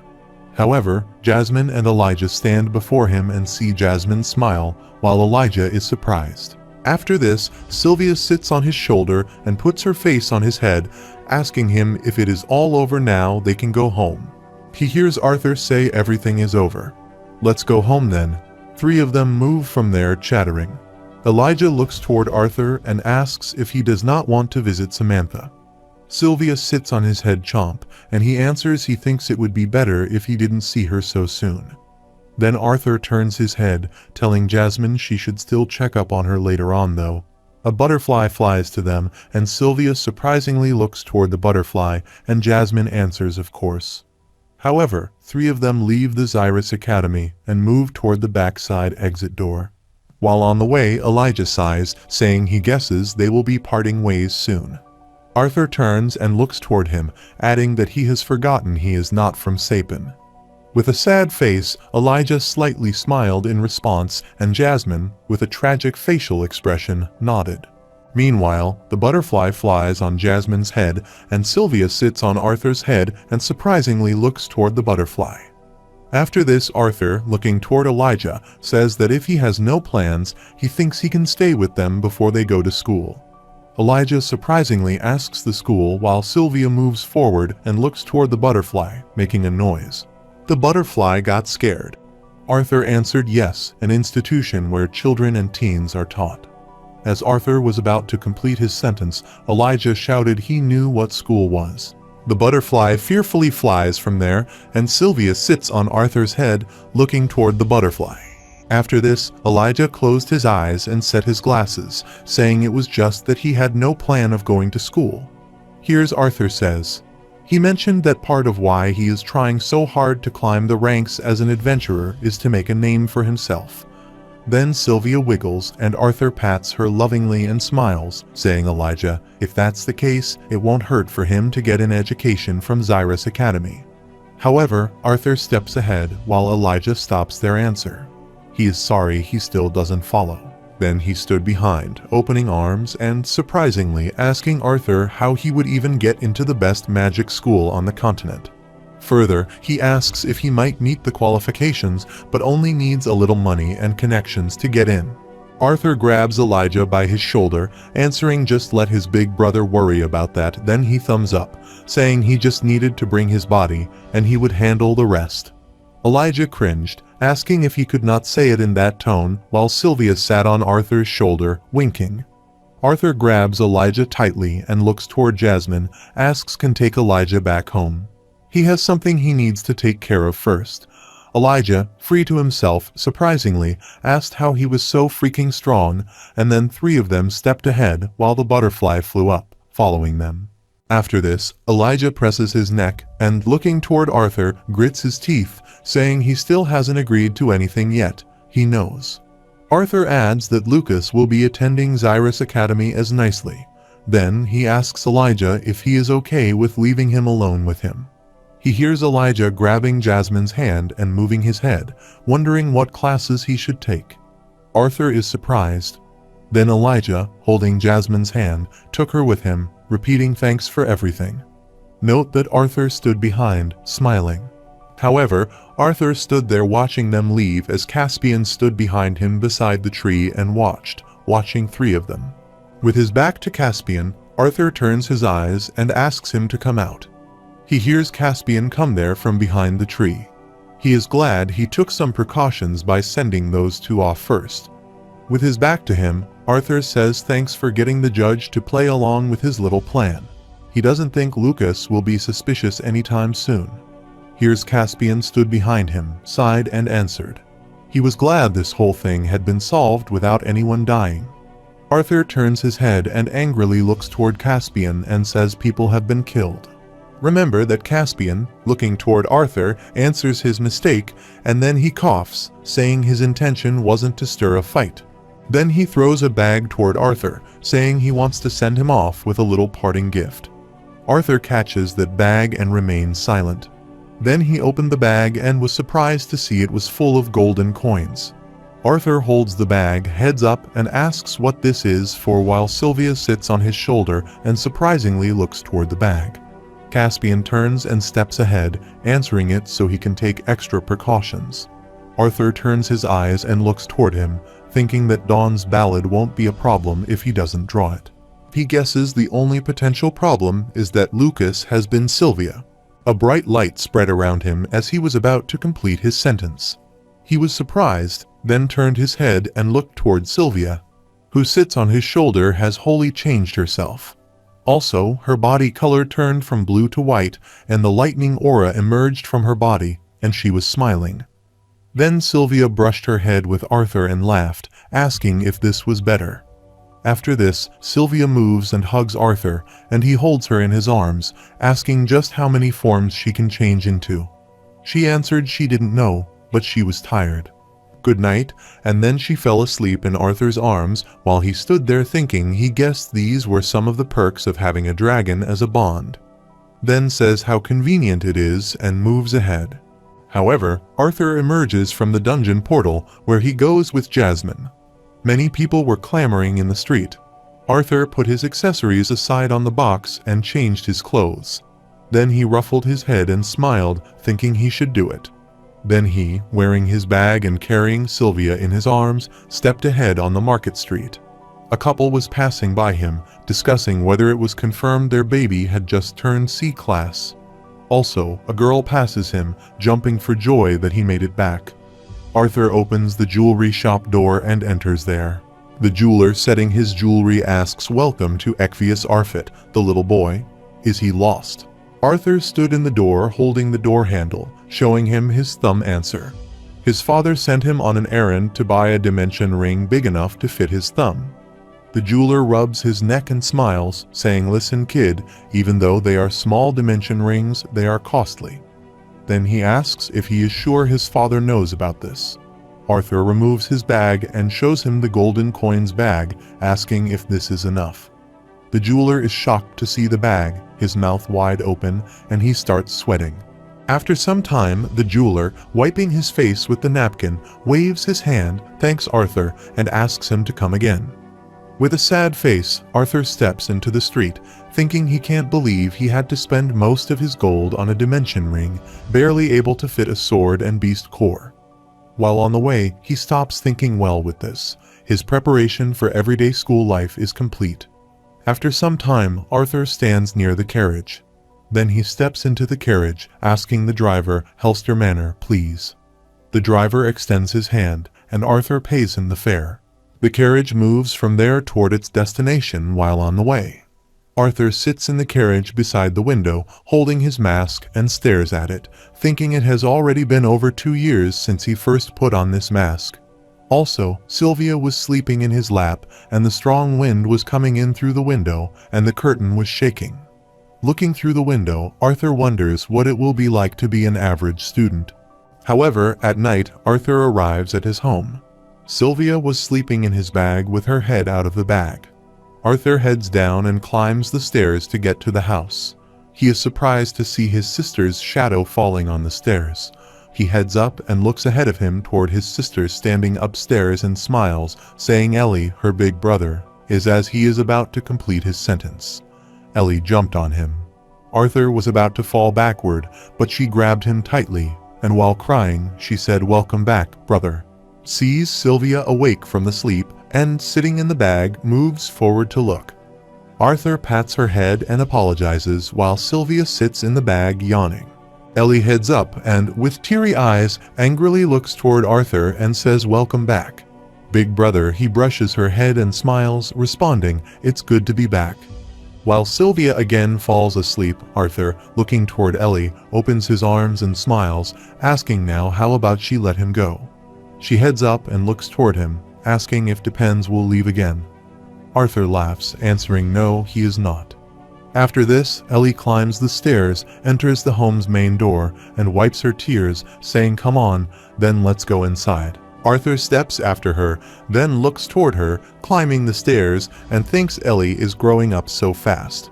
However, Arthur gets scared thinking about this, and then he guesses that she will soon go on a date with Decapriardis Roman IV. Further, he assumes that soon, the day will come when she hugs Decapriardis Roman IV and raises her voice, saying, "Go away, brother, she is going on a date." Arthur starts to panic, and he scratches his head and grits his teeth, thinking, no, this can't be. Meanwhile, his father and mother excitedly descend the stairs and run toward him, opening arms and calling his name. Arthur's father grabs and lifts him, asking if his hair is the only thing that's growing. Arthur tickles his father's cheek, answering he could say the same thing about his beard. It's even more unruly than before. Then he asks if he is trying to cover his wrinkles with it. He hears his father laugh, and his mother and sister stand beside smile. Then his father, while laughing, takes him down, and his mother presses his head, asking what her unruly husband is talking about. Arthur laughs and gets slightly bent, and Sylvia, while sleeping, falls from his bag and thuds on the ground. Ellie looks toward Sylvia, pushing her father's shirt. After this, Arthur's mother pats his head, and he winks. Then she lovingly looks toward and hugs him, saying she would skip the part of the worried mother this time. While hugging him, her mother bursts into tears and says she is glad he is back in one piece. Arthur also gets emotional, hugs his mother, smiles and says, "Thanks, mother," and that he is sorry for constantly worrying her. However, Vincent, with his wife and Elijah, gets there and hides beside the door. Move forward, Vincent coughs, saying not to ruin the mood. But they would also like to welcome back their son, who sees his wife standing beside him, plucked on his head, calling his name. Vincent grits his teeth, and she laughs, saying she told him to stay entirely so they could have their moment. Ellie, carrying Sylvia in her arms, laughed also. Sylvia was sad because she was thud on the floor. Arthur's mother hugged him, and his father stood beside her mother, putting a hand on her shoulder and laughing. After this, they all sit in the lounge there. Elijah and his father sit on the couch while his mother, holding the cup of tea, stands beside the sofa. Arthur's parents and sister were sitting on the couch, and he approached them after changing clothes. Arthur stands beside and looks around and sees his mother looking for something, and he answers there seem to be a couple of faces missing. Elijah gives Arthur a letter telling Jasmine to leave this letter for him before she leaves again on a mission with the twin horns. Arthur extended his hand and took a letter asking if she left already. Then he opened the letter and read it, and it was written in the letter. Arthur had fun. Thanks, see him later, sincerely, Jasmine. Also, before the sincere word, she writes love, but scratches these words with a pencil. Arthur read the letter asking how very Jasmine was, then he got emotional and folded the letter, saying it was a shame he couldn't see her off. Arthur's father waves his hand and smiles, saying they will be back. The twin horns are like warts he can't get rid of. Arthur says well, now he knows where Jasmine went, but where is as he is about to complete his sentence. Elijah's parents excitedly look toward him. His mother smiles and says he is right if he is looking for Lilia. She is also not there. Their daughter is. As she spoke, Elijah's father excitedly got up, adding their daughter is currently at Xyrus Academy, which she started attending last fall. As he was about to complete his sentence before his wife angrily pulled his hair, he cried, shouting he wanted to tell Arthur. However, Arthur answers that's great to hear. Then Elijah's mother looks toward Arthur and with a smiley face says it's all thanks to him, Arthur. The Helstias will forever be in his debt, and his husband sits on the couch excitedly, making a fist of his hand, adding she is right. They would have never imagined a mage coming out of the Helstia house after generations of nothing. Arthur smiles, answering that he is unsure about debt, but looking toward Elijah, he says he might have a favor or two in mind. Elijah surprisingly looks toward Arthur. Meanwhile, Arthur's father thumps his foot on the floor and jumps on the couch, indicating they know where everyone is. Also, when he jumps on the sofa, Sylvia's tail goes under him, and she is lying on the couch and pulls back to release her tail. Arthur's father excitedly looks toward him and points to him, asking to tell them all about his dungeon dive.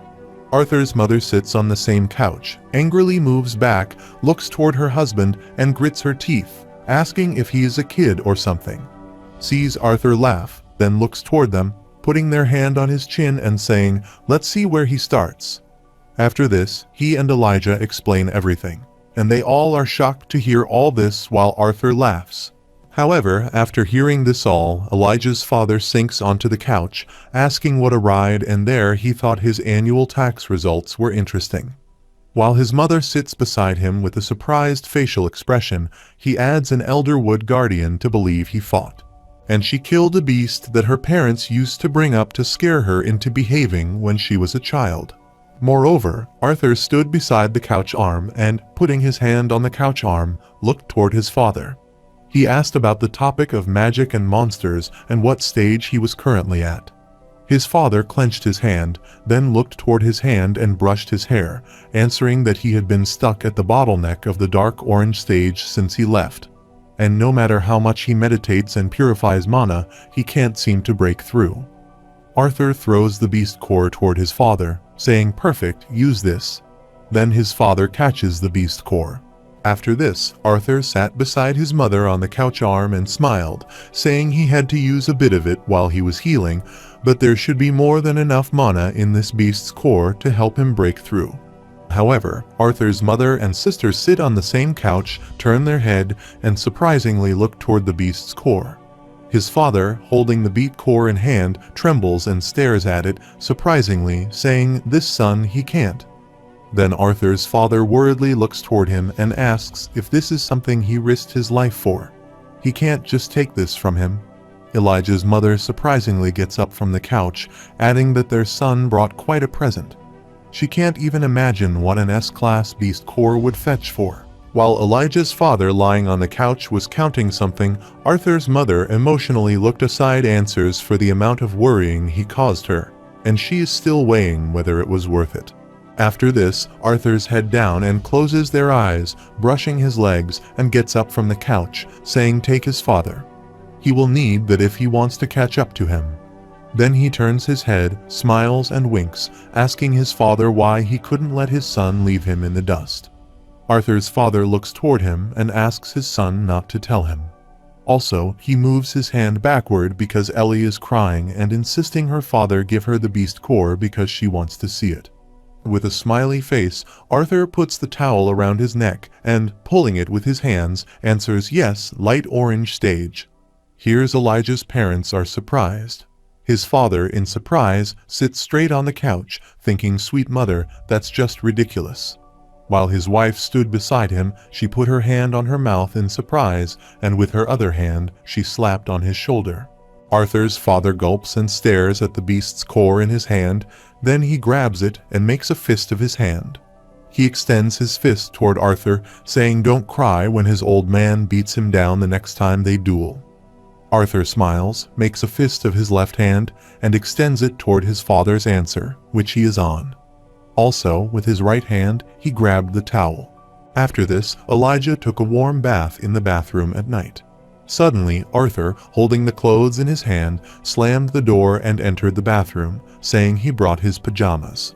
Elijah sees him there and shouts he is naked. Arthur takes a side, puts the clothes on the side, and puts his index finger in his ear, saying relax, princess.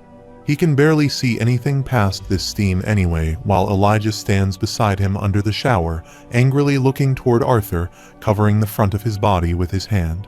Then Elijah asks Arthur for his promise, and Arthur leaves the bathroom and closes the door, answering nope. Arthur exited the bathroom and stood beside the door laughing, while Elijah shouted at him in the toilet. Sylvia sat beside the table, silently looking toward Arthur.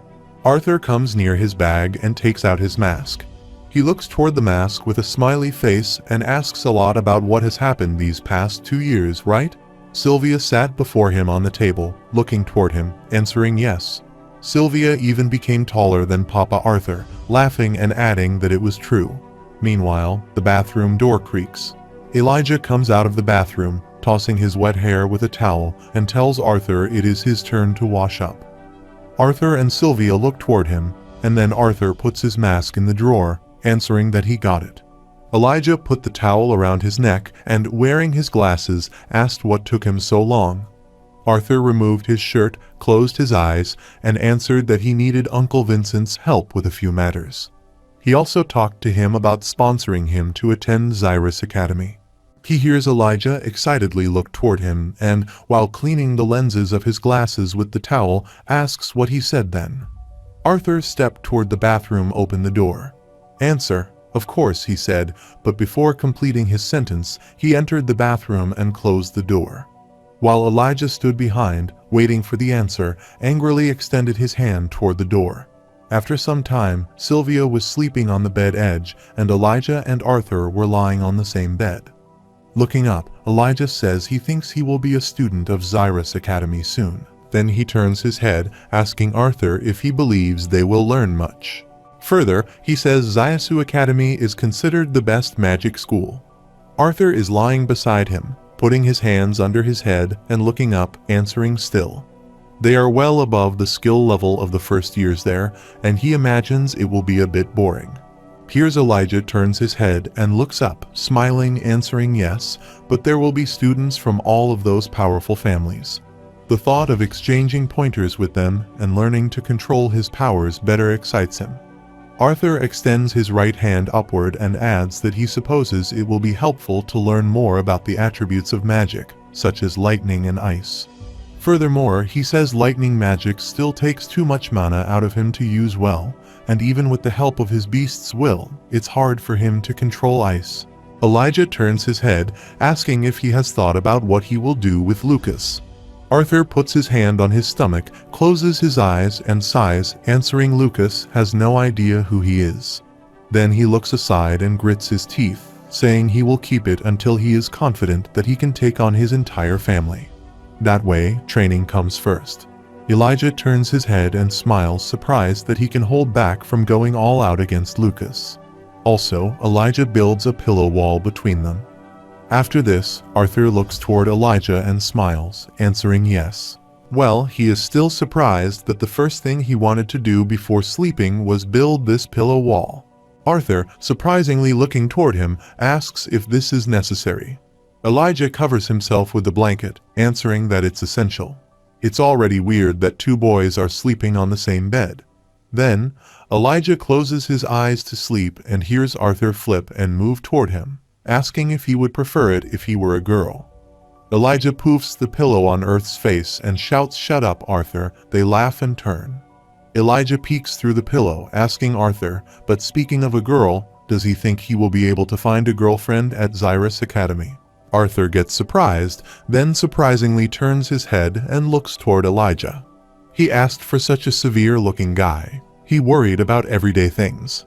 After this, Arthur takes tongs, yawns, and closes his eyes, saying don't worry, he is sure he will meet a nice black-haired girl with glasses. Then they both will marry and make cute babies with black hair and glasses. Elijah sits up and leans against the pillow, looking toward Arthur and asking if he thinks babies are born with glasses. Then Elijah adds that he is sure he won't have trouble getting the ladies with his disgustingly princely features. Looking toward him, Arthur smiles, asking if he smells a hint of envy. In response, Elijah asks him if he is smelling just a hint. Then Arthur takes a turn to sleep, saying don't worry. His four-eyed friends, the girls their age, look like babies to him and now get some sleep.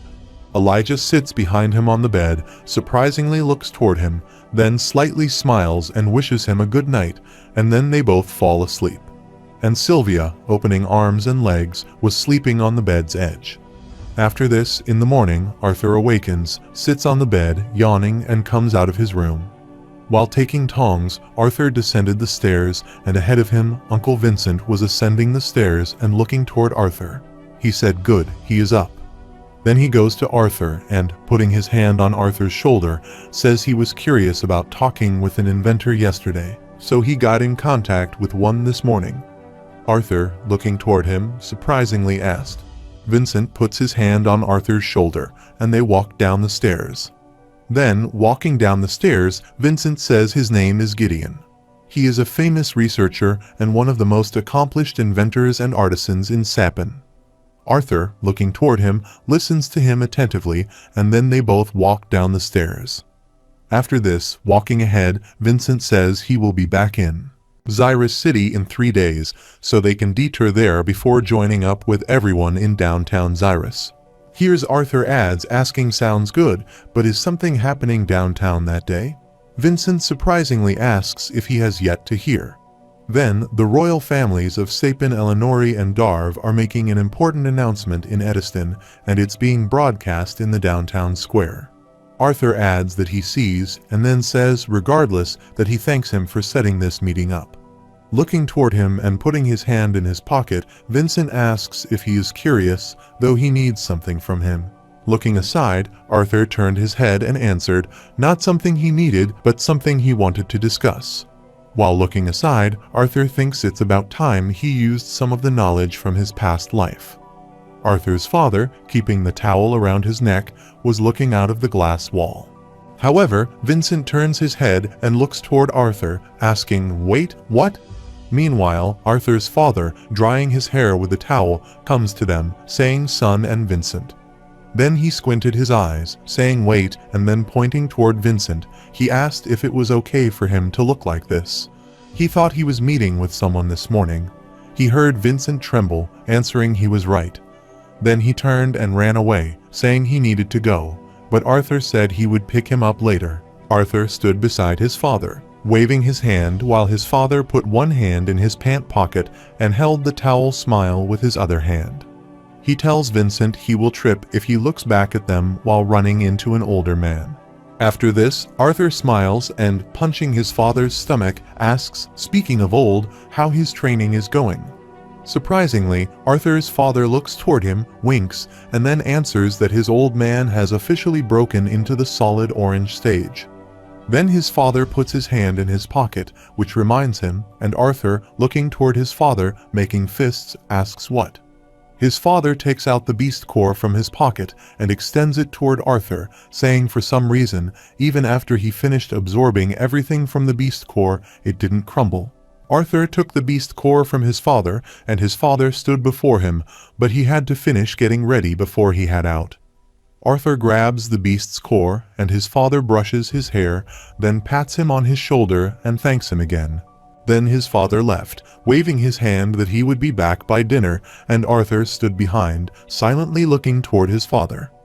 After this, Arthur grabbed the beast's core and moved toward the corridor. While stepping into the corridor, he was lost in his thoughts. The maid holding some accessories with her cat passed him, thinking how weird. Arthur comes to the lawn side and sits there, then sits. There, he held the beast core in his hand, and looking toward his hand, he wondered why it didn't crumble. He put the hand in which he grabbed the stone to his heart and closed his eyes. The stone started releasing a bright aura, and darkness spread around him. However, Arthur got up, and a bright light started emerging from his body. He stood there holding the stone. Suddenly, he surprisingly opened his eyes, turned his head, and looked toward the beast's core, thinking there was a beast inside the core. Moreover, beasts will be a coveted force that grants users unique and powerful magic, obtaining only through a powerful mana beast passing on their only will. And taken from within their beast core, Arthur grabbed the beast core, looking aside and thinking about what would happen if he integrated with two beasts. Is it even possible? Then he closed his eyes and thought only one way to find out. He grabbed the beast's core and entered the vanishing space where the Elder Wood Guardian was before him. Arthur moves toward the Elder Wood Guardian, flying in the air and covering himself with his mana. A dark aura was released from Arthur's body, and he stood before him, closing his eyes while the Elder Wood Guardian moved toward Arthur. However, Arthur uses his mana to create the dragon will, sees the Elder Wood Guardian, and gets surprised, then sends that dragon will toward the Elder Wood Guardian. The beast will open its mouth to attack the guardian spirit, but before this, Arthur's attention breaks, and the beast's core falls from his hand and thuds on the ground. Arthur, looking aside, thinks that was close. Then he looks toward his hand and thinks a little late, and his dragon will destroy the Elder Wood Guardian beast's will. Arthur, sitting there, bends and picks the beast's core from the ground. Then, staring at it, he wonders why father couldn't absorb the beast's will. Therefore, Arthur remembers the Virian lesson when he tells him the beast's element and the mage's element attribute must be compatible, and don't forget it. Virian points his finger toward Arthur's cheek and shouts at him, "Don't forget Arthur's smile," thinking right. Then Arthur smiles and feels if that's the case, he knows exactly who to give this to, and he wonders how she is doing. However, the next few days flew by in a daze. While he made sure to continue training, he always made time to hang out with his family. Spending the days how an ordinary boy would, Arthur spent more time with his family, and during that time, he continued training. In the physical fight, he picks Elijah and throws him on the table, and the table gets cracked. After some time, Arthur and Elijah slept in their room with Sylvia. Ellie creaks their room door and enters, wishing them good morning, brother. Then, looking around, Mother says to come down and eat breakfast. Standing at the door, her eyes fell on Arthur, who was lying on the bed and putting his legs on. Elijah was talking in the sleep. In sleep, Arthur asked the jeweler shop owner if he wanted that fancy dimensional ring. Also, Sylvia was sleeping on Arthur's head. Ellie steps toward Arthur, saying their mother told them to prepare for the announcement day. Then she looked toward Arthur, calling, who was snoring. She looks toward Arthur, smiles, and pulls on her dress, saying, "Dear brother, wake up." Saying this, she jumps on Arthur. However, Arthur and Sylvia slam Arthur's thud on the bed while Sylvia slams Elijah, and Elijah, in a sleep, fearfully shouts and gets up. Arthur, lying on the bed, feels dizzy smoke coming out of his mouth, and he, in a sleepy state, shouts at Ellie, saying she is too big to be doing this. Ellie, putting their hand on her mouth and lying on Arthur, asks if he calls her fat brother. Arthur turns, answering that they are teaching her some weird things at that school for proper ladies. Ellie sits beside him and pats him on his back. Then she pats Arthur's back and gets up, saying be sure to get ready and go down for breakfast. Mother, and she is heading there first with Auntie Tabitha.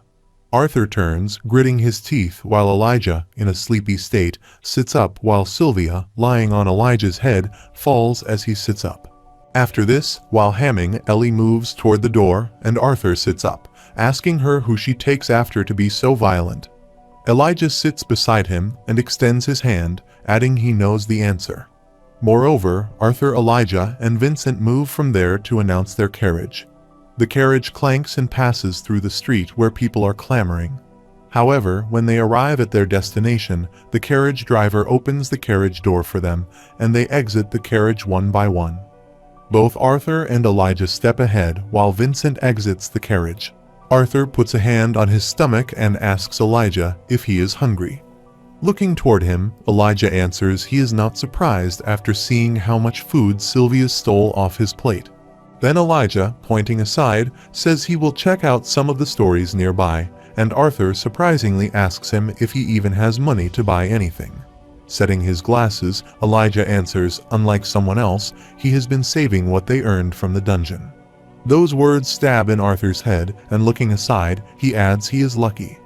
Further, Arthur, pointing aside, asks Sylvia, who sits on the ground near him. Sylvia goes with Elijah while he visits Gideon, and she nods, answering okay. Sylvia, from behind, jumped on Elijah's neck. Elijah was about to fall upward, and then he waved his hand. Arthur stood behind Vincent, waving his hand. After this, both Vincent and Arthur knock on the door. The door creaks, and a guy named Himes opens the door, saying Master Gideon is not. As he was about to complete his sentence, looking toward Vincent, he stopped there and came out of the home. Then, putting a hand on his heart, he bends before Vincent greets him and asks him to come in. In response, Vincent says, "It's been a while." Himes, while Arthur stands beside, sighs. Himes took them to the room where Gideon was. Himes was stepping ahead, and both Arthur and Vincent were following him.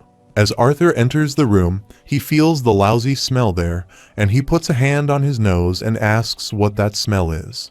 Himes responded, asking a more straightforward question, "What isn't that smell?" That room was filthy. Everything was scattered, even chickens were roaming there, and it didn't smell bad. There was a pile of dirty clothes and garbage, and that pile was rustling. Arthur, looking toward that side, shouts something's moving over there. Meanwhile, Gideon spurts out of that pile of clothes and angrily calls Himes, saying he thought he told him not to let anyone. Then, looking toward Vincent, he surprisingly says it he. Vincent sees he has come to bother him again.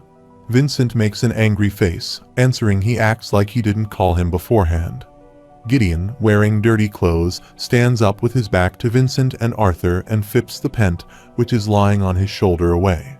Also, Gideon himself was filthy, and his appearance confirmed that he had yet to shower and change his clothes for a long time. With a tired facial expression, he answered that he was just particularly tired of seeing people these days, and he had already had over a dozen messengers from the royal families this past year.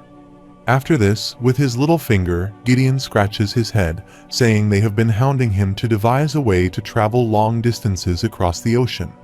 He hears Arthur standing behind them, putting a hand on his nose, twitching and asking to travel across the sea. "Why?" Gideon shouts, "None of his business, boy." And then Vincent, with a smiley face, moves his shoulder up and looks toward Arthur. Gideon turns, and looking toward them, asks who this little booger is. Arthur, putting a hand on his heart, slightly bent, answering an honor to meet him. Mr. Gideon's Uncle Vincent has told him many great things about him and his work. Further, Arthur says his name is Arthur, son of Reynolds Lewin. Then Gideon, pointing toward Arthur, surprisingly asks Vincent why he would bring him there.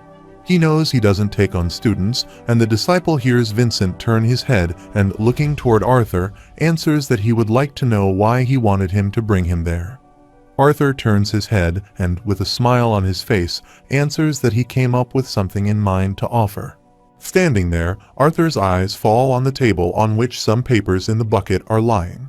He looked toward those papers but said he needed a way to travel long distances across the ocean.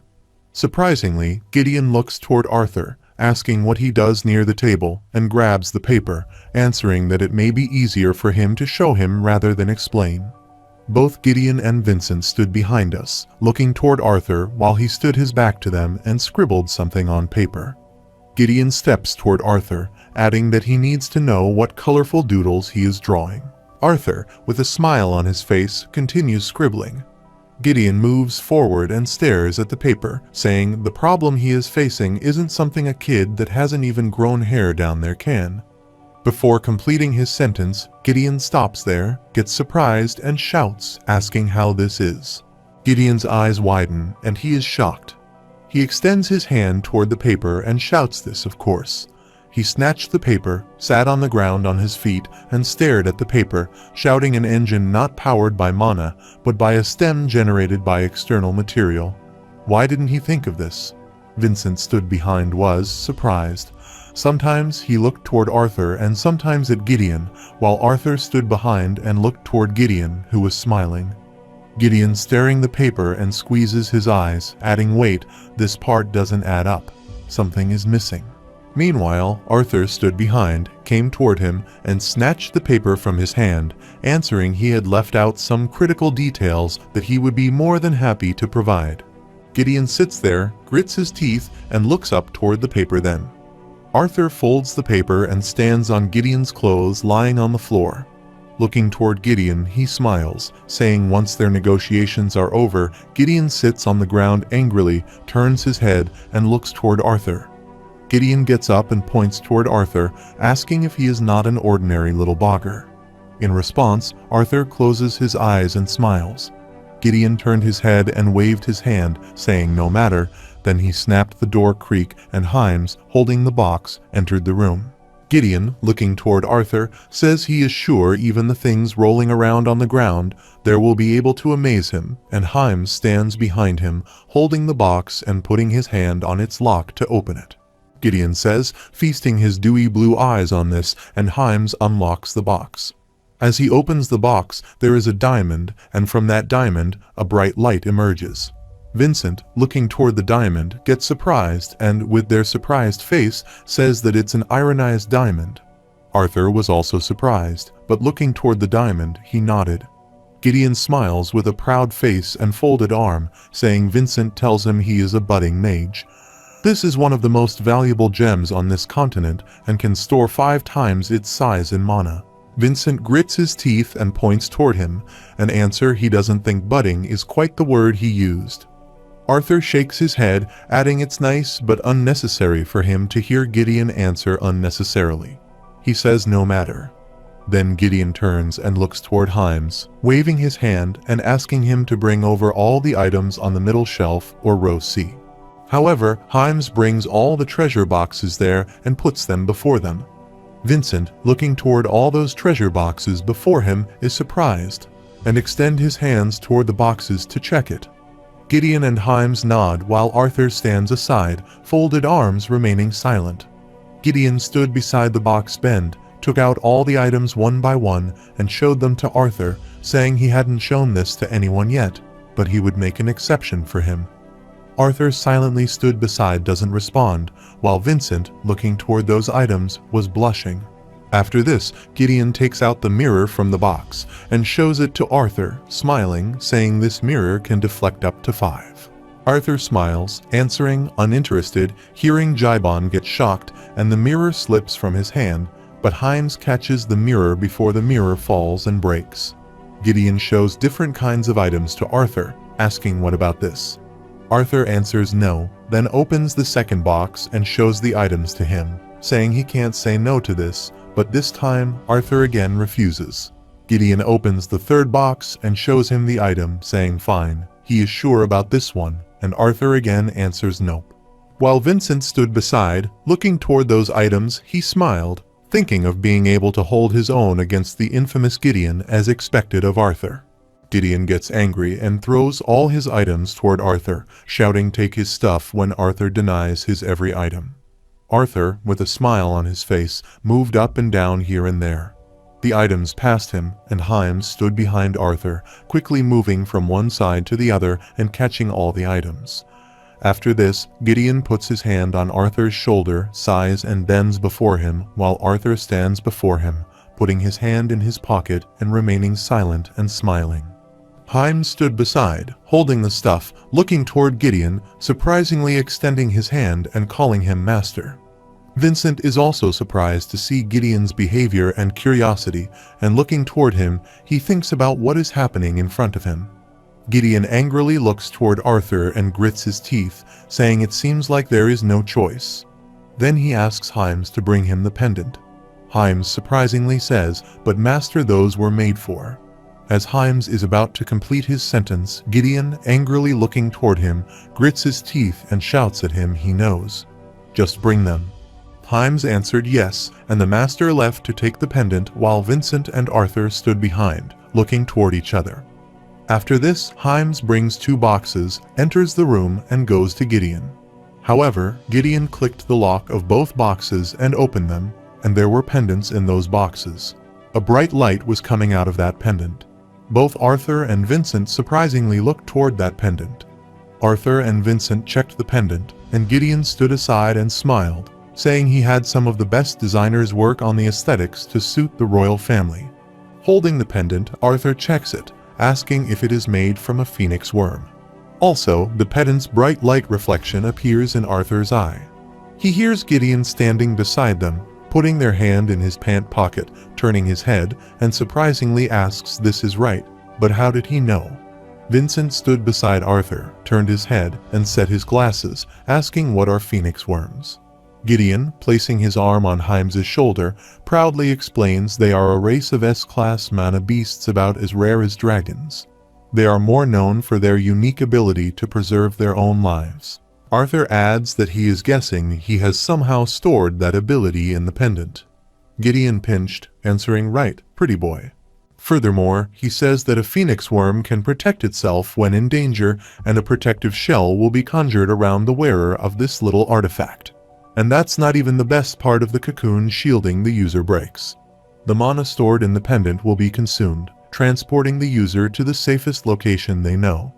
Then Gideon, with a smiley face pointing toward Arthur, says just as a phoenix worm would. Arthur folded his arms, looked toward him, and asked how many times someone could use the effects of this pendant.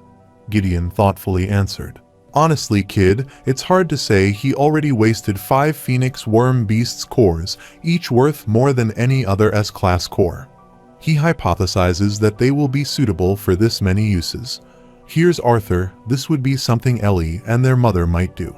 After this, Arthur asks him to wait, then surprisingly asks. He said earlier that these were for the royal families. Gideon holds his head and sighs, answering yes, the royal family was the one that donated the cores. He then looks toward Arthur and says, but that's not important. He is more curious about how he came up with such an idea and why he is revealing it there and now. Then Gideon squeezes his eyes, asking what his agenda is. Arthur smiles, saying he wants to give his little sister a birthday gift. He hears both Gideon and Vincent think he is a liar, and then Arthur, holding the folded paper beside the wall, says he doesn't plan on revealing anything without knowing exactly what he will be using it for. Gideon folded arms and asked Arthur if necessary. He will find out later today during the announcement. With a little smile, Arthur answers that he is confident that a distinguished character such as himself would be more informational than a highly filtered speech meant for the masses. Gideon, looking aside, put his index finger on his forehead and pushed it. Answering okay, then asked if he told him everything he knew would not need the pendants. Here's Vincent stands beside Gideon, who is surprised and surprisingly looks toward him. Arthur smiles, answering he is not that nice. Mr. Gideon holds his head and points toward Arthur, asking, instead of both, just one. Arthur smiles, boofs the fireball on his hand, and sees Gideon angrily looking toward Arthur, pressing his lips with his teeth, thinking demon. Vincent stood beside Gideon and waved his hand, saying he may not always know what goes on in that extraordinary brain of his, but he can trust Arthur to keep his word. Gideon scratched his head and shook, answering fine, screw the royal family. Getting the ship made is more important anyway. Then he grits his teeth, saying last year they found evidence suggesting. Further, Gideon, putting their hands in his pant pocket and looking toward Arthur, says no, they are sure there is another continent beyond Dickathon. Arthur surprisingly asks for a new continent, and Vincent sets his glasses and smiles, adding that it is true. Here's Arthur asks if he knows about this Uncle Vincent. However, Vincent removes the napkin from his pant pocket and pats it on his forehead, answering an employee of the royal family let it slip. He wasn't confident in it, making him swear not to tell anyone. Then Vincent, looking aside, says that Gideon's confirmation made it all too real for him. He hears Arthur looking down and thinks, then he heads up and asks Gideon how he is sure there is another continent. Further, Arthur asked where he was able to gather evidence. Gideon shouted, of course they had gathered evidence. Moreover, Gideon asks what sort of half-wit crockpot scientist would say something like this without proof. After this, Gideon creaks the glass lying there, pulls out the chair from behind it, and sits on it, answering a few years ago. They found an artifact attached to a bird-like mana beast they had never seen in Dickathon. It could camouflage almost completely against its surroundings. Here's Vincent surprisingly asks a mana beast capable of camouflage and flight how they even caught it in the world then. Gideon answered by sheer dumb luck, and some 2-bit adventurer missed a gliding squirrel and accidentally shot the bird down. Then Gideon, looking down, waving their hand, says anyway, attached to it was an artifact so complex that he could barely figure out what it did last year, which confirmed everything. However, Arthur asks what the artifact does in response. Gideon, looking toward him, realizes that the only other people who have clearance for this information are the royal family's right. Arthur answers, then he guessed the design on this blueprint is even more critical since not even the royal families knew this. With an angry face, Gideon immediately responded that the artifact could record and store moving images. He hears Vincent standing beside them, looking toward Gideon, thinking that even the great Gideon can't do anything against Arthur. After this, Arthur looks toward Gideon and asks if that is it. If Gideon angrily looks toward him, he thinks this little. Therefore, Vincent smiles, adding that he does prove it, while Arthur says he is not following, and then asks Vincent how that proves anything. Further, Arthur asks if it isn't possible that some unknown artificer in Dickathon made it. Vincent answered. He mentioned before that he would introduce him to one of the most accomplished artificers and inventors he knew. Then Vincent stood beside Gideon, opening arms, saying Master Gideon is beyond just performed, and he is the most excellent artificer by far in the history of Dickathon. Arthur asks if he is really, and these words poke in Gideon's face, and he, with an angry face, thinks that hurts. Vincent stood beside laughed. Then Gideon sat on the chair, pointed down, and raised his voice. It's true. Bring any artificer on this continent. He would bow so profoundly that his forehead would be underground. He hears Arthur smile, saying so because even the supposed best artificer in Dickathon could barely figure out the technology behind the artifact. Then Arthur asks the royal family's assumption that the artificer who made it is from outside Dickathon. Gideon gets speechless, then he looks aside and coughs, saying that as well as the fact that the artifact had detailed moving images of all 3 kingdoms, while thinking, does he have to phrase it that way? Arthur head down and closes his eyes. Answering, he sees Gideon come near him and angrily looks into Arthur's eyes and asks if he sees that's it. Then, pointing toward Arthur, he angrily shouts they are talking about the possibility of a continent filled with highly advanced artificers and probably even stronger mages. Arthur pushes him backward, answering that he understands the implications of Master Gideon, but there is no use in imagining the possibilities. Gideon is surprised. After this, Arthur lifts the pen from the table and, holding it in his hand, says that with this steam engine, they will have to see what the new continent holds. After some time, they leave Gideon's place. While on the way on the road, Vincent says he has never seen that old group grouch Gideon so excited before in his life. Arthur, with a smile, asks that this be so while remembering when he put the paper on the table and drew something on the paper with a pen.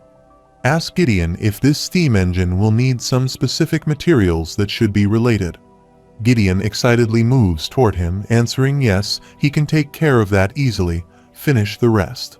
However, on the way to Vincent, Gideon says his idea is ingenious, but he still can't picture how steam could produce energy powerful enough to move a large ship for such a long distance. Arthur, stepping ahead, thinks he guessed that the people of this world are so reliant on mana, which has stunted the advancement of non-magical technology. Moreover, people in that area passing on the road were chattering, and Vincent, stepping ahead and walking with Arthur, said what amazed him. Even more, though, is that his parents don't make a bigger deal out of everything he is capable of. Further, he says he wouldn't have missed this opportunity if he were his father. Looking toward his hand, Arthur thinks, well, thanks to that, he was able to use a relatively harmless technology to get something valuable for his family. Then he makes a fist of his hand and stares at the ring on his thumb, thinking, but to think that there might be a continent outside of Dickathon. Arthur remembers Gideon's words when he shouted at him, asking if he could see if that was it. They are talking about the possibility of a continent filled with highly advanced artificers and probably even stronger mages. Remembering that time, Arthur smiles, thinking this is just the beginning. Meanwhile, Sylvia telepathically contacts him with Papa's small glasses, and she heads toward his big glasses. They see him. Also, the big glasses man was nobody else but Vincent. Vincent, head down, stepped ahead and asked Arthur if he couldn't believe his sister's birthday next week. Arthur doesn't respond. Meanwhile, Elijah and Sylvia, waving hands, step toward them, and then the two join them, and they move from there. While on the way walking, Elijah, looking toward Arthur excitedly, says he can't wait for the announcement today he heard from Elder Radias that the three kingdoms have been in talks of unifying. Here's Arthur thinks if that's the case. He wonders if the unification involves discovering the new continent that Gideon mentioned earlier. Vincent winked, adding he knew what would happen but wouldn't spoil it. Suddenly, on the way, Elijah looks at the other side of the road. There, a group of people are beating a boy. Looking toward that side, Elijah says something over. Both Arthur and Vincent turn their head and look toward that side. The boy, while lying on the ground, putting his hand on his stomach, requested that he don't do anything. That group of people holding sticks in hand surrounds him. A boy with brown hair brushes his hair and smiles, asking if he didn't do anything. It's bad enough that there are dwarves in Xyrus Academy now, then he asks, but he dares to go against school rules. Then that guy placing iron rod on his shoulder, slightly bent before that boy smiled, asking, protecting himself with mana. Doesn't he know that using magic outside of school grounds is forbidden? That boy is looking toward him grit. Then, the guy with brown hair asks him to withdraw his mana. A bright light emerges from that boy's body, and he tries to get up from the road, saying but. The brown-haired boy raises his hand, holding the iron rod, and shouts. He says, withdrawing as he is about to complete his sentence, but before this, Elijah slams into him, shouting that's enough. The guy with brown hair was about to fall backward, but he got up and angrily looked toward Elijah, gritting his teeth.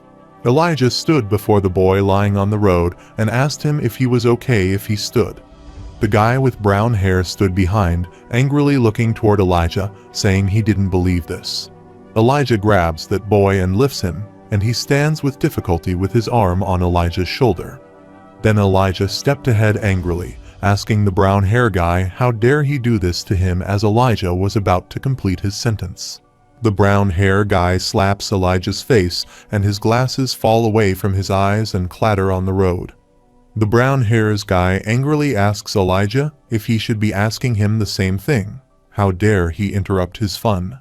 However, Vincent stood aside, grabbed Sylvia, looked toward them, and raised his voice.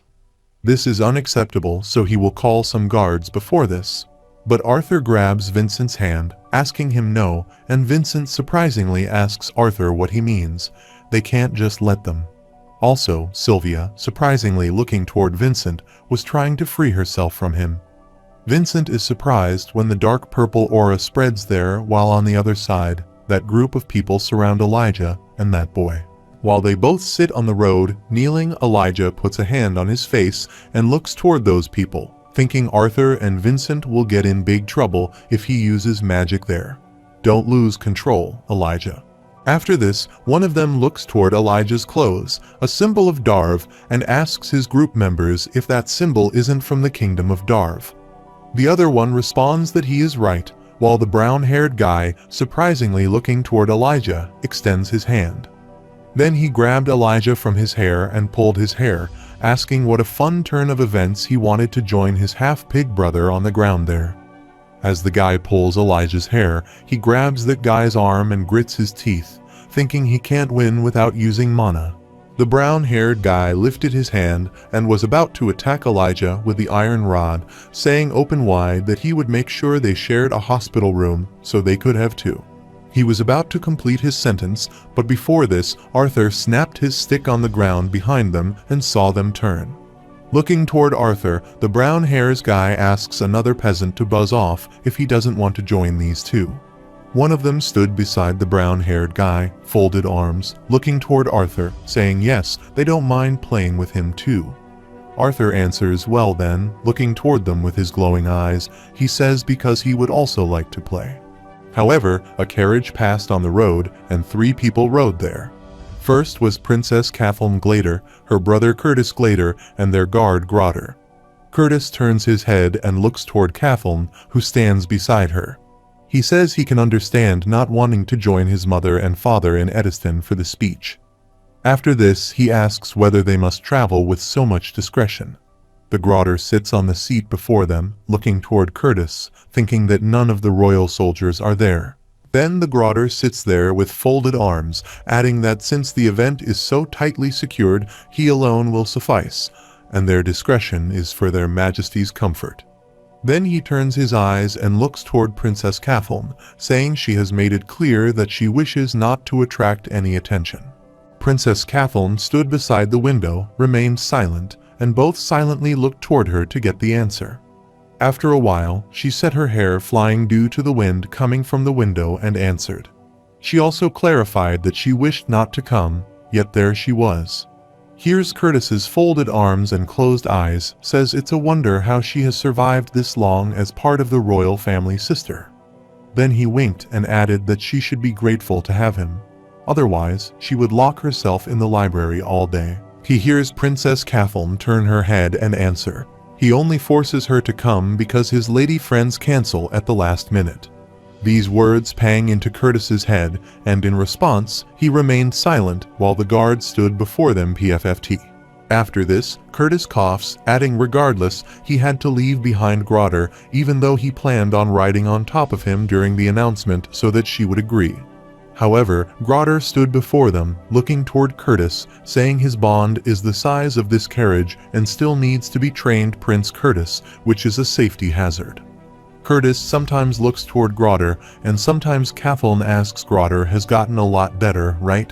Kathleen, looking out of the window, noticed Arthur, who was holding the stick, was stepping ahead while Vincent, carrying Sylvia, was stepping after him and asking him to stop. Kathleen looked out the window while Curtis was looking toward him, asking if she was even listening to him. On the other side, while shivering and biting his nails, Vincent looked toward Arthur, who was stepping on those bullies, and thought, who is he doing? Further, he believes he has never seen that look on Arthur before. At this rate, those students might die. Then he quickly stepped ahead and stood before Arthur with his back to him, extending his arm and looking toward those bullies, raising his voice. Get out of there before someone gets seriously hurt quickly. Then he turns his head and, looking toward Arthur, says they are just kids. Let's move past this and make sure Elijah is okay. Arthur stood behind, head down, remaining silent. Then, a guy from those bullies pointing toward Vincent laughed, looking at this older man trying to protect the kid. How embarrassing. He hears Vincent's scared facial expression, thinking they pompous ingrates he is trying to protect them. While Sylvia sits on Vincent's arm, she turns her head and closes her eyes. Arthur stood behind and called Vincent's name. Vincent, with a smiley face, turned asking yes, and saw Sylvia holding her head. Arthur, with a smiley face, asks Vincent to please step aside and hears Vincent get speechless. Then Vincent turned and stepped backward and pointed his arm ahead. "Think sorry, lads, it's too late for them. Now rest in peace." Arthur, holding the stick, passes by him also. Vincent grabs Sylvia by her skin and moves her to his backside. The guy with green hair from those bullies extends his hand and takes the iron rod from his team member's girl, saying he will handle this. The girl stood behind him, giving him the rod answer to be sure not to get his new suit dirty. Hear him turn and smile, responding quickly. Then he swings the iron rod and moves toward Arthur, saying just one hit will. Meanwhile, Arthur thwacks his stick on him and falls backward. The boy's rod slips from his hand and falls away. After seeing this, all the bullies are surprised and Elijah smiles. Then a guy with orange hair holding the rod, gritting his teeth and moving toward Arthur says, "Look at this little shit getting cocky because he caught someone off guard." Then he runs toward Arthur to attack him, raising his voice. He will show him the difference between a peasant and an actual noble trained in the way of the sword. The guy moving toward Arthur moves up and down here and there and swings his rod, thinking that's right. Be amazed at the full might of the 1,000-step strike technique passed down through generations within his family. Then he quickly moved around Arthur, thinking it was not wrong to be able to keep up with his movement, while Arthur stood there silently looking toward him using his techniques. Arthur turns his eyes and looks aside, but he quickly moves and arrives at the other side, thinking that the 1,000-step strike isn't something he can dodge that easily. Then he swings the rod and turns toward Arthur, considering the deceptive swaying of his weapon is meant to grab his attention so that it will be impossible for him to dodge. After this, he rolls his rod and puts it near Arthur's face using his ultra-fast lunge technique. As the rod gets near Arthur's face, he moves aside in a second. The rod passes by him, and he sees the guy surprised. However, Arthur's eyes glow, and he hits the stick at the guy's back. The stick breaks, and the guy falls on the ground. Also, his iron rod slips from his hand and falls away. Looking toward his broken stick, Arthur says it's a shame how fragile things are when he doesn't strengthen them with mana. While the guy was lying on the ground, putting their hand on his back, shouting his butt. Also, his eyes, nose, and mouth were flowing. After this, Arthur turns and throws the half-stick backwards, saying he guesses he will have to finish this game off with his hands. The bully's leader looks toward Arthur and smiles, saying, "Cocky little peasant." Then he remembers the time in his childhood when his father stood before him and made a fist of his hand, saying he remembers Jamiel. A trident's fist is more dangerous than any weapon made by a man. Remembering his father's words, he rattles the iron rod away and makes a fist of his hand, thinking that he will make sure he knows his place in this world with just a single punch. But as Arthur steps toward him empty-handed with glowing eyes, he gets scared and gulps, thinking about how he is under such pressure that even his father doesn't possess it. Then he made the fist of his hand run toward Arthur while Arthur stood there, punched him in his face, cracked his face, and threw him away. Jamiel gets severely injured and blood spurts out of his mouth, and then he thuds on the ground. After this, Arthur turns and Elijah helps that boy to walk. That boy, putting his hand on Elijah's shoulder, steps ahead and Jamiel, lying there on the ground, shouts how dare he. Then he gets up, makes a fist of his hand, and creates his heavenly piercing trident magic, saying, "Belittle the heir of House Trident." As they turn and move from there to leave, Jamal throws the storm of his magic toward them and sees Elijah and Arthur turn their eyes and look toward the storm.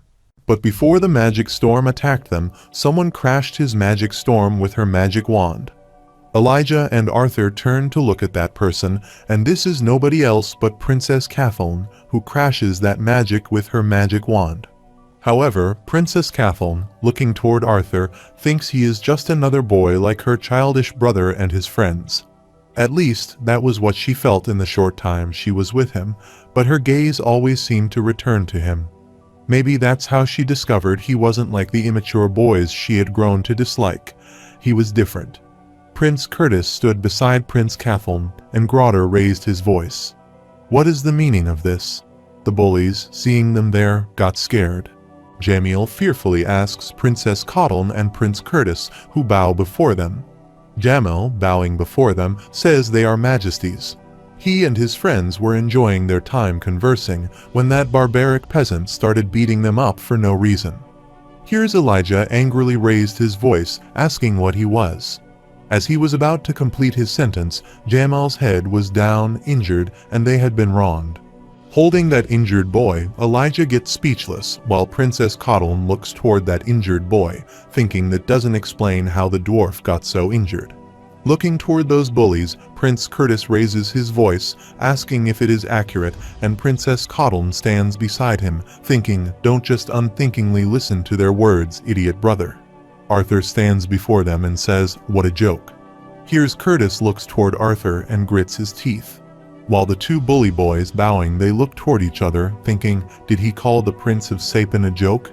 Jamiel's head down smiles, and Grotter angrily grabs Arthur's shoulder from behind, asking how dare he speak so casually to the Prince of Sapin. Arthur grabs Grotter's hand, turns, looks toward him with glowing eyes, and apologizes. His speech tends to turn crass when he hears bullshit. Grotter's hand trembles, and he makes a fist of his hand, and looking toward his hand, which Arthur garb, he thinks, how is such a small boy so strong? Meanwhile, Vincent comes between them and releases Grotter's hand, saying, please excuse his nephew. Then Vincent, looking toward Curtis and Grotter, explains what he meant to say, that the boys are lying over the ones. Prince Curtis, looking toward Vincent, surprisingly asks Mr. Vincent Helstia what he is doing there. Vincent, putting their hand on that injured boy's shoulder, answered they were on their way to the announcement in the plaza when they came across this group of hooligans bullying this poor boy. Meanwhile, the boy's blood riches and thuds down. Curtis is surprised, then angrily looks toward Jamiel and asks if he dares lie. What is his name?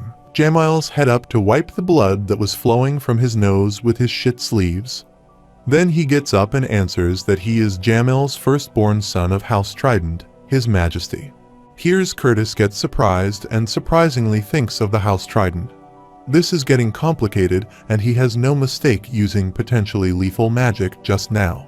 However, the Trident House is a significant donor to their family and Xyrus Academy, and who knows how the Trident House will react if something happens to their heritage.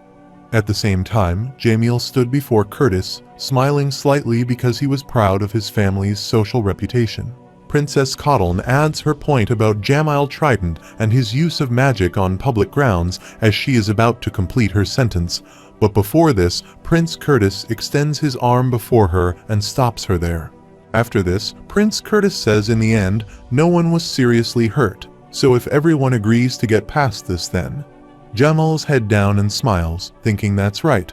The royal family cannot touch him with how much gold his father pours into this kingdom. Jamiel heads down there and gets surprised when Arthur asks Uncle Vincent if he has a two-way communication scroll on his right.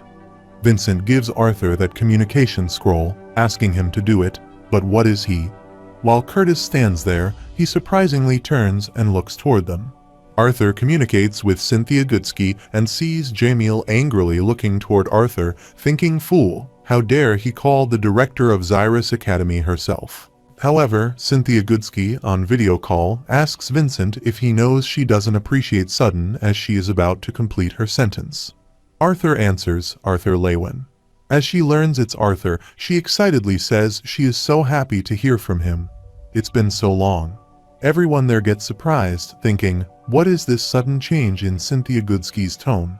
Arthur turns his head and, looking toward Jamiel, says he needs her to expel a boy named Jamiel Trident and his group of friends from her academy for racial bullying and the use of lethal magic in the city. She hears Jamiel flinch and his friends get scared. In response, Cynthia answers to hold on. Then she asks, what's this all of a sudden? Wait, did he say Jamiel Trident? After this, she says she doesn't think it. Then she stops there and hears Jamiel smile, thinking that's right, even if that peasant is close to their director. There is no way she would side with him, considering how much his family has given her school. Arthur asks her if she still wants him to attend her academy, and Cynthia answers while Curtis stands behind. She sees this and is surprised. Cynthia thumbs up, answering Arthur. They are expelled and see all the bullies get surprised and shout, while Vincent and Sylvia smile. After some time, all the bullies get separated from each other. Jamil sits beside her, and her mother contacts him on a communication scroll. Her mother was yelling at him, asking why she got a call from Zyrus Academy saying he was expelled. Explains himself now while Jamil fearfully answers her mother and listens to him. Also, they took that injured boy to the hospital in a carriage, and Elijah stood beside was watching them. After this, Curtis comes to Arthur with Gordur, asking him to apologize for his behavior earlier. It was unbecoming for a prince to be swayed so easily. Arthur, bandaging his hand, looks toward him and smiles, answers he apologizes for earlier as well. His emotions got the better of him. Curtis turns and closes his eyes, saying he has every right to be House Trident or not. He is glad those students won't be at Zyrus, and there is no room for racism in this continent. Arthur nodded as they talked while Princess Cotton, sitting in the carriage, watched them through the window. Curtis steps into the carriage, saying what a headache. Then he sits on the seat, closing his eyes, saying he vaguely remembers feeling this way when they first met, but that Arthur's kid is a pretty stranger. While Princess Cotton is looking toward Arthur through the window, she doesn't respond to him and sees Curtis looking toward her and asks if he is a good kid, but still is. She is ignoring him again. Then Curtis's eyes fall on Arthur, who stands outside, and he understands that Cotton is looking toward him. Moreover, Princess Cotton, standing in the carriage and looking out the window, calls Arthur. In contrast, Arthur stood his back to the carriage and stepped toward the announcement hall with Elijah, Sylvia, and Vincent. Arthur stopped there and turned to listen to her, and she stood in, asking if he would like to have some tea together sometime. They both look at each other. Arthur answers yes and hears her squeeze her hand with the window slide, then looks toward him and says she will see him at school. Also, her hair was flying, the weather changed, and the flowers appeared around them. Arthur looks toward her and smiles, then puts a hand on his heart, head down, and closes his eyes. While Vincent, Elijah, and Sylvia behind him are surprised, Arthur turns while Prince Cotton sits in the carriage seat, squeezing her leg with her hand. The carriage started to leave while she was sitting there and was still looking through the window toward Arthur. See Curtis shake Gordur, asking what that was. Is that his cold, heartless sister? While Cotton sits in the carriage looking toward Arthur, leaving, he thinks he is different. Arthur, with his companion, steps from there, and on the way, Elijah tells him if he could use magic, he would have pounded them to the floor. Vincent adds his point in the conversation, his blood pressure, and then the three move from talking. However, they arrived at the announcement area, and a massive crowd of people clamoring there. Arthur, with his family members, steps ahead. While on the way, Ellie feels something strange with Elijah. She points toward his cheek to ask why his cheek is all puffy. Elijah gets surprised, putting his hand on his cheek, asking well about that. Arthur was also stepping after him, and Sylvia sat on his head. A flying insect lands on Sylvia's ear, and she kicks the insect with her foot and throws it down. Looking around, Arthur thinks all these people are about to discover another continent out there. Then, looking at people passing by him, he wonders how they all react and what is bothering him. It is a fact that this continent has been spying on Dickathon using camouflaging mana beasts and recording artifacts. Furthermore, he thinks they would only do that if they were scared of them or had malicious intentions. Then, looking down, he guessed he did the right thing in expediting Dickathon's ability to reach this new continent. If they are hostile, they can launch a preemptive attack, and as he thought, this is all. Suddenly, his mother stood ahead of him and asked if there was something wrong with Arthur, and he looked down and snapped out of his thoughts. Then she, with a worried facial expression, asked him to look even more distracted than usual while Ellie stood beside him, checking Elijah by pressing her index finger into his cheek. Arthur looks up at her mother and smiles, answering that not everything is fine. He hears his mother, with a smiley face, say, "Well then." She will keep pretending he is thinking everyday 12-year-old thoughts because that's what mother do. Then she touches Arthur's face and looks toward him lovingly, saying she wants him to know that while she will always be worried about him, she will never stop him from doing what he wants. He hears Arthur's folded arms behind him, squeezing his arms with his hand, thinking he wished he could promise she would never have to worry about him. But he could never lie to her like that, and in response, he, with a smiley face, says thanks to her. Also, when Arthur smiles, Sylvia sits on her head and smiles.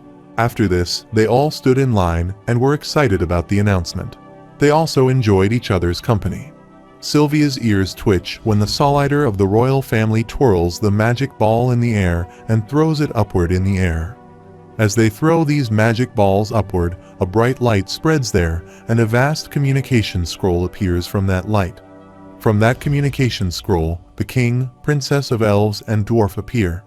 They all stood in the lane on their royal throne, and one said, "Greeting humans, elves, and dwarves alike." The soldiers stood up on the terrace, head down, lifted their hands, and welcomed the king and princess there. After this, one of the guys with maroon hair from that communication scroll says he is Blaine Glader, while most of them know him as the King of Sapin. Further, he says today, he speaks not as a king of humanity, but as a representative of the continent of Dicathan. After this, he pointed aside toward the group of people on either side, saying he stood with the king and queens of all three kingdoms from their beloved continent. Those who have fathered there on this memorable day, here the people gather in the announcement area kneel before them. Then Blaine Glader, putting their hand on his heart and looking aside, says today marks the beginning of a new era for this continent they call their home. He assumes many of them are aware of the hatred that has existed between the humans and the elves. Then the kings and princesses of elves and dwarves sit on the chairs there, Blaine Glader adds, while even the dwarves have been considered just business partners. However, that is different from the way they wish to continue. King Blaine makes a fist of his hand and, with an enthusiastic facial expression, says, "Their leaders have met countless times these past few years to untie their races. 2 years ago, they agreed to allow members of all three races to become adventurers. It makes him smile to see parties of humans, elves, and dwarves working together toward a common goal."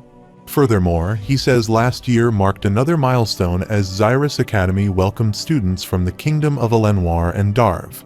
Now, a new generation of mages can make friends and memories without such outdated barriers. He hears the citizens get emotional, and some of them start clapping.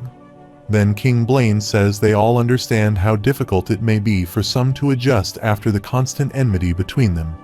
However, they urge them to let go of the past and any discrimination they may hold and think beyond that.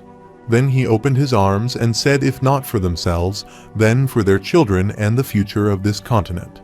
However, the people there slog for them, and then King Blaine, pointing toward the King of Elves, asks him to add his point. The King of Elves stood from the chair and started his speech, saying it was an honor to speak on behalf of those gathered there on this unforgettable day. He is in firm agreement with King Blaine, who has delivered so eloquently regarding the future of their continent. Then, waving his hand, he says that although they have a clear vision regarding the future, he can wholeheartedly say that this continent is filled with many unknowns. Furthermore, he says they are in their homeland of Dicathan, and there are places so dangerous no one dares to explore.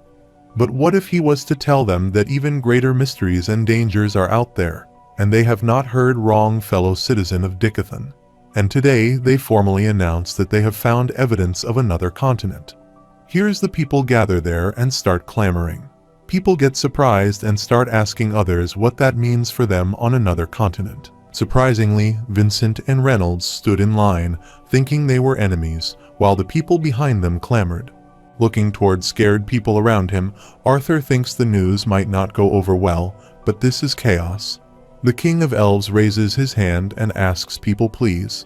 They do not know much yet, so they all have many questions. They know that out there is another continent of mystery, adventures, and possibly danger. Evidence shows they have tried to reach them, but the current technology on both sides only permits them to travel that far. As the King of Elves was presenting his speech and people were clamoring, the King of Dwarves got up from his chair, got to the King of Elves, pushed him back, and asked him to quit.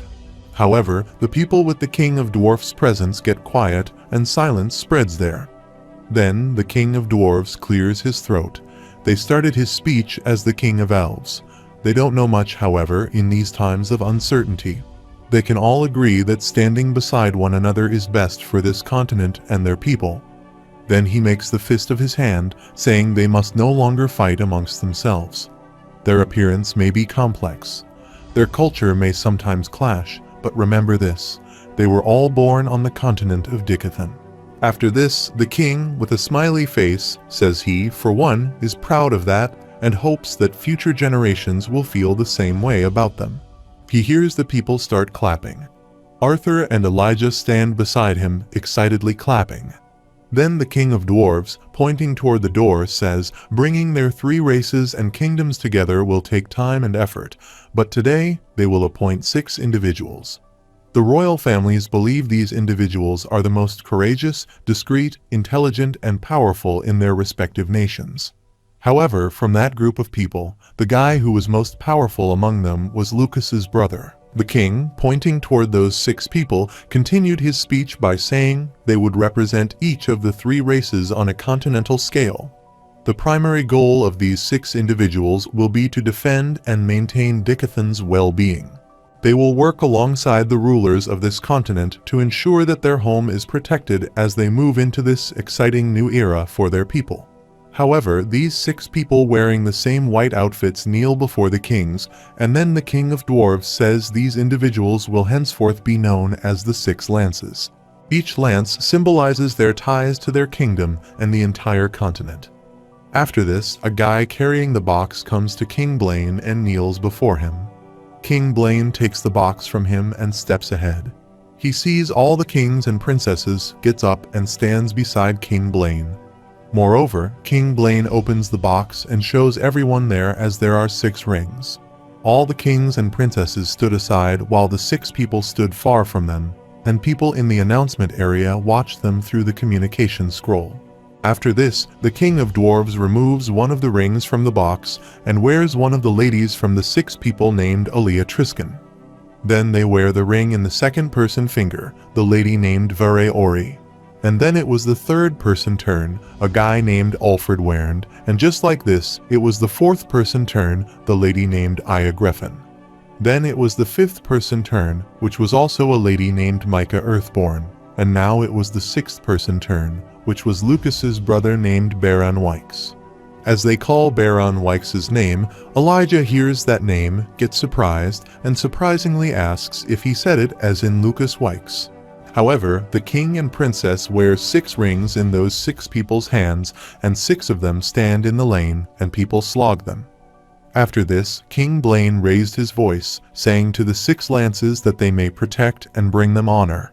And to all aspiring mages out there, may they strive to be one of the 6 lances in the future, and not even the heavens are the limit. Moreover, those 6 people stood in line to salute the kings and people there while the people were slogging for them, and Arthur stood there, putting his hands in his pockets and staring at Lucas's brother. However, Arthur thinks the day of the announcement had been a cold reality check for him, Lucas Wykes, whose insubordination and betrayal led to the death of most of their party. Using his family's power and connections to walk free from his atrocities, he had been warned that seeking revenge against Lucas would be suicide. Because standing behind him was his older brother, a powerful mage and now a lance. Moreover, this was the day of Ellie's birthday, and in Arthur's room, his maid was setting his tie. He stood there thinking a little flashy for his taste, but he guessed it would do. While this complicated his plans, he had other, more pressing matters for his sister's birthday. After this, Arthur dressed and stood there, thinking he should start heading down. Then his maid and her cat left the room. Sylvia sits on the bed and jumps on Arthur, saying, "Let's go." He grabs Sylvia and makes her sit on the bed, saying she should stay in the room for the night. She hears Sylvia get sad, heads down, and sits on the bed. Arthur, patting her head, says Vincent warned him that some guests might be attending Ellie's birthday party as a pretense to watch him. He doesn't want to take any chances, but don't worry, he will have someone bring back lots of food. He hears Sylvia get excited and then excitedly looks toward him for a promise. He lovingly presses her face turn and waves his hand, smiling promise. while Sylvia sat on the bed, excitedly waved her hand. However, this was nighttime and preparation for Ellie's birthday was done. The guests got out of their carriages and entered the home. Arthur stood at the door to welcome the guests, a family consisting of 3 people, a man, his wife, and his daughter. They entered the home, and Arthur welcomed them, and putting a hand on his heart, he asks them to enter the house. After stepping ahead, the lady asks her daughter to ask Arthur for a dance later. Surprisingly, the girl called her mother's name, and Arthur stood there, turning his head to look toward Elijah. They stood beside the wall holding a wine glass with a girl. He looked toward that girl, answering her yes, he was attending Xyrus Academy soon. While talking to her, he winked, saying they could grab some lunch together. Meanwhile, his wine glass slipped from his hand and fell on his shirt. He sees the girl, gets surprised, then steps backwards to him and laughs. While Elijah looks toward his shirt and grits his teeth, he turns and looks toward Arthur. As Elijah turned his head, Arthur smiled and turned his head toward the door while he was looking at him before. Elijah stood behind, looking toward him angrily. Don't act like he didn't see anything. Meanwhile, Arthur's father stands on the stairs waving his hands, announcing they are coming. Everyone got ready. The people there for the birthday party get ready and stand aside to welcome Ellie. However, Ellie stepped down the stairs wearing an exquisite white dress with her mother. Her mother blindfolded her and took her down for that surprise. Ellie, stepping down the stairs, asks her mother if she thought they were having a family party. Then she asks why she needs to wear this uncomfortable dress while her mother, putting her hand on her eyes, asks her to step slowly. After this, her mother uncovers her eyes, answering this is why Ellie winks and looks around. Meanwhile, they popped the party popper and welcomed her. Ellie's family and friends stood before her to wish her birthday, and she got incredibly excited. However, they arranged different magic performances and music performances at that party. As everyone there was enjoying the party, Ellie's father clapped the wine glass with the spoon to get everyone's attention. While having their meal, everyone turns their head and looks toward Reynolds. Furthermore, Reynolds says before the next portion of the party begins, he would like to thank everyone there. He has been blessed with so much on behalf of his precious daughter for coming to celebrate her birthday. Here's Ellie feels shy and blessed, and she puts her hands on her face while her friends stand beside her laughing. Then her father, waving his hand in which he holds a wine glass and spoon, says, "But there would be no greater joy than to have his beloved son and daughter partake in the first dance." Ellie is surprised and surprisingly looks toward her mother. Vincent's wife stood beside Arthur's mother, whispering in her ear, asking if she didn't know Ellie and Arthur were supposed to dance and if they practiced at all. Arthur's mother looks toward her husband angrily, thinks she will kill him, and answers her not at all. After this, with a sad face, Ellie comes to her mother, asking her what they do. She can't dance with her mother, with a tragic face, and closes her eyes. Meanwhile, Arthur extends his hand toward his sister, calling her name. She surprisingly looks toward her brother. Arthur looks toward her and asks if she will honor him with her hand for a dance. She extends her hand toward him and surprisingly answers her brother, and Arthur nods. While their father waved his hand, asked the musician to cut the music. However, the musician starts the music, and Arthur grabs Ellie's hand and pulls her toward him. Then he put his hand on her waist, and they both performed a beautiful dance. Vincent's wife surprisingly says she thought they didn't practice, and Arthur's mother surprisingly adds they didn't. Arthur pulls his sister's hand and spins her around, then grabs her right hand and lifts her. Then he lets go of her hand and sends her flying up into the air with his magic. Ellie, while moving into the air, surprisingly looks toward Arthur, and he, with his magic, spins her into the air and then moves her down on the stage. See, the people watching that dance performance applaud, and Arthur looks toward Ellie wink, thinking he guesses those ballroom dance lessons from his previous life have their uses after all. After the dance, Reynolds and Alice praise their daughter, and Arthur stands beside looking toward her family smile. Meanwhile, Gideon, wearing a suit and holding the wine glass, steps down from the stairs, saying what a disgustingly beautiful performance. Arthur turns and looks toward him while Gideon asks if they are talking. On the other side, outside Arthur's home, a carriage passes by, and a lady looks toward the girl who sits beside the window seat and looks out of the window. The lady asked the girl. She was told she was pretty close with Arthur Lewin. Then he asks if it is all right for them to leave after dropping off a present for his sister. The girl sits with her back to the lady who answers. Arthur's focus should be on his sister today. Besides, she would see him at school soon. Also, the girl's hair was flying due to the wind coming from the carriage window. After this, both Arthur and Gideon come to the terrace. Holding the wine glass, Arthur passes by the people, stepping ahead and sighs. Gideon, stepping after him, gritting his teeth, asks him if he is performing in a one-person play or something. Arthur answered he hoped he didn't intrude on his sister's party to speak with him. Surprisingly, looking toward Arthur, Gideon says he also brought her a gift. Also, the ladies stood there, turned their heads, and impressively looked toward Arthur. However, Arthur turns, answering fine. Then he asks to what pleasure he owes a visit from the #1 artificer of Dickathon. He hears Gideon surprisingly answers. He can taste the sarcasm in his words. Angrily looking toward Arthur, Gideon says he just thought he might like to know that the council has approved the design. He has refined his blueprint, and it's undergoing construction right now. The council was what the kings and queens of Dickathon now referred to as abandoning the monarchy they possessed over the 3 kingdoms. Here's Arthur stood ahead and responded congratulations. He is sure he was rewarded handsomely for that. Also, the people standing behind them, pointing toward Gideon, were laughing. Gideon closes his eyes and waves his hand, asking for money, fame, and power. It's a means to an end, but he wants something even the council can't. Meanwhile, someone pokes Gideon's shoulder, calling him. Gideon turns his head and looks toward them. A guy with brown hair smiled, saying Master Gideon, he is a massive fan of his work. Then the other one stood beside him. He adds that they have heard about the enormous ship he has designed. Looking toward them, Gideon answers yes, he is pretty busy at the moment, but then he turns his head looking toward Arthur and says don't he dare go anywhere. He will be right back.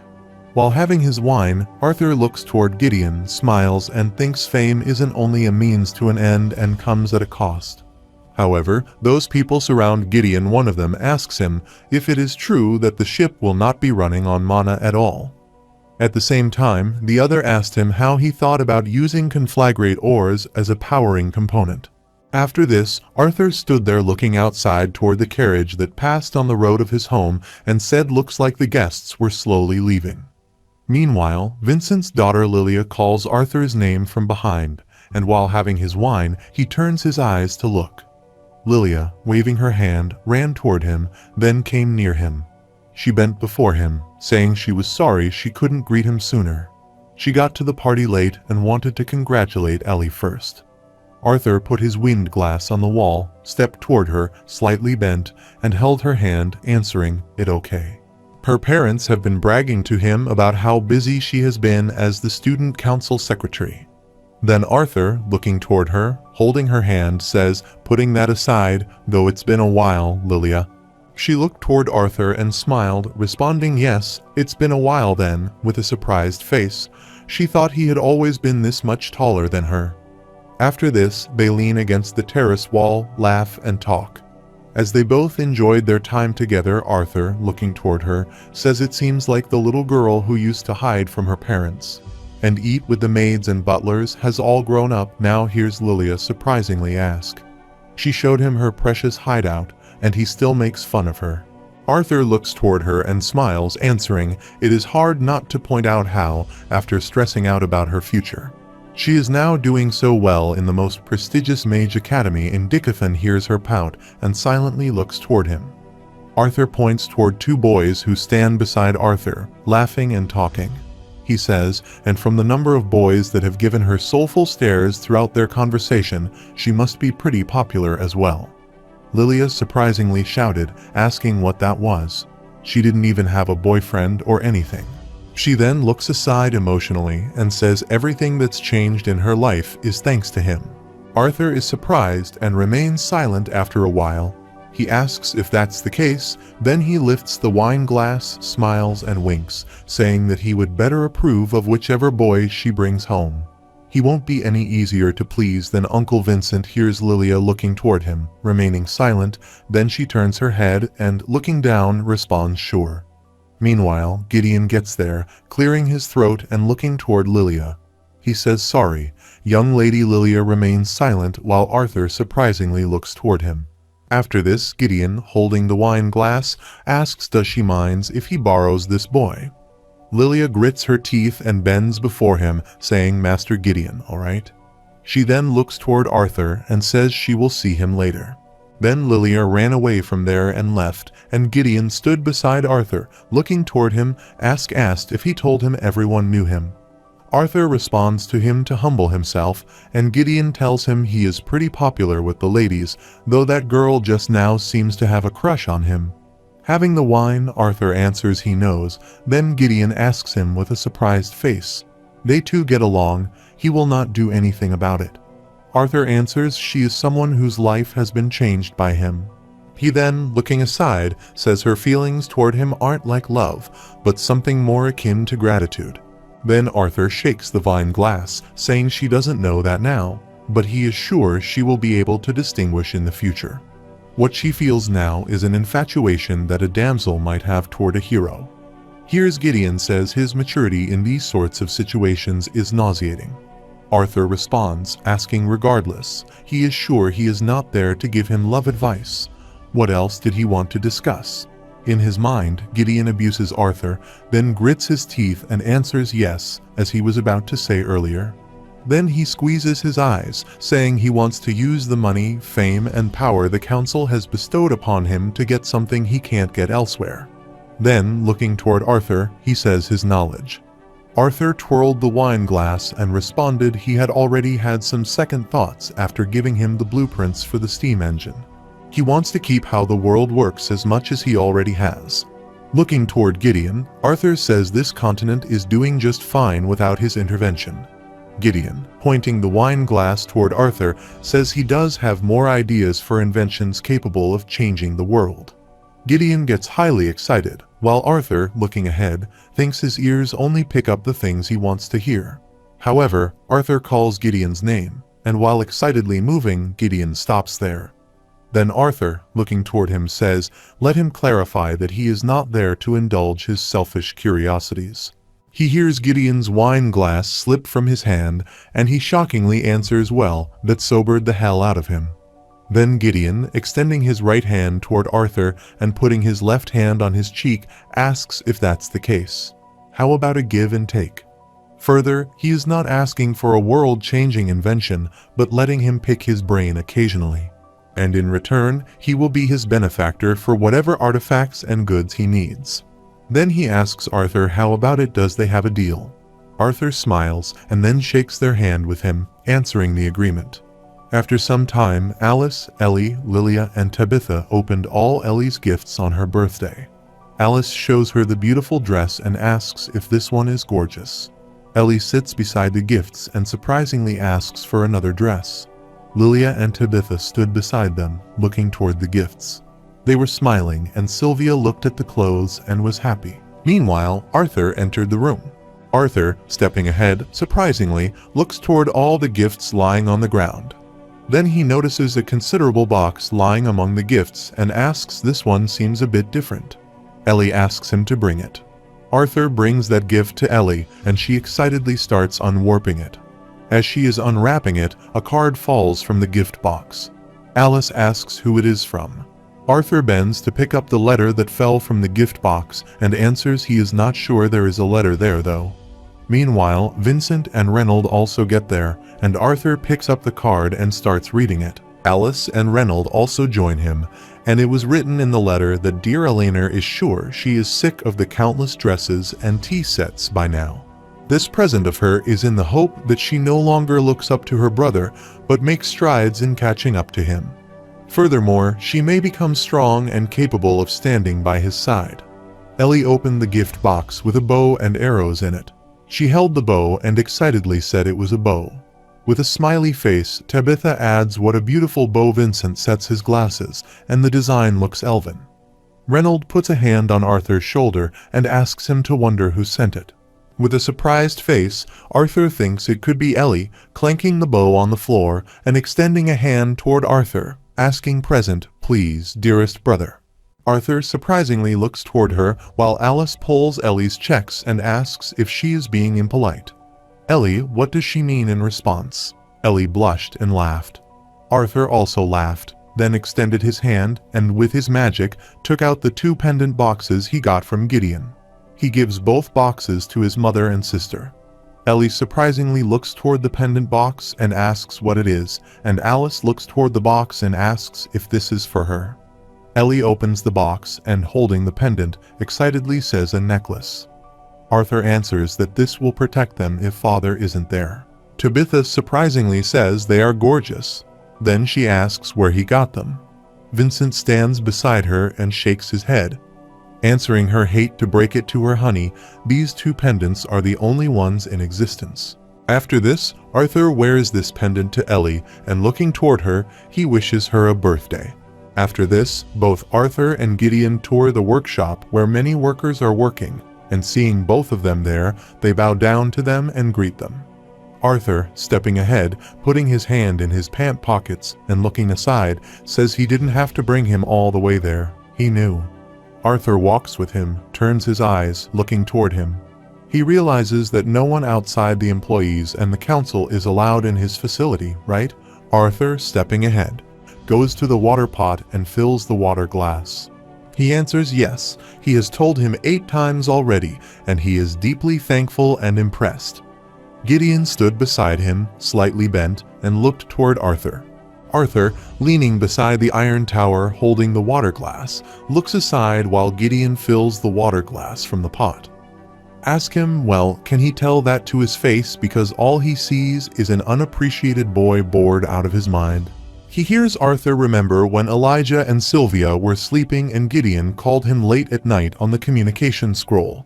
He raises his voice, asking him how they could find out that the problem with the furnace was while Arthur was sleeping, and sees Gideon shout. Is he listening to him?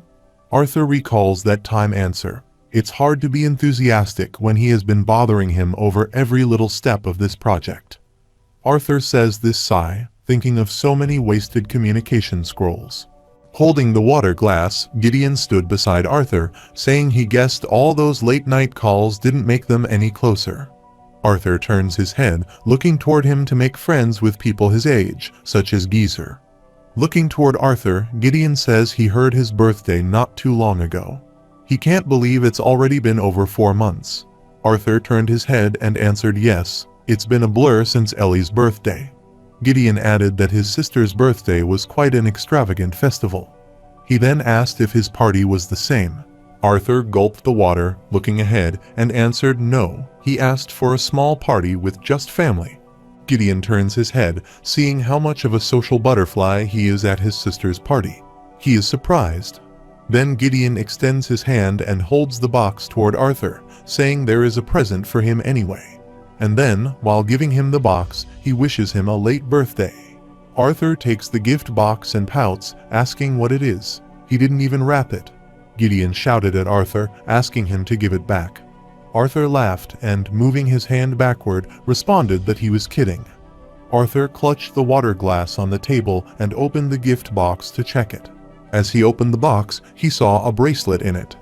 Arthur thanked Gideon for making this for him and then wore the bracelet. Gideon stood beside him with a smiley face, looking toward Arthur, saying that this was nothing compared to his help with the steam engine. Then Gideon turns his head asking, but he is curious why he wanted something to hide not 1 but 2 elemental attributes. Gideon gulps the water, and don't tell him he is a quadra-elemental mage or something, then laughs, saying just kidding. Looking toward the bracelet, Arthur answers he is a quadra-elemental mage.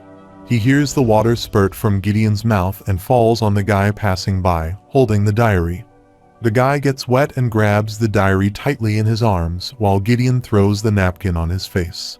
Then he turns his head and wipes his face with his arm, saying to Arthur that it is seriously a quadra. Gideon squeezes his eyes, saying that waiting for the fact that he wanted that bracelet means he will hide half of his attributes. Then Gideon, pointing toward his face, asks why and tells him Arthur twirls his hand in which he wears the bracelet. And Wink, answering because the more he knows how special he is, the more free stuff he can get. He hears Gideon add the crazy boy, then Gideon turns his head and closes his eyes, telling him world-defying news. Then, pointing toward Arthur, Gideon smiles, saying he will want some proof eventually. Arthur smiles, responding happily. Then he turns and looks toward the ship, but it is impressive how fast this ship is getting built. Gideon smiled, answering yes by the time he prances merrily to his first day of school in a few days, and the Dicatheus will set sail. After this, Arthur was on his way returning home. While on the way, he thought the old geezer did work fast. He could organize and build an entire steam engine ship in months. He can only afford to train half-heartedly if this new continent is friendly.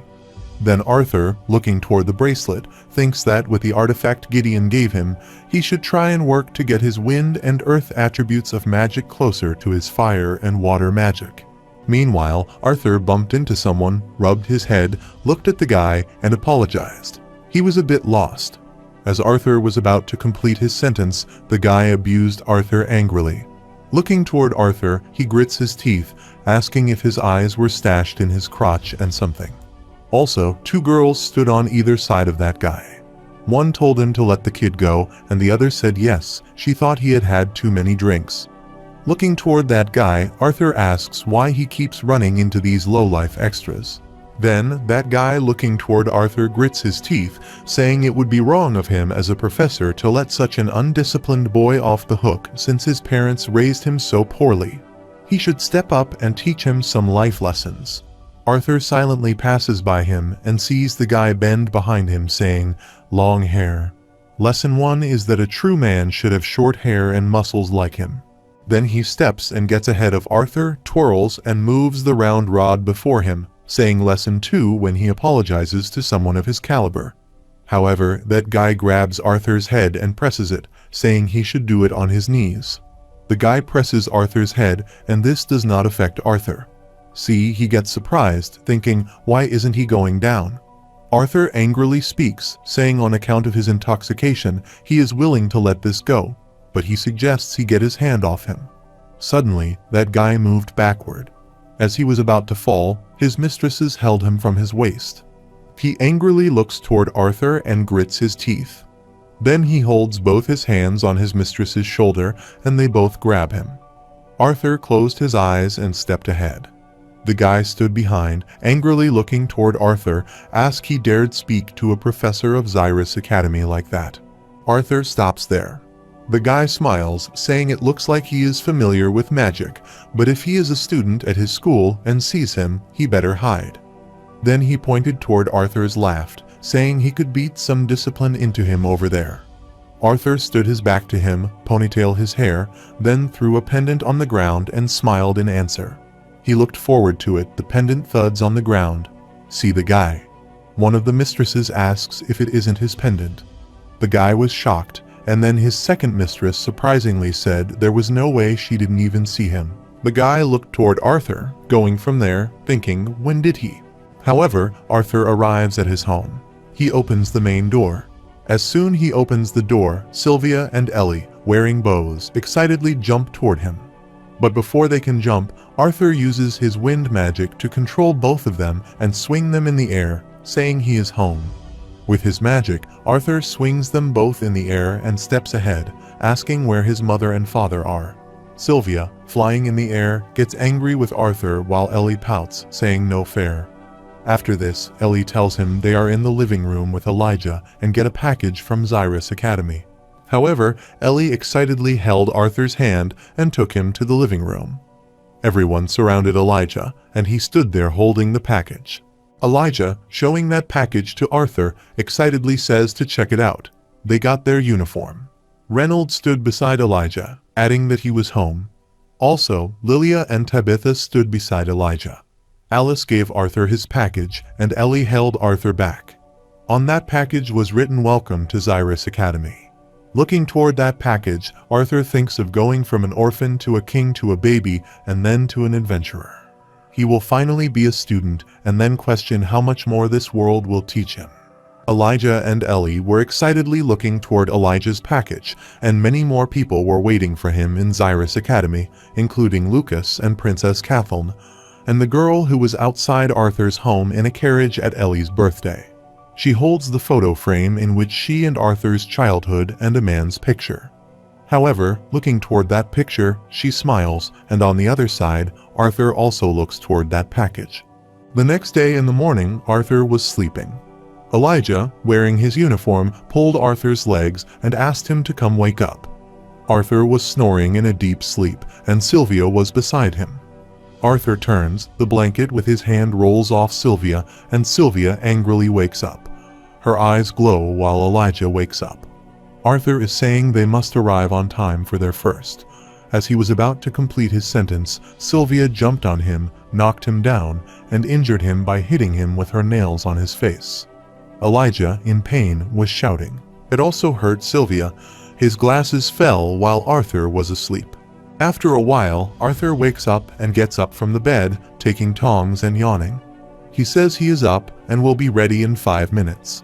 Elijah stood beside Arthur while Sylvia was biting his ear, and there were scratches of her nails on Elijah's face. Standing before the mirror, Arthur changed his clothes, and Elijah stood behind, pulled Sylvia off of him, and put her on the bed. Then, looking toward Arthur, he says he still can't believe he chose to attend Xyrus Academy as a scholar mage. Arthur buttoned his shirt, asked why not. He told him he wanted to learn more about magic theory. Elijah stood beside Sylvia, brushing her stomach to relax her, answering Arthur yes, but he can do that by taking electives, not centering his whole academic life around it. Arthur ties his collar and says fighting kids his age doesn't really interest him, and besides, he will still be taking some battle mage classes. Elijah surprisingly adds he knows, but he has heard that scholar mages tend to be looked down on by battle mage students. Arthur laughs, asking if he is worrying about Elijah. He answers with a surprised facial expression. He worries about the students who will get sent to the medical ward for looking down on him. Arthur laughs, then ponytails his hair and, wearing an upper coat, says don't worry, Elijah.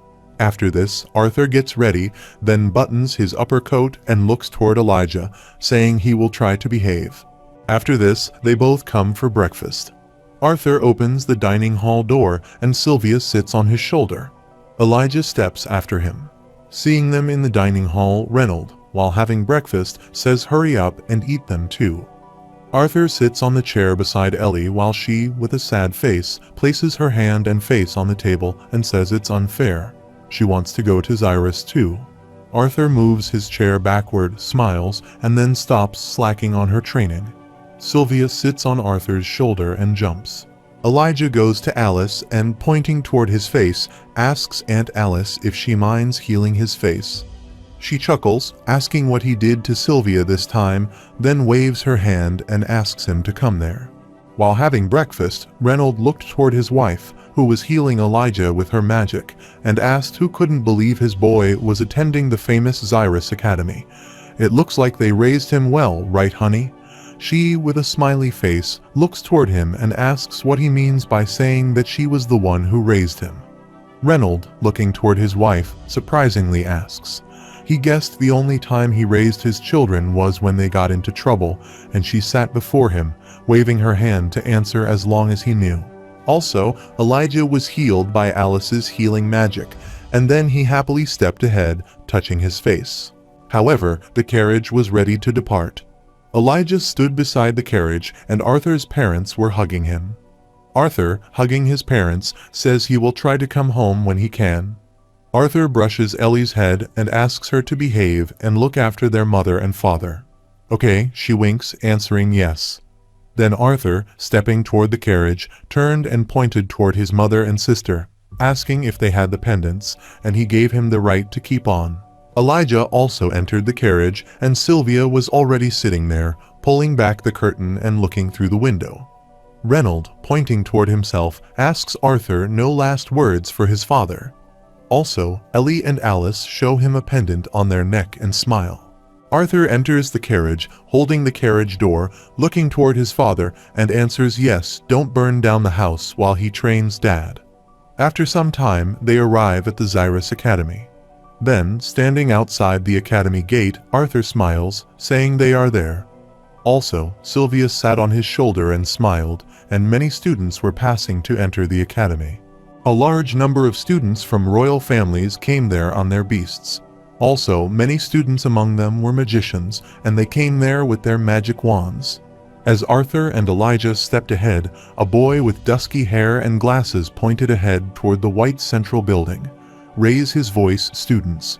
Please form a single file line in front of the white central building. Attendance at the entrance ceremony is mandatory. All the students step toward the white central building and enter there. However, in the main hall, students were clamoring there, and they were in the attendance line. In the reception area, a teacher was marking their attendance with the help of a globe. Also, those students whose attendance gets marked turn to the other side, and the teacher there calls Elijah Knight's name. Then, looking toward the globe, she marks the attendance, saying battle mage candidates have an affinity for earth magic. After Elijah, it was Arthur's turn. The teacher welcomed Arthur and checked her bio. She said student Arthur Lewin scholar mage candidate affinity, and she stopped there. Then she surprisingly raised her voice, asking for earth and wind magic. Arthur, surprisingly, pointed toward himself and asked if it was a problem. Elijah hits his arm with Arthur's smile, saying she is surprised that he is only a dual elemental mage. Also, Sylvia, sitting on Arthur's shoulder, laughs. The lady teacher shakes her head, answering no, then pointing ahead and saying, please go ahead. Both Arthur and Elijah turn and step ahead toward the hall. As they enter the hall, they are surprised. Elijah shockingly says he thought it would be a little quiet inside. With a surprised face, Arthur adds that there are few seats left. However, the hall was crowded with students, and all the students were clamoring while the speech area was empty. Elijah and Arthur step ahead and move toward the upper chair line. Elijah, passing by the students to get the chairs, asks the students sorry, pardon him. The students with red hair sit there and look toward Elijah angrily while Elijah passes by him and says he is a battle mage too. Arthur was stepping after Elijah and heard the red-haired student gossip in his friend's ear, saying, look, another nerdy scholar is weakling, as both the red-haired student and his friend were not giving the space to let them pass and move to the next chairs. Arthur stands before him and says excuse him. Then he angrily looking both of them and asks if he can get through. With Arthur's strong aura, both start shivering and pointing ahead fearfully, says go on. After this, both Arthur and Elijah got the seat. Elijah sat there chattering with the students sitting next to him. Arthur looks ahead with a bored facial expression and thinks he has forgotten how loud kids around this age get with their friends. Also, Sylvia, lying in Arthur's lap, was winking. Meanwhile, the magic starts surrounding the podium. Surprisingly, Arthur looks toward the podium, thinking, what is this sudden magic appearance? However, from that magic, an old lady stood beside the podium, looking toward the students. Arthur shivers from her presence in the hall. All the students look around while the lady snaps, and everyone there gets silent. The students try to speak, but she, with her magic, stops their voices. The students need clarification and need help understanding what is happening to them. Arthur turned his head and looked toward Elijah, standing beside him. Elijah, putting his index finger in his ear, was shaking. Looking toward that lady, Arthur smiled, thinking he knew she could use sound magic, but was skilled enough to encompass the whole building. However, the lady starts her speech by excusing her for rudeness, but she hates speaking up. Further, she says it's not very good for her throat, especially in her old age, and she would like to welcome them all. The further leaders, scholars, and powerhouses of Dickathon are in this humble academy. Then she, putting a hand on her heart, said she was Director Cynthia Goodsky, and then closing her eyes, she smiled while she considered presenting a long and rather boring speech. She realizes that this is a very special year, and she is proud to say that since the founding of this institution, they have never had as many elves and dwarves in attendance as today. The students clapped, and she continued her speech, pointing aside that a line of students was behind the curtain. She points there and says, as such, who better to welcome them all than the very students that will help lead and give voices to every one of them. Furthermore, she says we should warmly welcome the Xyrus Academy Student Council members. Those students step ahead, waving their hands toward the students sitting in the hall. However, the students sat there clapping for them, and Lilia was also present among those students.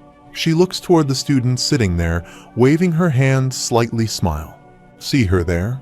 Elijah excitedly jumps on the chair and looking toward Arthur says there is Lilia. They should cheer for her. Then he excitedly turns his head and looks ahead toward the speech area, but Arthur remains silent and doesn't respond to Elijah. A girl stepped there as the students in line were stepping on stage. Looking toward that girl, the boys sitting in the hall are surprised and start to blush, and Elijah blush, asking who that girl is. Sylvia is lying in Arthur's lap, looking toward that girl. She is surprised, and then she excitedly gets up. While Arthur looks toward her, smiles, and his head moves aside on his hand. Arthur, with a smiley face, looking toward that girl, thinks long time no seen Tesha.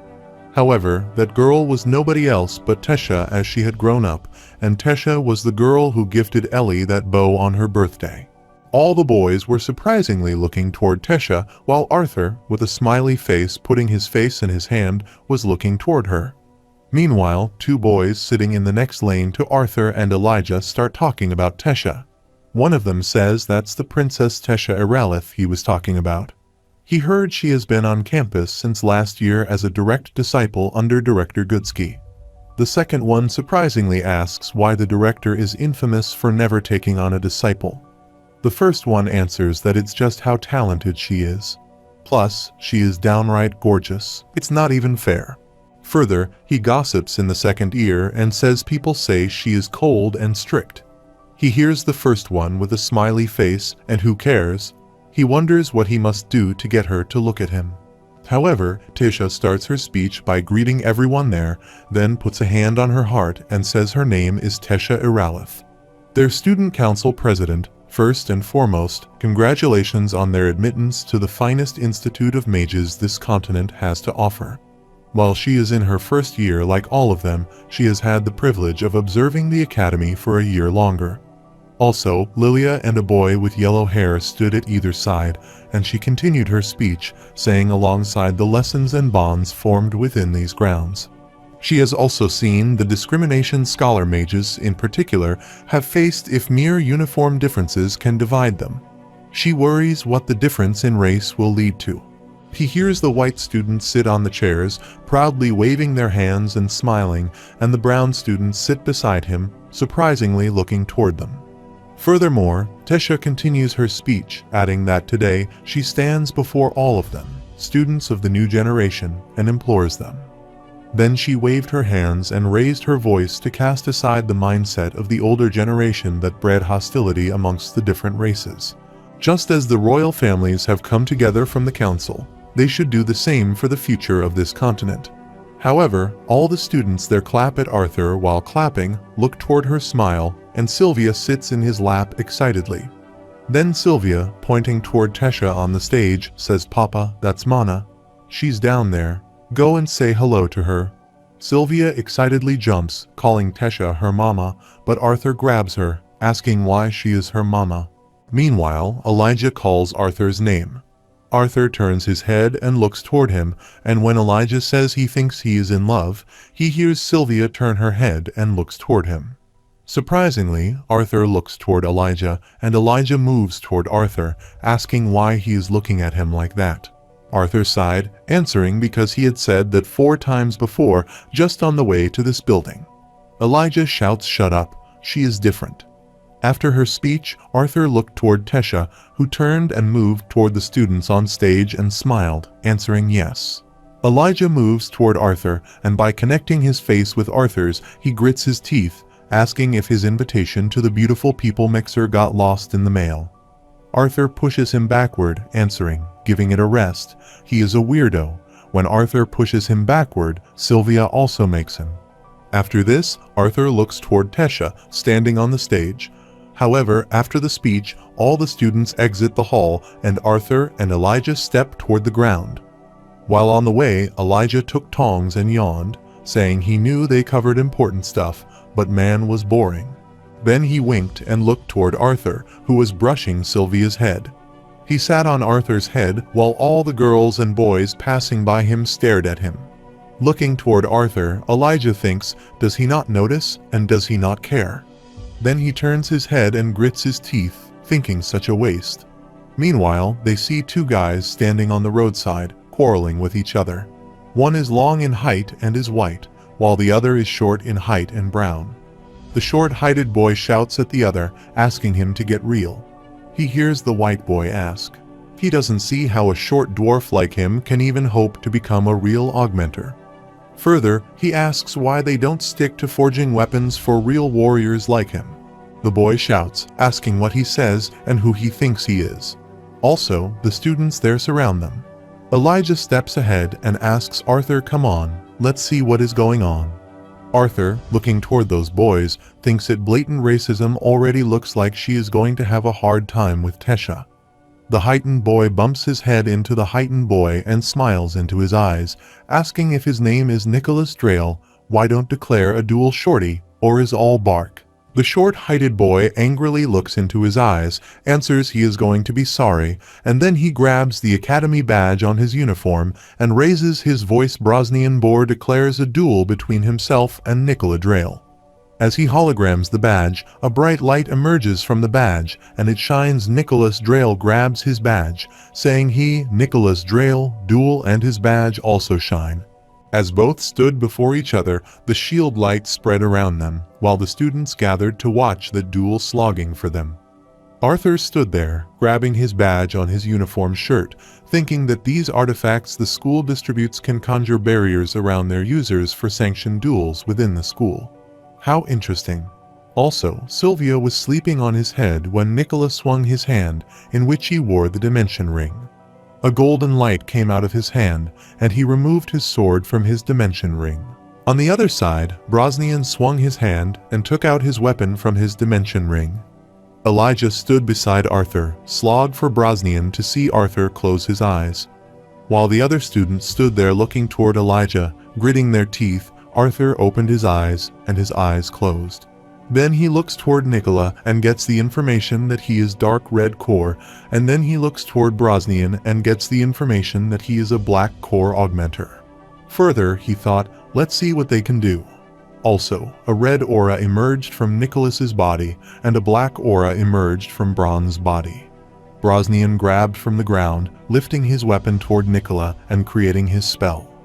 On the other side, Nicola runs toward him, makes his spell, stabs his sword into the ground, and pulls back the sword. And due to his spell, the stone from the ground swung in pointed form toward Brosnian. See, Elijah surprisingly asks what kind of dull blades those are, while Arthur, looking toward them, thinks to be able to conjure earth-like. That as an augmenter, when he is only a red core mage, shows he is talented and has received much training. Brosnian raises his voice, jumps up, and cracks all the stones with his weapon. Nicola swings his sword, and Brosnian, jumping in the air, strikes his weapon to attack him. Nicola, with his magic, jumps and cracks the ground, while Brosnian, using his tremor, smashes the weapon and cracks the stone that Nicola created with his magic. He sees Nicola jump in the air and swing his sword from behind to attack him. Brosnian turns and looks toward him, pointing his weapon toward him. Nicola, swinging his swords, quickly moves toward him in the air, while Brosnian swings his gun, and with his magic, he falls Nicola away. Nicola rolls on the ground with a thud, but quickly gets up, while Brosnian charges himself and runs toward him to attack him. Nicola smirked and stabbed both his swords in the ground. Then he pulls back his sword and throws the mud toward Brosnina. The mud splats on Brosnian's face. He closes his eyes and angrily says he fights like a coward. Using his spell, Nicola creates the earth pillar there, which stabs Brosnian's stomach, and he lifts upward with that pillar. Brosnian shouted. The pillar crashed, and he thuds on the ground. Nicola stabs his one sword into the ground beside Brosnian, and while placing his other sword on his shoulder, looking toward Brosnina, he says he fights like a coward, so what? A win is a win, shorty, while Brosnian is lying on the ground injured, gritting his teeth. The students around them clap while Elijah stands, looking toward both of them, thinking the duel should be over since the barrier broke. But he doesn't think Nicola plans on stopping. After this, Nicola, raising his voice, lifts his foot and points it toward Brosnian's arm, saying let's see how his school year goes with a shattered arm, fresh meat. To see this, Elijah gets surprised and then steps ahead, thinking this is his chance to be a hero. Meanwhile, Arthur stood behind him, looking ahead, raising his voice, asking if that was the student council president's seat. Elijah stops there, and Nicola puts his foot backward and looks around, asking the president where the other students are fearful.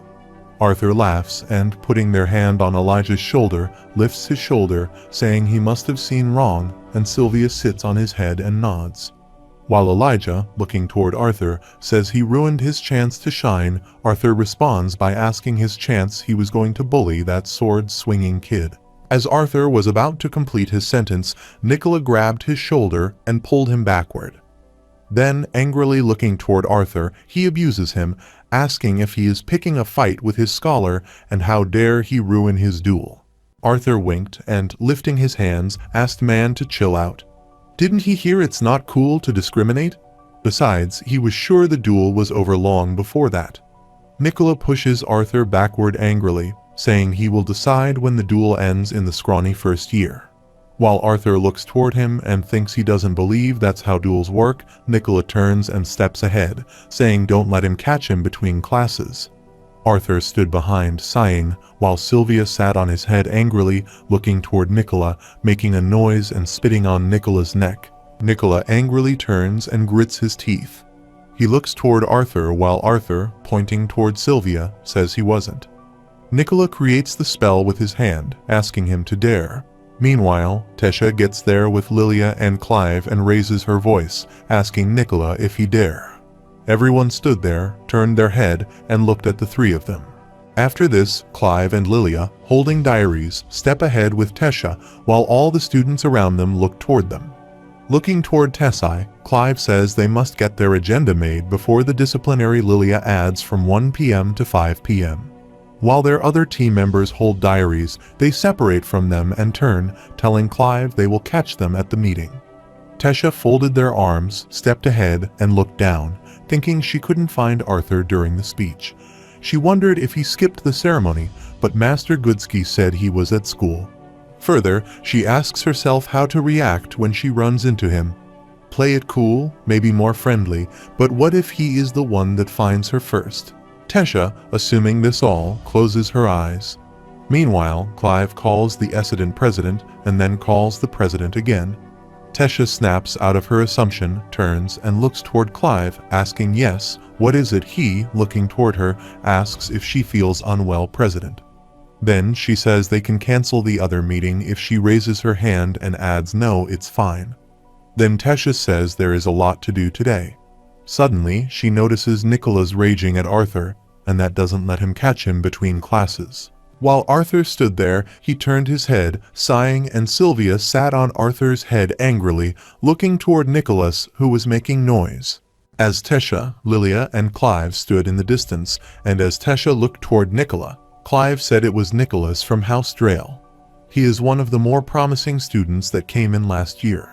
As Arthur stood there with his back to them, Clive, looking toward Arthur, says the red-haired boy seems to be a first year though.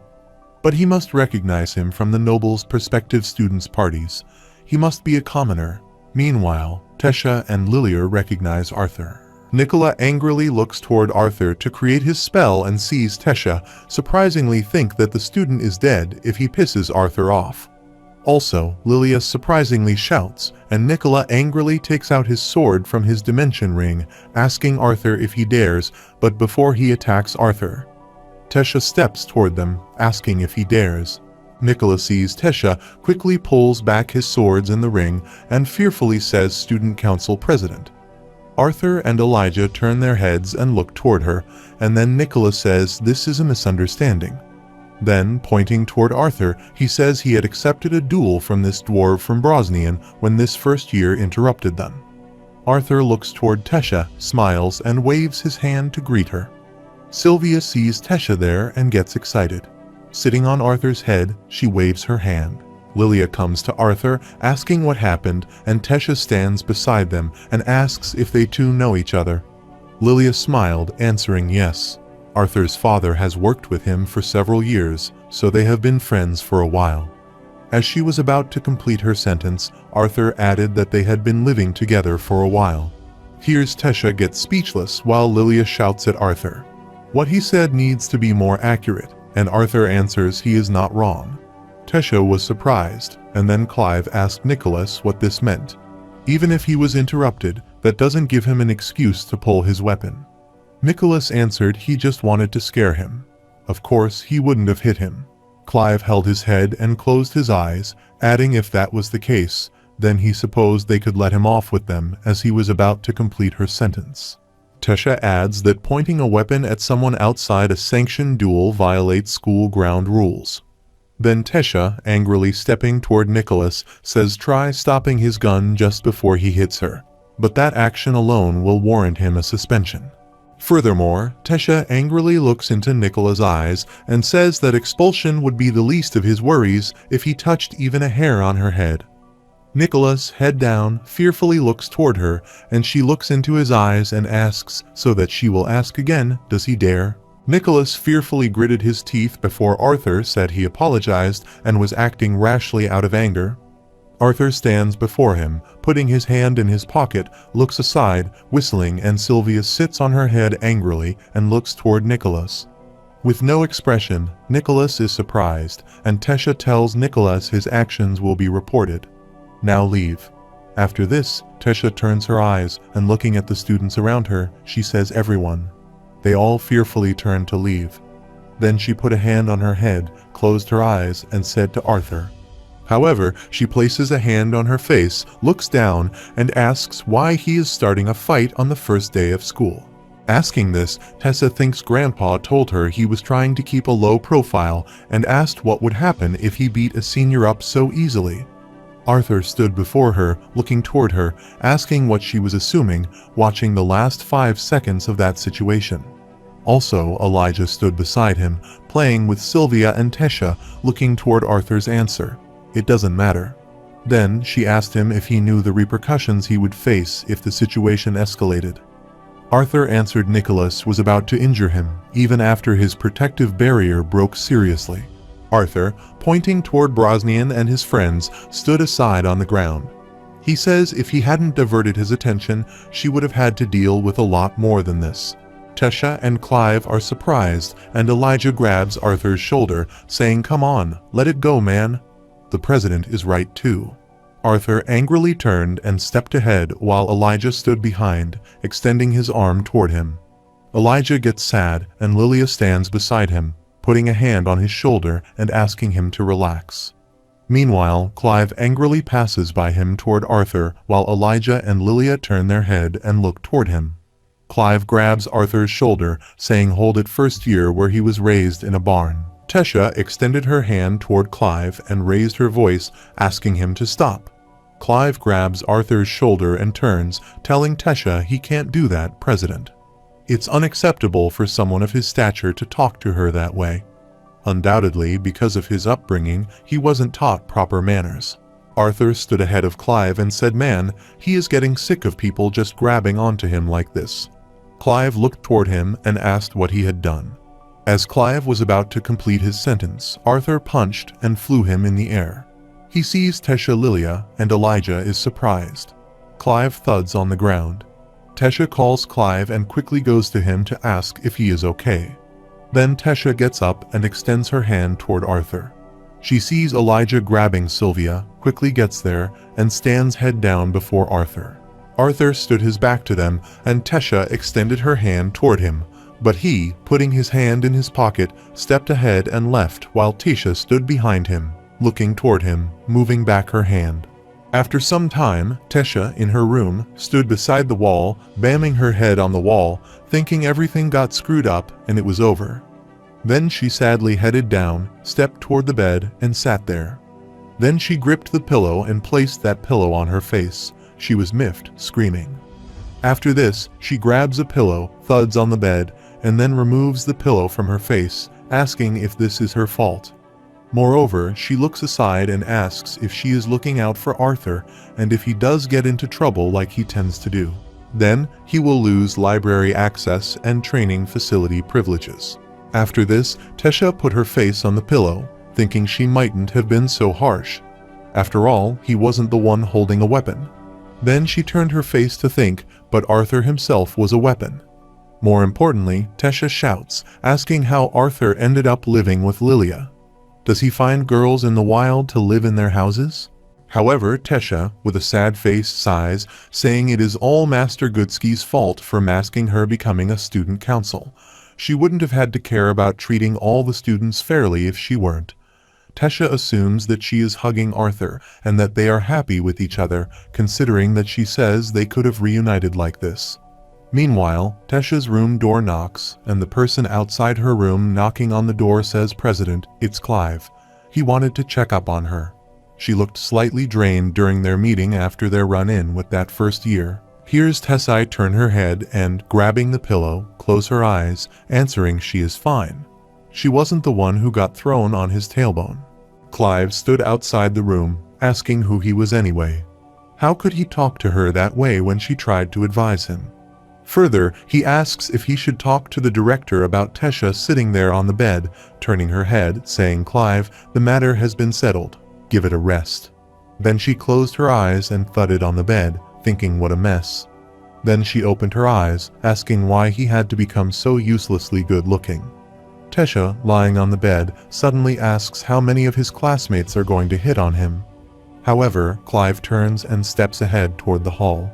Meanwhile, intense muffled screaming comes from Tessai's room, and he steps ahead surprised. On the other side, Arthur and Elijah were in their room.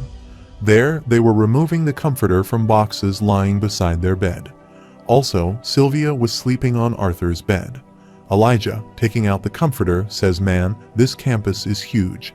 He thought it would take less time to see everything. Then he looked toward Arthur, asked if he was still mulling about shoulder tossing their student vice president. Arthur placed his toothbrush with his ear and smiled, answering yes, that and more.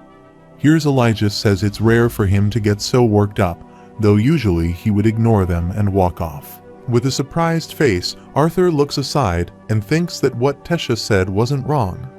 Then why did he get so annoyed? Was it because Tesha had said it? Then he scratched his head, thinking, forget it, what done is done. Meanwhile, the door knocks. Both Arthur and Elijah turn their heads and look toward the door. Arthur opens the door, asking who it is. Madam Goodsky answers, wishing Arthur good evening, and then she asks him if he may come in. Arthur stood at the door, holding the door, remaining silent, while Elijah flicked and surprisingly looked toward the director, asked Director Goodsky. Then he bends before the director, saying it's an honor to meet her up close and in person. Arthur stands there holding the door and looks toward Elijah, bending before the director. Director Goodsky stands at the door, looking toward Elijah, and asks Elijah if she has heard great things about him from Vincent. Arthur, putting their hand on Elijah's shoulder, moves his aside, and he steps toward Elijah, pointing his hand toward the room, and asks the director to please come in, Director Goodsky. The director entered the room, and Elijah stood there looking toward Arthur.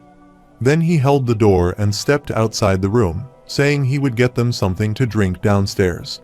The director stood in the room and thanked Elijah, and then Arthur and Goodsky sat on the chairs before each other. Looking toward Arthur, the director says she told him to call her Cynthia.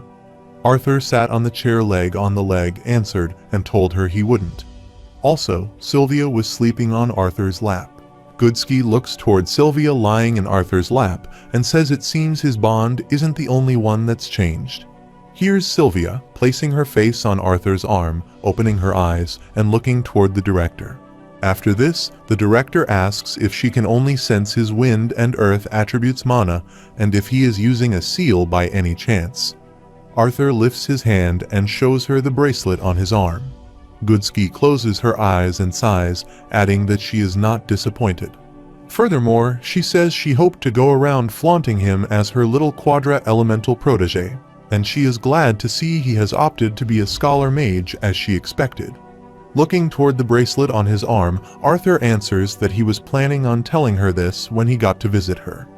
Then, looking toward her, he says he made a troublesome enemy as an adventurer, and he would instead not give him any reason to suspect him, at least for now. Goodsky laughed and, putting a hand on her face, responded, to call the brother of a lance and heir to one of the most influential military houses a mere troublesome enemy. Then she looks toward Arthur and says she is almost worried about who his natural enemies will be. Arthur, looking aside, responds what an ominous thing to say to a preteen boy just starting his school life, while thinking he guessed they wouldn't keep that from her. Goodsky laughs, adding he is right to apologize. After this, Arthur says don't worry about it, but speaking of school life, he did want her to help with another matter. Goodsky, with a surprised face, asks what might be the answer. He wishes to take higher-level mana theory classes, especially those on deviants. Here's Goodsky added that would be pretty easy to do, but she thought one of his main reasons for attending this academy so late was to fit in with his peers. Arthur closed his eyes, saying he would take these classes on top of the normal ones with students his age. He is impatient to learn more about deviant mana manipulation since he has hit the ceiling on that recently. Saying this, Arthur smiles, thinking that there is nothing close to deviation magic in his old world. Goodsky responds very well. She will make it happen. She then smiled open her right hand, saying she could even give him a pass so he could observe the top upper-class mages' mock battles. Arthur gets excited, sits on the chair, moves forward, responding okay, then asks her what's the catch. Meanwhile, Elijah slams the door and, holding the tray of teacups, excitedly calls Arthur's name. Then, pointing toward Arthur, he raises his voice. He is rude to the director and asks how he can mistake her kindness for ulterior motives. Goodsky raises her hand and, looking toward Elijah, responds no, she did have an ulterior motive. Hears Elijah relax and then places the teacup on the table. While Goodsky looks toward Arthur and asks if he knows the student council, he hears Elijah placing the tea on the table and is surprised. However, Goodsky says, well, if they are what he would call this school's shields, she decided to make the sword this year. And she wants him to join the disciplinary committee and hears Arthur ask what. Goodsky answers as he has already witnessed an academy full of young hormonal mages brought up thinking they are worth their weight in gold, often leading to problems. Arthur says go figure. Then she says the disciplinary committee will be responsible for upholding peace and enforcing rules in their little school ground. Here's Arthur asks if it is even something a first-year student should be a part of. He is not even a battle mage. Elijah sits on the bed beside Arthur, and Goodsky opens her arms and closes her eyes to answer her school's rules. Both of them are surprised then. Arthur turns his head near his eyes and sighs, adding that he forgot it. He can skip the theory classes. He will teach himself from the books in the library. However, Goodsky smiles, adding those books aren't accessible to first-year students, and even for upper-level students, he would need to show that he is a deviant. Then she looks toward Arthur and asks what he can't do now. Is she right? Director Goodsky, with an evil smile, takes out her tongue while Arthur, looking toward her angrily, grits his teeth. Looking toward both of them, Elijah thinks, why do these two seem like old friends instead of directors and students? After this, the director said that the disciplinary committee members were chosen for their strength so that he would have peers with whom he could regularly spar and learn. She will even give access to a private training facility. Arthur adds that the members were chosen for their strength. Does that mean she had raised her hand as he was about to complete his sentence? Arthur, looking toward her hand, stops there. She looks toward him and says, despite House Wyke's insistence on giving a spot to Lucas. She declined them, hoping he would join her, and heard Arthur squeeze his eyes, asking if she had prepared thoroughly, hadn't she? Goodsky, with a smile on her face, says he and she are going up against each other. After all, Arthur responded fine, but that training facility had better be one of those mana-rich ones. Goodsky gets up from the chair, responding that it is already done. Then she creates the M and throws a pack to Arthur with her hand. Arthur surprisingly catches that package while she turns toward the door, standing at the door holding the door handle. Looking toward Arthur, she says she has already gotten a disciplinary committee uniform tailored for him. Elijah bends before her while Arthur, holding that package, looks toward her. However, Arthur looking toward that package think it pisses him off that she already knew he was going to accept. After this, Goodsky, closing the door, says, "Arthur, please make up with Student Council President Tessis soon." Then she smiles, saying staying mad at his childhood friend is not good. Here is Elijah gets shocked, and his body turns into stone. A wavy light falls on his head, and his body gets cracked. While Arthur sits behind him on the chair, he gets speechless, and when Elijah turns his head and looks toward him, Arthur turns his eyes and starts humming. Elijah shouts at him, asking Tesha Iralith is his childhood friend. After this, Arthur and Elijah step on the roadside in the evening. Arthur, putting their hands in his pocket, says sorry, but he would tell him eventually. It just turned out that way he heard Elijah, head down with a sad face, answering it okay. Also was sleeping on Elijah's head. Then Elijah explains that he too has what he might call a childhood friend, as this was a healthy girl with golden hair. She jumps toward Elijah, closing her arms and asking, "Let's go on a date." Elijah is crying and tightly closing his arms, answering no, never. Also, when that healthy girl closes her hands, her dress sleeves tear apart, and then Elijah puts her hand on Arthur's shoulder and says her name is Helgarth. Arthur creates Elijah, and that girl's picture in his thoughts, looks up, laughs, and adds that he sees she sounds like a lovely little girl. After this, Arthur, climbing the S, Elijah stepping after him, asks Lilia P. to assess Cathalm and even Princess Tesha. Further, he asks what's next. Is he going to start flirting with God? Arthur smiles, answering he never flirted with anyone. However, they both enter the mess room. While on the way, Elijah looks toward Arthur and asks what makes it even worse. Then Elijah opens his arms and asks if he oozes attractive pheromones. After this, Arthur receives his food tray from the counter, and Elijah hugs him from behind, thinking he wants some of those pheromones too. Also, when he hugs Arthur, his butts move backward, and Sylvia sits on Elijah's shoulder and looks toward his butt.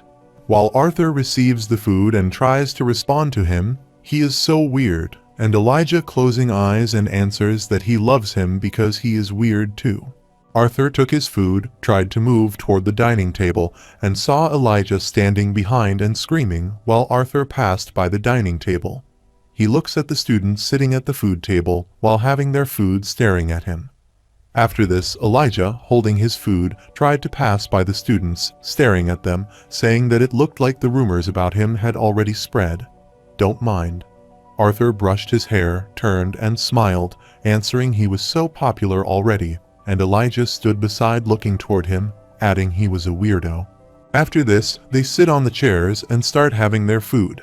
She sits under the table beside Arthur. Foot is having her food. Meanwhile, a guy came to them saying excuse him. He couldn't help but notice that he was wasting his time with someone beneath him. Elijah surprisingly looks toward that guy with a smile. Elijah says he is Charles Ravenper, II of the famous Ravenper house. Then he asks if he has surely heard of it. Also, his two friends were with him and were looking toward Elijah. Then Charles says well, he is feeling rather generous today. He will allow him to join his group. He can assure him that he won't regret it. Here's Elijah asks the Ravenpour family while Arthur stands ahead of him PFFT. Then Arthur wipes his mouth and says that a noble family wouldn't be named after bird feces. While Elijah puts a hand on his nose and smiles, adding sorry, he must have misheard then. While Charles sees their behavior angrily and looks toward them, his friends stand beside him and surprisingly look toward him. Charles hits his hand and throws Elijah's food, trying to shout enough. Elijah turns and surprisingly looks toward his food, flying in the air. Charles, gritting his teeth, asks him if he dared mock nobility. He has gone out of his way to welcome him into his group, so that he doesn't lower himself by hanging out with this trouble-making scholar trash, but he spit in his face. Elijah makes a fist of his hand and gets up from the chair, asking Charles why he would go with someone who blatantly looks down on his best friend. Then he says they are all mages in this academy, so get off his high horse. Charles angrily puts their hand in his pant pocket, looks toward Elijah, and asks if they are all mages. He says, Then he adds he must have lived in a cave and something if he doesn't know the difference between them and them. Elijah, pointing his thumb toward himself, adds that he has lived in a cave, and even the student council says they shouldn't treat each other differently. He hears Charles making the fist of his hand and extending his fist toward Arthur, answering that of course they would. It's all politics and appearance, but it isn't reality. Witnessing it firsthand is the only way for him to realize the difference. As the first was moving toward Arthur, silently sitting there, sighing and getting up, Arthur moved so quickly from there that Charles was surprised. He stopped his hand there, thinking he couldn't even see it. That must have been a fluke. Arthur's head down, putting their hand on the table, stood there. Charles, making a fist of his hand, ran toward Arthur, thinking there was no way he could move that fast. But before he attacked, Elijah got there, stood before Arthur, and opened his arms. Arthur stood behind Elijah, turning his eyes, and looked toward Elijah, thinking he might get away with using magic, but Elijah. Meanwhile, many magic vines move toward Charles and grab his hand as soon as they see it. The vines spread on Charles's whole body and bind him. However, those vines lift him and stretch him. Charles shouted, "What is this? Let him go." Then he looked toward the vines and grits of his teeth, thinking about these vines. Is there a student capable of using such powerful deviant magic? And is it a teacher? Then he raises his voice and unhands him. Both Arthur and Elijah stood down, surprisingly looking toward Charles. Arthur peeks aside, and he notices Tesha standing beside the wall. He sees her there. He smiles, then looks toward Charles. He thinks now what he should do with him. Using magic would get Elijah and him in trouble. Also, Charles, lifting, was shouting, and his friends stood beside him, hiding from him. However, a thought comes to Arthur's mind, and he smiles, thinking he might turn and look toward Charles. While Charles shouts at Arthur, does he think he will get away with this? Wait till he tells his mother, and then he gets silent.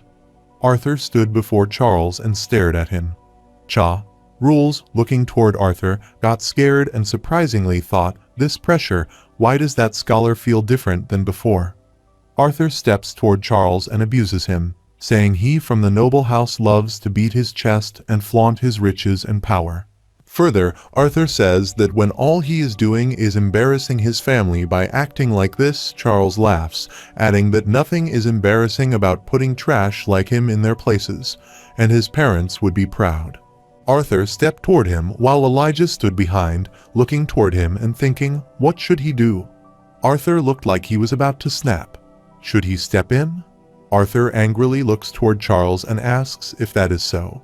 He extends his hand toward him and says allow him the honor of teaching him an important lesson. Charles, with an evil smile on his face, asks if he is unarmed and tied up. What can he even do with all of these witnesses watching? Arthur lifts his hand to create wind magic, something even crueler to his kids than physical injuries. Charles smiled, asking if he thought a no-name idiot like him could get away with using magic as he was about to complete his sentence. Arthur removes Charles's pants and nails him, seeing Charles become stone. Then, looking down toward the pants lying on the floor, he shouts. While the students surround there laughing, a boy pointing toward Charles's butt says, "Look." And the girls stood there putting their hands on their eyes, laughing, saying they didn't see much. Charles shouts to shut up all of them, but they don't look. Arthur turns and steps ahead, and Elijah sees this and is surprised. While Sylvia sits on Elijah's shoulder, covering her eyes with her hands, Arthur steps ahead and says he will return. Elijah turns, responding yes and sure, and Sylvia uncovers her one eye and excitedly looks toward Arthur.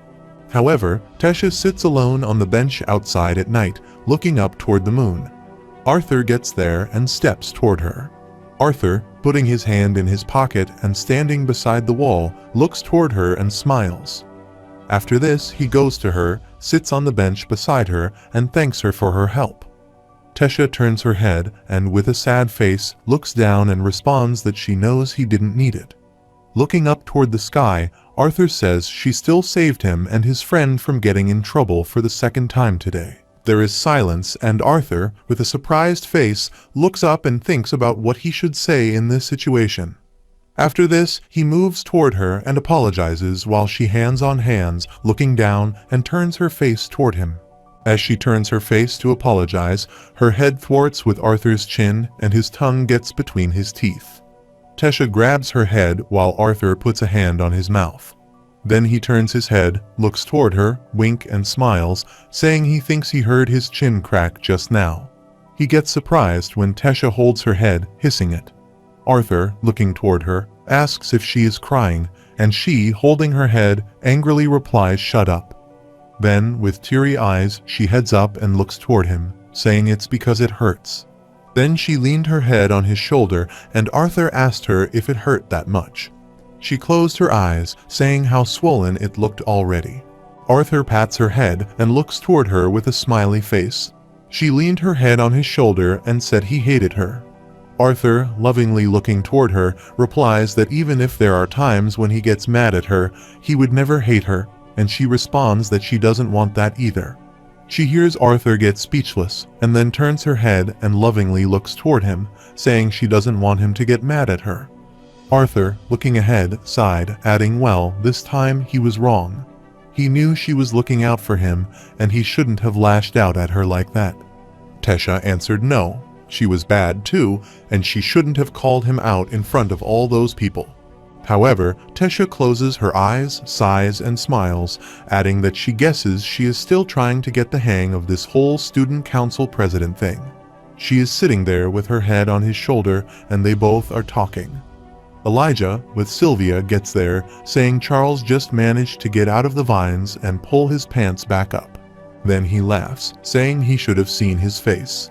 As he was about to complete his sentence, he was surprised to see Arthur and Tesha there. Sylvia excitedly jumps toward Arthur, and Elijah looks toward Arthur and makes the puffy face say his words. Elijah, waving his hand, turns toward the wall and leaves while Arthur, looking toward him, thinks, what is that fool thinking now? Sylvia quickly moved toward Tesha and sat in her lap, calling her mama. Tesha lovingly holds Sylvia while Sylvia lovingly licks her face with her tongue. Meanwhile, Arthur gets up and extends his hand toward Tesha, asking if she wants to walk with him. After this, both of them go for a walk. While walking, Tesha says she can't believe all that happened while he was an adventurer. Arthur answered, and he had no idea that Director Goodsky was so close with Gramps. No wonder she knew so much about him. Tesha, holding Sylvia in her arms lovingly, looks toward her, saying yes, it's one of the reasons why she was able to become her disciple. She is sure his skills had more to do with it. Also, when Tesha lovingly looks toward Sylvia, she lovingly looks toward Tesha. Moreover, Tesha, looking toward Arthur, thinks he has changed so much since she last saw him. Even the way he moves feels so purposeful on his face.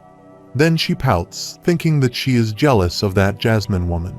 She wishes she had an adventure with him for 2 years. Surprisingly, as she was looking toward Arthur, he turned his head and looked toward her, asking if something was wrong. Tesha, playing with Sylvia, laughs, answering, nope, nothing at all, and then he says it looks like they are back at the dorms already. She looked down and answered yes then.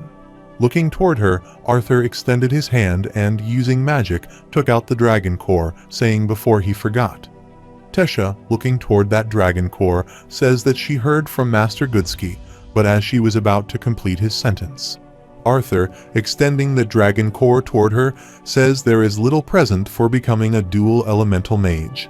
Then he put that dragon core in her hand, and she, taking that dragon core, thinks she can't possibly take this. Arthur smiles, saying he couldn't think of a better gift for her than this, and she lovingly looks. Arthur calls his name. After this, Arthur, with Sylvia on his shoulder, steps ahead, then turns and waves his hand, saying anyway, they both have a big day ahead tomorrow. Get some sleep. He will see her around, and she lovingly waves her hand and wishes him good night. Then, while looking toward Arthur, she thinks, really now giving something so precious away that casually, and then she, holding that dragon core in her hand, lovingly looks toward it. However, Arthur goes to his room. He is surprised to see Elijah in his bed. He folds himself in the blanket and moves. Arthur stood there looking toward the blanket. Suddenly, Elijah put his mouth out of the blanket from the leg side and welcomed him back. Both Arthur and Sylvia, looking toward him, get scared and Arthur shouts, abusing him. Elijah, pointing toward the bed, asks Arthur to please sit, sir, and kindly explain what he witnessed earlier tonight. Arthur answers fine, putting his hand on his heart and gritting his teeth. After some time, Elijah, covering himself in the blanket, says that even if they had been friends since childhood, he couldn't believe the lunar goddess was leaning her head on his shoulder. Arthur, lying on his bed looking up, asked the lunar goddess if he just come up with that. Elijah shows Arthur his thumb, index, and middle finger. He answers no, it's a name that the students of this school have bestowed upon their student council president. He hears Arthur, surprisingly looking toward him, ask, okay, but why does lunar goddess Elijah sit up on the bed and, waving his hand, raise his voice?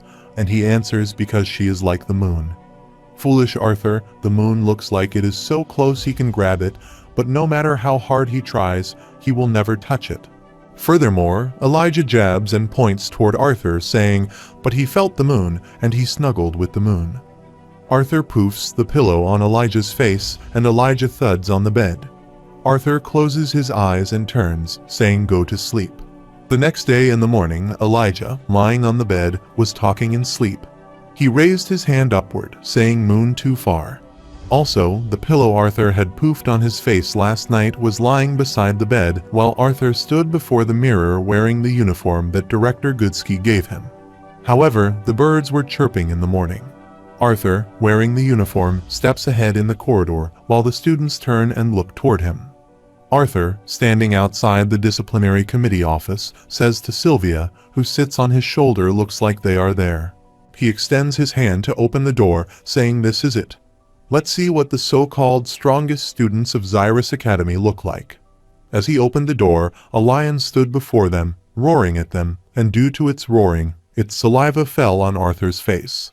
Further, Arthur's facial skin moves backward and Sylvia flies backward, but she grabs Arthur's hair. Then Sylvia moves ahead, sits on Arthur's head, and angrily looks toward the lion while the lion looks toward Sylvia, sighs, and smiles. Also, the lion's saliva was dripping from Arthur's face. After this, Sylvia slaps the lion, and Arthur, wiping his face, steps into the office. The guy stands before them and says, well, that didn't go as planned. Arthur, wiping his face, asks him to take it, saying that this was some elaborate plan to see how to think his skin is, and the guy responds that he could say that. After this, the guy stood beside Arthur, smiling, saying it seemed like Director Goodsky had picked up someone interesting, which could have been based on merit. Arthur stepped ahead, and the guy standing behind Arthur asked for a different connection. However, the guy looking into Arthur's eyes says blood doesn't lie, while Arthur, looking toward him, asks to excuse him and hears the guy squeeze his eyes. Then he laughs, saying it's nothing, just an old saying. Then he extends his hand toward Arthur, saying anyway, his name is Kai Crestless, 4th year, and he can call him Kai though. Arthur shakes hands with him and smiles, responding. Arthur Lewin is pleased to make his acquaintance. Then, pointing toward Sylvia, he says, this is his bond, Sylvia. However, Sylvia, sitting the lion down on the ground, angrily sat beside him on her foot, and the lion was sweating. Kai looks toward his lion, and Sylvia smiles, responding to Arthur. He sees while thinking about what sort of beast can render Grotter so submissive. Meanwhile, a muscle lady emerges from behind, saying another delicate, pretty boy.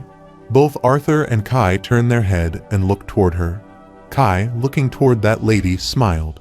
Also, behind them, Sylvia sat on the lion, and the lion's head down was sweating. However, that muscle lady leaning beside the wall with a folded arm asks why there aren't more real men on this committee. Looking toward her, Arthur remembers Elijah's childhood friend and excitedly asks Helgarth.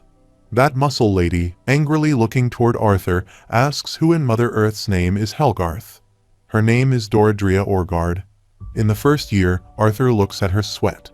Then he extends his hand and smiles, saying it's nothing nice to meet her, Doradria. He is Arthur Lewin. He is a first year like herself. Let's get along. As he was about to complete his sentence, she slapped Arthur's hand and laughed, saying stop acting so stiff. After this, Kai stood ahead, turning his head and saying, "Come on, the other DC officers are waiting in the other room." After this, the three of them move to the other room. While on the way, Dorandrea says Arthur's director Goodsky didn't even tell them his name, let alone give any details. Kai laughs, adding that everybody is pretty curious. Also, Dorandrea was ahead of them, and Arthur and Kai stepped after him. Behind them was Kai's lion, and Sylvia was sleeping on the lion's head. As they arrive near the room and stand outside the room, Dorandrea turns and pulls Arthur's hand and takes him with her. Bam! The room door enters, saying everyone, the last guy, is there. Prince Curtis sits on the couch and sees Arthur get out, saying he knows it. Arthur surprisingly looks toward Curtis. However, Curtis looks toward Arthur and smiles, saying it is him. Arthur and Arthur smile, asking Curtis why he is surprised. After this, Curtis looks toward Kai, Grotter, and Sylvia, who sit on Gearwaiter's head, and says he knows Kai took Grotter to scare him, but it seems that somehow the opposite has happened. Arthur, looking toward Grotter, asks Curtis if this is his bond. Wait, is this the same world lion he purchased at the auction when they first met? Curtis laughed that they formed an equal contract after he reached a class last year. Arthur shakes hands with Curtis, congratulates him, and says it's feeling good to see him again. Curtis grabs Arthur's hand, laughs, responds likewise, and welcomes him to the disciplinary committee. Dorandrea stood beside them. Sometimes she turned her head and looked toward Arthur, while sometimes she turned her head and looked toward Curtis. Then she surprisingly asked. They knew each other already while Kai stood behind and confusingly smiled. Curtis answers her not. Just he hears Arthur grabbing his hand and surprisingly looking toward Curtis. Meanwhile, Prince Cathelm gets there, steps the stairs, and looks toward Arthur. She says it's good to see him again, Arthur. Moreover, Arthur looks toward her and smiles, responding, "It's good to see her too, Princess Cathelm," and she nods. Meanwhile, a lady with skin hair color stood beside the railing of the stairs, asking if he had forgotten someone. Then she smiled, saying long time no seen Arthur. Arthur stood before her folded arm and asked if he was sorry if he knew her. She put a hand on her heart and shouted, "It's he, Fairith Ivisar." As soon as he heard her name, he surprisingly beat his fist on his hand and remembered everything. Then he pointed toward her smile, saying Fafi. While she shouted, adding that Fairith and Dorandrea stood behind with other team members laughing.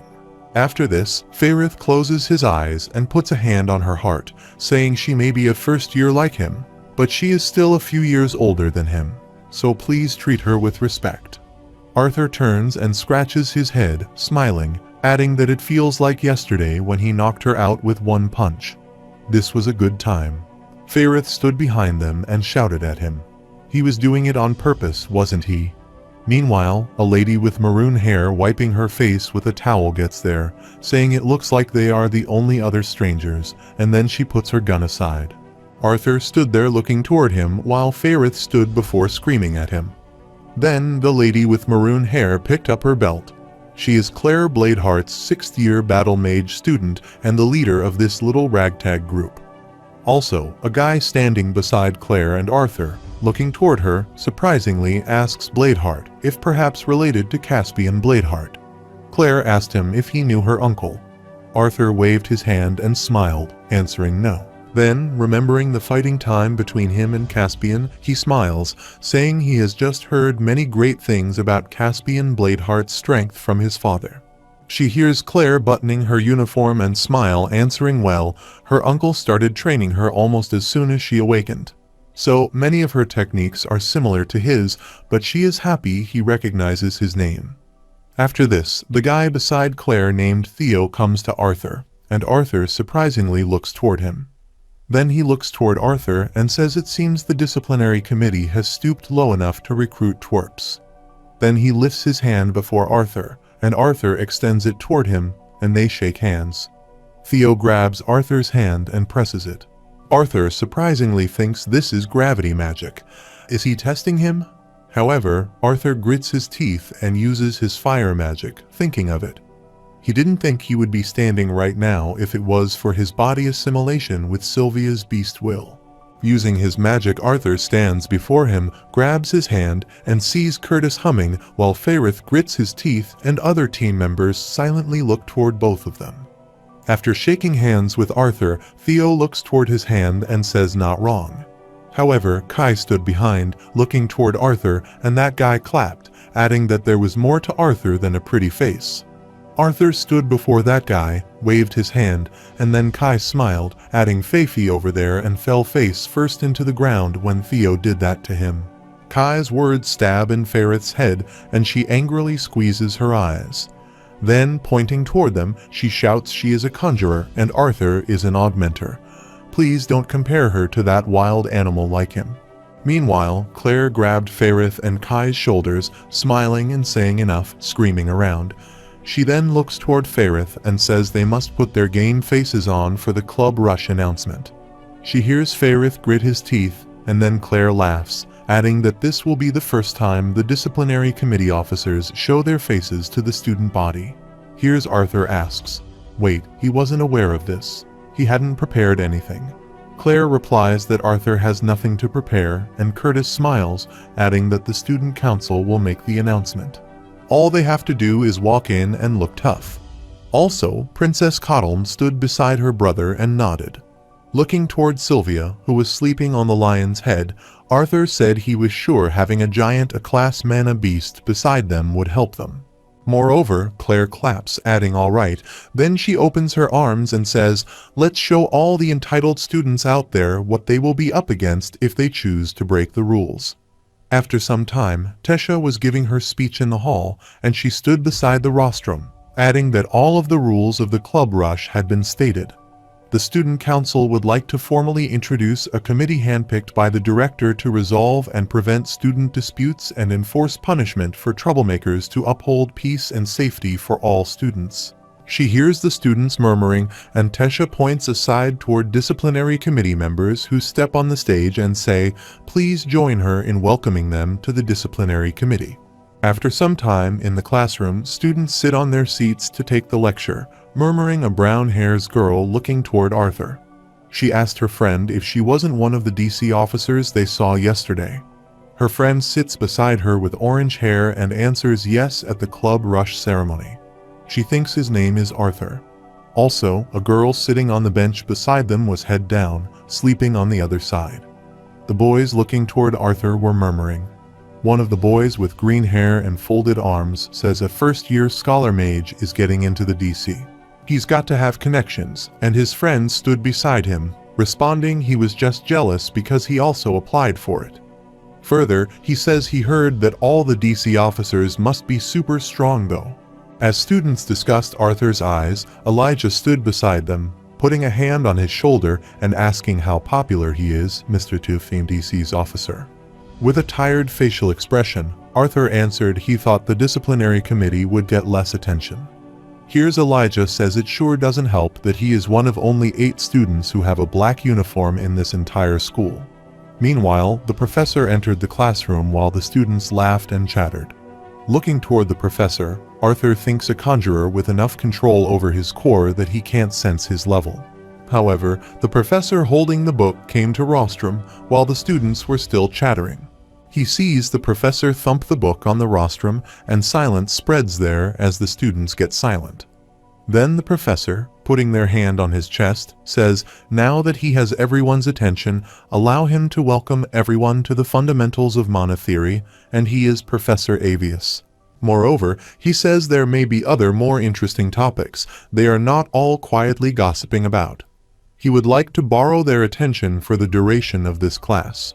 After this, he picks the whiteboard chalk from the rostrum and turns, saying that this is technically an introductory class. He believes they must know many topics they will cover this semester. Professor Avius started writing on the board, saying and further emphasizing that he would be sure to give out plenty of fun projects and assignments along the way. While the students sat there, they were surprisingly looking toward the board. Professor Avius, while writing, says in light of the new changes starting this year. After writing the topic on the board, he turned and looked toward the students. He rattled the chalk with the board. He thinks it's appropriate to discuss what started the whole conjurer, which is better than augmenter's stigma. Further, he says that when achieving even an orange core was considered extremely difficult in the olden days, conjurers had a huge advantage over augmenters. However, the students noted down the lecture's Elijah while attentively listening to the lecture notes and nodding. Then Professor Avius says physiologically, conjurers have much more developed mana veins responsible for absorbing ambient mana and transporting it to the mana core. Meanwhile, augmenters naturally have more developed mana channels, which are responsible for the distribution of mana from the mage's core out of the rest of their body because of how much more efficiently conjurers can absorb the mana around them. Moreover, the professor explained that it is much easier for them to ascend to higher core levels. But as both types of mages ascend to higher core levels, the distinction becomes less pronounced. As Professor Avius was giving the lecture, and during the lecture, two girls were gossiping. Sees this, Professor Avius points the mana he created in his hand toward those two girls, saying conjurers will be able to distribute their mana throughout their bodies more efficiently. While augmenters will have better control over manipulating mana remotely, the girls looking toward the mana in pointed form and coming toward them get scared. The mana hits them and turns into feathers, while the girls fearfully put their hands over their faces. The feather flies downward, and Professor Avius, looking toward both girls, asks students to tell him, class, if in the end, two mages, one conjurer, and one augmenter both reach the silver core stage, then who would have the advantage? Further, he asks if the mage that trains his core and his body not only bigger advantage. However, the rest of the class went on with some of the conjurer students in their class arguing against Professor Avius's claim. The debate could only use hypotheticals and previously recorded duels between high-ranking mages. The discussion did seem to leave the students with an open mind. However, Elijah and Arthur get separated for the following lecture when the class ends. Elijah steps ahead, turns, and looks toward Arthur, waving their hand. He asks if his next class is this way, but he will see him at lunch. Arthur's waving hand responds save him a spot in line if he gets there first. Also, Sylvia, sitting on Arthur's head, excitedly waved her hand toward Elijah. After this, both Arthur and Sylvia move from there to the next class. As Arthur enters the class, he looks toward the classroom and thinks it looks like this class might be a bit more interesting. Arthur steps ahead and sits on the bench there. While sitting there, he takes tongs, thinking it's been a while since he had to sit down for so long. Meanwhile, Princess Kathleen comes to him, asking if she may sit there. Arthur, while taking tong, surprisingly looked toward her. While the students pass by, they stop there and look toward Princess Kathleen. Arthur looks toward her and thinks there are so many other seats, though she answers sure, go ahead, and she, sitting beside him, thanks him. After this, Kathleen surprisingly looks toward Sylvia, and Sylvia sits on the table and looks toward her. Then she turns her head, saying cute. While Sylvia and Arthur surprisingly look toward her, Fairith gets there, saying look who they have there.